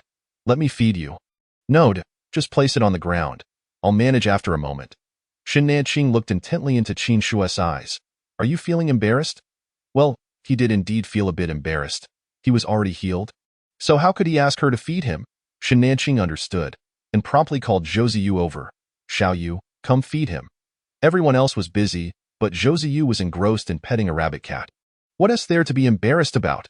Your arm and this bowl of porridge are all debts to be repaid. Zhou Ziyu, thoroughly absorbed, did not want to budge. Did you hear? There's no need to be shy. We'll keep a tally. Qin Shua ceased to be coy and began eating the porridge Zhou Ziyu fed him. With something in his stomach, warmth began to return to his body. Thank you all. Had it not been for Shen Nanqing and the others, we would surely have perished here. It has been established that there is no need for formalities, Captain Qin. Simply remember that you owe us a significant favor. Yu Wenwen has finished feeding Li Yong and has taken it upon herself to embrace Qin Shua's leg, as they seek to curry favor with the second in command of the Beishir base. Very well, I shall certainly remember, Qin Shua responded with a smile. Even if Captain Qin were to forget, I would ensure he remembers, Shen Nanqing jested, half seriously, influenced by Yu Wenwen's lightheartedness. Rest assured, I will keep it in mind. After Qin Shua's repeated assurances, Yu Wenwen felt a sense of relief. Due to the excessive blood loss experienced by the group, it was decided that they would take a day to recuperate. The following day, Yu Feng prepared a large pot of noodles, and the group finally enjoyed a hearty meal. After dining, Yu Feng assisted Qin Shua in realigning his fractured leg, while Shen Nanqing directly reconnected the broken bone. Sister, that's quite impressive. You can reattach the bone while it's still encased in flesh. Lu Jie, a healer under Qin Shua's command, noted that it was the first time Shen Nanqing had encountered a healer. Isn't Lu Jie able to treat fractures? Yes, but it requires incising the skin to access the bone for treatment. Moreover, it cannot be done as swiftly as you just did for such a significant injury. I see. Lu Jie was greatly impressed by Shen Nanqing's abilities, lamenting that powers could only be awakened individually. Otherwise, she would have eagerly sought to become her apprentice. These past few days had been quite taxing for Captain Qin and Li Yong. Today, Li Yong appeared much improved, engaging in lively conversation with Yu Wenwen. You two really are remarkable for keeping a tiger and a cat together. Would you like to pet it? Here, you can give it a try. Yu Wenwen handed the little tiger to Li Yong, who cherished it dearly, holding on without letting go. Let us return tomorrow. Shen Nanqing and Qin Shua began discussing serious matters. Their mission was to rendezvous with Qin Shua's group. Once they brought them back, they would secure a substantial reward of 100,000 points. Our mission remains incomplete, and I would like to extend an invitation for your assistance in achieving it. Upon hearing this, everyone turned their attention to Qin Shua. Naturally, upon completing the task, an additional 100,000 points will be awarded, or if you have any other conditions, feel free to propose them. Qin Shua dangled an enticing bait. Hoping for a favorable response, I'm afraid of snakes. Why Yu Wenwen expressed her profound fear of such creatures, particularly after Qin Shua mentioned the research facility's giant pythons, which sent shivers down her spine. Shen Nanqing pondered for a moment before responding earnestly, we will consider your proposal and get back to you. Excellent. I look forward to our potential collaboration. Chapter 57. The mutated python. Shen Nanqing called her companions back to the vehicle for discussion. Although she harbored a fear of snakes, her curiosity regarding the mutated pythons was piqued. With the arrival of warmer weather, mutated flora and fauna would proliferate, and she sought to upgrade her black space as much as possible. This presented an opportune moment. With Qin Shua and his group present, the likelihood of capturing mutated pythons would be greater, but they would need to ensure that her space remained undiscovered. Very well. We shall agree to assist him. The group understood the significance of the black space, which could facilitate remote group attacks with the black mist. Naturally, the more they had, the better. After reaching an agreement with Qin Shua, they began their preparations, starting with the collection of metals to construct an electric fence. Qin Shua mentioned that there were an abundance of mutated snakes, and using gasoline for incineration would be somewhat wasteful. The group spent the day gathering all the metal available in the village, and fearing it might be insufficient, Shen Nanqing discreetly retrieved a bit more from her space. Zhang Lanqing was tasked with constructing the electric fence, while Qin Shua focused on fully charging the batteries Shen Nanqing had secretly taken. With all preparations complete, early the next morning, the group set off towards the mountains behind the village, where the experimental base was located. They halted 50 meters away from the base, as advancing further would place them within the attack range of the mutated snakes. They secured one end of the electric fence low to the ground, while the other end was wrapped around the base's perimeter twice, with surrounding trees serving as supports for the fence. In truth, the electric fence was merely a thin metallic wire encircling the trees twice, which would be electrified. It was certain that some snakes would escape, so they were assigned to secure the eastern and southern fronts, while the others covered the western and northern fronts, aiming to eliminate as many mutated snakes as possible, although a few stragglers would not pose a significant issue, as these snakes were non-venomous. Understood. Shen Nanqing was pleased with Qin Shua's arrangement. Being separated would allow her to capture more mutated snakes. The group dispersed to their designated protective areas, with Shen Nanqing and Zhang Lancheng covering the eastern front, while Zhou Ziyu, Yu Feng, and Yu Wenwen took the southern front. The electric fence was fully energized. And soon, sparks flew as several snakes emerged from the experimental base. The snakes, each measuring over a meter in length, displayed a dark yellow-green hue with yellow diagonal stripes on their upper halves and yellow undersides speckled with black spots, their eyes a striking crimson. The first snakes quickly approached the electric fence, resulting in a shower of sparks as they writhed in agony, a burnt odor wafting through the air. The snakes in front were singed black. Yet those behind continued to surge forward, many slipping past their fallen comrades. Zhang Lancheng was tasked with dealing with these stragglers, with the king also lending a hand for a hearty meal. Shen Nanqing positioned herself beside a large tree, where the electric net had been intentionally raised a few centimeters, leaving a half-meter-wide gap through which an unending stream of mutated snakes poured. Shen Nanqing, suppressing her own shivers, diligently collected them into her space. Distantly, no gunfire could be heard, suggesting that the others were reluctant to waste ammunition on the small snakes. After approximately half an hour, as Shen Nanqing grew concerned about the batteries running low, the number of mutated snakes finally dwindled, leaving only a few scattered survivors. They decided to let the king handle their capture. Just as the pair was about to regroup with Zhou Ziyu, a series of lightning strikes erupted from the northern side of the experimental base, accompanied by the sound of submachine guns firing. It's a giant python. Run! The two hastily sprinted towards the northern side of the experimental base, where Yu Feng had already arrived, firing his submachine gun. Zhou Ziyu appeared to be injured, with Yu Wenwen carrying him on her back. Shen Nanqing looked up to see a giant python, nearly a meter in diameter and over 10 meters long, coiled around a large tree, clearly in a frenzied state. Its massive tail swept towards Qin Shua and the others, who narrowly dodged it as surrounding trees were severed in half. Faced with such a colossal creature, Shen Nanqing felt momentarily paralyzed, but the sounds of gunfire roused her back to action, and she and Zhang Lancheng quickly joined the fray. The giant python bore several charred wounds, thrashing its immense body as it recklessly swept aside obstacles and charged towards Qin Shua and his group. Zhou Ziyu and Wang Haifeng simultaneously unleashed their abilities, causing the massive snake to roll once more, followed by a series of lightning strikes that struck the python, intensifying its convulsions. Seizing the opportunity, Shen Nanqing unleashed a black mist that enveloped the python's crimson eyes. Enraged, the python lashed out with its tail, indiscriminately smashing everything in its path, while the group carefully evaded its wrath. Zhang Lancheng utilized his powers to maneuver a metal oil drum above the python, from which gasoline poured downwards. Qin Shua expended his remaining energy to unleash several bolts of lightning, igniting the python in a blazing inferno. However, he too was drained and collapsed to the ground. Having released his powers 4 times in quick succession, exhaustion overtook him. The giant python, writhing in flames, eventually extinguished the fire but was left battered and scarred as it slithered away into the distance. Shen Nanqing, unwilling to let such a prime opportunity slip away, hurriedly pursued it, with Zhang Lancheng closely following. "Don't chase it. It's too dangerous. Come back," Qin Shua shouted after them, but the two had already vanished from his sight. He wanted to follow, but his body was too weak. Yu Feng refrained from pursuing, as Zhou Ziyu had been bitten, and Yu Wenwen was also fatigued. He could not abandon them while Yu Wenwen was in a state of frantic anxiety.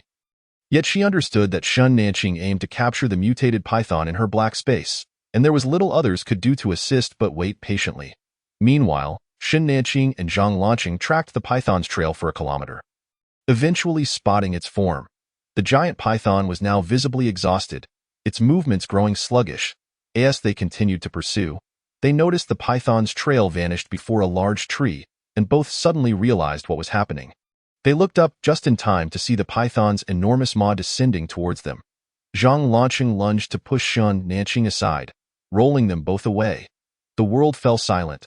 All Zhang Lanqing could hear was the frantic pounding of his heart. Slowly, he raised his head, only to find that the giant python had vanished. Nanqing, you did it. Nanqing. Zhang Lanqing's voice shifted from surprise to terror. Nanqing, Nanqing. What happened to you? Shin Nanqing lay pale-faced in the snow, blood trickling from her nose and mouth. Zhang Lanqing felt as though his heart had been gripped by a vice, trembling as he reached out to check Shun Nanqing's breath. A faint pulse brushed against his fingertips, prompting him to gasp in relief. Thank goodness, thank goodness. Zhang Lanqing wiped the blood from Shun Nanqing's face and lifted her in his arms, beginning the trek back. Upon seeing Zhang Lanqing cradling Shun Nanqing, Yu Wenwen's mind went blank. She staggered a couple of steps before collapsing to the ground. Ching. The others also turned pale, while Qin Shuo, his face ashen, struggled to rise and move towards them. It's all right. She merely exhausted her powers. Hearing Zhang Lanqing's words, the group's hearts began to beat anew. Why did I was so scared? Yu Wenwen cried out in fright. Qin Shuo also faltered, collapsing to the ground as he gasped for the frigid air. Zhang Lanqing and his companions descended the mountain, burdened with their loads. As for the remaining matters, Qin Shuo and his team could manage on their own. They needed to seek out Lu Jie, who remained in the civilian houses for treatment, and also to provide Shun Nanqing with a comfortable environment for her recovery. In Chapter 58, titled Upgrading the Black Space, Shun Nanqing remained in a state of unconsciousness for 2 days. Meanwhile, things were not going smoothly for Qin Shuo. The defense system of the experimental base had been activated. Despite enlisting Zhang Lanqing's assistance, it took considerable effort to procure the necessary information. Wai Yufeng, too, had not been idle during these days, returning with several bags filled with snakes from the mountain. After skinning, decapitating, and gutting them, he chopped them into pieces to prepare meals for the king and Wukong. Shun Nanqing gradually awoke from her slumber, her consciousness returning to clarity. Upon opening her eyes, she found Zhang Lanqing vigilantly watching over her. You're awake. Why is it you? She uttered, her words disjointed, yet Zhang Lanqing understood her meaning. When one has been by your side for 2 days, I sent her to rest. He supported Shun Nanqing's head, offering her a sip of warm water before gently coaxing her to lie back down. I'll go fetch some porridge. Please wait a moment. With that, Zhang Lanqing stood and exited the room. Previously, concerned about Qin Shuo and the others discovering the space, he had stashed some supplies in the trunk. A fortunate decision. Otherwise, they would have been left with nothing but snake meat for every meal. As Zhang Lanqing departed, Shin Nanqing realized she had porridge in her space. Why did he need to go out for it? She quickly deduced it was likely for the sake of appearances for Qin Shuo and the others. Assessing her body, she felt only a slight hunger and no other discomfort. Anxiously, she wished to ascertain whether the black space had upgraded. Closing her eyes, she attempted to enter the space with her consciousness. Miss Shin, may I come in? Came Qin Shuo's voice from outside the door. Shun Nanqing reluctantly opened her eyes and sat up with difficulty. Come in. Qin Shuo entered and appeared much more spirited than before, evidently having rested well over the past couple of days. Miss Shin, you're finally awake. Everyone has been quite worried about you. Shun Nanqing, feeling somewhat weak, replied, Please don't call me Miss Shin. Just use my name. Noticing her leaning against the cold wall, Qin Shuo stepped forward to prop her pillow up, hoping to make her more comfortable. Shin Nanqing tilted her head slightly, feeling a bit uneasy, yet she did not refuse his kindness. All right, then you needn't call me Captain Qin. Just Qin Shuo will suffice. Okay, Qin Shuo. Thank you all sincerely, not only for rescuing us but also for assisting us in completing our mission. Previously, I mentioned that if you had any requests or needs, you could bring them up, and I would do my utmost to fulfill them. Shin Nanqing indeed had a request for Qin Shuo. Her aunt's family had been in Beishur before the torrential rain, and she was uncertain of their current situation. Have they made it to the base? I would like to ask you to help me find someone. Ching, Yu Wenwen rushed in, settling herself at Shun Nanqing's bedside. Seeing her pale face, she gently stroked her cheek with concern. Shun Nanqing smiled faintly at her before turning back to Qin Shuo. I would like to ask you to help me find my aunt's family. Ching, you needn't trouble him. I have already asked Li Yang to handle it. Why Yu Wenwen, sitting beside Shin Nanqing, spoke without lowering her voice. For matters like this, delegating to him means he would have someone else take care of it. Handing it to Liang is different. He will personally see to it with greater dedication. Once we return, I will transfer 2,000 points to him, so he can deliver the message to my aunt. As for Captain Qin, Yu11 turned to Qin Shua. Let us save that favor for later. Shen Nanqing was amused by Yu11's thoughtfulness and teasingly glanced at Qin Shua. Did you hear that, Captain Qin? This favor is quite hard to repay. The atmosphere lightened considerably, and Qin Shua was also charmed by the girl's smile. Curling his lips into a grin, I will certainly strive to repay this great favor you've bestowed upon us. Zhang Lanqing returned with the porridge, and Qin Shua, sensing it was time to leave, took his leave. After Shen Nanqing finished her bowl of porridge, Yufeng and Zhou Ziyu arrived, aware that everyone was eager to discuss the upgrade of the space. She promptly closed her eyes again, entering the space with her consciousness. After approximately 10 seconds, Shen Nanqing opened her eyes, her excitement barely contained. The upgrade had indeed occurred. The black space had expanded to 800 square meters. Ah! Yu11 exclaimed joyfully, embracing Shen Nanqing tightly. The black space was now larger than the white space, and the strength of the black mist was evident, filling everyone with elation. With Shen Nanqing awake and Qin Shua having concluded his matters, the group tidied up in preparation for their journey back to the Zhang City base the following day, where they needed to procure some supplies. Yufeng refueled their vehicle, while Yu11 reflected that this was the second time they had helped Qin Shua's team with fuel. Captain Qin, this gasoline is quite precious. Qin Shua chuckled. Should I also assist you with charging? Haha. No need for that. The base can charge. We shouldn't waste resources. Qin Shua's playful banter drew laughter from the others. They hadn't expected him to possess such a sense of humor, feeling he had become much more relatable than before. The next morning, 2 vehicles set off towards the Zhang City base. Arriving just before the gates closed, the 2 parties bid farewell at the base entrance. Shen Nanqing and her companions returned home, while Qin Shua and his team headed toward the administrative building of the base.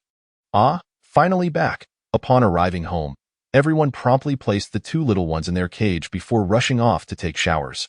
After their wilderness survival trip, they truly missed the comforts of a house with water and electricity.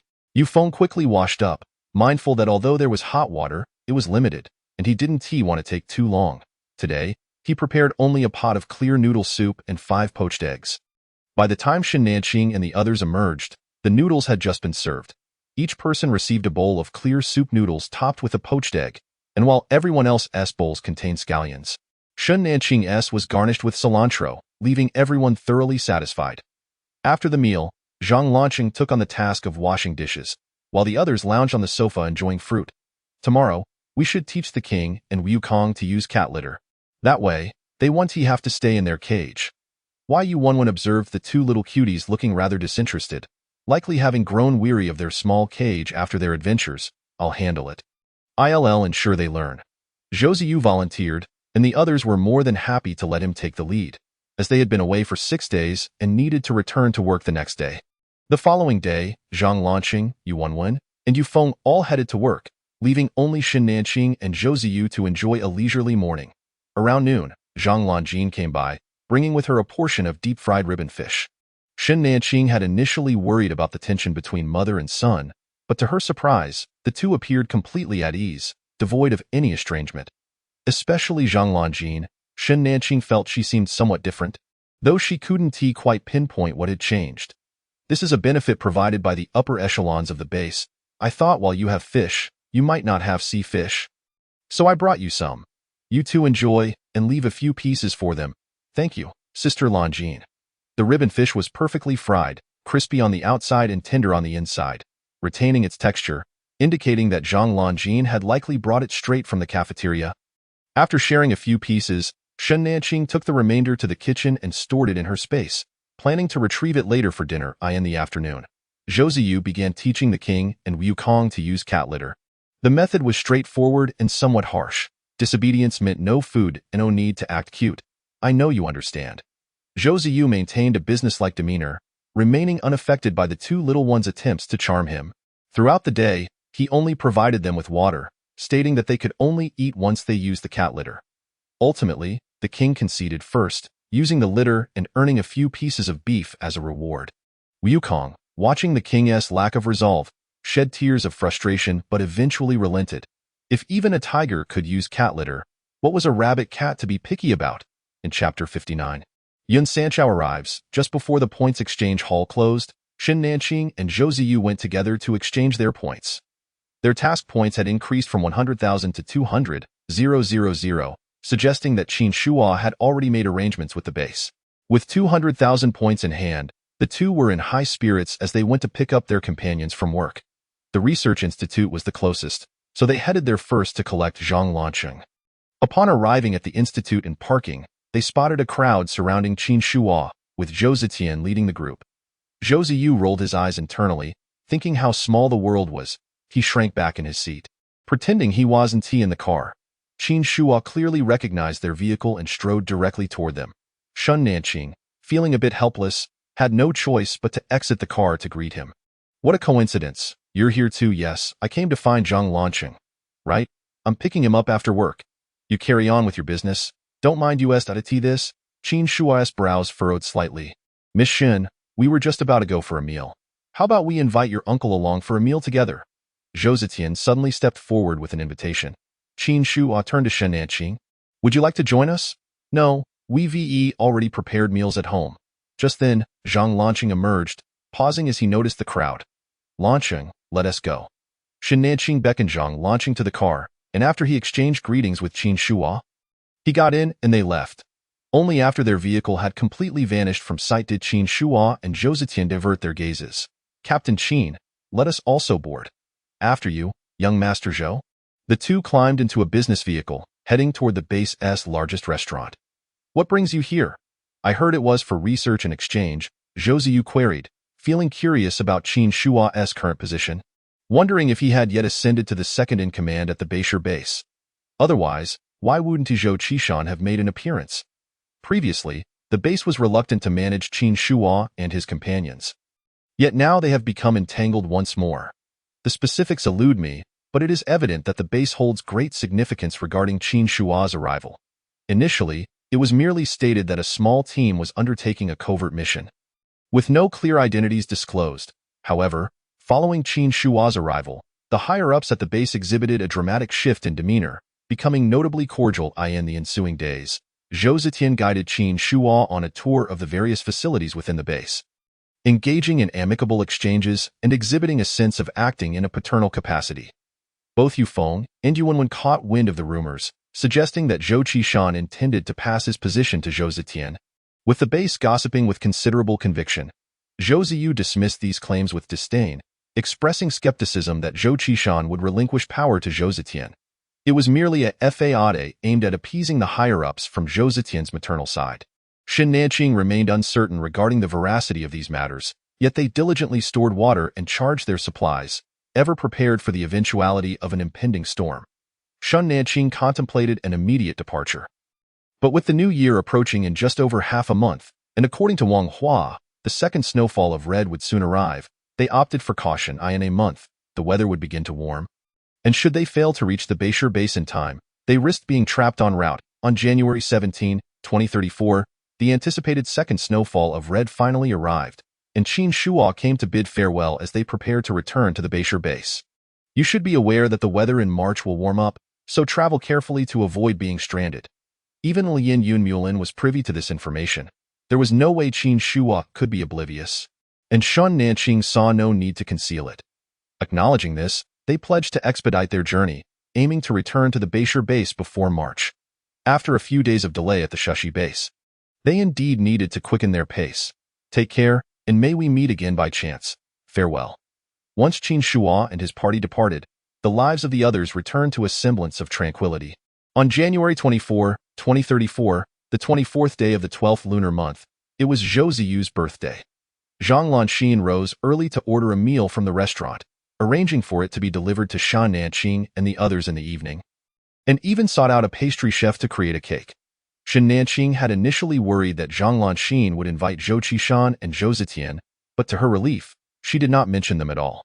With no outsiders present, they joyfully celebrated the birthday together. Little Yu came over to measure his height. Zhou Ziyu was in high spirits today, cooperating with Yuan to check point 1.65 meters. Little Yu, you seem to be in a precarious position.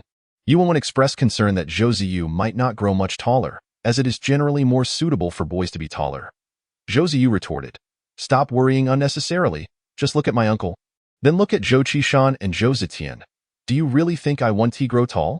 He recalled that he had been a late bloomer himself, only reaching 173 centimeters in his third year of junior high, growing to 181 centimeters in high school. Zhang Lanqing chuckled as he explained for his nephew. Indeed, when you first transferred to our class, you weren't particularly tall, but little you is only 165 centimeters, which is 8 centimeters shorter than you. Why Yuanwen truly fretted for Zhou Ziyu's growth, while Zhang Lanqing seemed unconcerned about her son's height. But little you is a year younger than I was. He just turned 14 after his birthday, isn't he 15? He was 14 before his birthday. S&D 15 now? Zhang Lanqing had mistakenly thought Zhou Ziyu was already 1.5, why mother was referring to my age in terms of lunar years. IVE only just turned 14. All right. Zhang Lanqing created a comical misunderstanding, laughing heartily. Our little you is still our little darling. She leaned over to plant a kiss on Zhou Ziyu's cheek. Yes, still a darling. Come here and let your sister kiss you too. Zhou Ziyu's face flushed crimson. You're not my sister. Do I look like I have a sister? How could I not? I am your sister. Quickly call me sistered, I want to do it. Amidst the cheerful banter, they completed Zhou Ziyu's birthday celebration. Zhang Lanqing had indulged a bit too much in drinks, and Zhou Ziyu offered her his room for the night, squeezing in with Zhang Lanqing instead. However, in the middle of the night, there was a knock at the door. It was Zhou Qishan come to collect Zhang Lanqing. It is unclear what he discussed with Zhou Ziyu. But when they awoke the following morning, Zhang Lanqing had already departed. On January 26, 2034, the 26th day of the 12th lunar month, members of the Yunding group arrived, with a convoy of dozens of large trucks entering the base, occupying an entire row of villas near Shan Nanqing and the others, creating quite a stir for several days. On January 31, 2034, the first day of the Lunar New Year, Shan Nanqing and the others enjoyed a sumptuous meal at noon, after which they received a guest, Yun Mulin. He instructed his entourage to bring in the numerous packages. Happy New Year to everyone. It's great to see you all again. Happy New Year to you too. Young Master Yun. Observing the plethora of gifts strewn about, Yuanwen greeted Yun Mulin with a cheerful smile. It was clear that the Yunding group was quite affluent. Why Yuanwen invited Yun Mulin to sit and poured him a cup of tea. This is the tea young Master Yun gifted us initially. Now it's time for you to enjoy it again. Ha ha, thank you. Zhou Ziyu suddenly recalled something and inquired, whereas your second brother? You'd better keep an eye on him.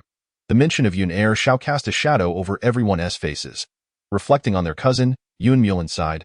No need to worry. My second brother did not come to the Zhongshu base. Then where did he go?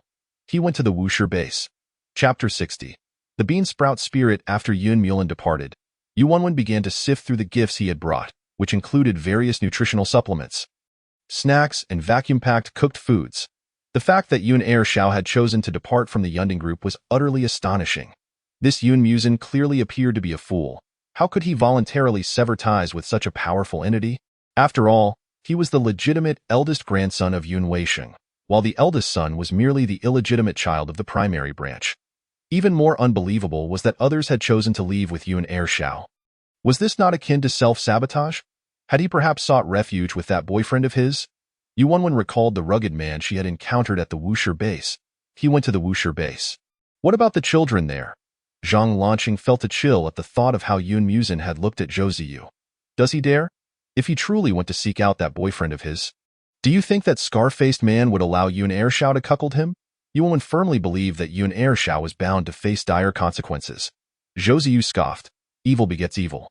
Time flew by swiftly, and soon it was mid-February.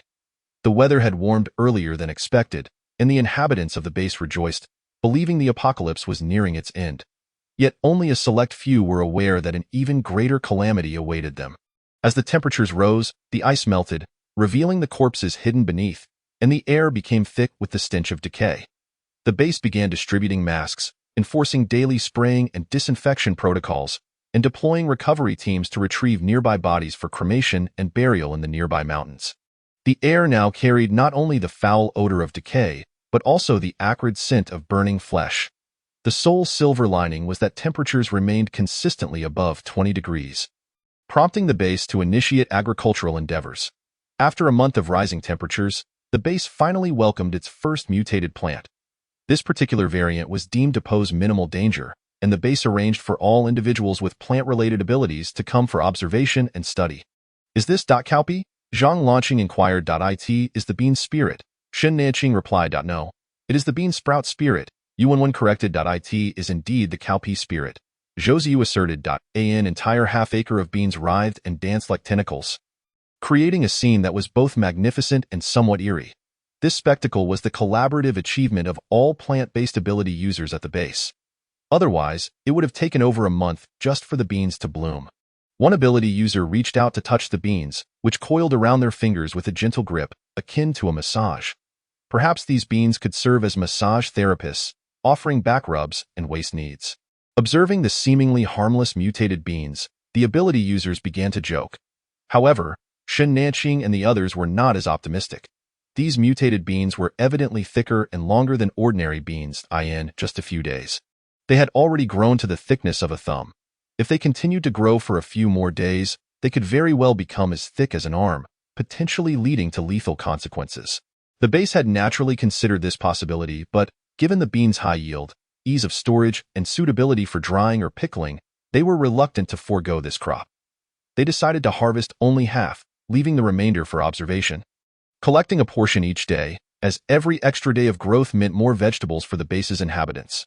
That evening, the cafeteria served bean noodles, and Shen Nanqing and his companions each ordered several portions, making it their dinner. In addition to this, each person could purchase up to 5 kilograms of beans with 10 points. Shen Nanqing's group bought a total of 25 kilograms. They stored 15 in their space and planned to pickle the remaining 10.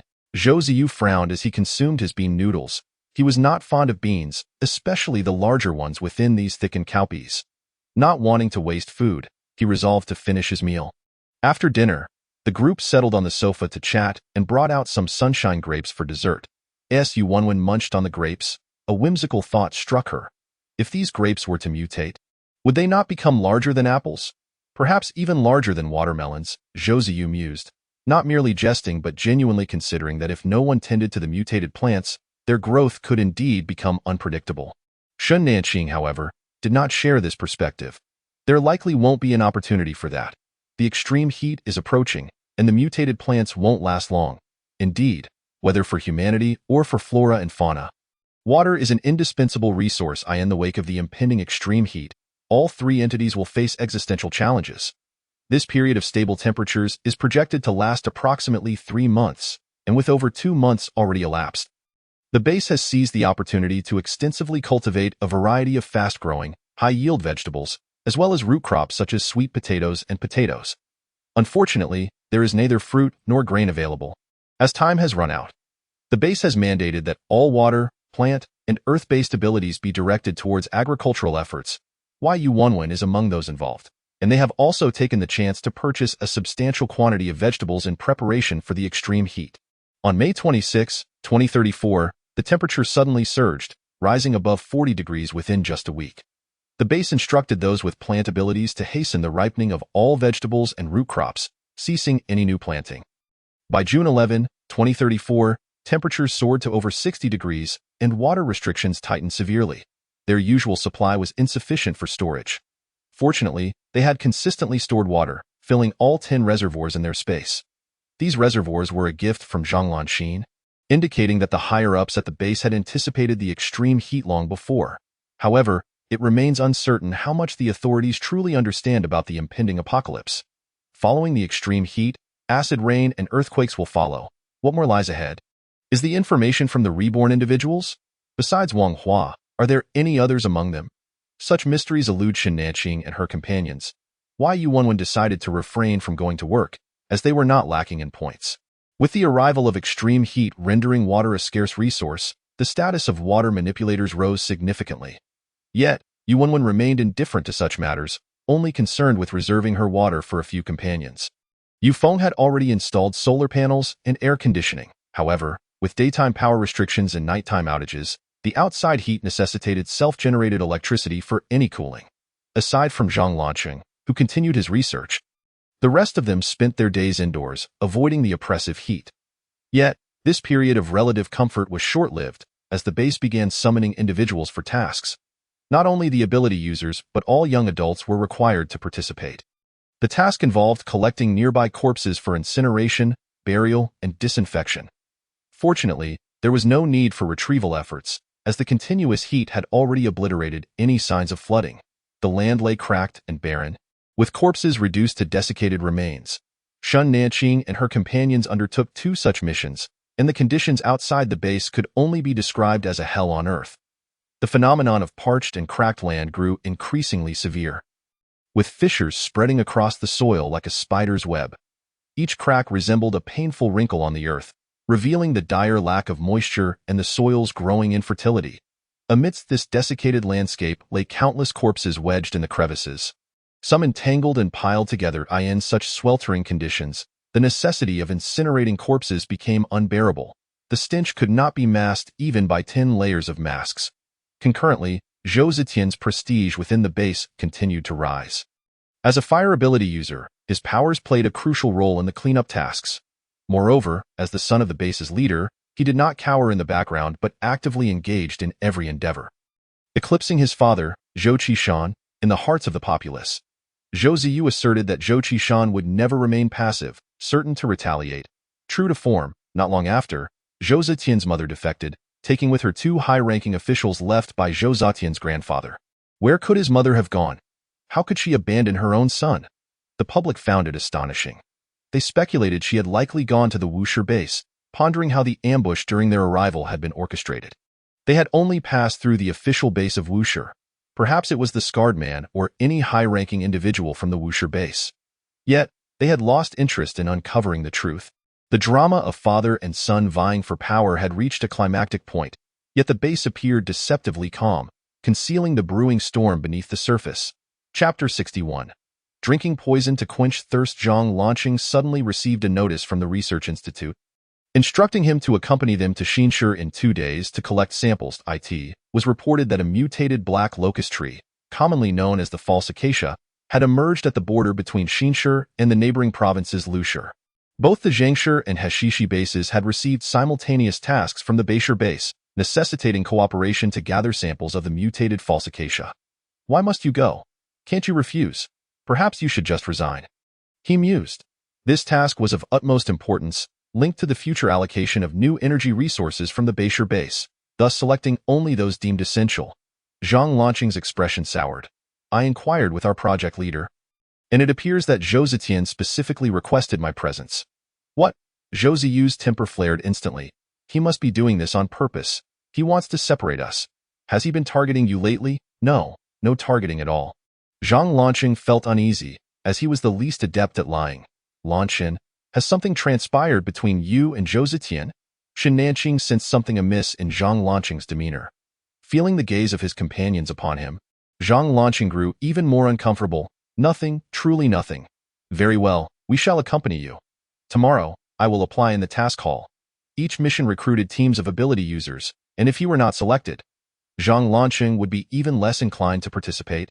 The following day, as soon as the task hall opened, Shen Nanqing rushed to apply, while Zhang Lanqing continued with his work. The task was scheduled for the next day, and today still required regular attendance.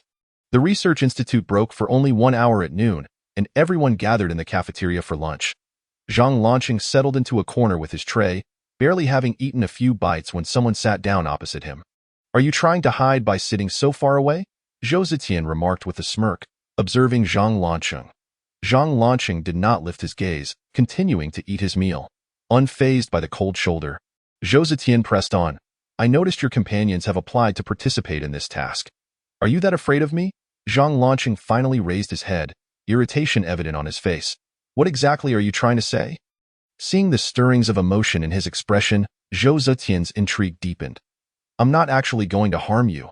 What are you afraid of? His voice, rich and magnetic, laced with a hint of mockery, ignited Zhang Lanqing's ire. Leaving him unable to finish his meal, he stood to leave. Zhou Zetian seized his wrist. Let go. Zhang Lanqing's emotions nearly spiraled out of control, yet he managed to keep his voice low. Sit down and finish your meal. Neither party yielded, standing and sitting in a standoff that drew the attention of everyone in the cafeteria. Observing the flush on Zhang Lanqing's face, Zhou Zetian relented first. Sit down and eat. and I will approve your companions to join. Zhang Lanqing exhaled sharply, rigidly resuming his seat. This time, Zhou Zetian remained silent, merely watching him eat. Once the torturous meal concluded, Zhang Lanqing stood to leave, and this time, Zhou Zetian did not hinder him. Lanqing, a girl in her 20s, approached with a tray, greeting Zhang Lanqing. He brushed past her without a glance. The girl bit her lip, seemingly reluctant, yet ultimately approached Zhou Zetian. Young Master Zhou, when will you fulfill your promise to me? Zhou Zetian, glancing at Zhang Lanqing's retreating figure, feigned indifference. What promise did I make to you? I am unaware. You? The girl glared at Zhou Zetian in anger. I followed your instructions to drug him. You cannot simply deny it. I instructed you to drug him, but I never told you to harm him. Zhou Zetian's eyes flashed with a brief ferocity. Astonished that this woman dared to attempt to leverage the situation, now negotiating terms with him. Are you not afraid he will discover it was you who instigated the drugging? The girl's bravado faltered. But she still attempted to threaten him. Zhou Zetian's contempt was evident. Disappear from my sight immediately, or neither your brother nor your father will be able to save you. The girl, frightened by his intensity, stumbled away in haste, leaving Zhou Zetian alone, lost in thought. In the dead of night, Zhou Zetian lay in bed, fixated on the curtain, where a boy was panting heavily. A face that was usually cold and aloof now bore an unexpectedly vivid expression. The boy attempted to shrink into the corner, unaware that the room was filled with cameras, one directly above him. The boy seemed unable to contain himself any longer, his hands slowly descending, mimicking Zhou Zetian's movements from behind the screen. Time slipped away, and a wadded tissue was tossed into the trash with a soft thud. The sound of a lighter flickered. The red ember glowed faintly in the darkness as Zhou Zetian inhaled deeply before exhaling slowly. When had he begun to harbor such feelings for Zhang Lanqing? Initially, he had been reluctant to acknowledge it, not because he found attraction to men troubling, but rather due to the complexities of being interested in his father's lover's younger brother, which was undeniably difficult to articulate. Yet, the more he tried to suppress these thoughts, the more they consumed him. Zhou Zetian mused that perhaps obtaining what he desired would bring him peace, but currently, he could not act on Zhang Lanqing, so he devised a questionable plan. He was merely captivated by Zhang Lanqing's cool detachment. If he were to witness his unrefined state, he would surely lose interest or even develop a strong aversion. However, this gaze did not diminish his interest. Rather, it became an addictive poison, intensifying his desire. Meanwhile, Yuanwen ventured downstairs in the dead of night for a glass of water and discovered Zhang Lanqing sitting on the sofa.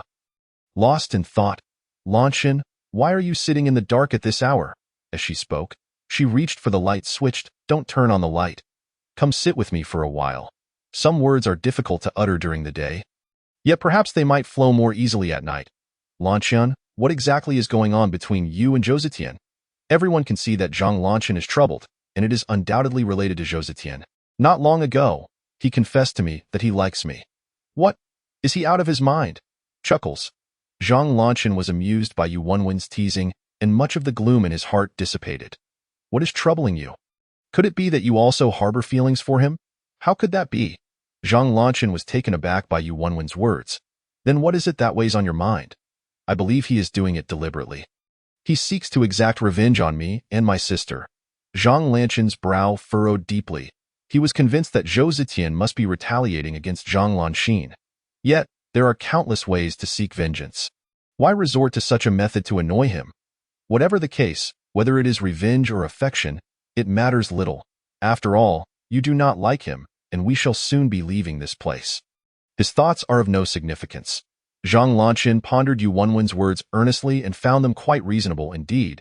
He realized that overthinking was merely self-inflicted distress, especially since their departure was imminent and Zhou Zetian would not be able to linger for long. Thank you, Yuanwen. I understand now. Enlightened, Zhang Lanqing felt a sense of clarity wash over him and eagerly returned to sleep. This time, it was Yuanwen who found it difficult to rest, for having encountered such juicy gossip yet being unable to share it was truly agonizing. Chapter 62. The Mutated Tea Tree. Early the next morning, everyone donned their backpacks and gathered in the mission hall. This operation was under official orders. Utilizing spatial abilities was inconvenient. Thus, everyone prepared their packs filled with basic supplies. Zhang Lanqing had also packed numerous small metal pieces for emergencies. This mission was personally led by Zhou Zetian. accompanied by 4 subordinates with special abilities and 6 armed soldiers, in addition to Zhang Lanchen. 2 young researchers from the institute had joined the expedition. Once assembled, 4 vehicles set off towards Xinshe, with poor road conditions expected to delay their arrival by 2 days. The scorching sun blazed down upon the land, and the air felt as if it were heated by an inferno, rendering everything around them languid and listless. Despite having witnessed the desolation outside the base in the past, each outing continued to shock them anew. The parched earth resembled sunburned skin, cracked with deep fissures, devoid of life.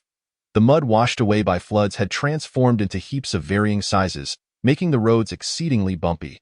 This mission was not solely to collect samples of mutated locust trees, but also to gather specimens of all mutated plants along the way. The 3-month period of suitable temperatures had given rise to numerous plants, with desiccated shrubs and grass visible everywhere. Mutated plants were easily distinguishable. Any green foliage was likely to be mutated, with only a small portion being particularly drought-resistant. They stopped frequently, and by the end of the day, they had barely covered half the distance. Fully armed, Zhang Lanchen set out to collect samples. During his time at the institute, he had learned a great deal, and data collection and sample gathering were second nature to him. The others felt as though their bodies were being jostled apart, and Zhou Ziyu appeared somewhat carsick, his complexion pale. After offering him a bottle of medicinal herbal remedy, they also shared a cup of ice-cold lemonade, which had been purchased from a plant-based ability user a few days prior. Approximately half an hour later, Zhang Lanchen returned, his face flushed despite wearing a specially designed sun hat. After wiping the sweat with a damp towel, he eagerly gulped down a generous mouthful of lemonade. Zhou Zetian suggested they continue for another 2 hours before resting. With the nights being short and the days long, it was only 7 o'clock, and still quite early, however. Not long after resuming their journey, the vehicles halted once more as they encountered a grove of mutated tea trees. Zhou Zetian ordered a camp to be set up, deciding they would rest here for the night. "What kind of tea is this?" Yuanwen gazed at the lush expanse of tea trees, feeling an uncanny sense of unreality. In a world plagued by cracked earth, this verdant grove felt like a paradise. It should be Maojian. Maojian is a specialty of Xinshe. Only Yufeng among them had a slight understanding of tea, as the younger individuals hardly partook in it. After Zhang Lanchen and 2 researchers finished collecting samples, he beckoned everyone to join in the tea picking. Though tea leaves are not food, they share the status of luxury items, akin to cigarettes and alcohol. Thus, when faced with such a vast tea grove, it was only natural to gather more. "Let us collect a bit extra. If we don't drink it ourselves, we can sell it to the base later." Everyone recognized the rarity of this opportunity and eagerly donned their gear to head out. Zhang Lanchen cautioned, "Only the tender leaves at the top should be picked. Everyone, be careful, as the mutated tea tree's leaves are quite sharp." "Ah!" Zhou Ziyu accidentally cut his finger. "This is hardly Maojian. It resembles a needle more closely." Indeed, the leaves of the mutated tea tree had become long and slender. While the comparison to needles may be exaggerated, they were certainly prickly. I wonder if the flavor of the mutated Maojian is still the same as before. Shun Nanqing discreetly healed Zhou Ziyu's finger while everyone continued picking tea. The collected leaves would need to be submitted to the base. So Shan Nanqing simultaneously gathered some into her spatial storage. After about 2 hours, the heat became unbearable for everyone. They sealed the harvested tea leaves in bags and placed them in the refrigerated vehicle designated for specimens before beginning to prepare dinner. By this time, it was already 11 o'clock at night. Among the ability users under Zhou Zetian, one possessed ice abilities, so the evening meal consisted of chilled noodles, which revitalized everyone. The temperature at night was slightly cooler than during the day, hovering around 50 degrees. Although still hot, no one wished to sleep in the vehicle, as it would waste fuel and stretching out their legs was unbearably uncomfortable. They settled for a makeshift shelter constructed by the Earth-type ability user, an open-air structure enclosed by 4 walls to guard against mutated animals. The intravenous drip bottles previously used in extreme cold were repurposed, each person holding one filled with crushed ice that Yuanwen had had the ice ability user freeze. Naturally, Xin Nanqing had ice blocks in her spatial storage as well, but it was inconvenient to retrieve them in front of so many people. "Lanchen, you are quite well prepared. Had I known to keep my bottle after my last infusion, it would have been wise," a researcher from the institute joked with Zhang Lanchen. Zhang Lanchen, however, had no bottles left. He shared some peppermint candies from his pocket with the 2 researchers. "Thank you, Lanchen." Stealing a glance at Zhou Zetian's direction, Zhang Lanchen noticed he was openly staring at them, yet thankfully, he did not make any further moves. Zhang Lanchen breathed a sigh of relief, genuinely concerned that Zhou Zetian might suddenly approach and say something mortifying. Fortunately, he still had some semblance of dignity. The following morning, the convoy set off again, aiming to reach their destination and rendezvous with the personnel from the He City base that night.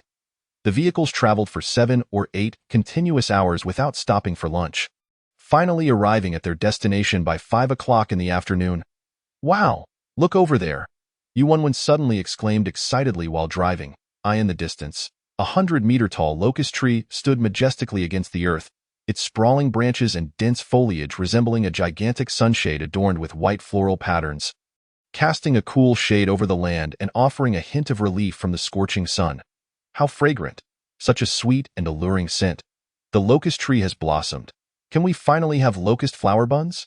For safety's sake, the vehicles remained parked outside the area shaded by the tree's crown. According to reports from the Beishir base, this mutated locust tree was the largest mutated plant discovered to date. So caution was wise. The personnel from the He City base had already arrived, and Zhou Zetian stepped down to exchange pleasantries. No wonder collaboration was needed for sample collection. Should such a massive mutated plant possess offensive capabilities? Dealing with it with their limited numbers would be akin to slicing through vegetables. How do we collect samples from such heights? Is it sufficient to gather fallen blossoms and leaves from the ground? Yuanwen mused that unless one could fly, it would be quite challenging to obtain fresh samples. If there were no alternative, it would suffice. Yet fresh samples should be prioritized. Sample collection was the responsibility of the research institute, but how to gather them was not within their purview. After a while, the bark and roots had been collected, and Zhang Lanchen, along with 2 researchers, promptly took a portion to their refrigerated vehicle before heading over to Zhou Zetian's side to await the drone's descent. The drone was approaching the treetop, and everything seemed to be proceeding smoothly. Suddenly, Zhou Ziyu sensed a tremendous surge of energy. Be careful. Chapter 63. The mutated locust tree. An unexpected anomaly occurred. The drone was violently struck down by a thorny branch the moment it made contact with the treetop. Retreat! Quickly! Countless thorny branches lunged towards the ground where the people stood. Shan Nanqing reacted swiftly, enveloping everyone in a dark mist that repelled the branches before they could reach them. Those who were caught off guard were ensnared in an instant, dragged dozens of meters into the air before crashing down, meeting a gruesome fate. Even those fortunate enough to break free were left bloodied and wounded by the thorns. Shan Nanqing's group stood back-to-back within the space encircled by the dark mist. What should we do? Lanchen is still over there. Let's retreat to the vehicles and devise a plan. Zhang Lanchen and the researchers were at some distance from Zhou Zetian, and they could only withdraw to a safe area before attempting a rescue. Meanwhile, Zhou Zetian employed fire to attack the branches, and the results were promising. After all, regardless of how much the locust trees had mutated, they remained wood, which was susceptible to fire. Zhang Lanchen and an Earth-type ability user raised shields simultaneously to protect the side and rear of the 3 of them. Amid the chaos, the 2 researchers had already vanished, leaving only Zhang Lanchen, Zhou Zetian, and the Earth-type ability user under Zhou Zetian's command. The 3 individuals cautiously retreated to a safe zone, their ears filled with the harrowing cries of humanity. In the face of the sudden onslaught from the black locust tree, those lacking defensive capabilities were nearly annihilated. The submachine gun fire against the colossal tree seemed trivial, hardly even scratching its surface. Just as they were about to exit the tree's attack range, Zhang Lanchen caught a glimpse of someone next to him drawing a pistol aimed at Zhou Zetian. Be careful. Instinctively reacting faster than his mind could process, Zhang Lanchen pushed Zhou Zetian to the ground and swiftly drove a metal nail into the assailant's eye. The shield vanished, and branches ensnared Zhang Lanchen, attempting to drag him away. Zhou Zetian, with one hand gripping Zhang Lanchen, used the other to unleash flames, striving to sever the thick branches. Let go! Zhang Lanchen shouted, the scene unfolding before him resembling a slow-motion filmed. A branch, as thick as a wrist, pierced through Zhou Zetian's abdomen from behind, then retracted. Zhou Zetian's body jolted violently, blood spewing from his mouth, yet he persisted in burning away the branches that held Zhang Lanchen captive.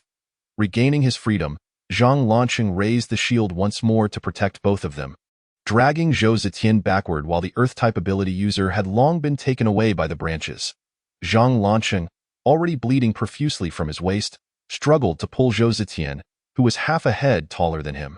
and soon found himself drained of strength. An ear-piercing screech of brakes erupted nearby as a Mercedes G-Class came to a halt beside them. Zhou Ziyu unleashed his powers, forcing back the encroaching branches. And both Zhang Lanqing and Zhou Zetian were pulled into the vehicle. Lanqing, are you all right? You're injured.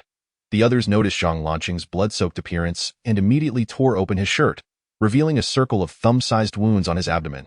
White mist enveloped him as Shen Nanqing promptly began treatment. Treat him first. His injuries are severe. Upon hearing Zhang Lanqing's words, the group turned their attention to Zhou Zetian, discovering a wrist-sized hole in his abdomen, a sight truly perilous. Nevertheless, Shen Nanqing insisted on prioritizing Zhang Lanqing's treatment. Treat him first, he saved me. Only then did Shen Nanqing allocate half of the healing mist to Zhou Zetian while the other half continued to mend Zhang Lanqing's wounds. After approximately 10 minutes, Zhang Lanqing's injuries were fully healed, and Shen Nanqing focused entirely on Zhou Zetian, who had already succumbed to unconsciousness during Zhang Lanqing's frantic attempts to drag him. Both Zhou Zetian and Zhang Lanqing had lost too much blood and fainted. The group set up camp on even ground near the black locust tree, keeping an eye out for any potential survivors. Shen Nanqing instructed Zhang Lanqing and Zhou Zetian to each hold a piece of ginseng, and from her spatial storage, she retrieved 2 bowls of red date porridge to cool, anticipating that they could drink it upon waking. While Zhou Zetian remained unconscious, the others hastily consumed a hearty meal. When Zhou Zetian finally regained consciousness, he found Zhang Lanqing sipping porridge, his complexion pale and beads of sweat forming on his forehead. Zhou Zetian refrained from interrupting, quietly observing him. He realized that his abdomen bore no wound, likely healed by the restorative abilities of the healer. Previously, Shen Nanqing had shown no indication of possessing any abilities, suggesting she was indeed a healer. Once Zhang Lanqing finished his bowl of porridge, he noticed Zhou Zetian had awakened. You're awake? How do you feel? Noticing the concern in his voice, Zhou Zetian felt remarkably well. Is there any water? I'm a bit thirsty. Without a second thought, Zhang Lanqing helped him sit up and offered him some water. Have some more porridge. Just as Zhang Lanqing was about to feed him porridge, Zhou Ziyu approached. Uncle says you should eat by yourself. You're a grown man. After all, at this remark, Zhang Lanqing felt a twinge of embarrassment, uncertain of why he felt awkward. Right? Let him eat by himself. Yu Wenwen had been contemplating this for a while, fearful that Zhang Lanqing might soften towards Zhou Zetian, as many romances often begin with such sentiments.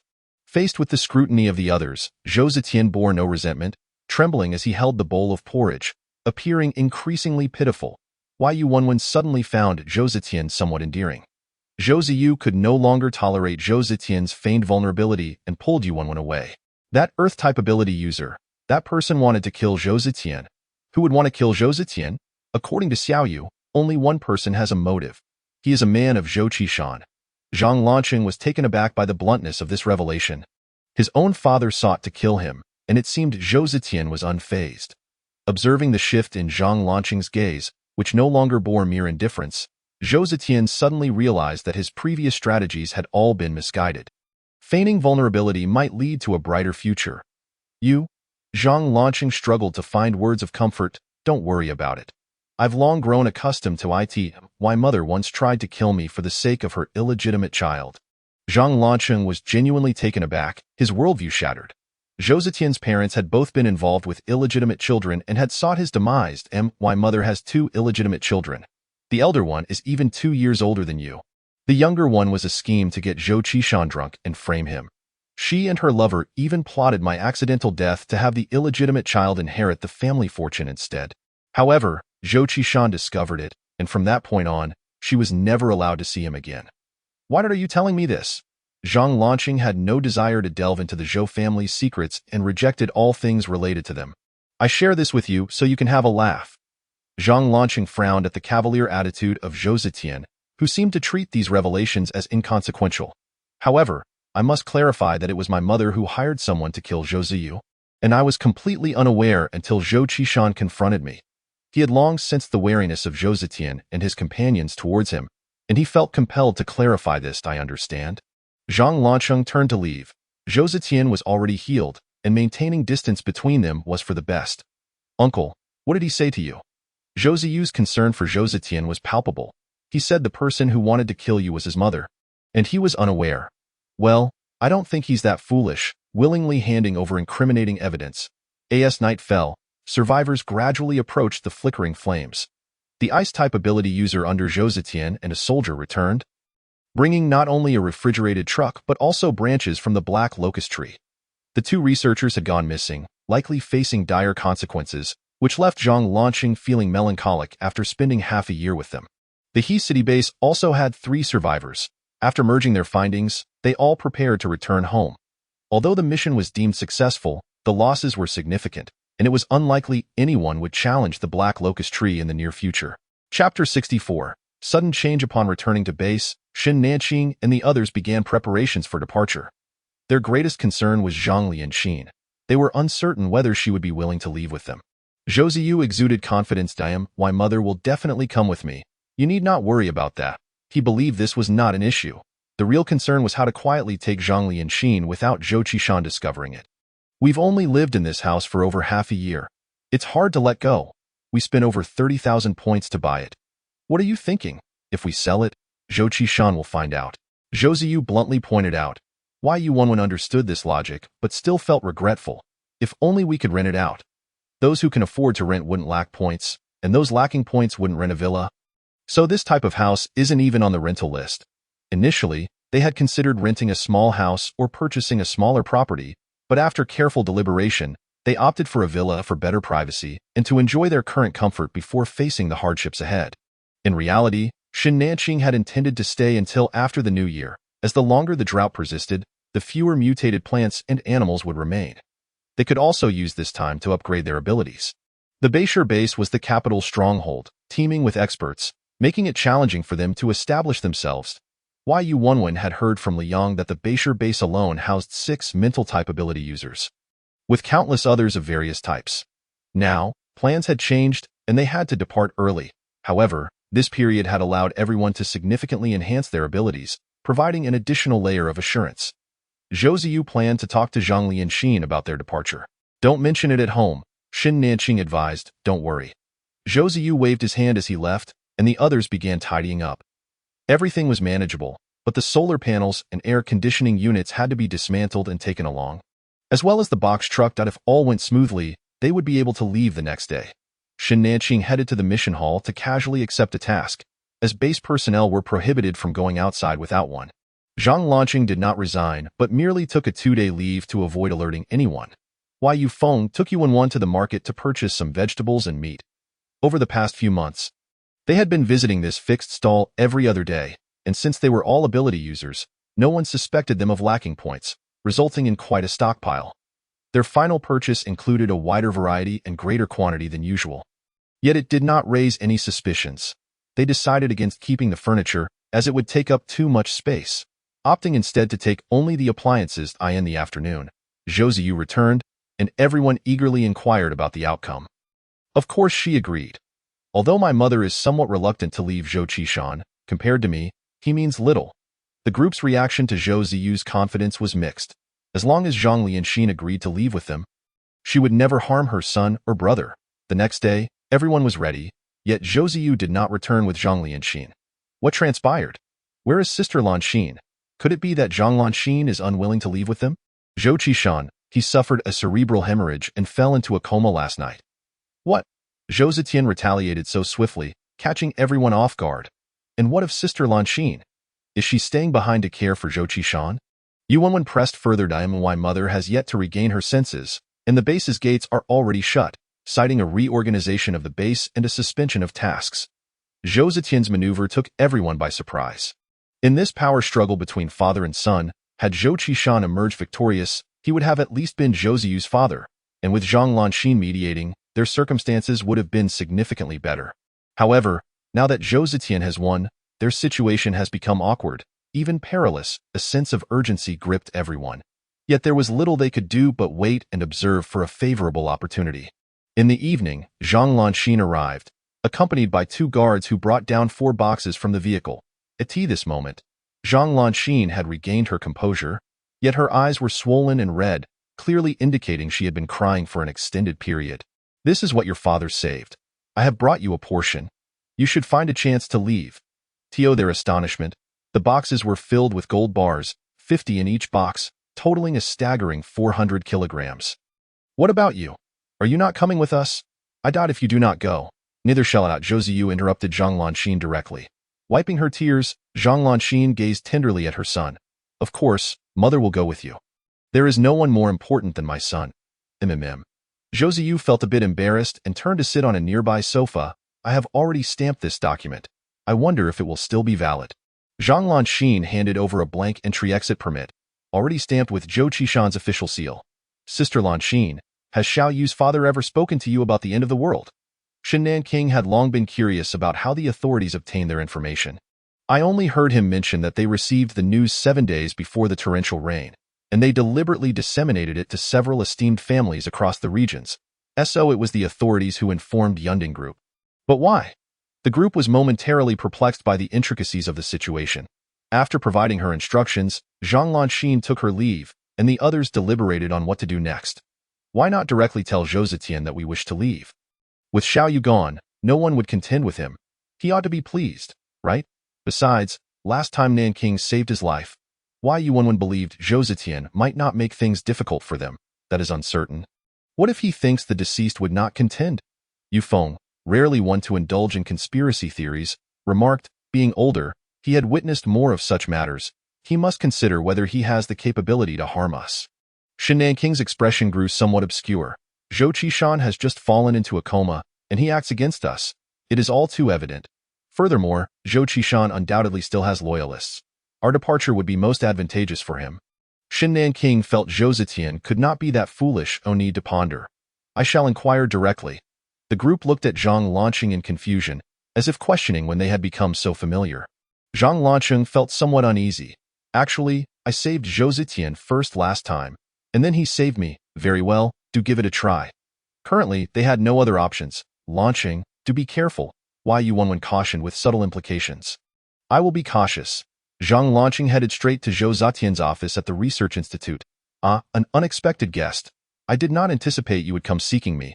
Upon seeing Zhang Lanqing, Zhou Zetian smiled and stood to greet him. Zhang Lanqing got straight to the point. We wish to leave the Zheng city based. Oh, and why is that? Do not feign ignorance. Xiao Yu poses no threat to you. Allow us to depart. Haha. Indeed. Zhou Ziyu has no foundation at the Zheng city base. I have never regarded him as a rival. Only my foolish mother would undertake such a ridiculous act. Zhou Ziyu, lacking foundation and Zhou Qishan's favoritism, has no qualifications to contend. Then we shall leave Zheng city base tomorrow. Not so fast, because Zhou Zetian leaned forward. I cannot bear to see you go. The warmth of his breath brushed against Zhang Lanqing's ear, prompting him to take a cautious step back. If you agree to one thing, I shall let you leave. Zhou Zetian's burning gaze seemed to pierce through Zhang Lanqing, a look that any man would understand. You are courting death. Chapter 65 Departure. The metal spike was merely 2 centimeters from Zhou Zetian's eye, yet he neither retreated nor retaliated. I have yet to specify what I want.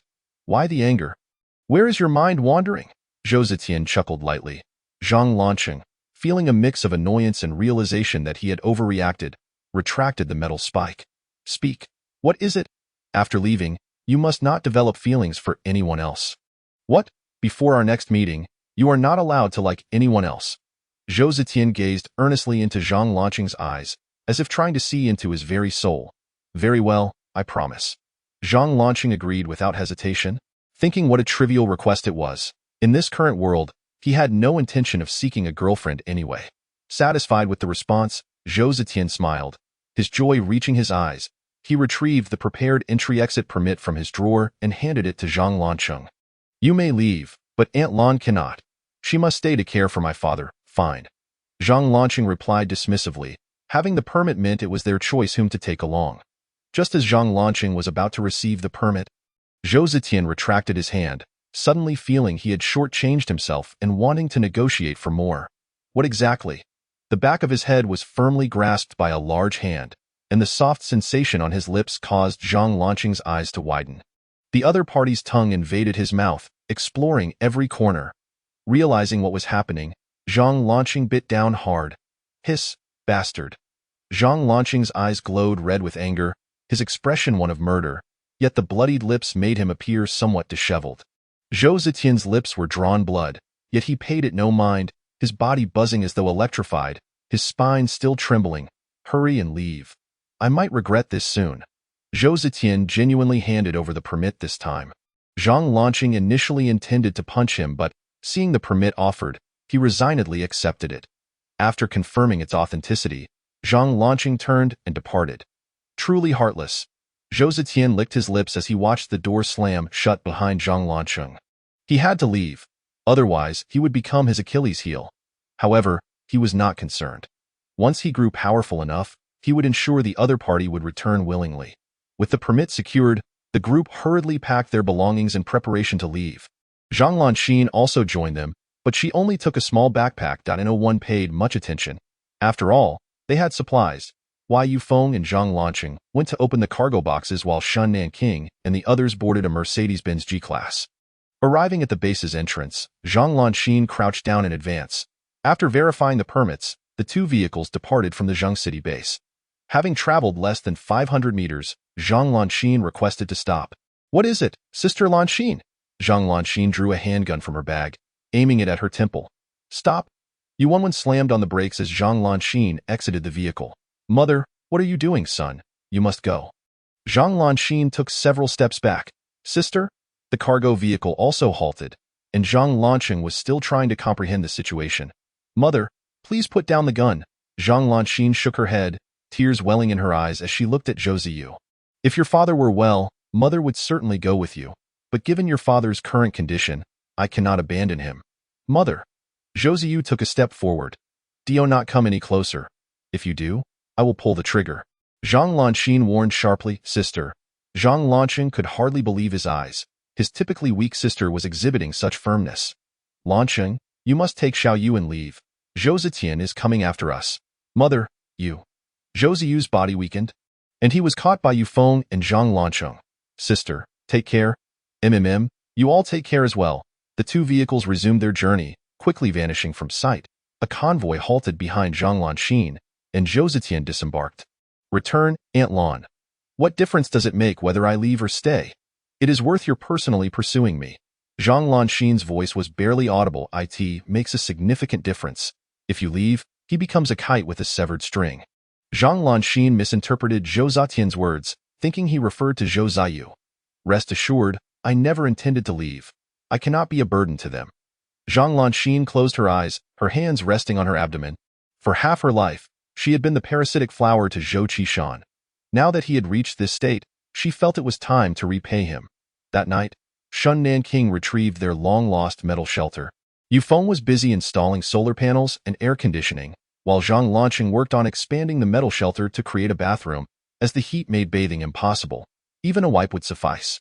Each person received 2 gold bars from Zhang Lanqing for emergencies, while the remainder was stored in their space, which now spanned over 700 square meters, reaching a height of 25 meters.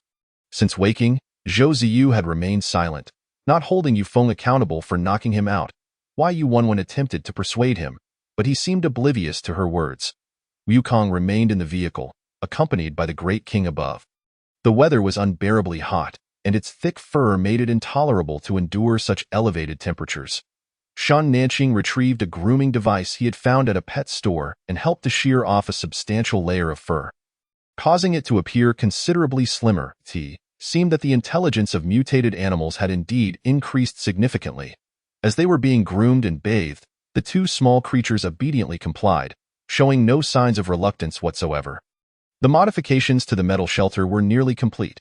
Aside from adding a bathroom, Zhang Lanqing had partitioned the large space into 2 smaller rooms, with the 2 girls sleeping in one and 3 males occupying the one closer to the door. With the hot weather, wearing fewer clothes made it somewhat inconvenient to sleep in a single room.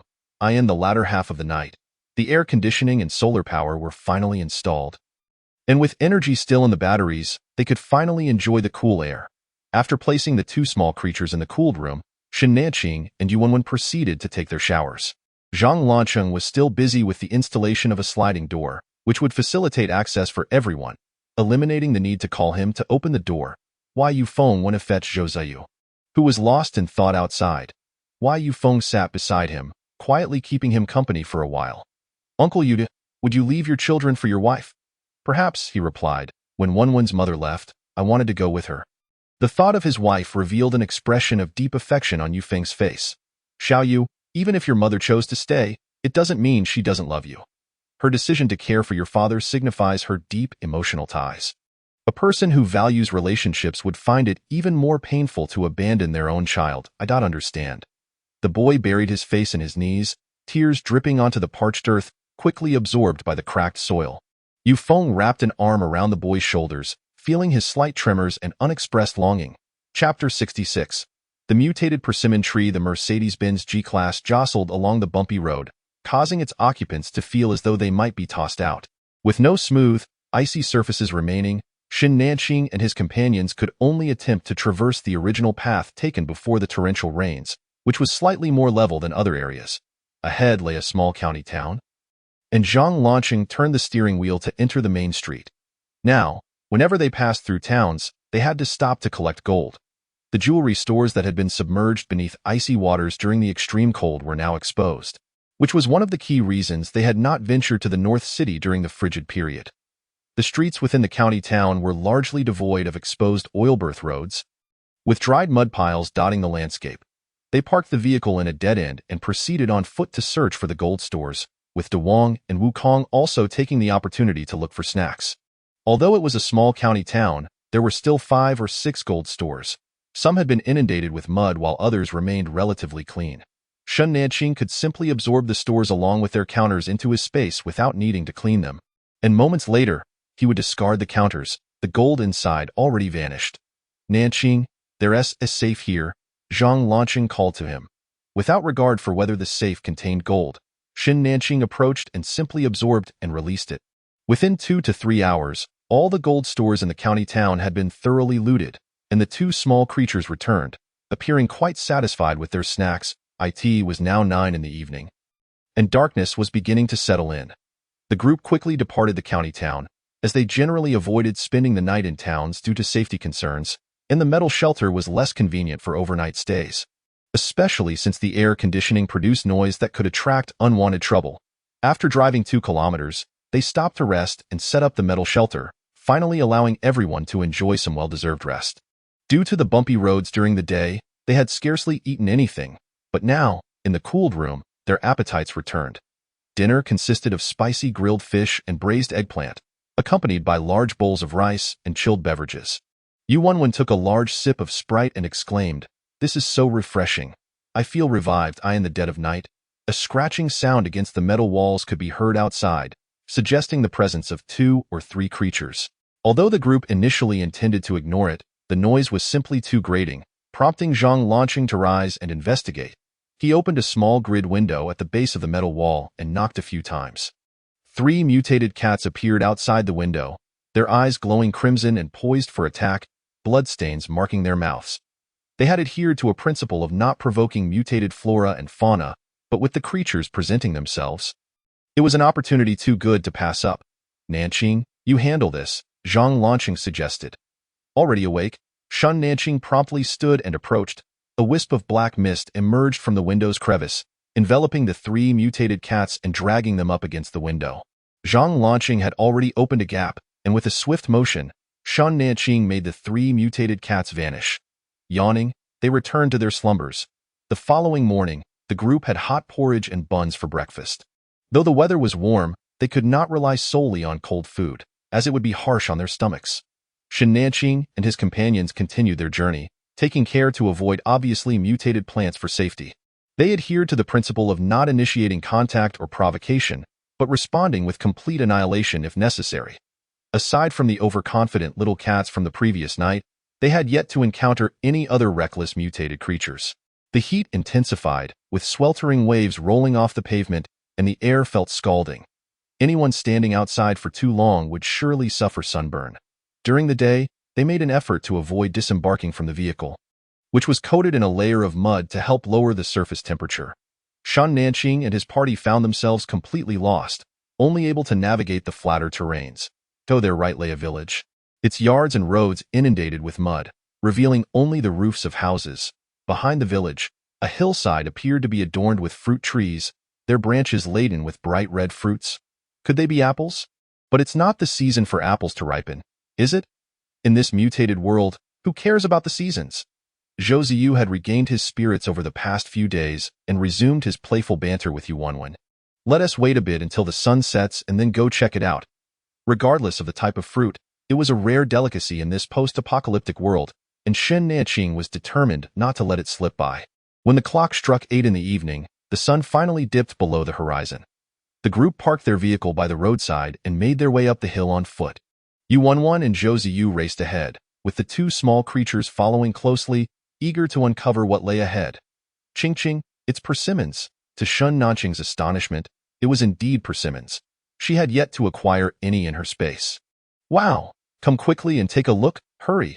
Yu Wenwen called out excitedly, and even Zhou Ziyu was visibly thrilled.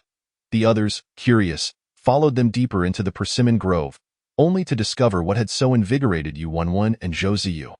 A colossal mutated pomegranate tree. This mutated pomegranate tree towered over ordinary ones, bearing pomegranates the size of small watermelons, some of which had burst open, revealing the glistening seeds within. The group was overjoyed. The abundance of pomegranates, along with the hillside of persimmons, would sustain them for quite some time. Yu Wenwen tiptoed to reach the lowest pomegranate, and fearing his daughter might not be able to reach it, Yu Feng prepared to assist. Suddenly, the bursting pomegranate seeds shot out like bullets towards the group. Ah, watch out, back away! Yu Wenwen was struck first. Though the injury was minor, it was still quite painful. Yu Feng rushed forward to shield his daughter, and the others retreated amidst the barrage of pomegranate seeds. Just as they exited the reach of the pomegranate tree's attack, Zhou Ziyu was struck in the face by a ripe persimmon.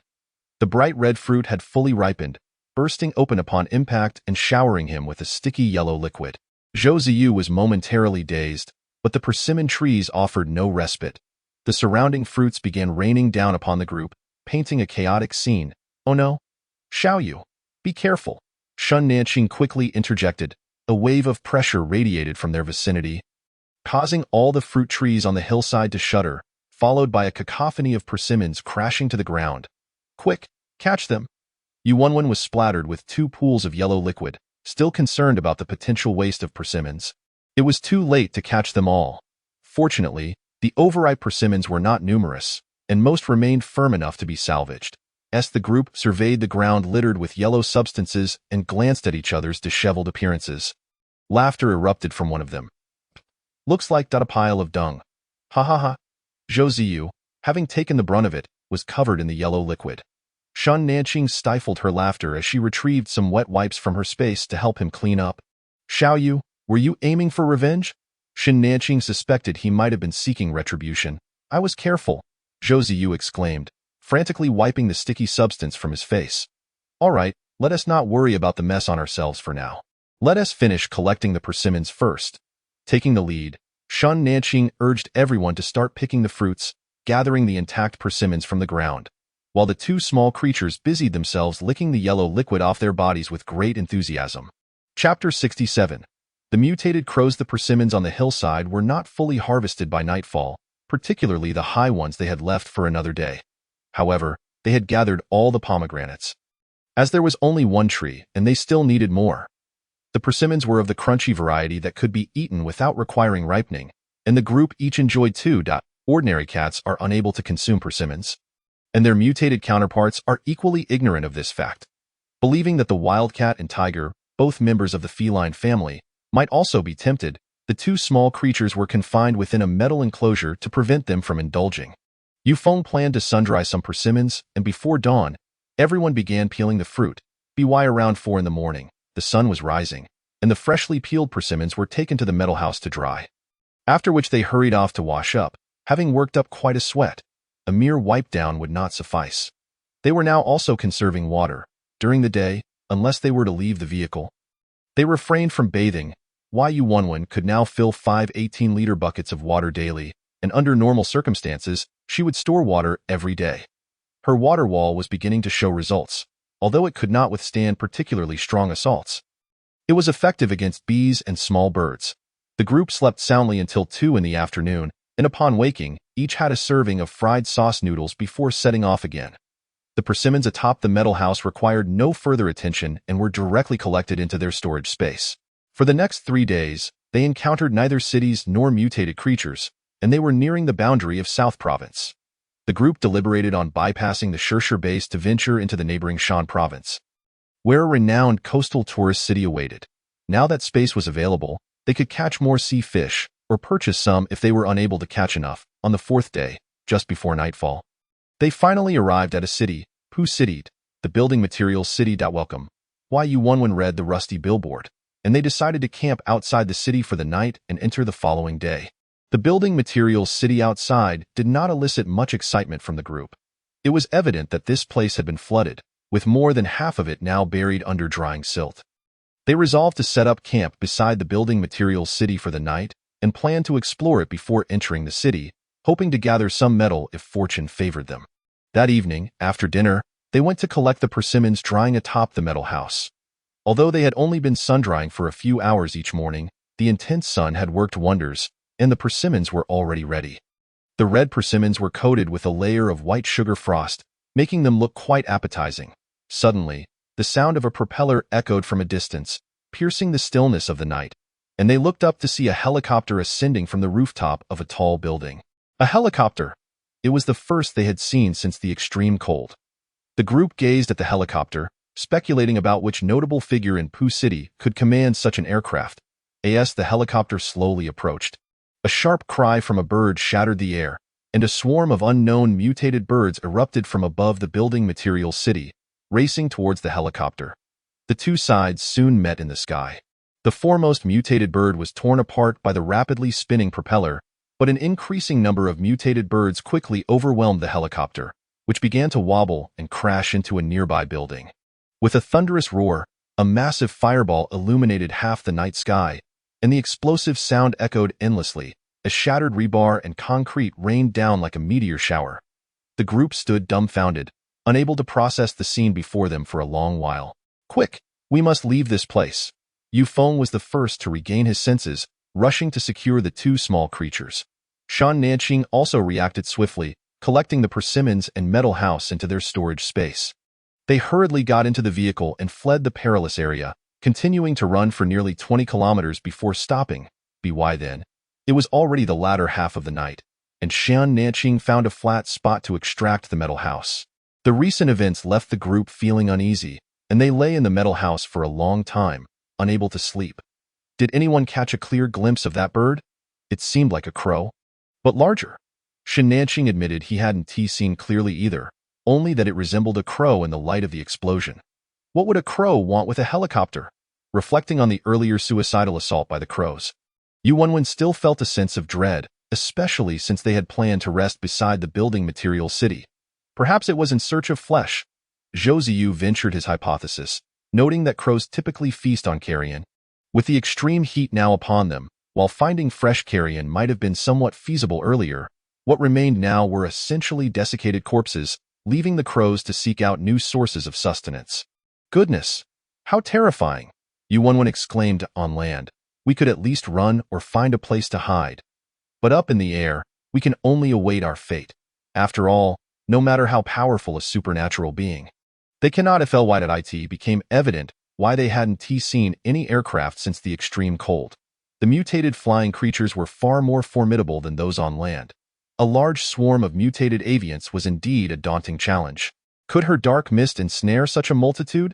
Shan Nanqing fell into deep contemplation. The next day, the group rose early to embark, eager to distance themselves from the crows.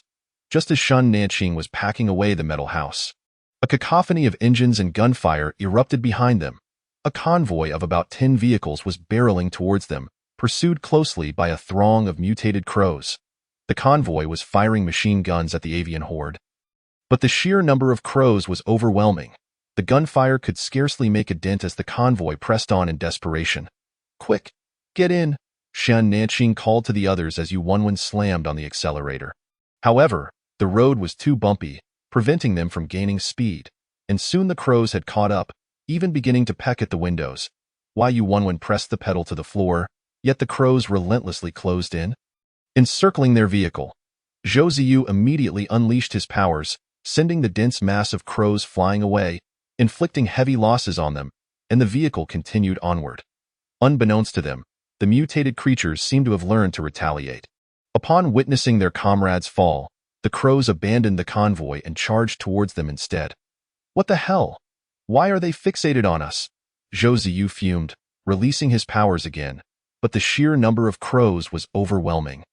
With most heading straight for their vehicle, the convoy behind them began to drift further away, seemingly attempting to extricate themselves from the crows' grip. Damn it, we're taking the hit for them, while they think they can just slip away. Zhou Ziyu was infuriated, yet he unleashed his power once more, resulting in nearly half the crows being slain. Shun Nanqing silently calculated the remaining number of crows. Reaching a resolution in his mind, Wanwen stopped the vehicle. Without hesitation, Yu Wanwen obeyed, bringing the vehicle to a halt. The crows quickly surrounded them, forming layers of encirclement. Chapter 68. The Black Tornado observing the vehicles ahead and snared by the crows. The convoy behind did not seize the opportunity to flee but instead remained stationary. Inside the lead off-road vehicle, an extraordinarily handsome man watched intently as the crows enveloped the vehicle. "Captain, what should we do now?" A young man beside him asked cautiously, eyeing his captain's unsettling smile. They had intended to intervene at a critical moment to intimidate those pretentious tycoons, but unexpectedly, they had run into a formidable circumstance. The handsome man remained silent, rhythmically tapping his fingers on the steering wheel. "Captain." The young man was growing increasingly anxious. Although the interference had been unplanned, the crows were undeniably drawn by them, and ignoring the situation felt inappropriate. However, confronted by the captain's eerie smile, he dared not voice any objections. Just as he pondered how to persuade him, an astonishing scene unfolded before their eyes. A swirling black tornado rose from the ground, wrapping tightly around the crows and vehicles. The mutated birds were shredded to pieces by the rapidly spinning vortex, creating a gruesome spectacle. "Captain." The young man was left speechless, utterly shocked by the display. This is incredible. Within just 2 or 3 minutes, the area surrounding the Mercedes-Benz G-Class was littered with the mangled remains of crows, forming a small mountain that nearly surpassed the height of the vehicle's tires. Gazing at the heap of dismembered bodies, the handsome man exited the vehicle, approaching the site to discover the identity of this extraordinary individual. Shun Nanqing, having exhausted his powers, appeared somewhat pale. They did not immediately disembark but deliberated whether to drive through the pile of crow corpses or to exit and clear a path. If they drove through, the vehicle would likely emerge filthy beyond recognition. Perhaps it was better to disembark and clear a route instead, lest the stench of blood from the tires become impossible to cleanse. Just as Shen Nanqing hesitated, he noticed someone approaching from behind, now standing beside their vehicle. He resolved to step out. "There's something you need?" The handsome man was taken aback. A strikingly beautiful girl had emerged from the vehicle. Her cold gaze fixed on him, her voice laced with caution. 2 feline creatures followed her, eager to feast on the corpses of the crows. Shun Nanqing coldly admonished, "Do not eat. If you do, you won't be allowed back in the vehicle." Crows feast on carrion, and consuming human flesh was best avoided. The 2 small creatures eyed the mutated crows with reluctance, but ultimately obeyed their command. The handsome man finally regained his composure. "I am Chi Chuan. Thank you all for your timely intervention." "How can you even say that? You were the ones who lured the crows here, yet you kept your distance." Why Yu Wanwen stepped out, her indignation palpable. The previous lack of assistance from these individuals now seemed hypocritical. In the face of such blunt accusations, Chi Chuan appeared unfazed, still smiling. "Indeed, we were at fault earlier, and I apologize once more to you all." "That's quite enough." Shun Nanqing interrupted Chi Chuan's words, casting a disapproving glance at him. "Since you did not lend a hand earlier, there is no need for such polite words now. We have matters to attend to. So let us end this conversation." The refusal to engage was glaringly evident, yet Chi Chuan seemed oblivious. "We are willing to offer some supplies as a token of gratitude for your assistance. I hope you do not find it unworthy." Despite his constant address of you all, his gaze remained fixated on Shun Nanqing, which made her exceedingly uncomfortable. "What are you staring at?" she demanded. "I believe I recognize you." "Miss, may I ask your surname?" Shun Nanqing's brows knitted tighter. "No comment." Yu Wanwen interjected, having discerned the man's ulterior motives. Though he appeared presentable, his persistent gaze on Qingqing was remarkably impolite. Chi Chuan chuckled softly. "I harbor no malice." At that moment, Zhang Lanqing had fashioned 2 metal shovels and was placing one of the shovel heads atop a pile of crow carcasses, extending his hand to assist Shun Nanqing.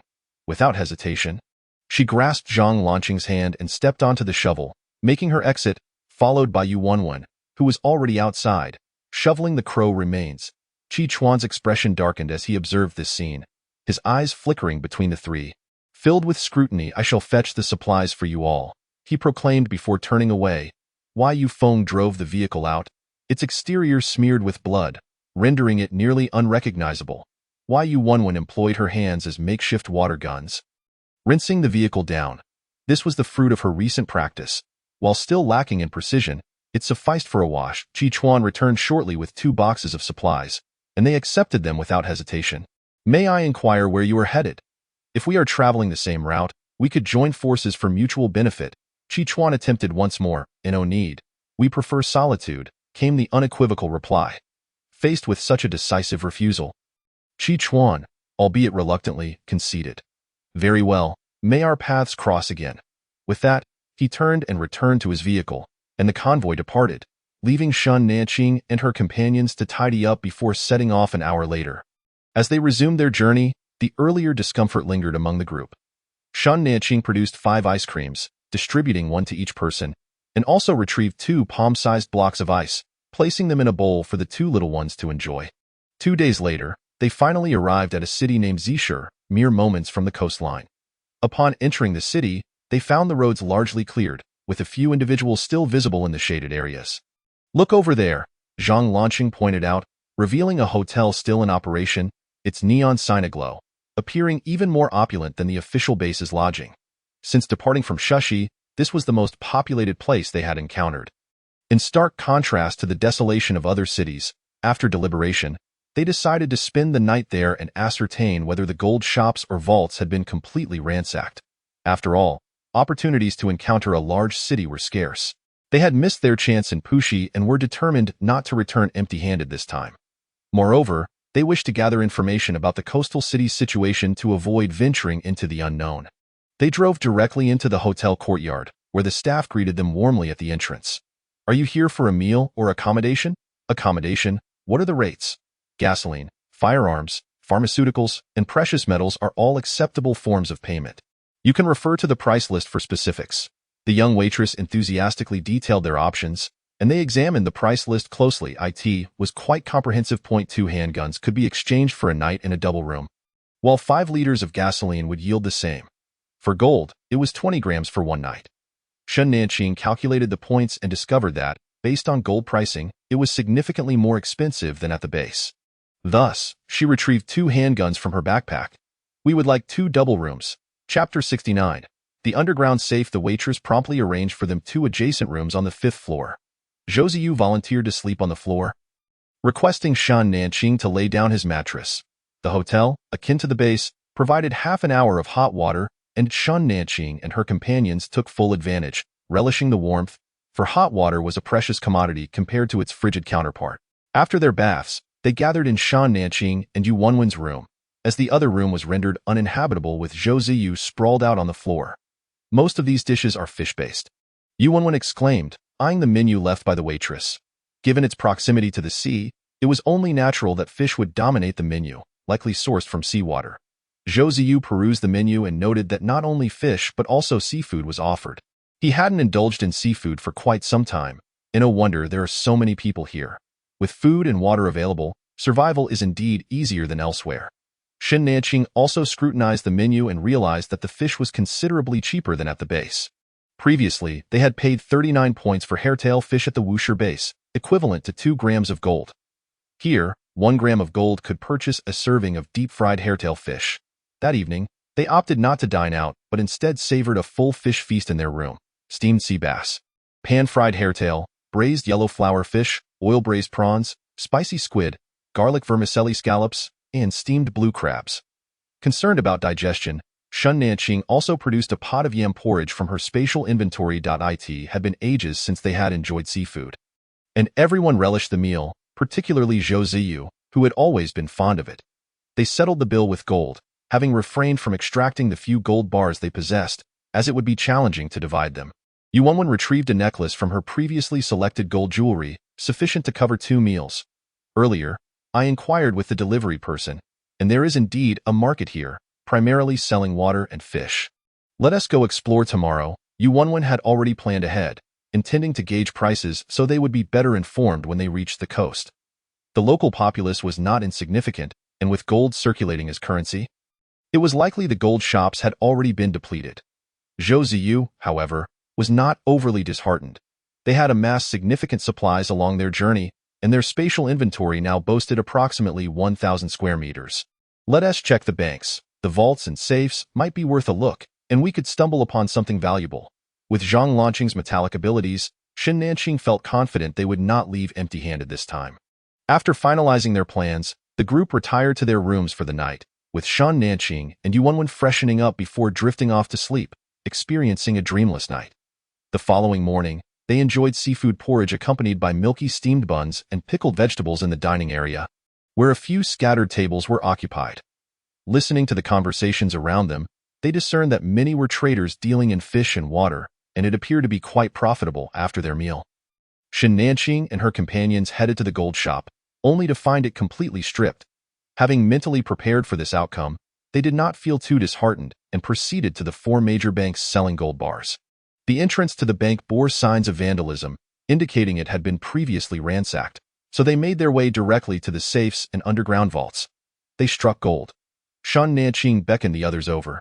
With Zhang Lanqing's metallic abilities, they moved with ease. Zhang Lanqing excitedly approached the safe, opening a door with a simple gesture. Wow! My heavens! Shen Nanqing was momentarily dazzled, finally understanding the allure that money held over people in films. The temptation was simply overwhelming, as various specifications of gold bars were meticulously stacked within the safe, roughly estimated to weigh 600 kilograms. The group extracted some 200 grams of gold bars to stow in their backpacks for convenience, with the remainder secured within the spatial inventory. Lanqing, this safe is rather impressive. Disconnect the back so we can take it with us. Certainly, Zhang Lanqing concurred, eager to comply. The spatial inventory expanded once more, allowing for the storage of additional metal blocks as a precaution. Zhang Lanqing took an hour to convert the safe into metal blocks, which Shen Nanqing swiftly stored within her spatial realm.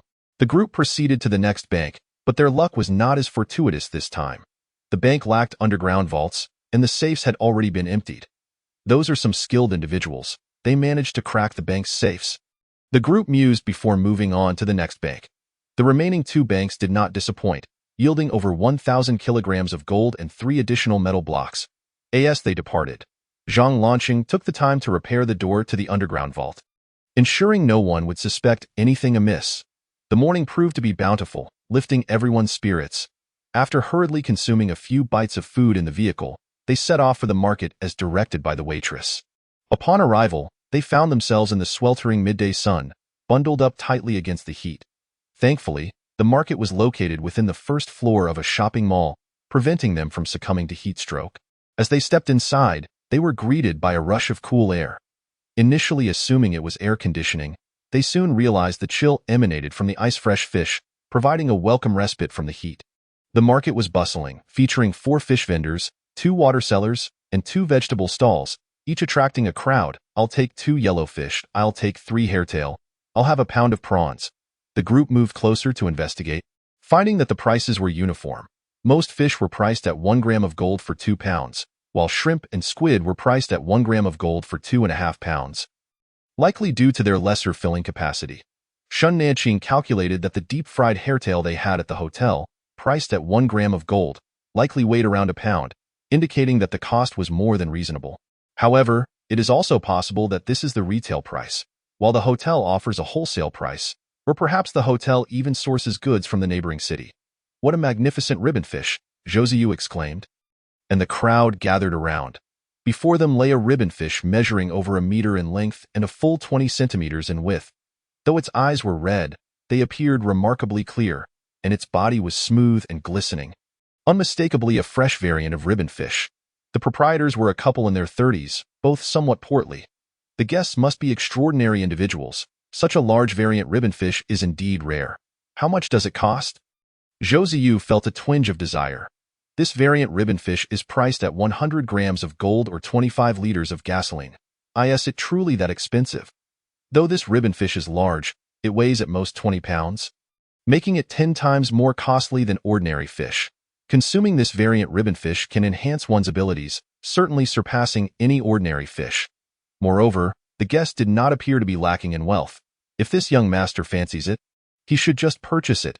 Indeed, one cannot put a price on what the heart desires. We assure you that our ribbonfish is worth every coin. Remarkably, the couple's persuasive chatter managed to sway them.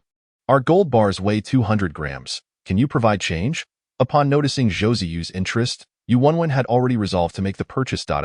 We truly cannot provide change, however, if you select a few more pieces. These are also variant fish, though not as large, they are still quite decent. We can even throw in a few extra. The group, under the couple's spell, ended up buying fish worth 200 grams of gold, only realizing upon exiting the market that they had not merely come to inquire about prices. How did they end up making a purchase? The group found themselves somewhat speechless. The couple indeed knew how to conduct business. Chapter 70. Variant fish. After purchasing the fish, Shen Nanqing and her companions did not leave, but instead waited in their vehicle, hoping to gather information about the situation in Yin City, with the fish vendor being a promising source. After waiting for over an hour, as the market grew increasingly deserted and other vendors finished their business, the couple selling fish remained the last to pack up. Observing their return, the fish-selling couple appeared somewhat wary. No need to be anxious. We merely wish to inquire about a few matters. Yufeng approached to negotiate, quickly extracting useful information and, before departing, gifted them a gold ring as a token of gratitude. Between Ji City and Yin City lies another city, and due to the necessity of transporting supplies to the seaside from surrounding counties, the transportation situation is quite favorable. One can reach their destination in 2 days by car. Yufeng learned that Yin City is home to 2 major gangs, the Qingpao Society and the Qi Gang, both officially under the jurisdiction of the Ji City base. Not only Yin City, but the 3 coastal cities in Shan Province also host 2 to 3 gangs, all affiliated with the Ji City base. Although they operate independently behind the scenes, they still maintain a facade of cooperation with the authorities, thus achieving a semblance of harmony. Are these gangs similar to the Yunding group in Sha City? They likely are, Shen Nanqing mused, beginning to understand why the authorities had shared information with prominent wealthy merchants across various regions, presumably to enlist their help in maintaining stability and mutual restraint. And what of the authorities? Where are the national troops? From Sha City to here, aside from the stationed troops at the base, they had not encountered any other military forces. Given the nation's strength, this should not be the case. What could the military possibly be occupied with? They must be engaged in other matters, Yufeng asserted. After spending another night in Ji City, they set off early the next morning for Yin City. To reach Yin City, they needed to pass through Wei City, and Shen Nanqing and her companions naturally did not forget to gather gold along the way. Passing through Wei City, they traversed not only the urban area but also 3 counties, Qing County, Shou County, and Chang County, collecting a commendable amount along their journey. Finally, on the 4th day after leaving Ji City, they arrived in Yin City. The Mercedes-Benz G-Class traveled along the coastal highway for over 10 kilometers. Due to the arrival of extreme heat, the seawater had receded over 1,000 meters from the coastal highway. Wow! Are we going for a swim? Yuanwen's eyes sparkled at the sight of the nearby sea, feeling as if it had been ages since her last swim. You may swim if you wish, provided you are not afraid of variant fish biting you. Joseu replied with a splash of cold water. Right? While we need to eat variant fish, they also feast on humans, Yuanwen murmured. Upon hearing this, the group found the previously stifling sea breeze to be considerably cooler. The couple selling fish had mentioned that the inhabitants of Yin City live near the coast, with both major gangs stationed there as well. The group passed through a large market, though it was not particularly crowded, perhaps due to the afternoon hour. Along the coast, they found a mid-range hotel and entered, only to discover that it was an establishment under the Qingpao Society. Shen Nanqing directly pressed a 200-gram gold bar to reserve 2 standard rooms. That evening, they deliberately dined at the restaurant, as it was still early, and only 2 or 3 tables were occupied, all by those involved in the fish trade. From their conversations, Shen Nanqing learned that the market they had passed earlier opens at 4 in the morning, with small vendors arriving to stock up. However, for bulk purchases, one must go to the seaside opposite the market, directly buying from fishing boats, where prices are more favorable, albeit one must buy an entire ship's worth without options for selection. After discussing their plans to purchase fish from the fishing boats the next day, they all returned to their rooms to rest. At 3 in the morning, before dawn, they rose and headed to the seaside. retrieving their cargo from their space so that Yufeng could drive. After all, they needed a place to store the fish they planned to be UYPY 330. The sky had begun to brighten, and they arrived at the seaside, where numerous fishing boats were already docked, and many refrigerated trucks and vans lined the roadside. Shen Nanqing observed that the trucks were either refrigerated or filled with ice, transporting frozen fish, while the vans carried live fish and water for maximum freshness. She noticed that some vendors pooled their resources to buy a boat's worth of fish together, allowing them to earn a bit more. Since metal does not insulate well, Shen Nanqing and her companions went to the opposite market to purchase some foam boxes to place in the refrigerated truck, planning to add ice later to prevent melting.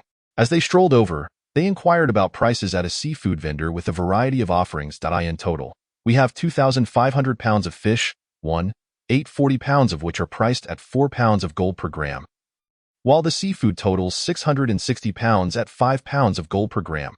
Altogether, that amounts to 592 grams of gold.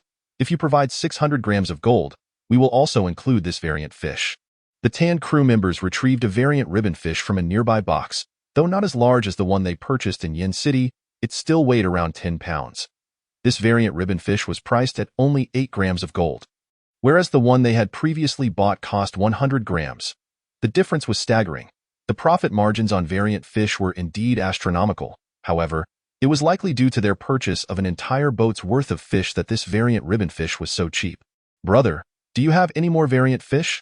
We would like to buy some," they inquired. The crew member simply pushed a box towards them. "Variant fish is priced at 3 grams of gold per pound. No selection allowed. This box contains 150 pounds. The price of 3 grams of gold per pound for variant fish was acceptable to the group, especially considering the previous price of 5 grams per pound in Yin City.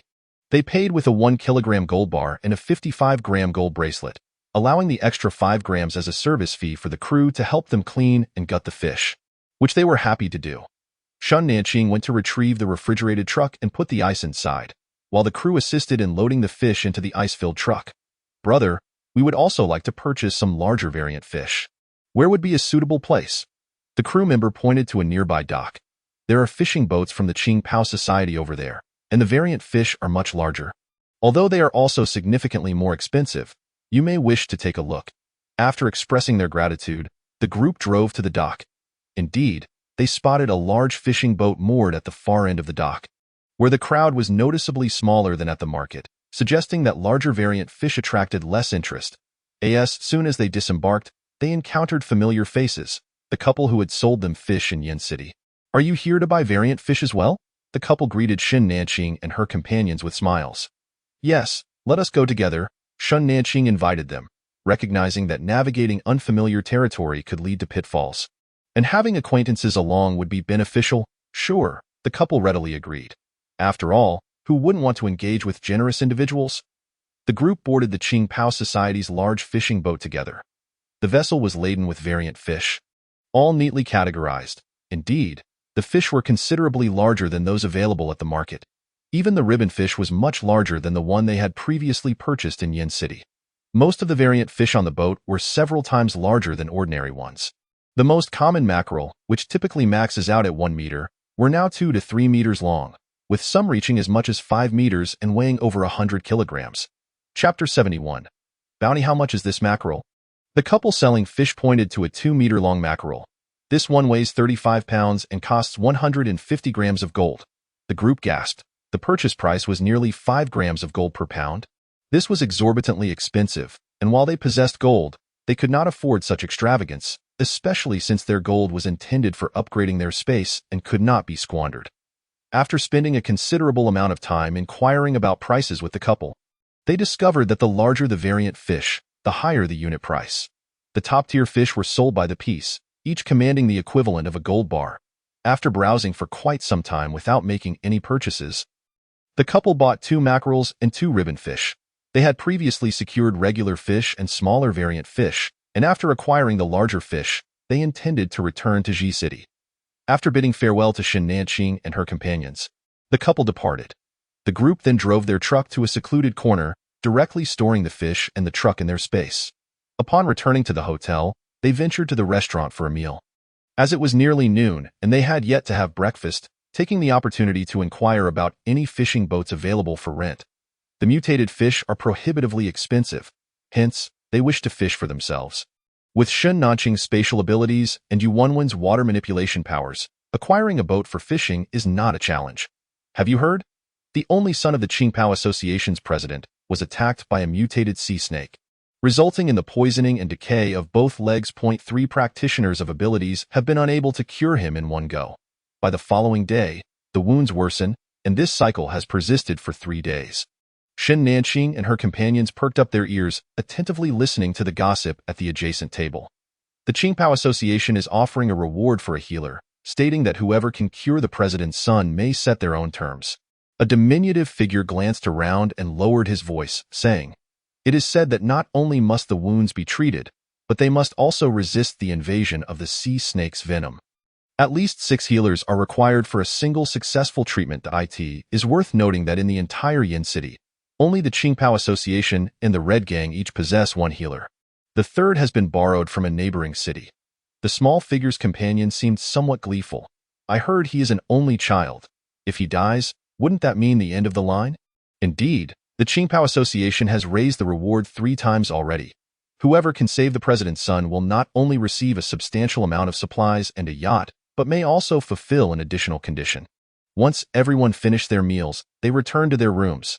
Shen Nanqing retrieved 5 ice creams and distributed 1 to each person. Yu Wenwen licked her vanilla-flavored ice cream and remarked, "It seems like fortune has come knocking at our door just when we needed it. Could there be any risks?"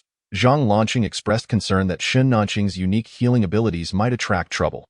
After all, while others require the collaboration of 6 individuals to treat the wounds, Shen Nanqing can accomplish it alone, which seems rather extraordinary. That can be easily resolved.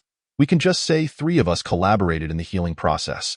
Attributing the success to a single individual would be too conspicuous, but 3 would be much more plausible. Shen Nanqing was particularly intrigued by the yacht mentioned in the reward.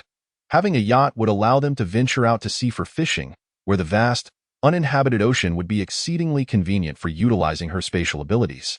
"Uncle Yu, can you operate a yacht?" Zhou Zetian pondered this crucial question. "Unfortunately, I cannot. I was in the army before my discharge, though I believe it wouldn't be too difficult if someone were to teach me."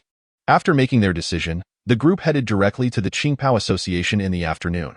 The Qingpao Association is located in a 5-star hotel by the seaside. Upon hearing that Shen Nanqing and her companions were healers, the receptionist at the entrance warmly welcomed them. On the 3rd floor, a man in his 40s, resembling a high-class steward, greeted them. "You may settle in first. Tomorrow, you will join the other 3 healers to help our young master. May I ask which of you is the healer?" "All 3 of us possess healing abilities and can treat your young master today," Shen Nanqing indicated towards Yu Feng and Yu Wenwen. The steward was momentarily taken aback, then exclaimed with delight, "To have 3 healers is truly wonderful. Our young master is saved." However, the 3 healers treated him this morning and are now devoid of their abilities. "So I must ask you to wait another day. Allow me to clarify. We 3 can treat your young master today without needing assistance from the others," Shen Nanqing stated emphatically. The steward's demeanor became considerably more serious. "Our young master is not only severely injured but also poisoned.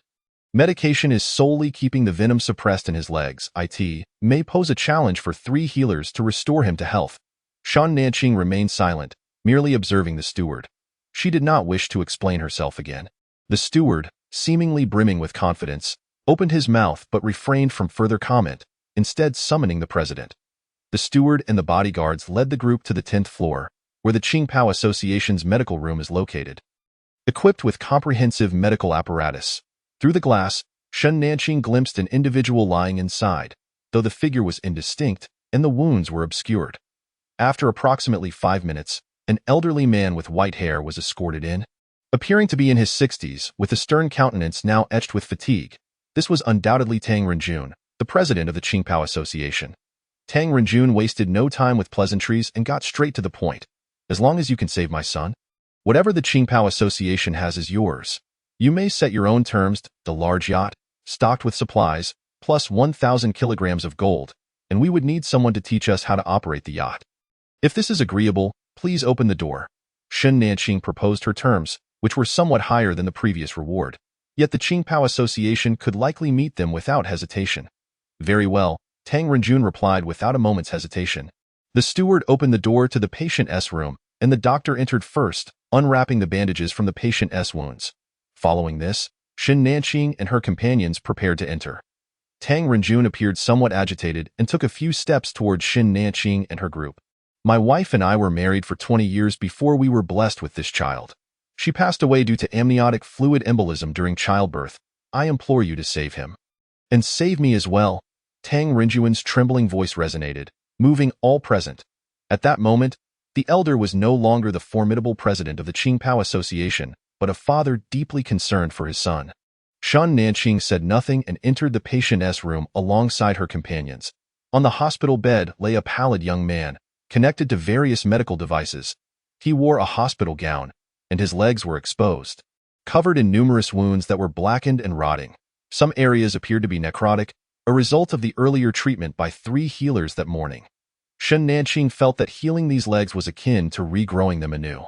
Shen Nanqing and Yu Wenwen positioned themselves on either side of the bed, while Yu Feng stood by the glass window, attempting to shield them from the gaze of onlookers outside. The 3 simultaneously raised their hands, enveloping the injured left leg in a mist of white. The wounds on the leg visibly began to heal. Perhaps due to the toxins, the healing process was slower than that of ordinary wounds. Yet still within Shan Nanqing's expectations. Chapter 72. The yacht an hour had elapsed, and outside the patient's room, Tang Renjun anxiously watched the proceedings within. The steward urged him to sit for a moment. Yet he could hardly remain seated. It had already been 3 days, with the wounds repeatedly festering. Some had begun to show signs of necrosis. Had there not been healers, his legs would have been rendered useless long ago. The doctors stood by outside, and Zhang Lanqing and Zhou Ziyu closely monitored the situation within. This duration had surpassed the combined time taken to treat Qin Shuo and Li Yong, yet neither felt particularly worried. From the Zhang city base to this location, they had tirelessly collected gold, and with multiple upgrades to their spatial capabilities, Zhang Lanqing believed that even if the young man's legs were entirely decayed, as long as he still breathed, Shen Nanqing would be able to restore him. At last, the 3 individuals inside the patient's room ceased their actions simultaneously and slowly approached the door. Tang Renjun eagerly walked forward. How do I it? He is already well. Please go in and see for yourselves. A fine sheen of sweat had formed on Shan Nanqing's brow. This was the most severe injury she had ever treated. Taking over an hour, after assessing with her consciousness, she noted that only about half of the white mist had been utilized, and her expression of joy was barely contained as she flashed a radiant smile at her companions. Unbeknownst to Tang Renjun, the steward, supporting him, stumbled into the room, followed closely by the doctor to examine the patient's condition. Upon seeing his son's perfectly intact legs, Tang Renjun bent down, burying his face in the blanket, and began to sob quietly. The doctor reviewed all indicators and eventually informed Tang Renjun that his son was merely very weak and would awaken in a couple of days. At this point, Tang Renjun had regained some composure and stepped outside to express his gratitude to Shen Nanqing and her companions. Thank you for saving my child. The supplies will be ready by tomorrow. If you do not mind, please stay here overnight. He instructed the steward to arrange accommodations, and no need for that. We have other matters to attend to. Tomorrow at 9 in the morning, we will meet at the Qingpao Association's dock. Shen Nanqing and her group had other plans to discuss, and staying there was not convenient. Very well, I shall have someone deliver the supplies to the dock tomorrow morning. I am once again grateful to you for saving my child. After returning to their hotel, the group was filled with excitement. A yacht? They would soon possess a yacht. I feel like I won't be able to sleep from excitement tonight. Why Yu Wenwen sat on the bed, practically bursting with energy. We can head straight out to sea for fishing, and after catching fish, we can find an uninhabited shore to land. Shan Nanqing was equally thrilled. She had not anticipated such substantial gains from their trip to Yin City. It was indeed a fruitful journey. All right, once Uncle Yu learns to operate the yacht, we shall set sail immediately. After finalizing their plans, everyone retired for the night. Early the next morning, the group grabbed a quick breakfast of buns and porridge before heading to the dock. A short distance away from the dock, Shen Nanqing stowed the vehicle, and they walked the rest of the way. From afar, they spotted a luxurious yacht docked at the pier, with members of the Qingpao Association awaiting them. Led by the steward from the previous day, good morning, everyone. This yacht has been prepared for you by the president, and the supplies have already been loaded on board. The steward gestured for a man behind him to step forward. This is the instructor responsible for teaching you how to operate the yacht. Has young Master Tang awakened? He woke once last night but quickly fell back asleep. The doctor said it was due to extreme weakness, and he will recover with some time. The steward exchanged pleasantries with Yufeng, leaving the instructor behind before departing, allowing the group to finally explore their yacht. The yacht's rear featured a hydraulic platform with an auxiliary boat atop it. The main deck served as a lounge and dining area.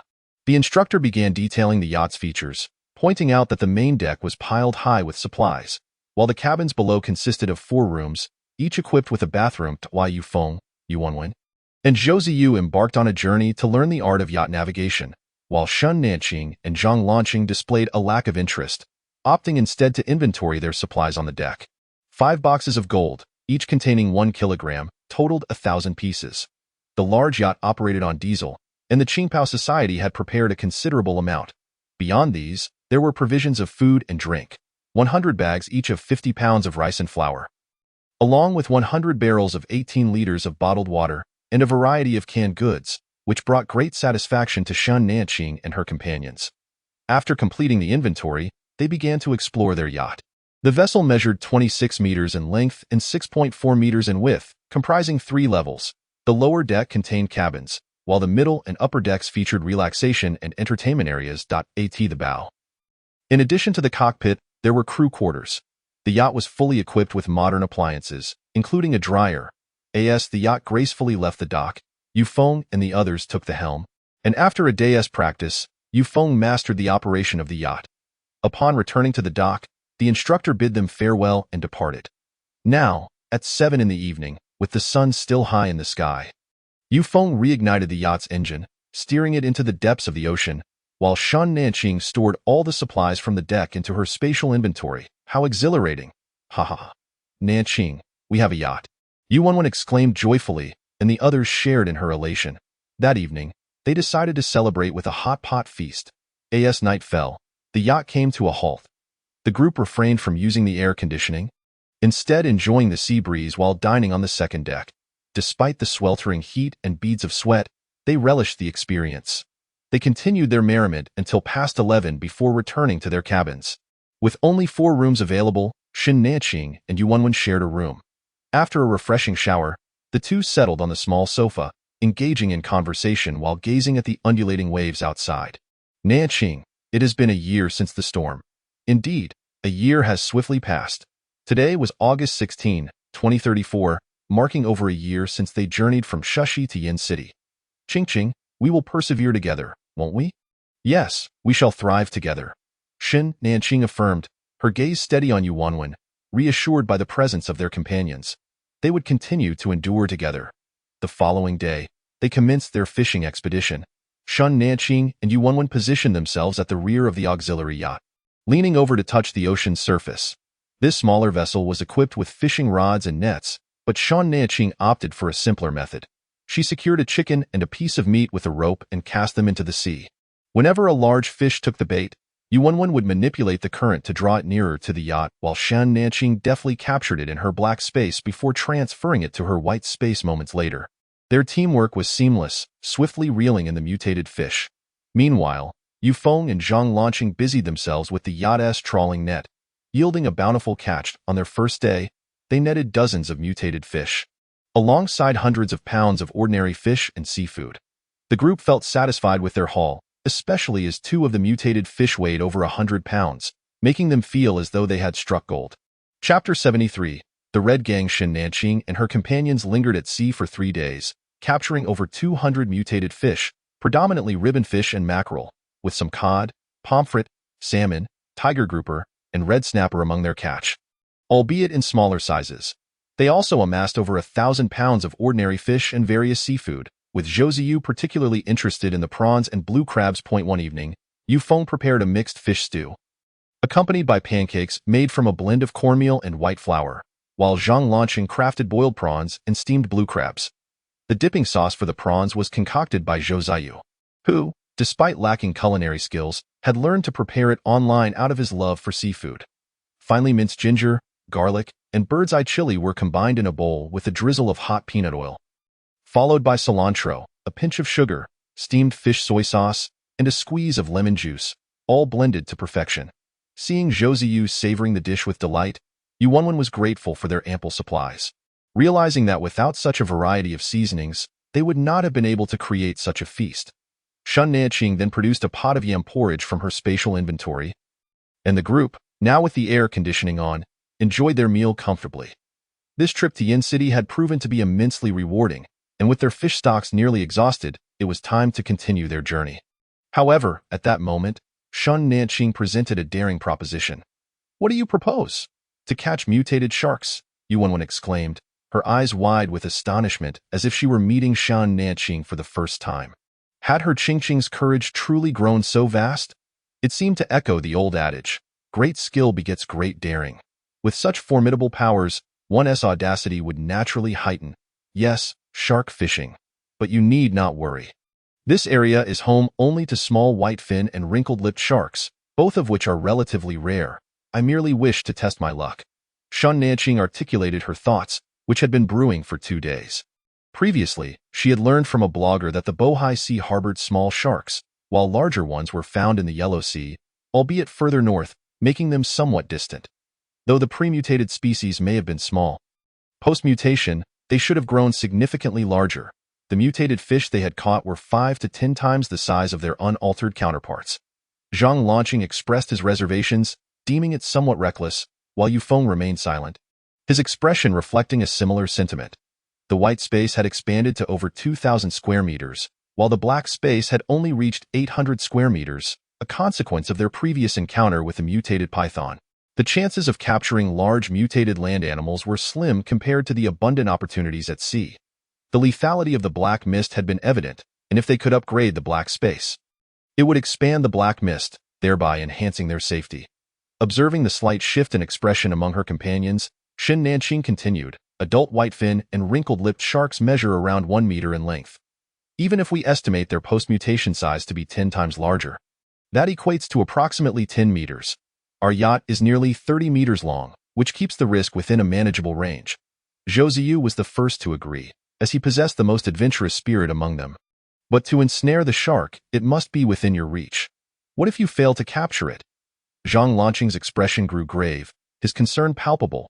"We can coordinate efforts. First, we can use submachine guns for suppression, or employ Xiao Yu's psychic abilities to inflict damage, and then we can secure it in the space, thus minimizing any danger." Shun Nanqing had contemplated this scenario countless times and solemnly assured her companions, "I promise to prioritize my safety above all else, so rest assured. Whether we encounter a shark will ultimately depend on fortune. I merely wish to try." Ultimately, the group reached a consensus to first return to land for a day of rest, while also inquiring among fishermen if they had encountered any mutated sharks. Thus, they concluded their fishing endeavors and sought a remote shoreline, away from the Qingpao Society, for their landing. "Nanqing, will the yacht fit?" "It will fit. Metal blocks will support it beneath, allowing the yacht to rest atop." The spatial inventory had now reached a height of 80 meters, making it capable of accommodating even a small cruise ship in an upright position. Due to the absence of a dock, the yacht could not reach the shore, so they boarded the auxiliary boat to retrieve the larger yacht first, planning to collect the smaller vessel once they reached the land. After walking for over half an hour, they finally spotted a road suitable for travel. Shun Nanqing produced a Mercedes-Benz G-Class, and they set off. The GPS indicated they were now in the Peng district of Yin City. From their previous discussions with a couple of fish vendors, they learned that the Peng district was under the control of the Red Gang, reputed to be more formidable than the Qingpao Society.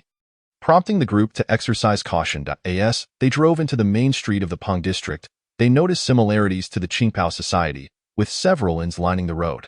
They chose a rather inconspicuous establishment for their stay. This time, Shun Nanqing and her companions opted not to dine in a restaurant, but returned to their room, where they retrieved bowls of tomato noodles from their spatial inventory.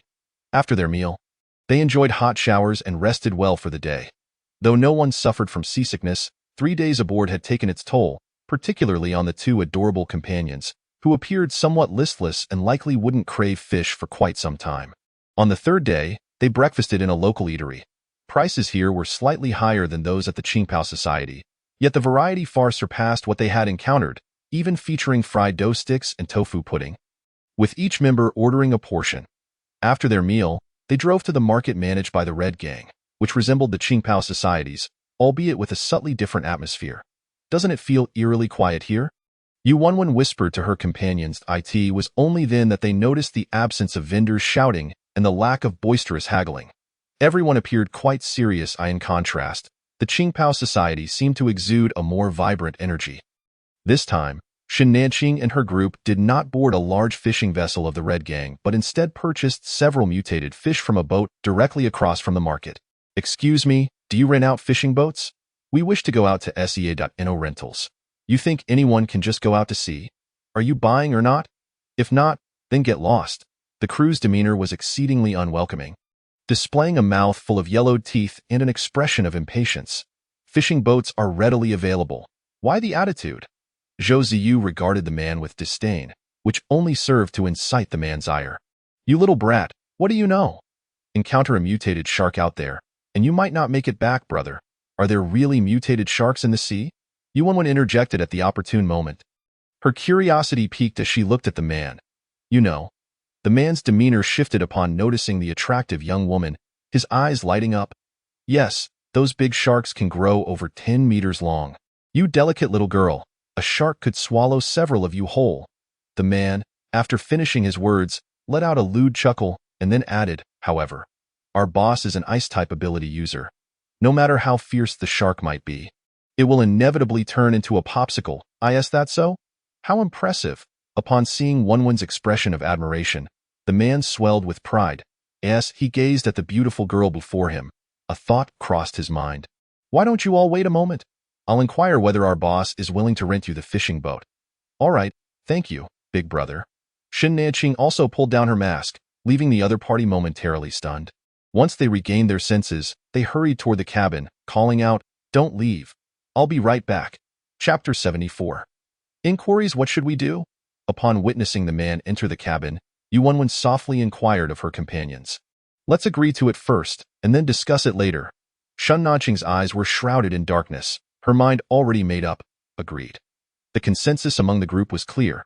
They felt capable of handling a mere ice-type ability user. Inside the cabin, a man with yellowed teeth was fervently conversing with a burly figure towering at 2 meters tall, punctuating his words with lewd laughter, while 3 crew members nearby wore similarly lascivious grins. Soon enough, the hulking man was persuaded to rise from the sofa and step onto the deck. Naturally, Shen Nanqing and the others noticed this towering figure, whose stature was at least 2 meters. With a robust physique and a face lined with excess flesh, exuding an intimidating presence. The giant's gaze swept between Shen Nanqing and Yu Wenwen, and under such unabashed scrutiny, the group felt their expressions darken yet managed to endure. The giant nodded at the man with yellowed teeth before turning back to the cabin, not uttering a single word throughout. Our boss has agreed. Come by tomorrow morning at 4. The man with yellowed teeth conveyed the boss's message. Big brother, how much is the rental for a day?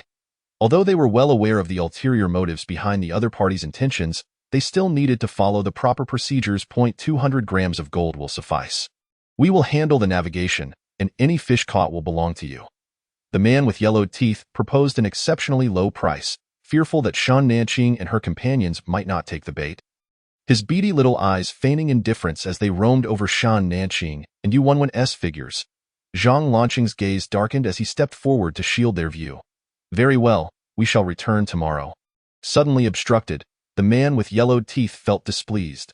Upon getting a clearer look at Zhang Lanqing's appearance, his irritation grew. He despised such pretty boys. However, a thought struck him, and he resumed his lewd chuckling. Be sure to arrive on time tomorrow. Our boss has a notoriously bad temper. After speaking, the man cast a sidelong glance at Zhang Lanqing before turning to re-enter the cabin. Shen Nanqing and the others continued onward. As there were still many fishing boats ahead, and they needed to gather more information. Within the cabin, several men were passionately discussing Shen Nanqing and her companions. Those 2 little girls are quite a sight. Indeed, it's been ages since I've seen such tender flesh. They surpassed that wench from the Red Gang by far. Exactly.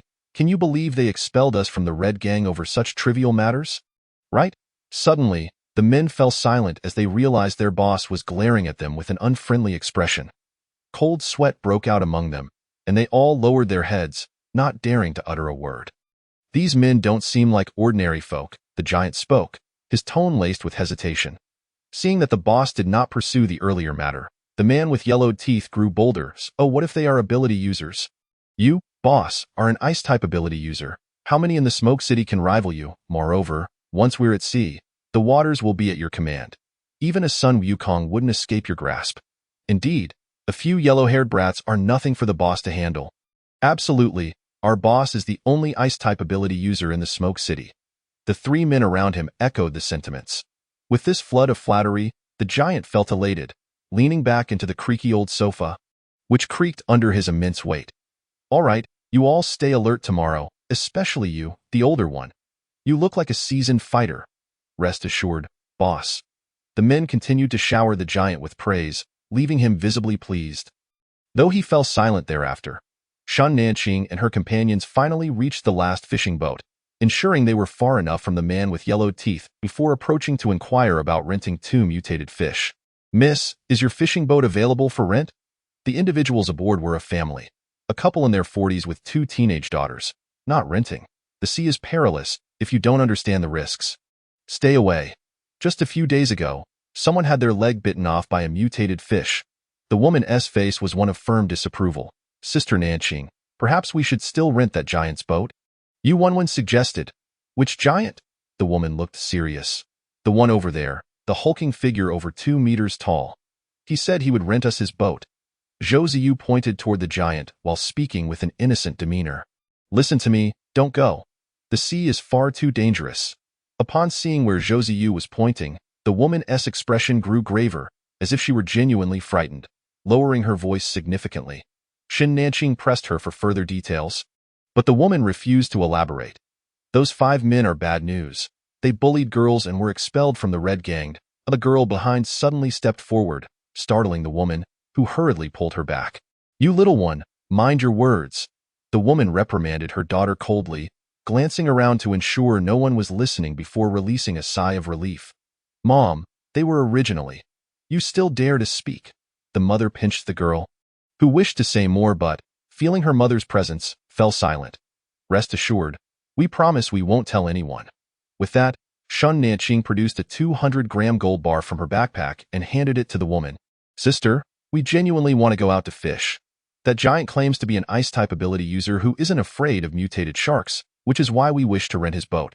The woman still refused to accept the gold bar and waved her hand, urging Shen Nanqing and her companions to leave swiftly. Shen Nanqing, feeling helpless, was about to retrieve the gold bar when a small hand snatched it away. I'll tell you, the gold bar belongs to me. The girl led Shen Nanqing and the others to the side of the cabin, while the woman cursed softly, ultimately not intervening. Little sister, just tell us what abilities the people on that boat possess.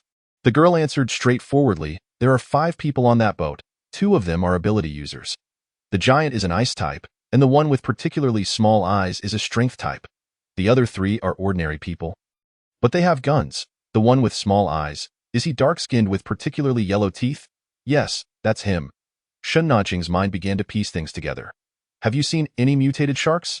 The giant claimed they have seen mutated sharks. We haven't seen them, but we've heard them boast about it. They are quite bold and frequently venture into the bay. All right, I understand now, little sister. Thank you for sharing this information. After leaving the dock, Shen Nanqing and her companions returned to their vehicle, where Wukong and Dewang awaited impatiently. Once inside, they licked their hands and nuzzled against them, while Zhou Ziyu and Yu Wenwen each picked up a pet to play with. Let us head back to the inn. Chapter 75. The hunt. By the time Shen Nanqing and her group returned to the inn, it was already noon. They first headed to the dining hall for lunch before returning to their rooms. Ching, are we truly allowing that giant to lead us in hunting sharks? Yu Wenwen grimaced at the thought of the 2 lewd men. Shen Nanqing gazed out at the sea. This area is an inland sea, and sharks are exceedingly rare. Without someone to guide us, we might end up taking quite a detour. But those people clearly aren't good characters. Shen Nanqing smiled softly, her coldly beautiful visage taking on a hint of mischief. Isn't it precisely because they aren't good that it works in our favor? What do you mean, if we truly cannot locate any mutated sharks, having this giant around means our trip won't be in vain? This ice-type ability user might prove to be even more valuable than the mutated sharks.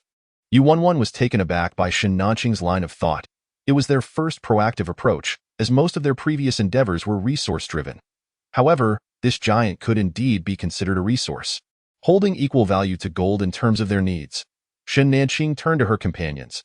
Besides, don't Wenwen and Lanqing want to test out the results of your recent training? Both Yu Wenwen and Zhang Lanqing's eyes lit up in unison as they exclaimed. We do. We certainly need to accumulate more practical experience against ability users. Otherwise, when we reach the North City base, where will we find our footing? The North City base was a gathering place for ability users, and to establish themselves without being bullied, they needed to continuously strengthen their capabilities. Zhou Ziyu wholeheartedly supported Shan Nanqing's plan. Shen Nanqing, recognizing his eagerness, promptly cautioned, everyone's safety must always come first. Rest assured. Zhou Ziyu rolled his eyes. He wasn't foolish. After over half an hour of discussion, the group devised a plan that everyone was relatively satisfied with. Also, Uncle you lack abilities, and the other party has guns. Exercise caution. Why Yu Feng was the only one among them without abilities? And Shan Nanqing felt a twinge of concern. Don't worry. Dealing with an ordinary person is still within my capabilities, in this regard. Yu Wenwen had complete faith in her father. All right then, let's rest early and go hunting tomorrow. Before dawn on the second day, the group hurried to the dock, though their surprise. The fishing boat was not manned by the burly figure and the yellow-toothed man, but instead by a strikingly handsome man. Goodness, are you a tiger? This is merely a cat. A tiger, a cat. Zhou Ziyu cradled two small creatures, affectionately stroking them. The tiger had grown considerably, making it somewhat challenging for him to hold. The man refrained from commenting on the absurdity of keeping pets in the apocalypse, stating, I will go see if they are ready to set sail. With that, he entered the cabin, while the others waited on the deck. Before long, the man emerged again, wearing a gentle smile. Where is that particularly tall brother? He was asked. The man replied with a grin, Our captain is at the helm. His smile was disarming, causing the group to lower their guard, but they quickly became alert upon realizing the change in atmosphere. Where are you from? Did you come to fish in Yanshi? Indeed, times are tough, and we wish to trade some fish for a meal. Shen Nanqing suspected that the man was chosen for his affable demeanor, making it easier for him to extract information while keeping them at ease. Sure enough, after a few exchanges, the man broached the crux of the matter. You don't seem like people who have suffered much. Among you, there must be some with abilities? Just me, a water-type ability user. Previously, it was just my boyfriend and his brother, and we were doing quite well, and look, I've run into my best friend again. The more people, the harder it becomes. Shan Nanqing intentionally raised her voice, feigning disdain, while Yu Wenwen played her part well, wearing a face of suppressed indignation. It's not easy for anyone, the man said, choosing not to involve himself in their affairs. Merely chuckling in the background, Brother, have you really encountered mutated sharks? Will we face any danger? Don't worry, we won't take you to any perilous places. Oh, that's reassuring.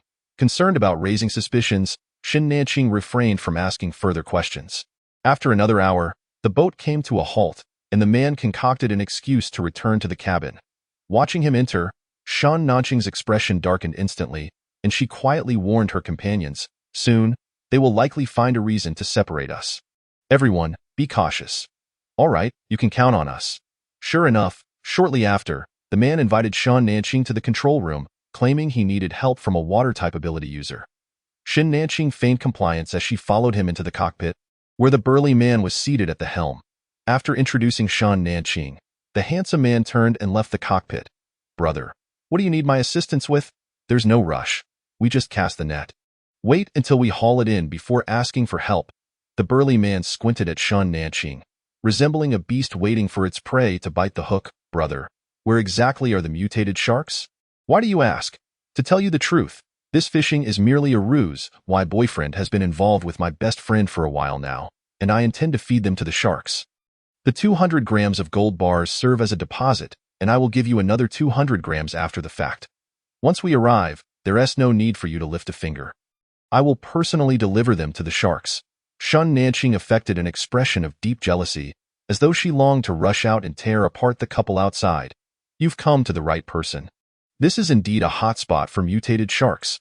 The burly man remained wary and deliberately navigated to this location to instill fear in the others, ensuring they would comply with his demands. Is that truly the case? The excitement was palpable, and of course it is. The man's demeanor shifted. His gaze at Shan Nanqing became increasingly lascivious. As long as you follow me, you may do as you please. What if I wish for your death?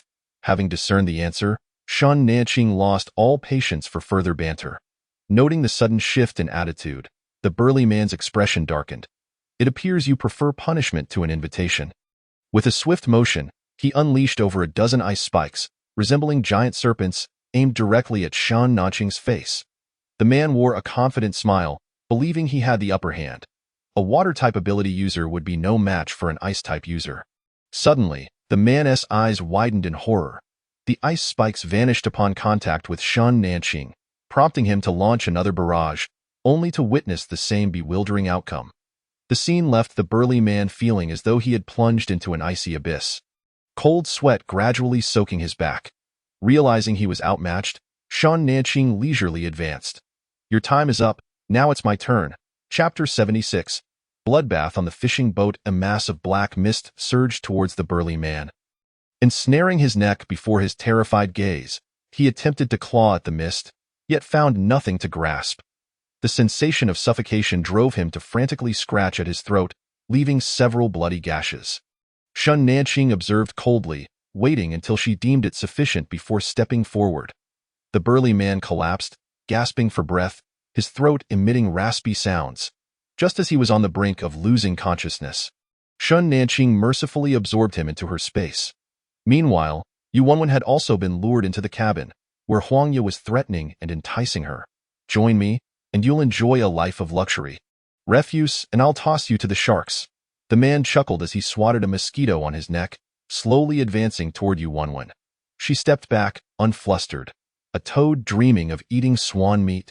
What a delusion! Infuriated, the man clenched his fist, his knuckles cracking as he pondered how to avoid killing her with a single blow, only to be abruptly struck by a water arrow that grazed his face and neck. The wound was superficial, yet it succeeded in enraging him further. You're a water-type user? You're courting death. The man disregarded everything else, intent on teaching the defiant woman a harsh lesson. Suddenly, a jet of blood arced through the air, landing in a crescent shape above Yu Wenwen's palm. The man looked on in disbelief, desperately pressing his hands over the wound on his neck, but to no avail. The blood flowed as though it possessed a will of its own. Eagerly seeking Yu Wenwen's hand. Sensing his life ebbing away, the man became increasingly panicked, unable to make any move other than to clutch his neck. Yu Wenwen remained unhurried, akin to a cat playing with a mouse, gradually siphoning the man's blood. After all, he was an ability user. It would be a shame to waste him. Ching Ching. Upon seeing Shen Nanqing enter, Yu Wenwen called out, "Hurry, he's nearly finished." At that, Shen Nanqing slowly approached the man. Meanwhile, Zhang Lanqing's confrontation was reaching its climax. The handsome man watched in terror as bullets twisted and deformed in midair before ultimately shattering, the gunpowder raining down onto the deck. The handsome man was gripped by sheer panic as he was unable to react before a shard of bullet tore through his throat. The fragments returned to Zhang Lanqing, who grimaced at the bloodstains upon them, letting them fall to the deck. Bang-a-bang. 2 gunshots rang out from the rear of the boat, prompting Zhang Lanqing to dash towards the sound. Upon arrival, he found Shen Nanqing and Yu Wenwen already at the stern. "Dad, are you all right?" "I'm fine." The 2 men lay motionless on the deck, their blood slowly soaking into the wood, turning it a deep crimson. "Uncle, you didn't even need my assistance. 1 shot each took care of them." Zhou Ziyu, cradling the 2 small creatures, had refrained from intervening, feigning regret while secretly admiring Feng. "Why, Dad is impressive, isn't he? If you wish, I can have him teach you, Dad." Yu Wenwen had seen through Zhou Ziyu's prideful nature and often teased him. The fishing boat was a disgrace. Shen Nanqing took out the yacht, and everyone returned to it. Yu Wenwen twirled with excitement on the deck, thrilled at her first triumph over an ability user, nearly wishing for a celebratory soundtrack. "Should we now play the MVP conclusion animation?" Shen Nanqing smirked slightly. "The animation won't play, but why don't you share your combat insights?" Let me go first. Yu Wenwen eagerly proclaimed. "Initially, I aimed to control the blood directly through the vessels. But I failed, so I could only use water arrows to injure him first. Once he was wounded, controlling the blood became much easier. Yu Wenwen's experience proved invaluable. Using water arrows alone lacked significant lethality, and directly controlling an enemy's blood posed challenges. However, the combination of both tactics yielded a formidable impact, leaving her quite satisfied. What about you, Lanqing? The group turned their attention to Zhang launching. He fired from about 2 meters away. I managed to control the bullet, but it was quite taxing. This was just a handgun, though. I doubt I could withstand a submachine gun. Even with a handgun, it's essential to have metal protection ready in advance to ensure safety. Zhang launching was always meticulous, putting the others at ease. What about you, Nanqing? As for me, I haven't concluded any insights, but I've devised a plan for hunting sharks. Shen Nanqing gestured slightly toward the adjacent fishing boat, indicating the bodies on board. The burly man stated that this area is frequented by mutated sharks. To prevent them from surrounding us, let us use this fishing boat as bait. Having worked hard throughout the morning, the group decided to have lunch before proceeding, as the upcoming tasks would require considerable physical effort. Shen Nanqing retrieved a stack of pancakes from her spatial realm, followed by a hearty dish of beef stew with potatoes and a stir-fry of oilseed vegetables. Additionally, she produced a pot of Westlake beef soup. To top it off, she presented the 2 small companions with a dozen pieces of snake meat, noting that the king had grown significantly and was consuming more than ever.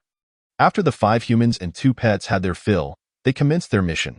Wai Yufeng prevented Zhang launching from accompanying him to the fishing boat, opting instead to secure the bodies of the 3 individuals with ropes, fastening them to the eastern, southern, and western sides of the vessel. After making several incisions in the corpses, he cast them into the sea, disposing of the blood-soaked clothing in the same manner.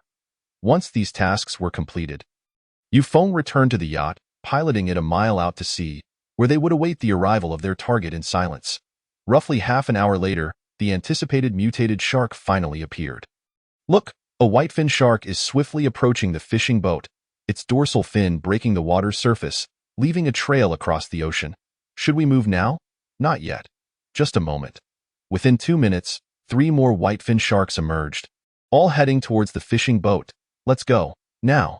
Zhang launching took the helm of the yacht, relying primarily on submachine guns to confront the sharks, a task Yufeng was quite adept at. The yacht circled the fishing boat, and as Yufeng seized the opportunity, he fired at the first shark to surface. The seawater quickly turned crimson. We must hurry. In fear of attracting more sharks with the blood, Yu Wenwen manipulated the water currents, guiding the injured sharks toward the yacht's auxiliary boat. Though wounded, the sharks became increasingly agitated, and Yu Wenwen struggled to maintain control. Observing her difficulty, Zhou Ziyu unleashed his abilities, causing one shark to thrash violently before falling silent. Yu Wenwen once again employed her powers, dragging the shark closer, and as Shen Nanqing reached out, the mutated shark vanished from the ocean's surface. Zhou Ziyu let out a sigh of relief. Fortunately, it didn't perish. If it had, all our efforts would have been in vain. With the experience of their first capture, the remaining mutated sharks succumbed effortlessly. Yu Wenwen directed the water flow to transport the last shark. Several more sharks suddenly appeared in the distance, rapidly swimming towards them. Quickly! Let's move! Hurry! Launchung! The yacht sped through the sea, pursued relentlessly by over a dozen mutated whitefin sharks. Wai Yufeng stood on the second deck, vigilantly watching the surface of the water, poised to fire the moment a shark surfaced within range. In Chapter 77, titled The King of Beasts, Shen Nanqing focused intently on the ocean. When she spotted a mutated shark drawing nearer, she called out, "Uncle Yu, don't shoot the one in front." Understanding her intent, Yufeng unleashed a barrage of gunfire at the sharks behind it, while the leading shark approached the yacht. Ching-ching. When Shen Nanqing suddenly bent down to reach into the water, Yu Wenwen felt her heart skip a beat, instinctively gripping the safety rope tightly. Shen Nanqing sat up abruptly, a radiant smile gracing her face. Just as she had anticipated, her black space had upgraded. Even lightly injured mutated sharks could now be directly absorbed without Zhou Ziyu's assistance. "Uncle Yu, send another one over." "All right." The submachine gun created a gap in the water surface, and another shark surged towards the yacht. This time, Shen Nanqing did not bend down. Just before the shark made contact with the yacht, it vanished into thin air. Thus, Shen Nanqing captured 5 more sharks, not only feeling unfatigued but invigorated. With only 2 sharks remaining, she sought to conduct another experiment. "Uncle Yu, don't fire anymore." Wai Yufeng ceased firing but maintained his shooting stance, prepared for any unexpected developments. Zhou Ziyu sensed Shen Nanqing's intentions and grew tense as the 2 sharks simultaneously reached the yacht. Shen Nanqing bent down once more, this time extending both hands, and in an instant, the 2 sharks vanished upon colliding with the yacht. Shen Nanqing felt as if she had been struck, nearly toppling into the sea. But fortunately, Yu Wenwen caught her waist, and they both fell onto the auxiliary boat. Ching ching, ching ching. Yu Wenwen quickly turned to check on Shen Nanqing. I'm fine, really. Although Shen Nanqing's complexion was pale, and she felt dizzy and nauseous. She smiled. She had succeeded. She could now absorb 2 lightly injured mutated sharks simultaneously. This meant she could at least capture 1 uninjured mutated shark, a rare feat given that mutated animals larger than sharks were exceedingly uncommon on land. Yu Wenwen and Zhou Ziyu assisted Shen Nanqing to the resting area, while Zhang Lanqing piloted the yacht a distance away before coming to a stop. Shen Nanqing had already regained her strength and eagerly checked her black space. It's now 2,500 square meters. Shen Nanqing couldn't wait to share the good news with her companions. That's wonderful. Ching ching. Everyone was elated, and after a brief rest, Yu Feng steered the yacht towards the shore. Signaling their departure from Yin City Point 3 days later, Shen Nanqing and her group arrived in Yinqing, He Province. As usual, the 2 small companions were released to forage for food, while Shen Nanqing and the others continued their quest for gold. However, this time they were met with disappointment. Not only had the gold jewelry at the counters been completely stripped away, but several gold shops also lacked any safes. The group then ventured to a bank known for selling gold bars, only to discover that the underground vaults were similarly empty. Initially, they attributed this to coincidence, but upon realizing that 3 banks had no gold bars, they began to suspect foul play. It seemed that the gold had either been transported away in advance, or that there were metal-based ability users in the area. Zhang Lanqing's expression grew serious. Only a metal ability user could open the vault doors without leaving a trace, and restore them to their original state. It was hardly surprising if metal ability users were collecting gold, especially since they were not far from the North City base. The North City base was home to numerous hidden talents, and the presence of metal ability users was not unexpected. Gold was now a universal currency, making it plausible that someone would specialize in its acquisition. Now that they were here, they were reluctant to leave empty-handed. Zhang Lanqing directly transformed the vault into metal blocks, which Shen Nanqing absorbed into her space. With no gold to be found, there was no reason for Shen Nanqing and her companions to linger. Once the 2 small companions returned, they would depart from this place. Returning to the alley where they had separated from the 2 small companions, they found that the latter had indeed returned, and astonishingly, the king was in a standoff with a mutated dog. Upon their approach, Wukong dashed to their side, anxiously circling them, while Zhou Ziyu crouched down to soothe it. The king cast a glance in their direction without approaching, continuing instead to confront the mutated dog. Both the tiger and the dog assumed aggressive stances, as if waiting for a command to tear each other apart. Little Gray, kill it! A pair of young men and women strolled by, both wearing sun hats and masks, yet their previous affluence was evident. The man, with an arm around the woman, provocatively gazed at Shen Nanqing and her group. Little Gray, kill it! Hurry! The mutated dog lunged at the king, engaging in a fierce bite. Should we help? Yu Wenwen expressed concern. Although the king had grown significantly, the mutated dog was still considerably larger, almost double the king's size.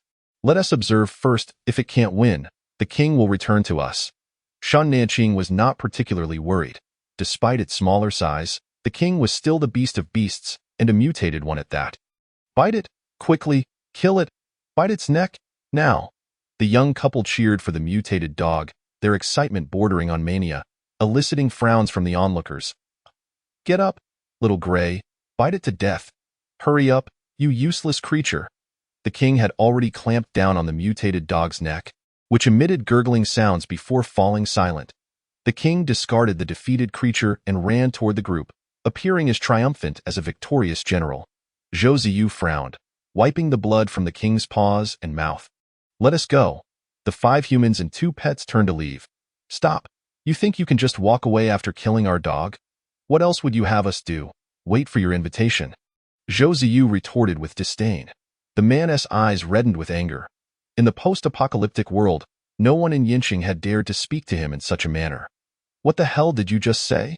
The man pulled a gun from his pocket. The sound of bullets striking metal echoed as a metal plate shielded the group. Shen Nanqing's expression turned serious. She waved her hand to unleash a cloud of black mist, which formed into 2 large hands that seized the young couple by their necks and dragged them toward Shen Nanqing and her companions.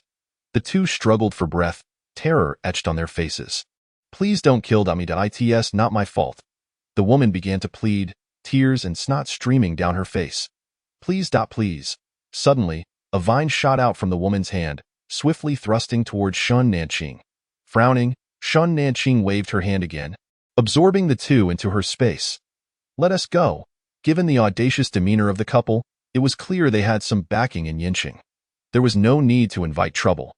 The group retrieved their Mercedes-Benz G and departed the county. In Chapter 78, titled Birthday Celebration, Shun Nanqing and her companions, having visited 3 counties without finding gold, realized that the surrounding gold had been collected. They decided to bypass towns and return to the original highway, which was easier to navigate.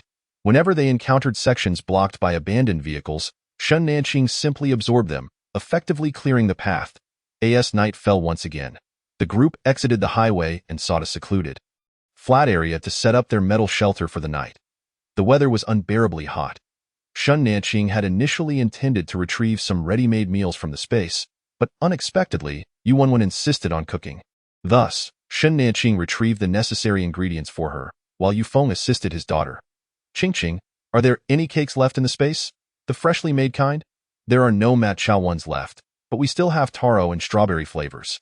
Yu Wenwen adores matcha. All the matcha cakes Wang Hua had given her were devoured by Yu Wenwen. That's fine. Having taro is sufficient. We can enjoy it after the meal.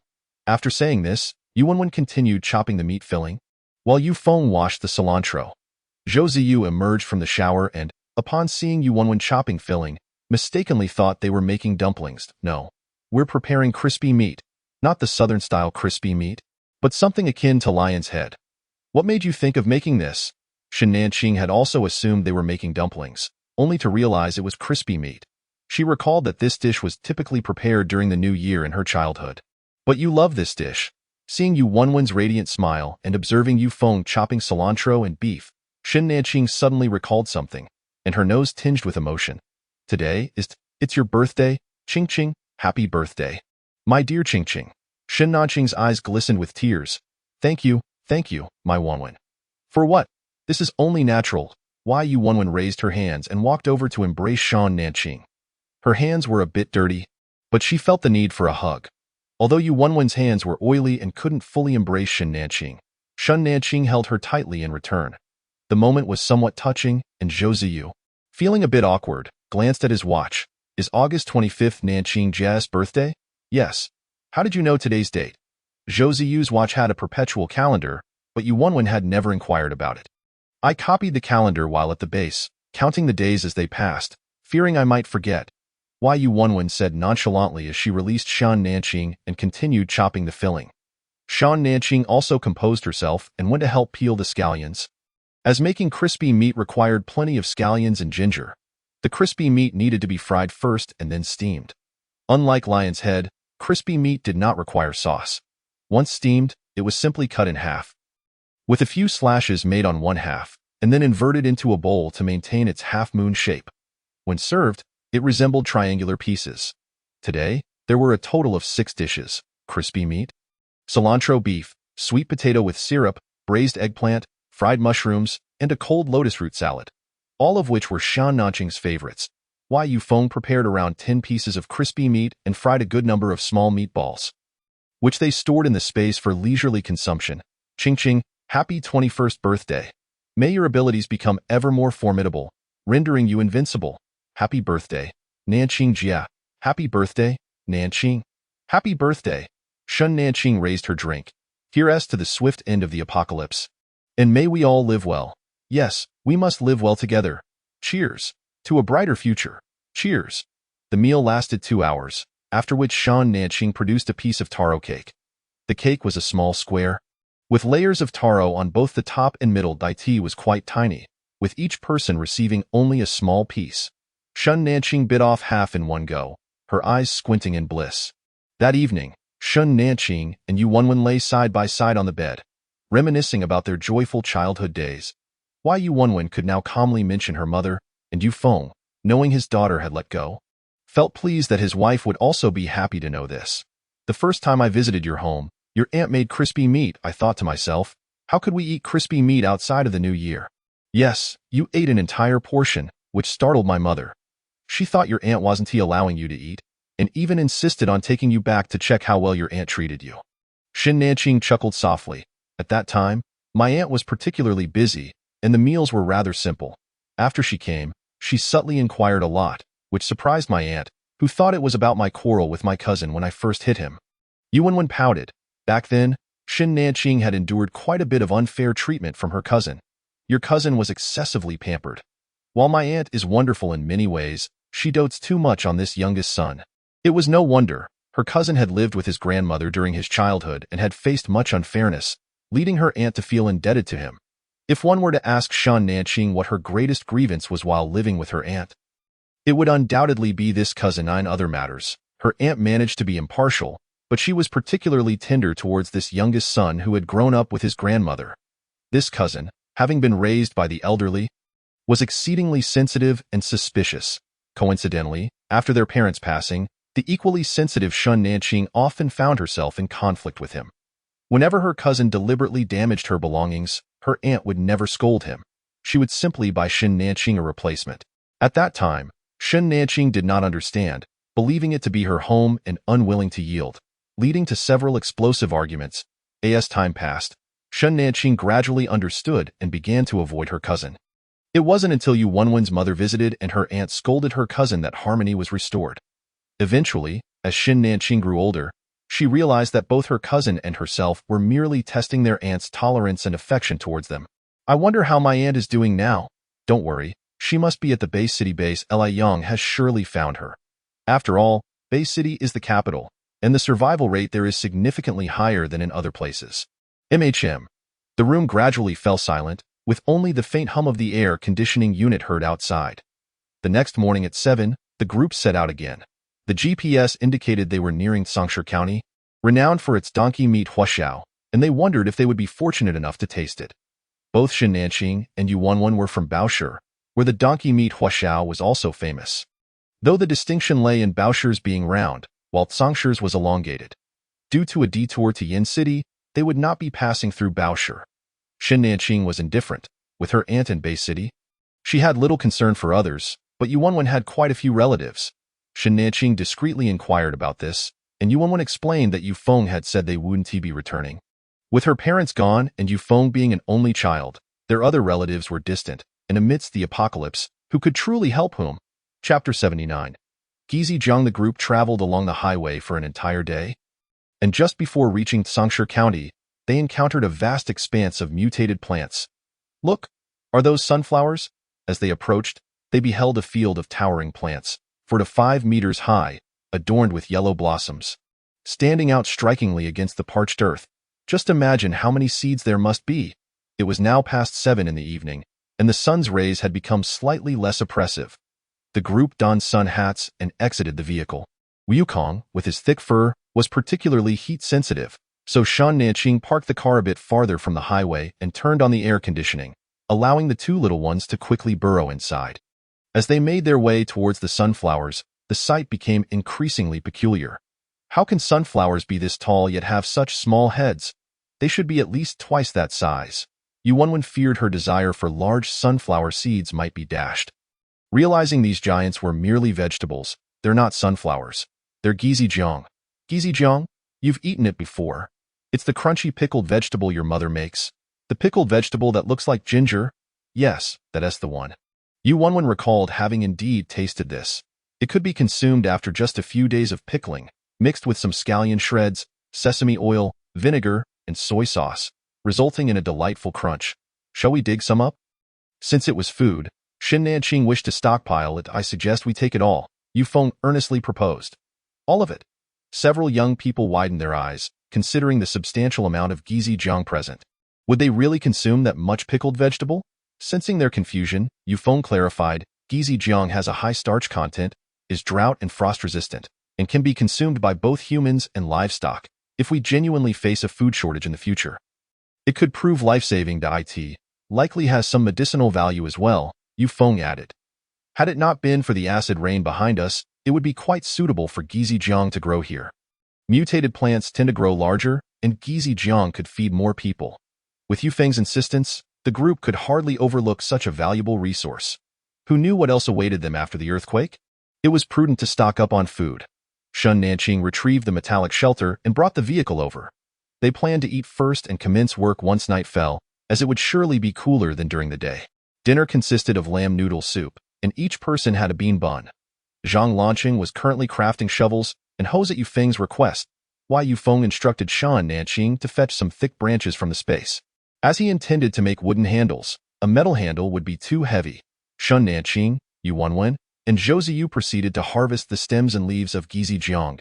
Be careful. The bristles on Gizijiang can sting your hands. Yu Feng warned loudly. Understood. The three spoke cheerfully, viewing this as a novel experience, unaware that their smiles would soon fade an hour later. Zhou Ziyu and Yu Wenwen stood side by side, with Shun Nanqing positioned between them. As they simultaneously exerted force, their knives sliced through the thick Gizijiang, and Shun Nanqing directly stored it in the space, making the task more convenient and eliminating the need for transportation. Once the farming tools were completed, Yu Wenwen and Zhou Ziyu were utterly exhausted. For those unaccustomed to agricultural labor, the relentless bending and chopping motion was far from an easy task, especially considering that the ginger plants were notably robust. Without a modicum of strength, one could scarcely sever them. Wai Yufeng permitted them a brief respite while he and Zhang Lanqing ventured to trial the new tools. Shin Nanqing retrieved some Huaxiang Jingqi water and lemonade from her supplies, fearing they might succumb to heat stroke if they did not hydrate soon. The trio pinched their noses to gulp down the Huaxiang Jingqi, followed by a hearty swig of lemonade. The medicine was indeed quite unpalatable. They refrained from returning to the air-conditioned room, as alternating between hot and cold could exacerbate their chances of catching a cold. After a 10-minute intermission, they resumed their arduous toil. Wai Yufeng and Zhang Lanqing used hose to unearth the soil-laden tubers, while the other three took on the task of removing the dirt with shovels. The parched earth was exceedingly hard, making their labor exceedingly strenuous. Yet, the yield was indeed impressive. The ginger was larger than an adult's palm, significantly surpassing the quantities previously preserved by Yu's mother. As the clock struck past midnight, the group took another short break, their fatigue palpable. Aside from Yufeng, the others lamented their exhaustion, feeling as though they were akin to dead dogs. An exaggerated yet relatable sentiment. I feel as though my legs no longer belong to me, one lamented. My hands are covered in blisters. Yu Wenwen added, extending her hand towards Shan Nanqing, who deftly employed medical scissors to relieve her of the blisters. Having already tended to her own, Lanqing, are you all right? Shan Nanqing inquired, as Zhang Lanqing, too weary to utter a word, simply nodded. He and Yufeng, having labored with hose, found themselves more fatigued than the others, feeling as if their very waists might shatter. Shan Nanqing was drenched in sweat. With medicated patches in her supplies, she anticipated needing several after showering post-labor. Wai Yufeng returned to work, urging the others to rest a tad longer. Why don't we possess Earth-based abilities? If we did, this plot of land would be completed in mere minutes. Wai Yuwenwen pondered, her face pale as she contemplated how to utilize their powers to conserve energy. Qingqing, can't you simply collect the ginger from beneath the soil into your space? If I had that capability, I would have simply stored the entire Earth, she retorted, her tone laced with exasperation, eliciting a chuckle from Yu Wenwen, who realized she might have been driven to madness by fatigue. Shun Nanqing too wished for convenience, but the very ground was interconnected. How could she possibly gather it? The space lacked any automatic severing function. Their gazes shifted to Zhou Ziyu, who, noticing he was the center of attention, shot them a look that screamed, "You all are fools. Do you want me to attack the Earth with my psychic energy?" He quipped. Defeated, they allowed themselves another 20-minute respite before once more braving the moonlight to resume their labor. In the post-apocalyptic world, industrial pollution had vanished. By day, the sun blazed like a fervent flame, and by night, the moon resembled a lustrous silver disk. Were it not for the oppressive heat, the ambience would have been rather pleasant. Unfortunately, none of them had the strength to revel in such thoughts. As dawn approached, the sun finally began to rise, marking the first time they eagerly awaited its ascent amidst the sweltering heat. Staggering back to their metallic shelter, they queued for showers. Shan Nanqing treated her companion's blisters before retrieving 2 boxes of medicated patches, applying them to their waists, legs, and arms. Once completed, they forced themselves to eat a modest meal of buns and mung bean soup. After their repast, fatigue overwhelmed them, and they collapsed into slumber. Wai Yufeng was the first to awaken. Discovering it was already 8 o'clock, though the sky remained dim. Shan Nanqing and the others stirred as well, yet none felt inclined to move. Every part of their bodies ached, even more so than before their rest. Yufeng refrained from urging them back to work, instead asking Shan Nanqing to bring out some beef. The children are utterly drained. A bit of beef noodle soup will do them good. By 11 that evening, after consuming the beef noodles, they summoned the last remnants of their energy to continue their work. As dawn broke, it indeed proved true that the first day of labor was the most arduous. The subsequent days would yield a degree of acclimatization. The young adults felt a semblance of relief, yet gazing at the scant harvest of less than 1/5 of the ginger, despair washed over them. Chapter 80. Donkey Meat Pastry. The ginger harvest spanned 8 days, during which Shan Nanqing and her companions lost an average of 3 pounds. Yet their yield was plentiful. Lacking a scale, they could not ascertain the precise weight. But Shan Nanqing estimated it could fill 3 to 4 medium-sized trucks. Shan Nanqing chose to remain an additional day to recuperate.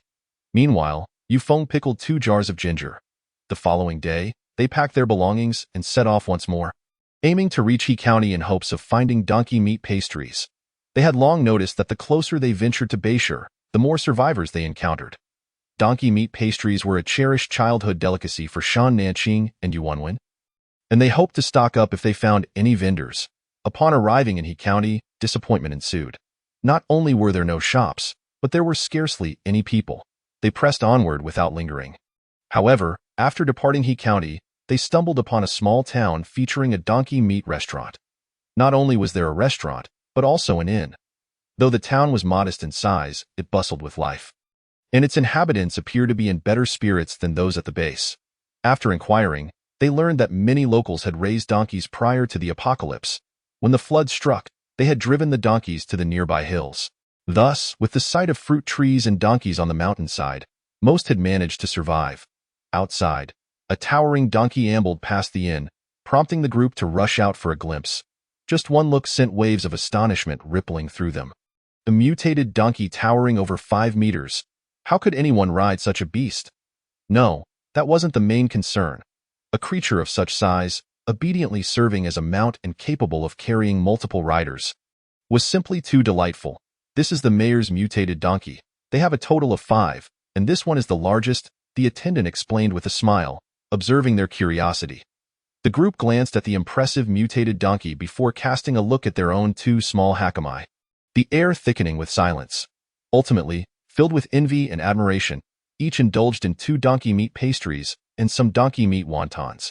After their meal and checking in, Shan Nanqing and her companions inquired about purchasing donkey meat in bulk and were kindly directed to a donkey farm. Situated at the foot of the mountain, the farm spanned over 1,000 square meters. The donkey sheds were not only outfitted with insulation panels but also painted in red, according to the farm staff. This was a new type of insulation coating developed by the Beishur base. Behind the farm lay a mountain with a stream, and within the farm itself was a deep well, explaining how they could sustain so many donkeys. The farm currently housed over 100 adult donkeys and around 30 foals, all ordinary donkeys. None of the mutated variety were present. Ultimately, Shan Nanqing and her group resolved to purchase 2 donkeys. The meat was prohibitively expensive, and they were limited in quantity, with 2 requiring 2 days for slaughter due to farm regulations allowing only 1 donkey to be killed per day. The farm also offered cooking services, and Yufeng instructed them to prepare 1 donkey while cutting the other into portions. Brother, how did the mutated donkeys grow so large here? Yufeng engaged in conversation with the donkey farmer. Our town is nestled by the mountains. During heavy rains, the townsfolk retreated to the hills, bringing along ample provisions. After the extreme cold passed, we planted a significant amount of corn. The donkeys primarily consume corn stalks, while their earlier diet consisted of last year's silage. Eventually, some of the corn mutated, and the mutated stalks were fed to the mutated donkeys, which led to their remarkable growth. I see. I was wondering what accounted for their size. The person riding that donkey yesterday looked quite impressive. That donkey belongs to our mayor. It stands over 5 meters tall and can carry 5 or 6 people. Upon returning to the inn, they reflected on the knowledge that consuming mutated flora and fauna could enhance their abilities. Yet they had not anticipated such growth in the mutated animals. No wonder Dewang had been growing so rapidly. But why isn't Wukong growing? Dewang has indeed been growing quickly. Zhou Ziyu can no longer carry him, and now he resides in the trunk. Thankfully, The trunk is quite spacious. Otherwise, it would be rather cramped for him. Could it be that Wukong has reached maturity? Shen Nanqing ventured, suggesting that juvenile animals experience substantial growth during their mutation phase, while adults do not undergo such changes. That makes sense, the group concurred. Acknowledging the likelihood, if only tigers weren't picky eaters. If only we could feed Dewang some ginger, he would surely grow taller. Yu Wenwen envisioned Dewang transforming into a fearsome 5-meter-tall king of beasts. And the thought filled her with awe. There remained ample mutated snake meat, enough to sustain them for a while. Fortunately, Yu Feng had the foresight to stockpile the mutated snakes he had electrocuted. Otherwise, finding such mutated meat would have proven difficult. Moreover, ability users also required mutated meat to bolster their powers, further depleting the already scarce supply. Dio, you think mutated donkeys would consume ginger? Zhang Lancheng questioned. His tone tinged with uncertainty. Shen Nanqing's mind sparked with an idea. What if mutated donkeys eat the stems and leaves of the ginger? The group turned their attention to Shen Nanqing, recalling that the stems and leaves of the ginger were safely stored in her space. The following day, they returned to the donkey farm, this time driving an additional medium-sized truck. Upon stating their intentions, the staff, unable to make decisions independently, led them to the office. The office was situated at the back, adjacent to the mountain, where Shen Nanqing and her companions discovered numerous chickens being raised, many of which were also mutated. They promptly decided they must purchase additional mutated chickens. After a brief wait, a woman in her 40s, dressed simply, entered. May I inquire about the ginger stems and leaves you mentioned? How many do you have? The woman cut straight to the chase, and Shen Nanqing and her companions wasted no time in leading her to inspect the cargo. The ginger stems and leaves had been halved for transport, but it was evident at a glance that they were indeed mutated plants. The woman pulled out a half section and directly carried it to feed the donkeys.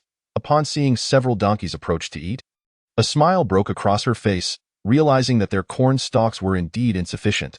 How much do you have? She inquired. This load won't be enough to trade for a donkey. There's still plenty, replied Shen Nanqing, who then returned to the front passenger seat of the truck, asking Yu Feng and Zhang Lancheng to assist in bringing out a large insulated box specifically for fishing. This box had been discovered on the sturdy fishing vessel previously. Shen Nanqing had already placed ice and fish inside it yesterday, freezing them in preparation. The box was lifted before the woman, and upon opening the lid, 2 mackerels of about 1 meter in length and 3 ribbonfish exceeding 1 meter were revealed. The woman guessed the contents upon seeing the insulated box, but was still taken aback by the sight of such large mutated fish. Transporting fish from the seaside was no easy task, considering the time taken. How much ice and gasoline must have been consumed? Moreover, the fish's eyes were remarkably clear, indicating their freshness. What do you want in exchange? Chapter 81. Corn and Cannons. Eventually, a deal was struck with the female factory director. 5 boxes of ginger stalks in exchange for 1 box of mutated fish, 2 ordinary donkeys, and 10 mutated chickens. The factory had a silage shredder, and they crushed the delivered stalks on-site into silage feed, weighing in at 1,064 gene. Estimating it at 1,000 gene, that made it 5,000 gene for 5 loads. Shen Nanqing parked the Mercedes-Benz G-Class at the factory. Transporting it load by load was too cumbersome, so they opted to crush it directly, allowing 1 truck to be fully loaded. Yu Wenwen, Zhang Lancheng, and Zhou Ziyu returned to the inn, while Shen Nanqing and Yu Feng drove the box truck out of town. They found a secluded spot and began to crush the ginger stalks. The shredder was an integrated machine for crushing and packaging, and Shen Nanqing pulverized all the ginger stalks from the space, totaling 11 tons, 3 tons for trade and the rest stored away. The truck was filled to the brim, and Shen Nanqing even stuffed a sack of ginger inside. After a day of labor, dusk approached as they set off back to the donkey farm. Upon seeing the surplus of 1,000 gene of silage feed, the female factory director indicated that she could provide an additional 10 mutated chickens and 100 gene of eggs. We truly cannot give any more donkeys. We still have to deliver 2 to the Bayshore base each month, she quickly explained, fearing their dissatisfaction. These 2 will also need to wait for 2 more days as per the rules. Shen Nanqing and the others had no expectations of trading a ton of silage for donkey meat, so they were naturally not displeased. Are you trading with the Bayshore base? The factory director wiped the sweat from her forehead, her face displaying a simple smile. Otherwise, do you think we could live and work peacefully in this small town? We are registered under the Bayshore base. The donkeys and chickens in the town? along with the mutated corn, must all contribute a portion, so that was the case. No wonder this place seemed like a paradise amidst such tumultuous times. It was indeed comfortable under the shade of a large tree. Can we exchange for some mutated corn? Shen Nanqing pointed to the ginger. This ordinary variety has a strong reproductive capability, but we have yet to cultivate the mutated kind. Speaking candidly, Shen Nanqing noted that the factory director was also straightforward, acknowledging that planting mutated plants is indeed more challenging due to lower germination rates, but once they sprout, the rest is manageable. Would a 3-for-1 exchange be acceptable? She indicated towards the ginger on the ground. Certainly, keep this bag for now. I will give you 2 bags when collecting the donkey meat in total, for donkeys were to be prepared. 3 would be cooked by the factory, while 1 would remain raw, though the internal organs and intestines would also be cooked for them, ready for collection in 3 days. The group rested at the inn for 3 days, and on the 4th morning, they first visited the cafeteria to purchase numerous ready-made donkey meat pastries. They had ordered 100 pastry skins the previous night, which were now prepared for their enjoyment later. Upon arriving at the donkey farm, they first unloaded the 2 sacks of ginger from the truck.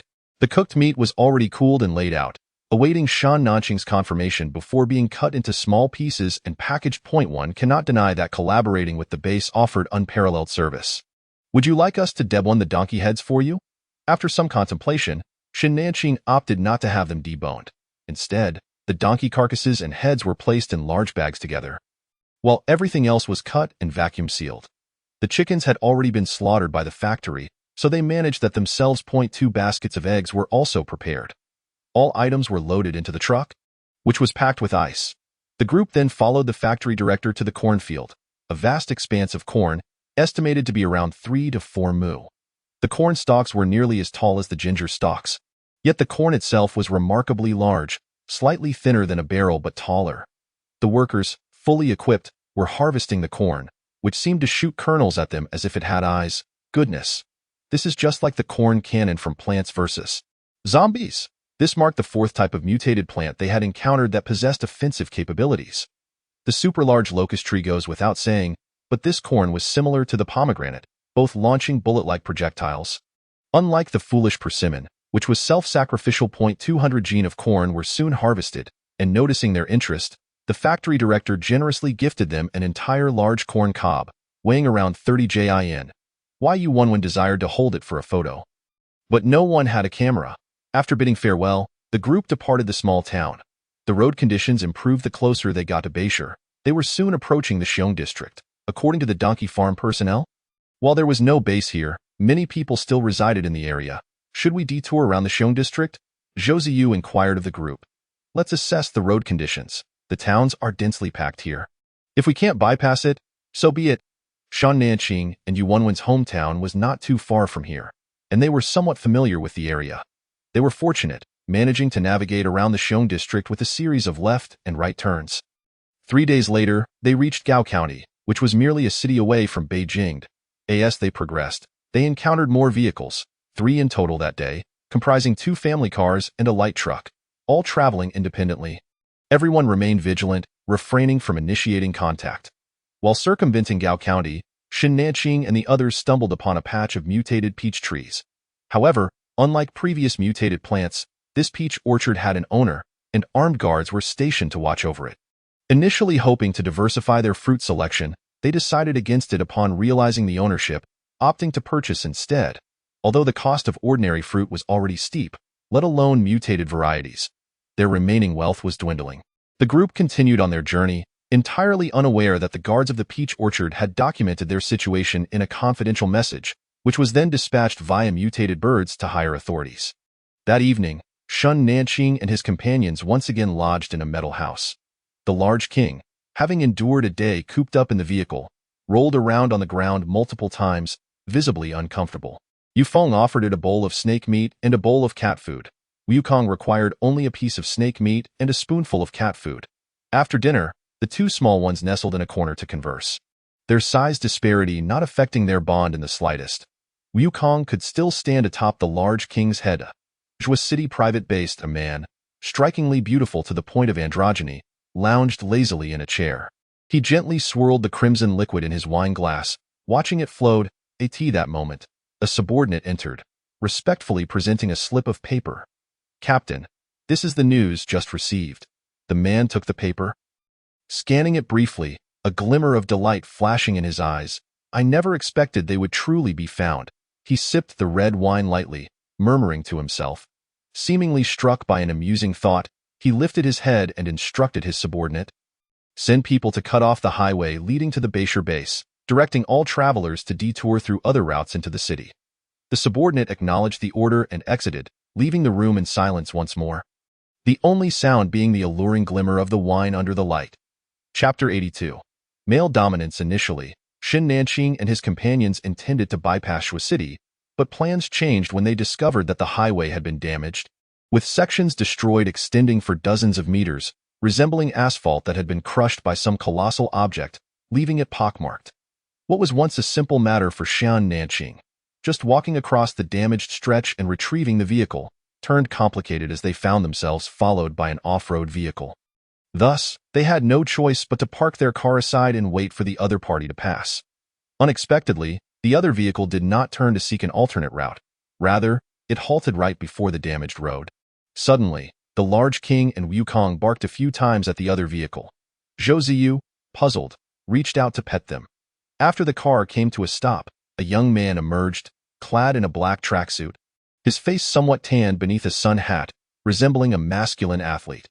The passenger window lowered halfway, revealing a long, pale hand holding a lit cigarette between its fingers. Xian Nanqing and his companions became alert. In this era, cigarettes were a luxury, indicating that the individual was likely not ordinary. The young man glanced over at Xian Nanqing and his group, then knelt on one knee, pressing his hands against the ground. The earth suddenly trembled slightly. What on earth is happening? The group was startled to see the damaged road begin to shake, as the soil beneath stirred, and the cracked asphalt slowly sank. This entire process took approximately 15 minutes, after which a dirt road spanning several dozen meters was restored. Yu Wenwen's eyes widened in disbelief. "I said if there were Earth-type ability users, we wouldn't have to toil so hard digging up ginger." The group chuckled helplessly, the arduous effort of the past 8 days leaving an indelible impression on them. On the other side, the man laughed heartily and gestured for them to proceed. Yu Feng rolled down the car window and honked the horn. "Thank you, young man," he said. The man's smile grew ever more radiant. "You're welcome, handsome uncle." Everyone was amused by each other's presence. It had been a long time since they had encountered such a sunny disposition, lifting their spirits considerably. The two cars traveled a kilometer in a convoy, only to encounter a tunnel. Upon reaching the tunnel's end, they found it was blocked by rubble, leaving the man at a loss. As his Earth-based abilities were of no use against the debris, Xian Nanqing and her companions could have returned to the tunnel's entrance and traversed the modest hill nearby. However, the man's vehicle had created a dirt path at the entrance to exit the highway, stopping by the roadside as if waiting for them. Xin Nanqing and her group were somewhat speechless. It was their first encounter with someone so friendly, even a bit dim-witted. "What should we do?" Yu Feng asked, gripping the steering wheel. "Let us go down and explore Zhua City," came the reply. Everyone was indifferent, having traveled for so long. A day or two more didn't matter. With a turn of the wheel, Yu Feng descended the slope to as expected. Just as they turned onto the small road, the vehicle behind them started up again, continuing in tandem. The path was rough, clearly unmaintained, and Xian Nanqing's group wound through the twists and turns as dusk approached. They initially aimed to lose the man's vehicle, yet he seemed determined to stick with them. They accelerated to surpass him, but he followed closely, matching their pace. The group was genuinely perplexed. Did this mean they would have to sleep in their cars tonight? Suddenly, the vehicle behind them sped up, leading them to believe that the man could no longer hold back and intended to overtake them. To their surprise, he merely pulled alongside and rolled down his window to greet them. "Uncle, aren't you stopping for a rest?" he inquired. "We're planning to rest in Zhua City. You needn't worry about us," came the response. Yes, don't mind us, just stop and rest," they insisted. "No worries, we can stick together. There are hotels in Zhua City where we can rest once we arrive." With that, the windows rolled up, and both vehicles hastily increased their speed. Had they been to Zhua City? How else could they know there were hotels? Yu Wenwen noted that the man did not seem like a typical traveler. He lacked that weary demeanor, appearing more like a tourist, with music playing in his vehicle. The group fell silent, though their vigilance heightened. By the time they reached the city center of Zhua City, Night had fully fallen, and a brightly lit hotel on the main street caught their attention. They decided to stay at a hotel named Chengguang. After parking, the man was exceedingly enthusiastic, insisting on treating them to dinner. Accompanying him was a striking woman in her 30s. She possessed long, lustrous waves of black hair, exuding a mature allure, yet her demeanor was notably aloof. After securing their rooms, she nodded at them before returning to her own. Just as they settled in, there was a knock at the door, and the man appeared, his eyes gleaming as he gazed at the two little ones before reluctantly leading them to the dining area. It was getting late, and the restaurant was nearly empty. The man ordered an impressive array of dishes, handing his points card to the waiter. "Can you use a points card here?" They wondered if he clarified that he used an official points card, which they also possessed. Indeed, although Zhuo City is a private base, it is still under official regulation. Curiously, Xin Nanqing and her group inquired about the existence of private bases, having seen none before. The man explained, "This is not an official base. It lacks walls. The original residents of the resettlement area never left, thus it has transformed into a private base." During their conversation, they learned that the man's name was Li Xia and the woman was his girlfriend, Gui Yufei. Both hailed from the Beishir base and were out on a mission. "Are you officials?" "No. At Beishir base, missions are divided into 3 types. First, official personnel who must comply with directives.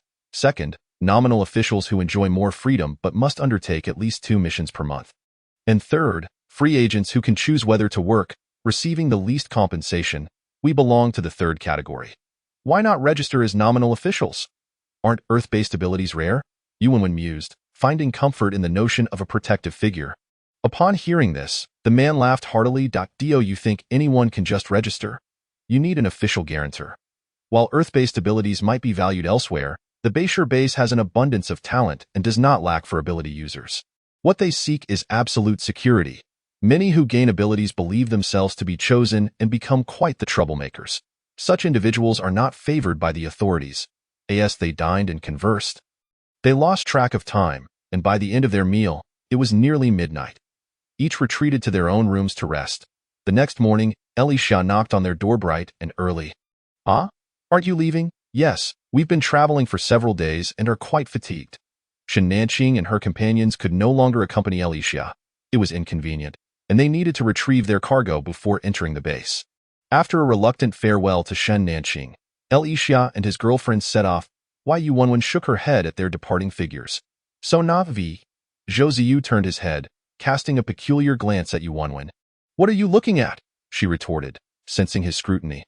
Zhou Ziyu turned and walked towards the dining area. Yuanwen trailed beside him. Relentless. "Don't think I don't know what you're implying."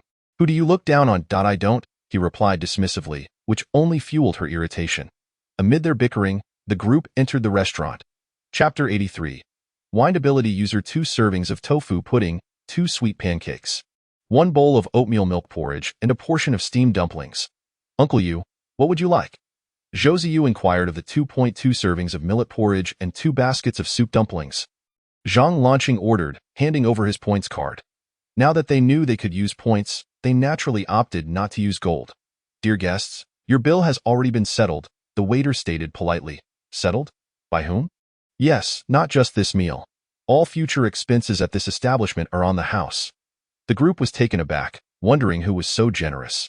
Once the waiter had moved away, Yuanwen whispered, "Could it be someone trying to gather information? Like that scar-faced man from Wuxi base?" Xin Nanqing furrowed her brow. "That's unlikely. The scar-faced man found us because we registered before entering the base. Here, we Haven Tea registered. Then who could it be? And why would they pay for us? Let us not concern ourselves with that for now. Whoever it is will reveal themselves soon enough. Let us focus on our meal." The group concluded that such an act must have ulterior motives, knowing that once they departed, the person would likely make their presence known. Sure enough, after finishing their meal, 2 tall men approached them. "Greetings, everyone. Our president would like to invite you to reminisce." "Who is your president?" "Our president is Qi Chuan, who has met you all before." Qi Chuan. The name was unfamiliar, but they searched their memories. They recalled meeting a long-haired man during their encounter with the mutated crows.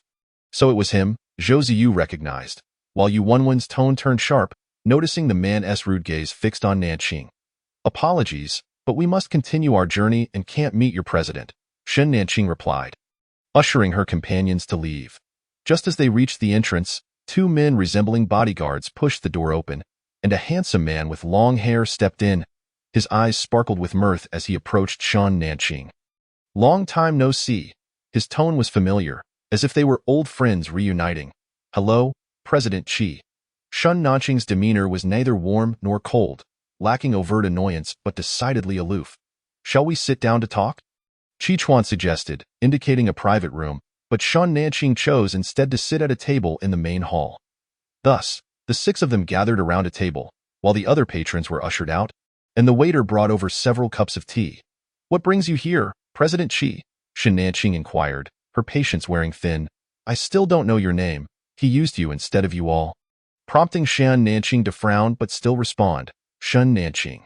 Shan Nanqing. Shan Nanqing, the man murmured, his gaze growing more intense. Shan Nanqing's expression darkened, but fortunately, the man quickly regained his composure. I wish to invite you to remain and join my base, Qi Chuan said, locking eyes with Shan Nanqing earnestly. Shan Nanqing was taken aback. So that was his intention. He likely coveted her dark mistability, and her demeanor softened slightly. I'm sorry, but we need to go to the Beishir base. I have family there. I can send someone to bring them over. As long as you agree to stay, the terms are negotiable. I'm sorry, but we still need to go to the Beishir base. Shan Nanqing's resolve was firm. She had no reason to stay if you were willing to remain. We can share the Zhuo City base. What? Qi Chuan cleared his throat and spoke slowly. As long as you stay, we can share the Zhuo City base, either as a couple or as spouses. Shan Nanqing felt that the other party might be mentally unstable. They barely knew each other, and the suggestion of being a couple or spouses was utterly absurd. I refuse, President Qi. We still have a journey ahead, so I must take my leave. Shan Nanqing stood up and walked towards the exit, with the others immediately following suit, while Qi Chuan remained rooted to the spot. Can you really leave? Came a chilling voice from behind. Outside the door, she found herself encircled by a throng of individuals.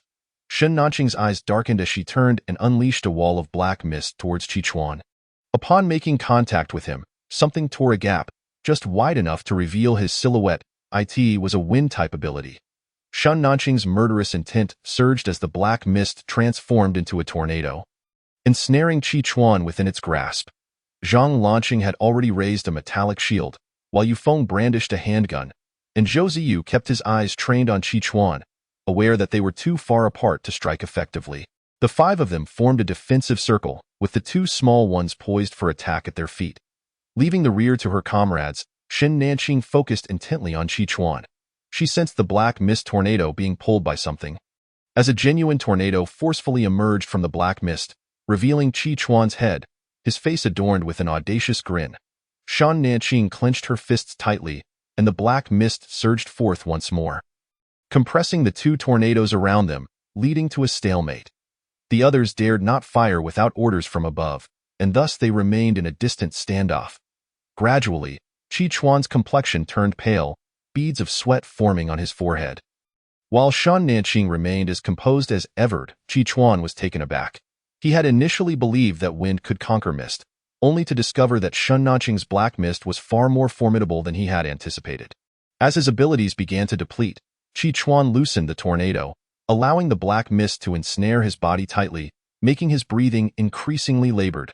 Look at your companions. His voice faltered, and Qi Chuan's face had turned a deep crimson. Dad, Uncle. Shan Nanqing glanced back to see Yufeng and Zhang Lanqing both held at knife point, blood already seeping from their necks. Let go of me. I will let you. Leave. The standoff continued as they slowly retreated from the hotel, the encircling crowd parting to create a path. Shan Nanqing and her companions reached the car, opening the door to let the two little ones climb in first. Release, I will count to 3. And we will all leave together. All right, Qi Chuan's face had turned the color of liver. 1, 2, 3. As soon as the final word left his lips, both sides withdrew their abilities simultaneously. Zhou Ziyu instantly unleashed his powers, causing a shockwave to ripple through those nearby, while Zhang Lanqing hurled the metallic shield behind them. The group hastily entered the vehicle, and at the moment the door was closing, Shan Nanqing tightened her grip, ensnaring Qi Chuan's neck with another tendril of black mist, pulling it taut. President! President! The Mercedes-Benz G-Class sped away, gunfire erupting in the distance. Fortunately, this vehicle had been reinforced by Zhang Lanqing, although it was somewhat unsightly. It was indeed safe, as they drove far from the scene. The black mist dissipated, revealing Chi Chuan in a fit of violent coughing, his beautiful face marred by saliva and tears, a sight of utter disarray. Thankfully, he had retained a modicum of ability, using wind to shield his neck. Otherwise, it would have snapped long ago. Shun Nanqing! Shun Nanqing! Chi Chuan howled in frustration, initially deeming her abilities formidable and her beauty worthy of him. Yet now he found himself utterly humiliated. Chi Chuan collapsed to the ground, all his resentment and madness concealed within his eyes. They would meet again. Chapter 84. North City Base. The Mercedes-Benz G-Class exited the boundaries of Zhuo City, and Shen Nanqing had already tended to Yufeng and Zhang Lanqing's wounds. Qingqing, are you all right? Yuanwen wiped the sweat from Shen Nanqing's face with her sleeve. Shen Nanqing's complexion was poor, her brows furrowed in cold contemplation. That Chi Chuan is not dead, Shen Nanqing stated matter-of-factly. During their departure, she sensed the black mist being obstructed by something. If he is not dead, then so be it. I was asking how you are. Noticing Yuanwen's urgency, Shen Nanqing offered a faint, weary smile. I'm fine, just low on abilities. That's good to hear. You should rest. Don't think too much about it. Why? Yuanwen encouraged Shen Nanqing to lean against her, worried that she might catch a cold from the air conditioning after sweating, and draped a light blanket over her. Shen Nanqing indeed needed a moment to recuperate. She closed her eyes and leaned against Yuanwen. Though her mind remained a tumult of thoughts, a wind-type ability user, upon discovering Chi Chuan's powers, her heart had darkened with murderous intent. Wind could conquer mist, and Chi Chuan's wind abilities instilled a significant sense of danger within her. The vehicle was eerily quiet, even the two little ones huddled in the back to minimize their presence. Zhou Ziyu's face had darkened to an almost inky hue. He had been threatened at knife point, and his youthful spirit burned with fury, forcing him to take deep breaths to quell his anger. Zhang Lanqing, seated in the passenger seat, frequently glanced back, noting that both Nanqing and Xiaoyu were visibly shaken. They had always been formidable, but being cornered like this was indeed disheartening. Don't dwell on it. Even if wind can overcome mist, Nanqing still has her black space as a safeguard. Even if she wishes to keep it concealed, the black mist can still evolve. We can continue leveling up. Seeing that neither of them was swayed, Yuanwen shook her head at Zhang Lanqing, who sighed in resignation. During dinner that night, the two remained silent. Until Yufeng could no longer contain himself. There are always stronger opponents. There's no need to feel disheartened. If we can't win, we can always retreat, and we are not without our strengths. I understand, Uncle Yu. Shen Nanqing certainly comprehended the logic. She merely needed time to process her emotions.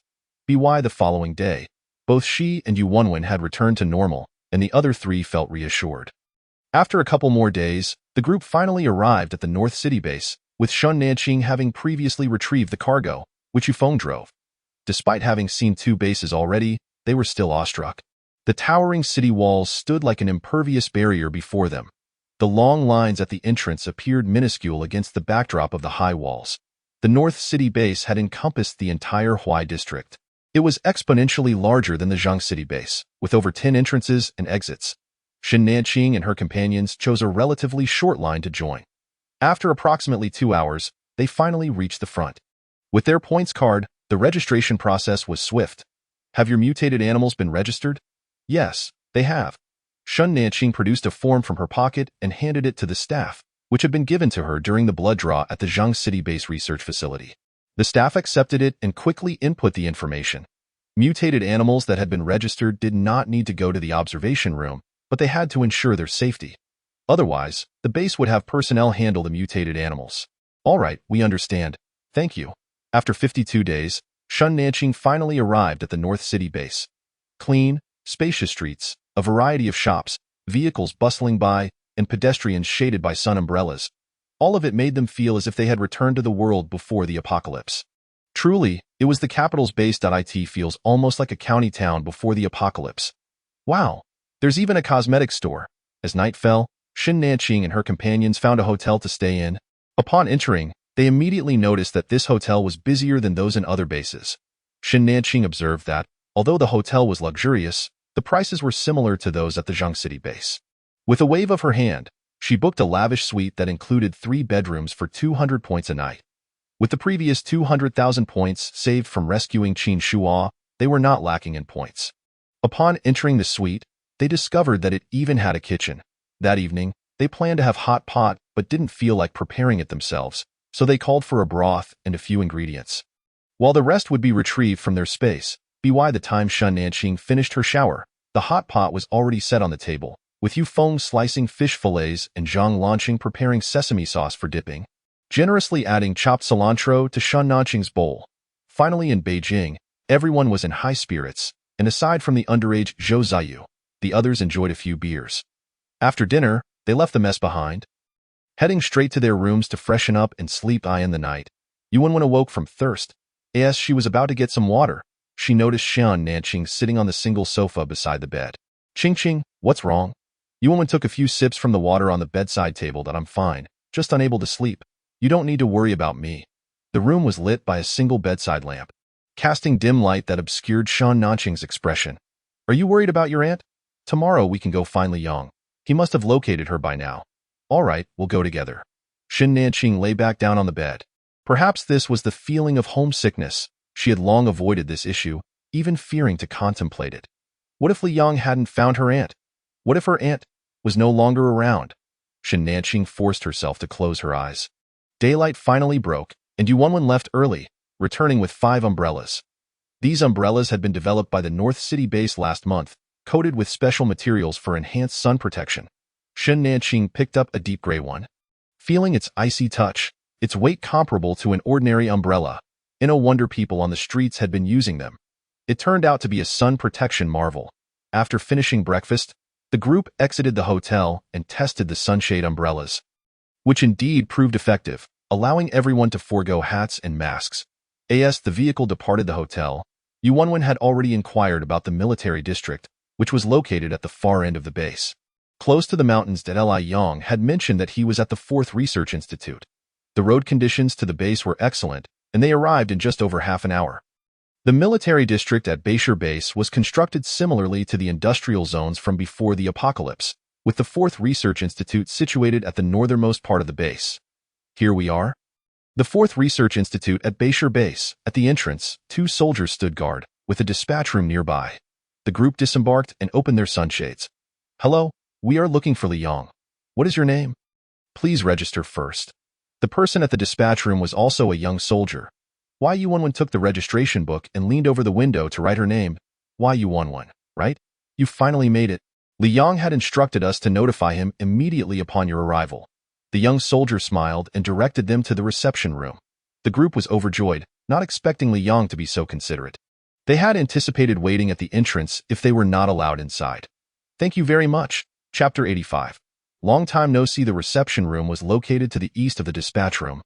Not far away, in a separate small building. Shen Nanqing and the others did not enter but waited at the door. The courtyard was lined with 2 rows of phoenix trees, likely a mutated variety. They were not particularly tall, but their crowns were expansive, lush with foliage, providing excellent shade. Everyone kept their eyes fixed on the main entrance, hoping Liang would emerge at any moment. There he is. Is that Liang? After waiting for nearly an hour, the group grew anxious until a cluster of people carrying umbrellas finally appeared from the main door. Straining their eyes against the sun's glare, they still found it hard to discern clearly Liang. Yuan, unable to see clearly, called out loudly. If it was indeed Liang, he would surely respond. If not, he would ignore her, and she was unbothered by any potential embarrassment.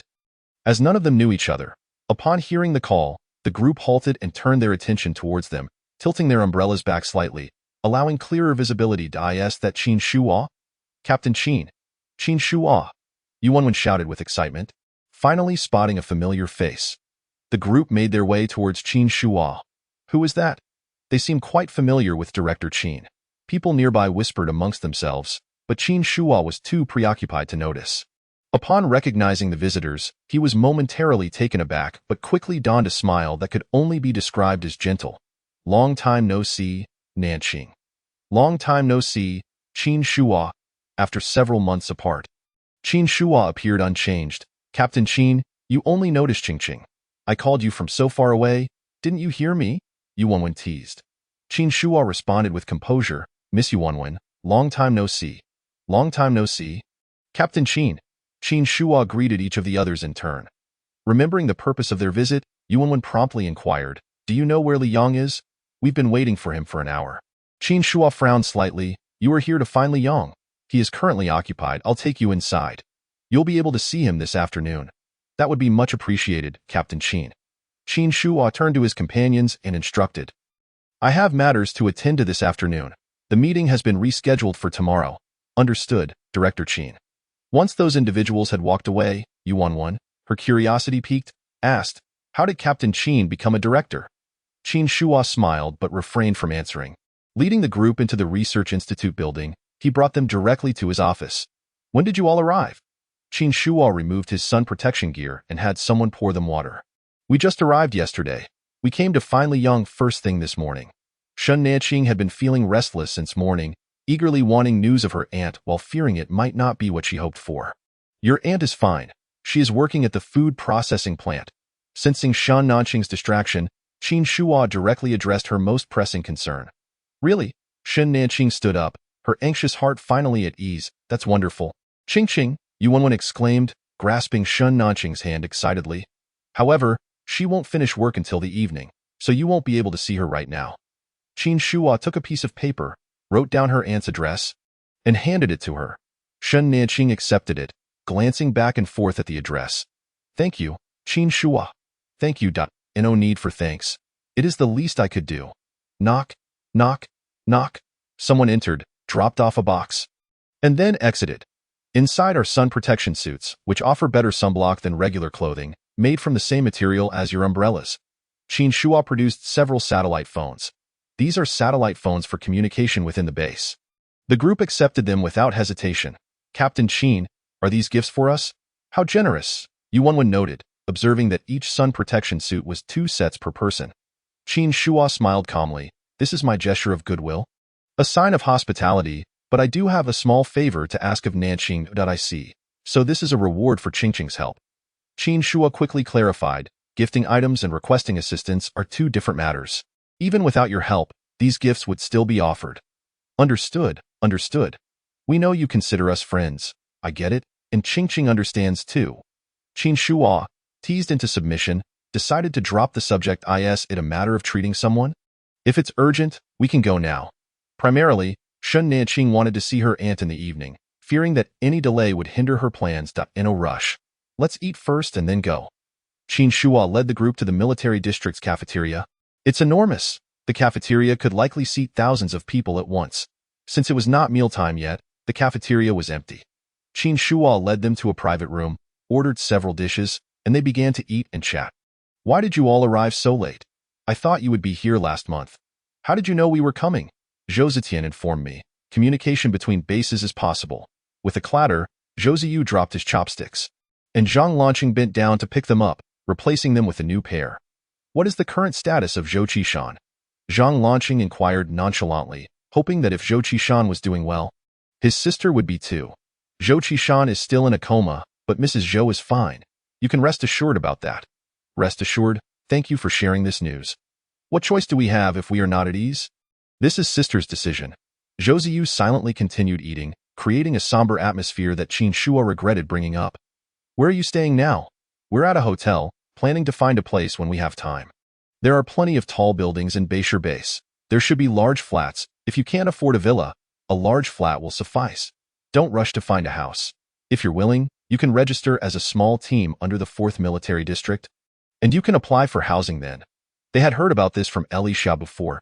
If Qin Shua was willing to vouch for them, being under official auspices wasn't a bad option at all. After the meal, Shen Nanqing accompanied Qin Shua to the 3rd Research Institute. She instructed her companions to return to the hotel first, as she intended to visit her aunt that evening. Having too many people would be inconvenient. "I'll drop them off and return. I'll wait for you here. We can visit your aunt together tonight." "All right then, I'll wait for you here." The other 3 returned to the hotel first. Zhou Ziyu and Zhang Lanqing were both in low spirits. Resting at home would be beneficial. The 3rd Research Institute was not too far from the 4th Research Institute, just a few minutes' drive away. The military vehicle entered the courtyard directly, parking in front of the Research Institute's main building. Along the way, Qin Shua had already briefed them on the patient's condition, a case of extensive burns and multiple fractures. Healing type ability users could not heal such severe burns all at once. and performing surgery on a burned body would be exceedingly painful for the patient. Chapter 86.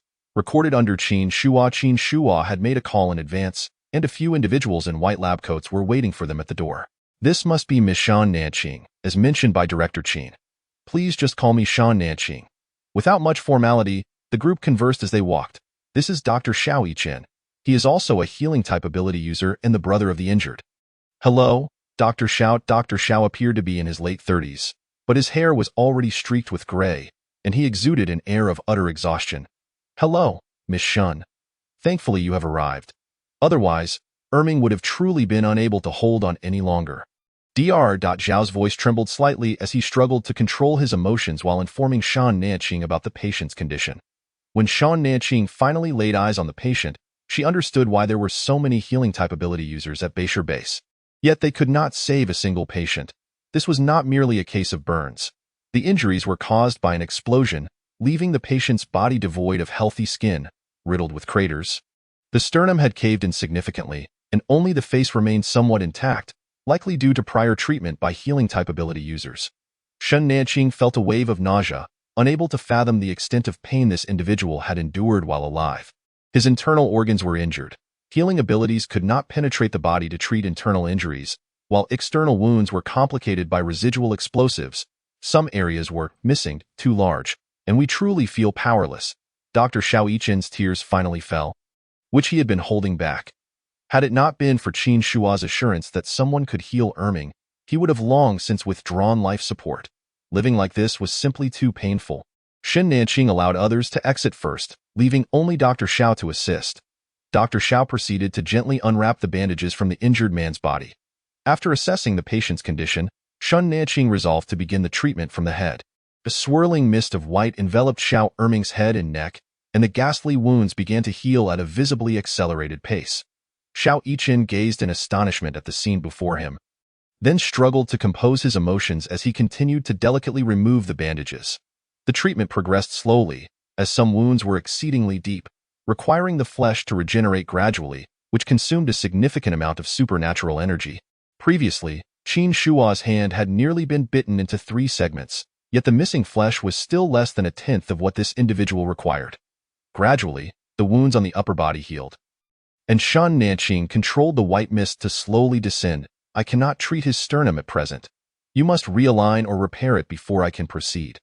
All right, no rush, Xiao Yichen replied, his tear-streaked face reflecting overwhelming relief at seeing his brother's face and neck intact. After approximately 3 hours, all external injuries on Xiao Erming were finally treated. Shan Nanqing also felt fatigued, beads of sweat trickling down her cheeks. Miss Shun, please take a moment to rest and no need. Can you realign his legs and arms? If possible, I can directly assist in reattaching them. Shan Nanqing spoke with slightly hurried breaths, grateful for the gold she had collected on the journey. Otherwise, she would not have been able to perform this healing. Yes, Xiao Yichen reassured her, as he was an army doctor well-versed in bone alignment. The previous delay in realignment was due to the necessity of surgery to insert steel plates. With Shan Nanqing able to facilitate the healing of bones directly, surgery was rendered unnecessary. With a crack, the person on the bed suddenly convulsed, prompting Shan Nanqing to act swiftly, enveloping the patient's lower leg in white mist once more in a matter of minutes. The bones had healed. Once all 3 fractures had been repaired, the 3 of them were drenched in sweat. Notify me when you are ready to perform surgery on the sternum.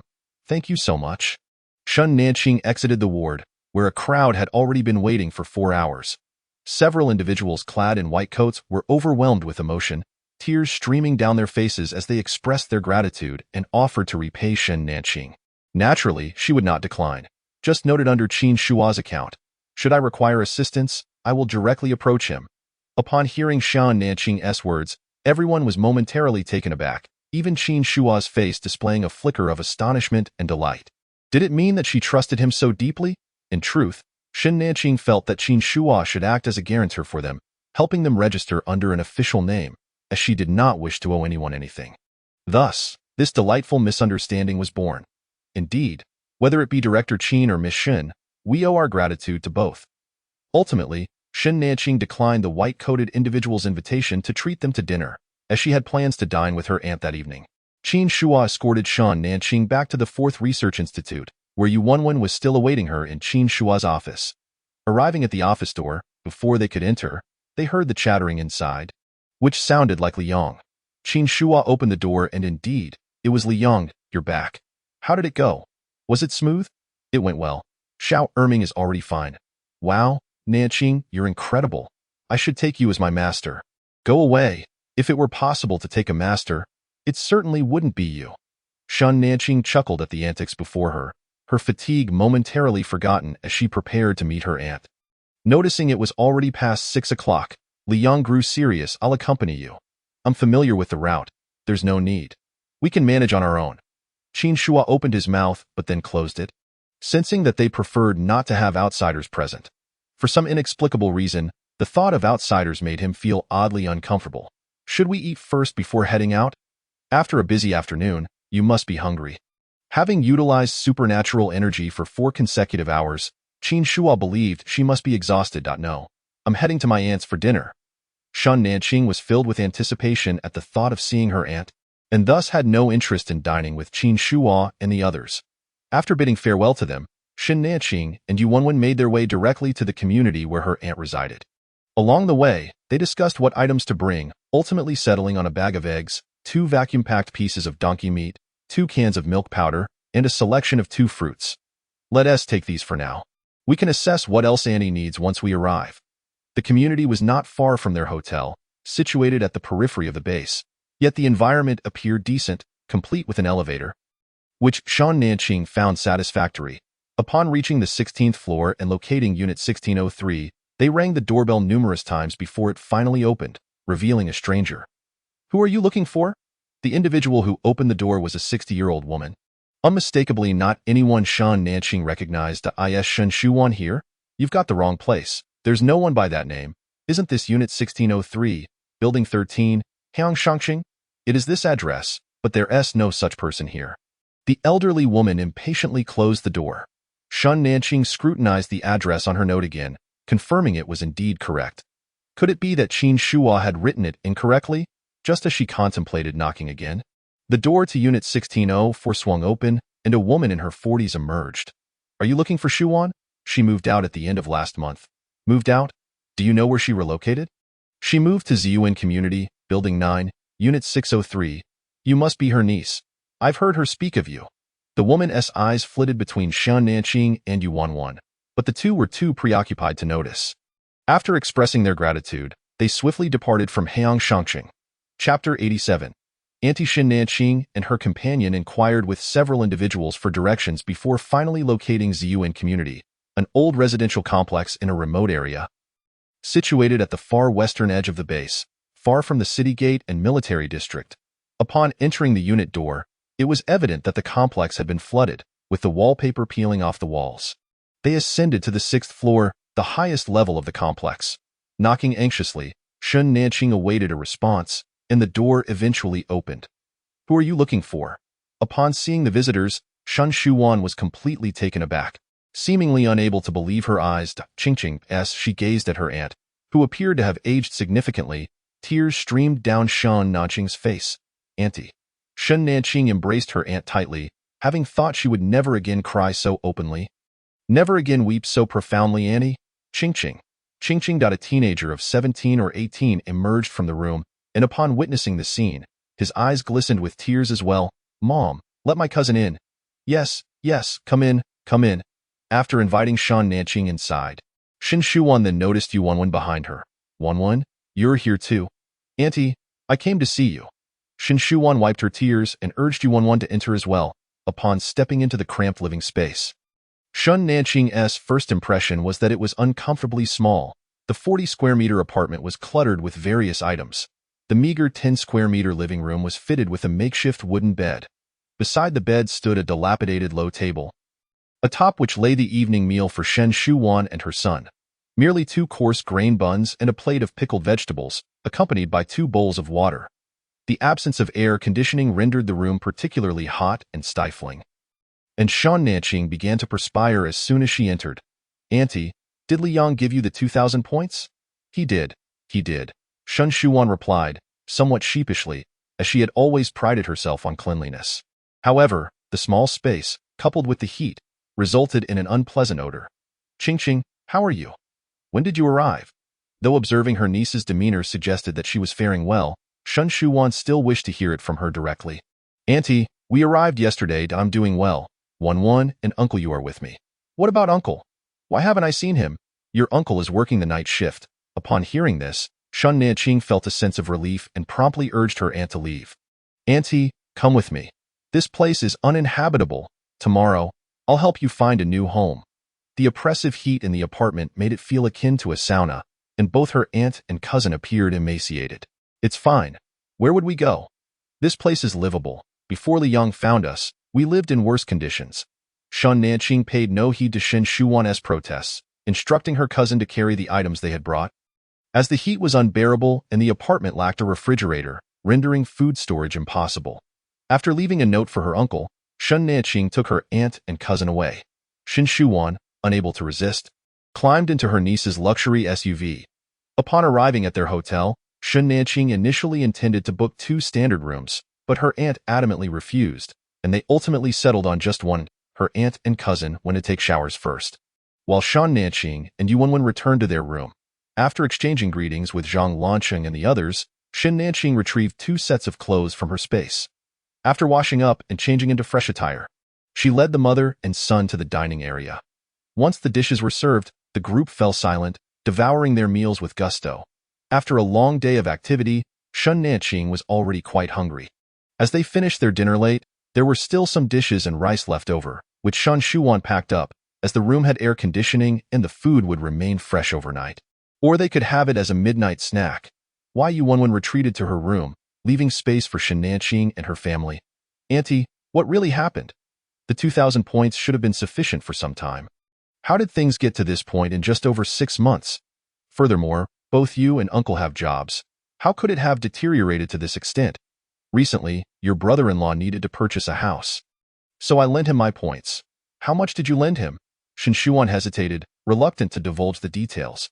Shen Nanqing turned to her cousin. "You tell her, how much was it?" 1,500 points. My cousin hung his head low. 1,005. "I only gave you 2,000 in total, and they borrowed 1,005. Shen Nanqing instantly felt a wave of frustration wash over her. Yet something felt amiss. It was inconceivable that, given her aunt's character, she would endure such hardship just to purchase a house for her daughter and son-in-law. What about her cousin? What did she say? Surely, she wouldn't let her parents suffer so much just for her own home, would she? "Your cousin, she is no longer with us." The mention of her daughter brought tears welling up in Shen Shujuan's eyes once again. Shun Nanqing paused for a moment. Although she had long been prepared for the possibility of losing family, hearing it spoken aloud caused her eyes to redden anew. Since my cousin is gone, why did you still lend money to my brother-in-law?" Shen Shuwan fell silent, merely lowering her head in sorrow, and no matter how much Shun Nanqing pressed, the mother and son refused to speak.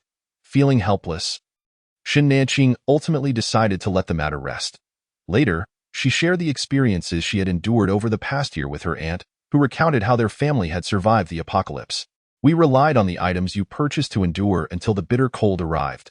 Eventually, your uncle and cousin ventured out to scavenge for supplies. Those days were the hardest, when we could no longer hold out. We went to the resettlement center. Your uncle met an old classmate there, who helped him secure a job, allowing us to barely scrape by. Eventually, we made our way to the northern city base. Upon arriving at the northern city base, the 3 of them managed to find odd jobs to make ends meet. However, one time, your cousin fell ill with a fever, which later developed into pneumonia. If it weren't for Li Yang's timely intervention, your cousin would have perished." Reflecting on those past days, Shen Shuwan could not help but wipe away her tears. She had once been a resilient individual. Yet this past year had been overwhelmingly tumultuous. "What about my cousin? How is the child?" "The child that is doing quite well. Your brother-in-law is a stone-type ability user, and they are living comfortably now, so he is still borrowing money from you." Shen Nanqing felt a surge of frustration, but seeing her aunt's unwillingness to discuss the matter further, she decided to hold her tongue for the moment, planning to speak with her cousin privately later. The following morning, her uncle came over, and Shen Nanqing encouraged him to take a shower before they all went out for breakfast. She had already informed her companions to take a break, as she intended to personally assist her aunt's family in finding a new home.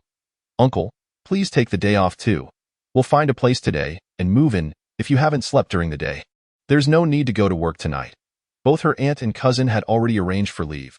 All that remained was her uncle. He smiled sheepishly. No need. My job is quite relaxed. I don't have to keep a constant watch. I can just catch a nap when I'm off. Did Li Young help you find this job? Indeed. Li Young is truly a good person. He helped us secure jobs and housing, and he said we could reach out to him for anything. I just worry that this might put you in his debt. The debt of gratitude is hard to repay. Shin Shuan wished to spare her niece any burden, so she never sought Li Yang's help during tough times. No, it's the other way around. He owes me a favor. Aunt, I am a healing type ability user, and I saved his life. How impressive! Her cousin looked at Shan Nanqing with admiration, and Shin Shuan felt a twinge of excitement. Although she worked at the grassroots level, she understood that healing type ability users were exceedingly rare. So, Aunt, if you have any issues, feel free to tell me. I can help you resolve them. Chapter 88. The confidentiality agreement. Shin Shuan opened her mouth, but ultimately said nothing. The three of them were as tight-lipped as sealed gourds, and Shen Nanqing could only choose to bypass the topic once more. Like the Zheng City base, the Northern City base also had a points hall where houses could be bought or rented. The staff enthusiastically introduced several two-bedroom units, and Shen Nanqing selected two fully furnished options, asking the staff to take them to view the properties. Both units were similarly located, one of which was in Heyang Upper City, with layouts identical to the last time, albeit 2 floors lower. Ultimately, Shen Nanqing made her decision, reserving the apartment in Heyang Upper City.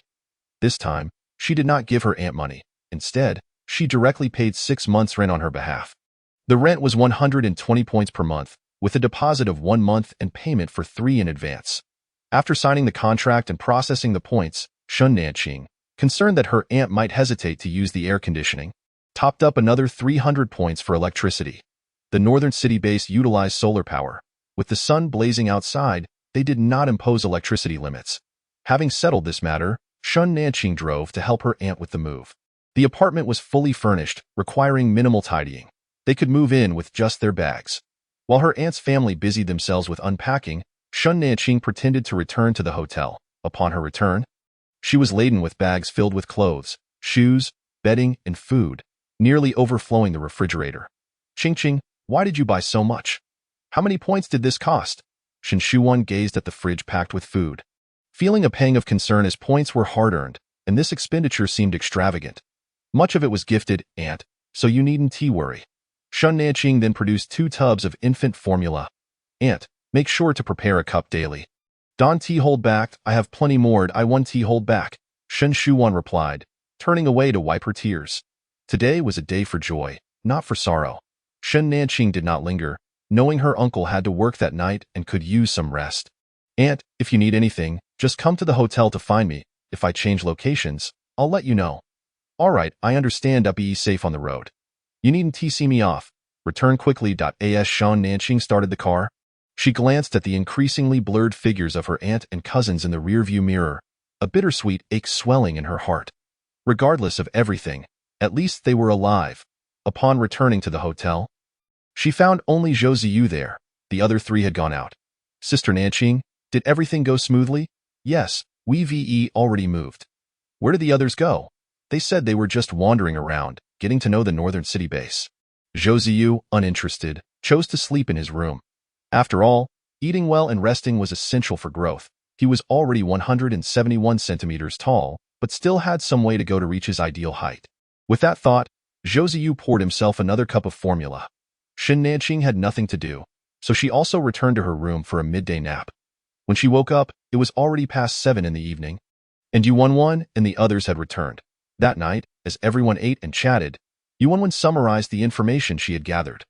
The Northern City base had 4 research institutes under the military district, focused on researching mutated flora and fauna and developing new energy sources.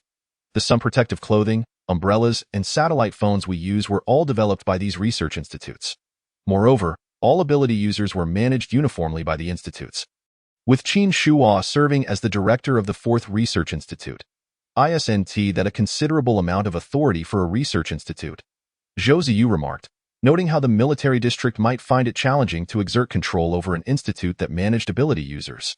The directors of these institutes were all ability users who had come from the military, with the military district overseeing the institutes. Suddenly, Yuanwen spoke in a conspiratorial tone. I also heard a juicy piece of gossip. Zhou Ziyu raised an eyebrow. Go on. Everyone says Qin Shuhua is the nephew of a military leader. Since the leader has no children, Qin Shua's position as director must be his uncle paving the way for him. And then? Zhou Ziyu asked, puzzled. Yuanwen looked confused. What do you mean and then? Isn't it normal for Qin Shuhua to have such a background as a rare lightning-type ability user? Zhou Ziyu replied. If you were in his shoes, would you not take advantage of that? Yuanwen pondered seriously. I would. Then what's the big deal? That's not gossip at all. True enough, that night, Shen Nanqing received a call from Qin Shuhua, asking them to visit the 4th Research Institute the following day to discuss the matter of their affiliation. The next day, the group went to the 4th Research Institute. Qin Shuhua led them to a conference room and began to explain the benefits and obligations of being affiliated with the institute. The obligations included tasks issued monthly by the institute, with the frequency determined by team size. Teams of 3 or fewer would undertake 2 A-level tasks per month, while teams of 4 to 6 would take on 3 A-level tasks or 1 S-level task per month. Tasks could be selected freely, but any assigned tasks had to be completed within the month. They could not be carried over. Furthermore, any extra tasks could not be accumulated. In terms of benefits, the institute provided housing and a basic salary of 3,000 points per month per person, with task points calculated separately and unrelated to the base salary. Notably, S-level tasks did not require points for settlement, but instead utilized contribution values. Contribution values? The group was intrigued by this new term, curious about its purpose. As points could purchase anything, you'll find out what contribution values are for once you sign the confidentiality agreement, Qin Shuhua said, handing out 5 copies of the agreement. To join the official ranks, one must sign the confidentiality agreement, as what I am about to disclose is classified as state secrets. Any breach would be treated as treason. The atmosphere grew tense as everyone solemnly read the agreement's terms before signing their names. What Qin Shuhua revealed next unraveled the mystery Shen Nanqing and the others had been pondering for so long. It turned out that the government had indeed received advance warnings through reincarnators. The nation had learned about the impending storm 10 days prior and swiftly began relocating supplies and weapons. However, time was too tight, and they were unable to transfer all the resources stockpiled by the state, prompting them to inform capable local wealthy individuals to gather civilian supplies. Then, why not notify the public? Why not allow ordinary people to save themselves? Yuanwen questioned, perplexed. Informing the public would only hasten the arrival of the apocalypse. Had the populace been privy to the information in advance, a frenzy of manic purchasing would undoubtedly ensue, potentially culminating in acts of looting and even insurrection. At that moment, the authorities were hastily engaged in the relocation of resources, leaving them little time to address such tumult. Yet, the common people possessed the right to be informed. Qin Shuhua fell silent. This was the choice of the state, and as a soldier, he was bound to obey its commands. Shen Nanqing gathered her thoughts. Could the authorities be so easily swayed by the words of a reborn individual? This reborn individual, the former vice mayor of Beishur, had seen the state take 3 days to validate his claims, subsequently formulating a 5-year plan. 5 years. Are you suggesting that the apocalypse would last for 5 years? Chapter 89. The truth it is not that the apocalypse would conclude in 5 years. Rather, the reborn individual perished in the 5th year of the apocalypse. The crowd fell silent. Li Hua had died in the 3rd year of the apocalypse, meaning this individual had lived 2 years longer. I am uncertain how much you know about the apocalypse, but what the authorities currently understand is that there will be torrential rains, extreme cold, extreme heat, acid rain, earthquakes, toxic fog, and tsunamis. Toxic fog, tsunami. Observing their reactions, it seems they are aware of events preceding the earthquake. Qin Shuhua proceeded to discuss the toxic fog. Toxic fog refers to smog laden with harmful substances that can infect the respiratory system and lungs. In the previous life, 90% of survivors succumbed to this thick fog. At present nationwide. In the prior existence, only the remote mountains of Heisheng were not engulfed by toxic fog. However, after the red snow, the mountains were teeming with mutated flora and fauna. Thus, prior to the torrential rains, the state had dispatched a considerable number of troops to Heisheng to establish a base capable of accommodating all survivors. The duration from inhalation of the toxic fog to death is merely 72 hours. The state has no time to research a remedy. Therefore, before the toxic fog arrives, all survivors must relocate to the base in Heisheng. What progress has been made on the base in Heisheng? Shen Nanqing's voice had turned somewhat hoarse. Before the weather warms up, the lowest temperature in Heixing plummeted to -80 degrees Celsius. Hence construction has been rather slow, yet it remains on track and should be completed before the arrival of the toxic fog. And what of the tsunami? Did Heixing not succumb to the tsunami? Indeed, the reborn individual met his demise due to this very tsunami. Then does that not imply death is still inevitable? Yu Wenwen murmured. The atmosphere grew exceedingly oppressive. If going to Heixing still results in death, what meaning does it hold? One could survive an additional year by going. Yet if one does not go, upon the arrival of the toxic fog, one would suffer from water blisters in the lungs and respiratory tract, experiencing a most agonizing death. Yet as long as one lives, there remains hope. The state has also dispatched troops to Zhang province, where a base will be constructed at an altitude of 3,000 meters, destined to become the final sanctuary for survivors. Qin Shuo cleared his throat and solemnly stated, in the 7 days preceding the apocalypse, the state must not only transfer resources but also transport a significant quantity of building materials and machinery to the remote mountains of Heixing and Zhang province. Everything the state is undertaking is solely to ensure the survival of more individuals. A silence enveloped the meeting room as everyone struggled to digest this harsh reality. Ultimately, it was Shen Nanqing who first regained her composure. What is the contribution value? The contribution value represents preferential selection and acquisition rights. Whether one goes to Heixing or Zhang province, individuals with high contribution values can access the best resources, such as survival supplies and living conditions.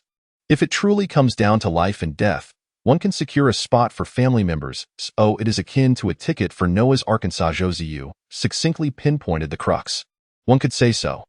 Another silence fell upon the meeting room.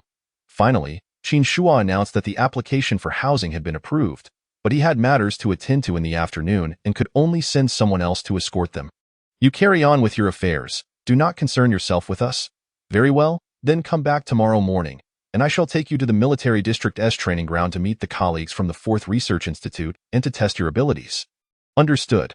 After bidding farewell to Qin Shuo, the group followed a young soldier to view the house. Located on the hillside behind the military district. It was a row of villas, comparable to the 2-story building at the Zhang City base. This is the one, 3-23. The soldier led them to a 2-story villa. While slightly smaller than the one at Zhang City base, the group was quite satisfied, especially since it was provided free of charge. Young man, is it customary for the official name to be on the lease with such generous treatment? This was specifically requested by our director Qin for you. Originally, a group of 5 would not qualify for such accommodations. But because Miss Shen Nanqing possesses a unique healing ability, she was able to secure such a spacious residence. Qin Shuo is rather generous. Had they not heard of the toxic fog and tsunami, the group would likely have been elated. However, the current mood was subdued. After placing the keys down, the soldier departed. Wei Yufeng and Zhang Lanqing returned to the hotel to fetch Wukong and the king, while the other 3 began to tidy up their new abode. The base currently had restrictions on water but not on electricity, so Shen Nanqing first plugged in the refrigerator and turned on the air conditioning in the living room. There was only one air conditioning unit in the living room, while they would wait for Yufeng to arrive before installing one in the bedroom. The 3 of them wiped down the entire house with cloths, and in the bedroom, there was a bed, so Shen Nanqing immediately took out the mattress and sheets to lay them down.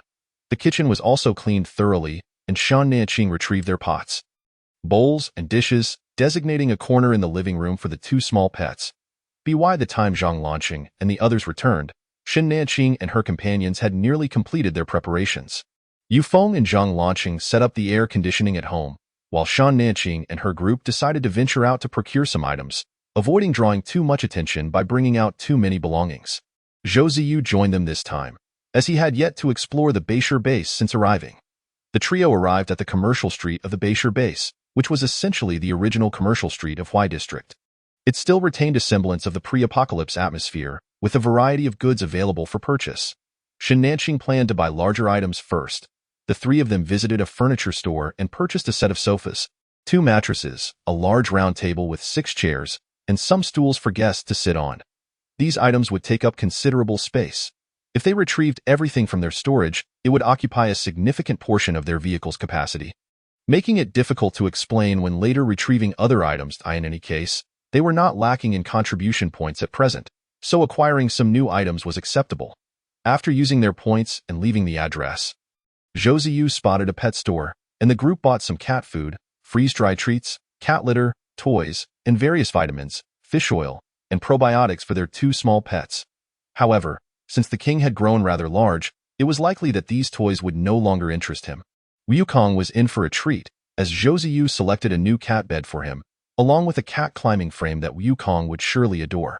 After placing the items in the vehicle, the trio continued their exploration. They had no shortage of clothing and shoes, so they headed directly to the vegetable market. The variety of produce available at the market was not as extensive as they had imagined, consisting mainly of common vegetables, but they were significantly larger in size.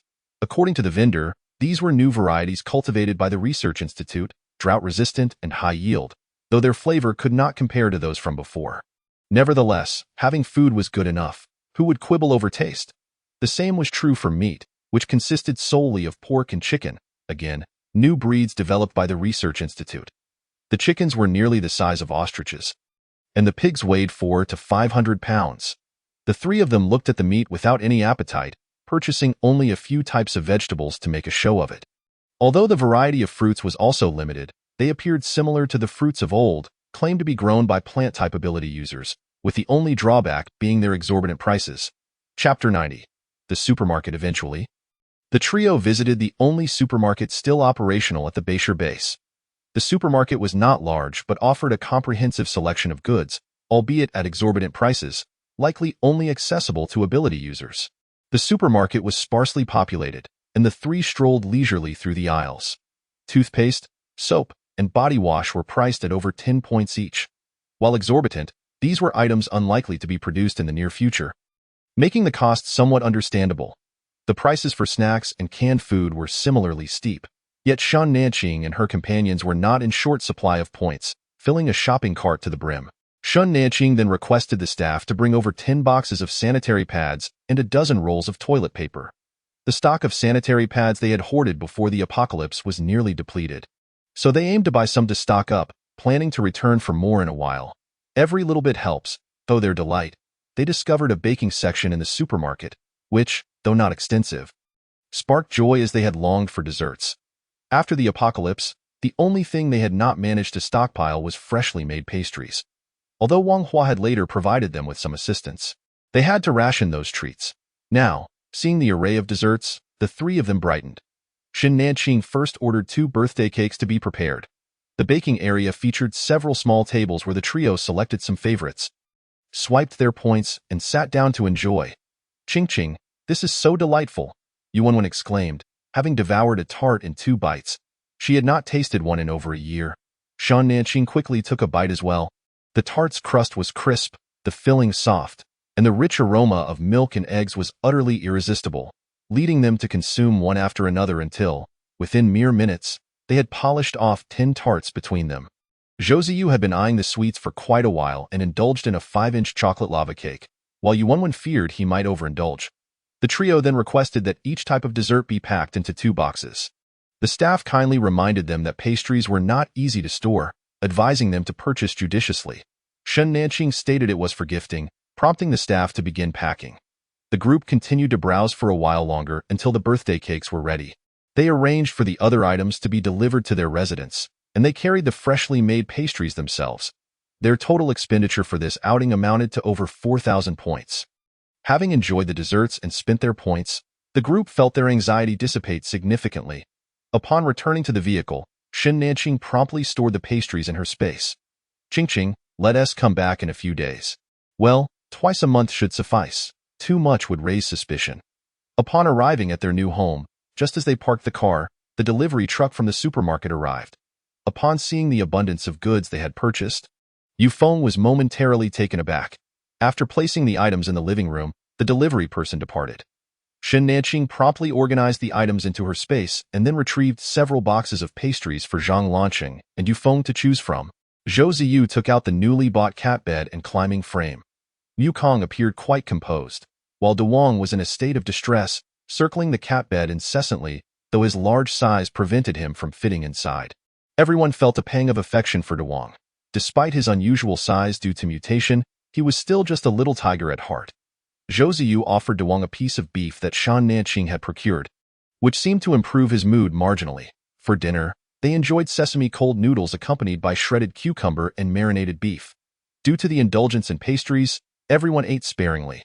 Just as they finished their meal, the furniture delivery arrived, placing the sofa and dining table in their designated spots. While Shun Nanqing stored the mattress away in the evening, the group gathered on the sofa to chat. Yu Wanwan, having overeaten, stood and paced in the living room to aid digestion. How long can we stay here? She pondered. We should remain until after the earthquake, right? Didn't Qin Shua mention we need to relocate to He province before the toxic mist arrives? Zhou Ziyu, having also eaten quite a bit, rubbed his stomach with his right hand. That means we have just over a year. I wonder how the base in He province is coming along. Constructing such a large facility in the deep mountains must be quite challenging. The group had no way of knowing the progress, but since the government had prepared in advance, they should be able to execute it smoothly. After chatting for a while longer, Yuanwen noticed that Yufeng seemed a bit preoccupied. Dad, what's wrong? Are you troubled? No, I just feel that since I'm not an ability user, is it appropriate for me to join the 4th Research Institute? Yufeng was not one to be overly sentimental, yet the fact that ability users had a basic salary of 3,000 points, which Qin Shua had not mentioned, made him feel undeserving that of course it is appropriate. How could it not be?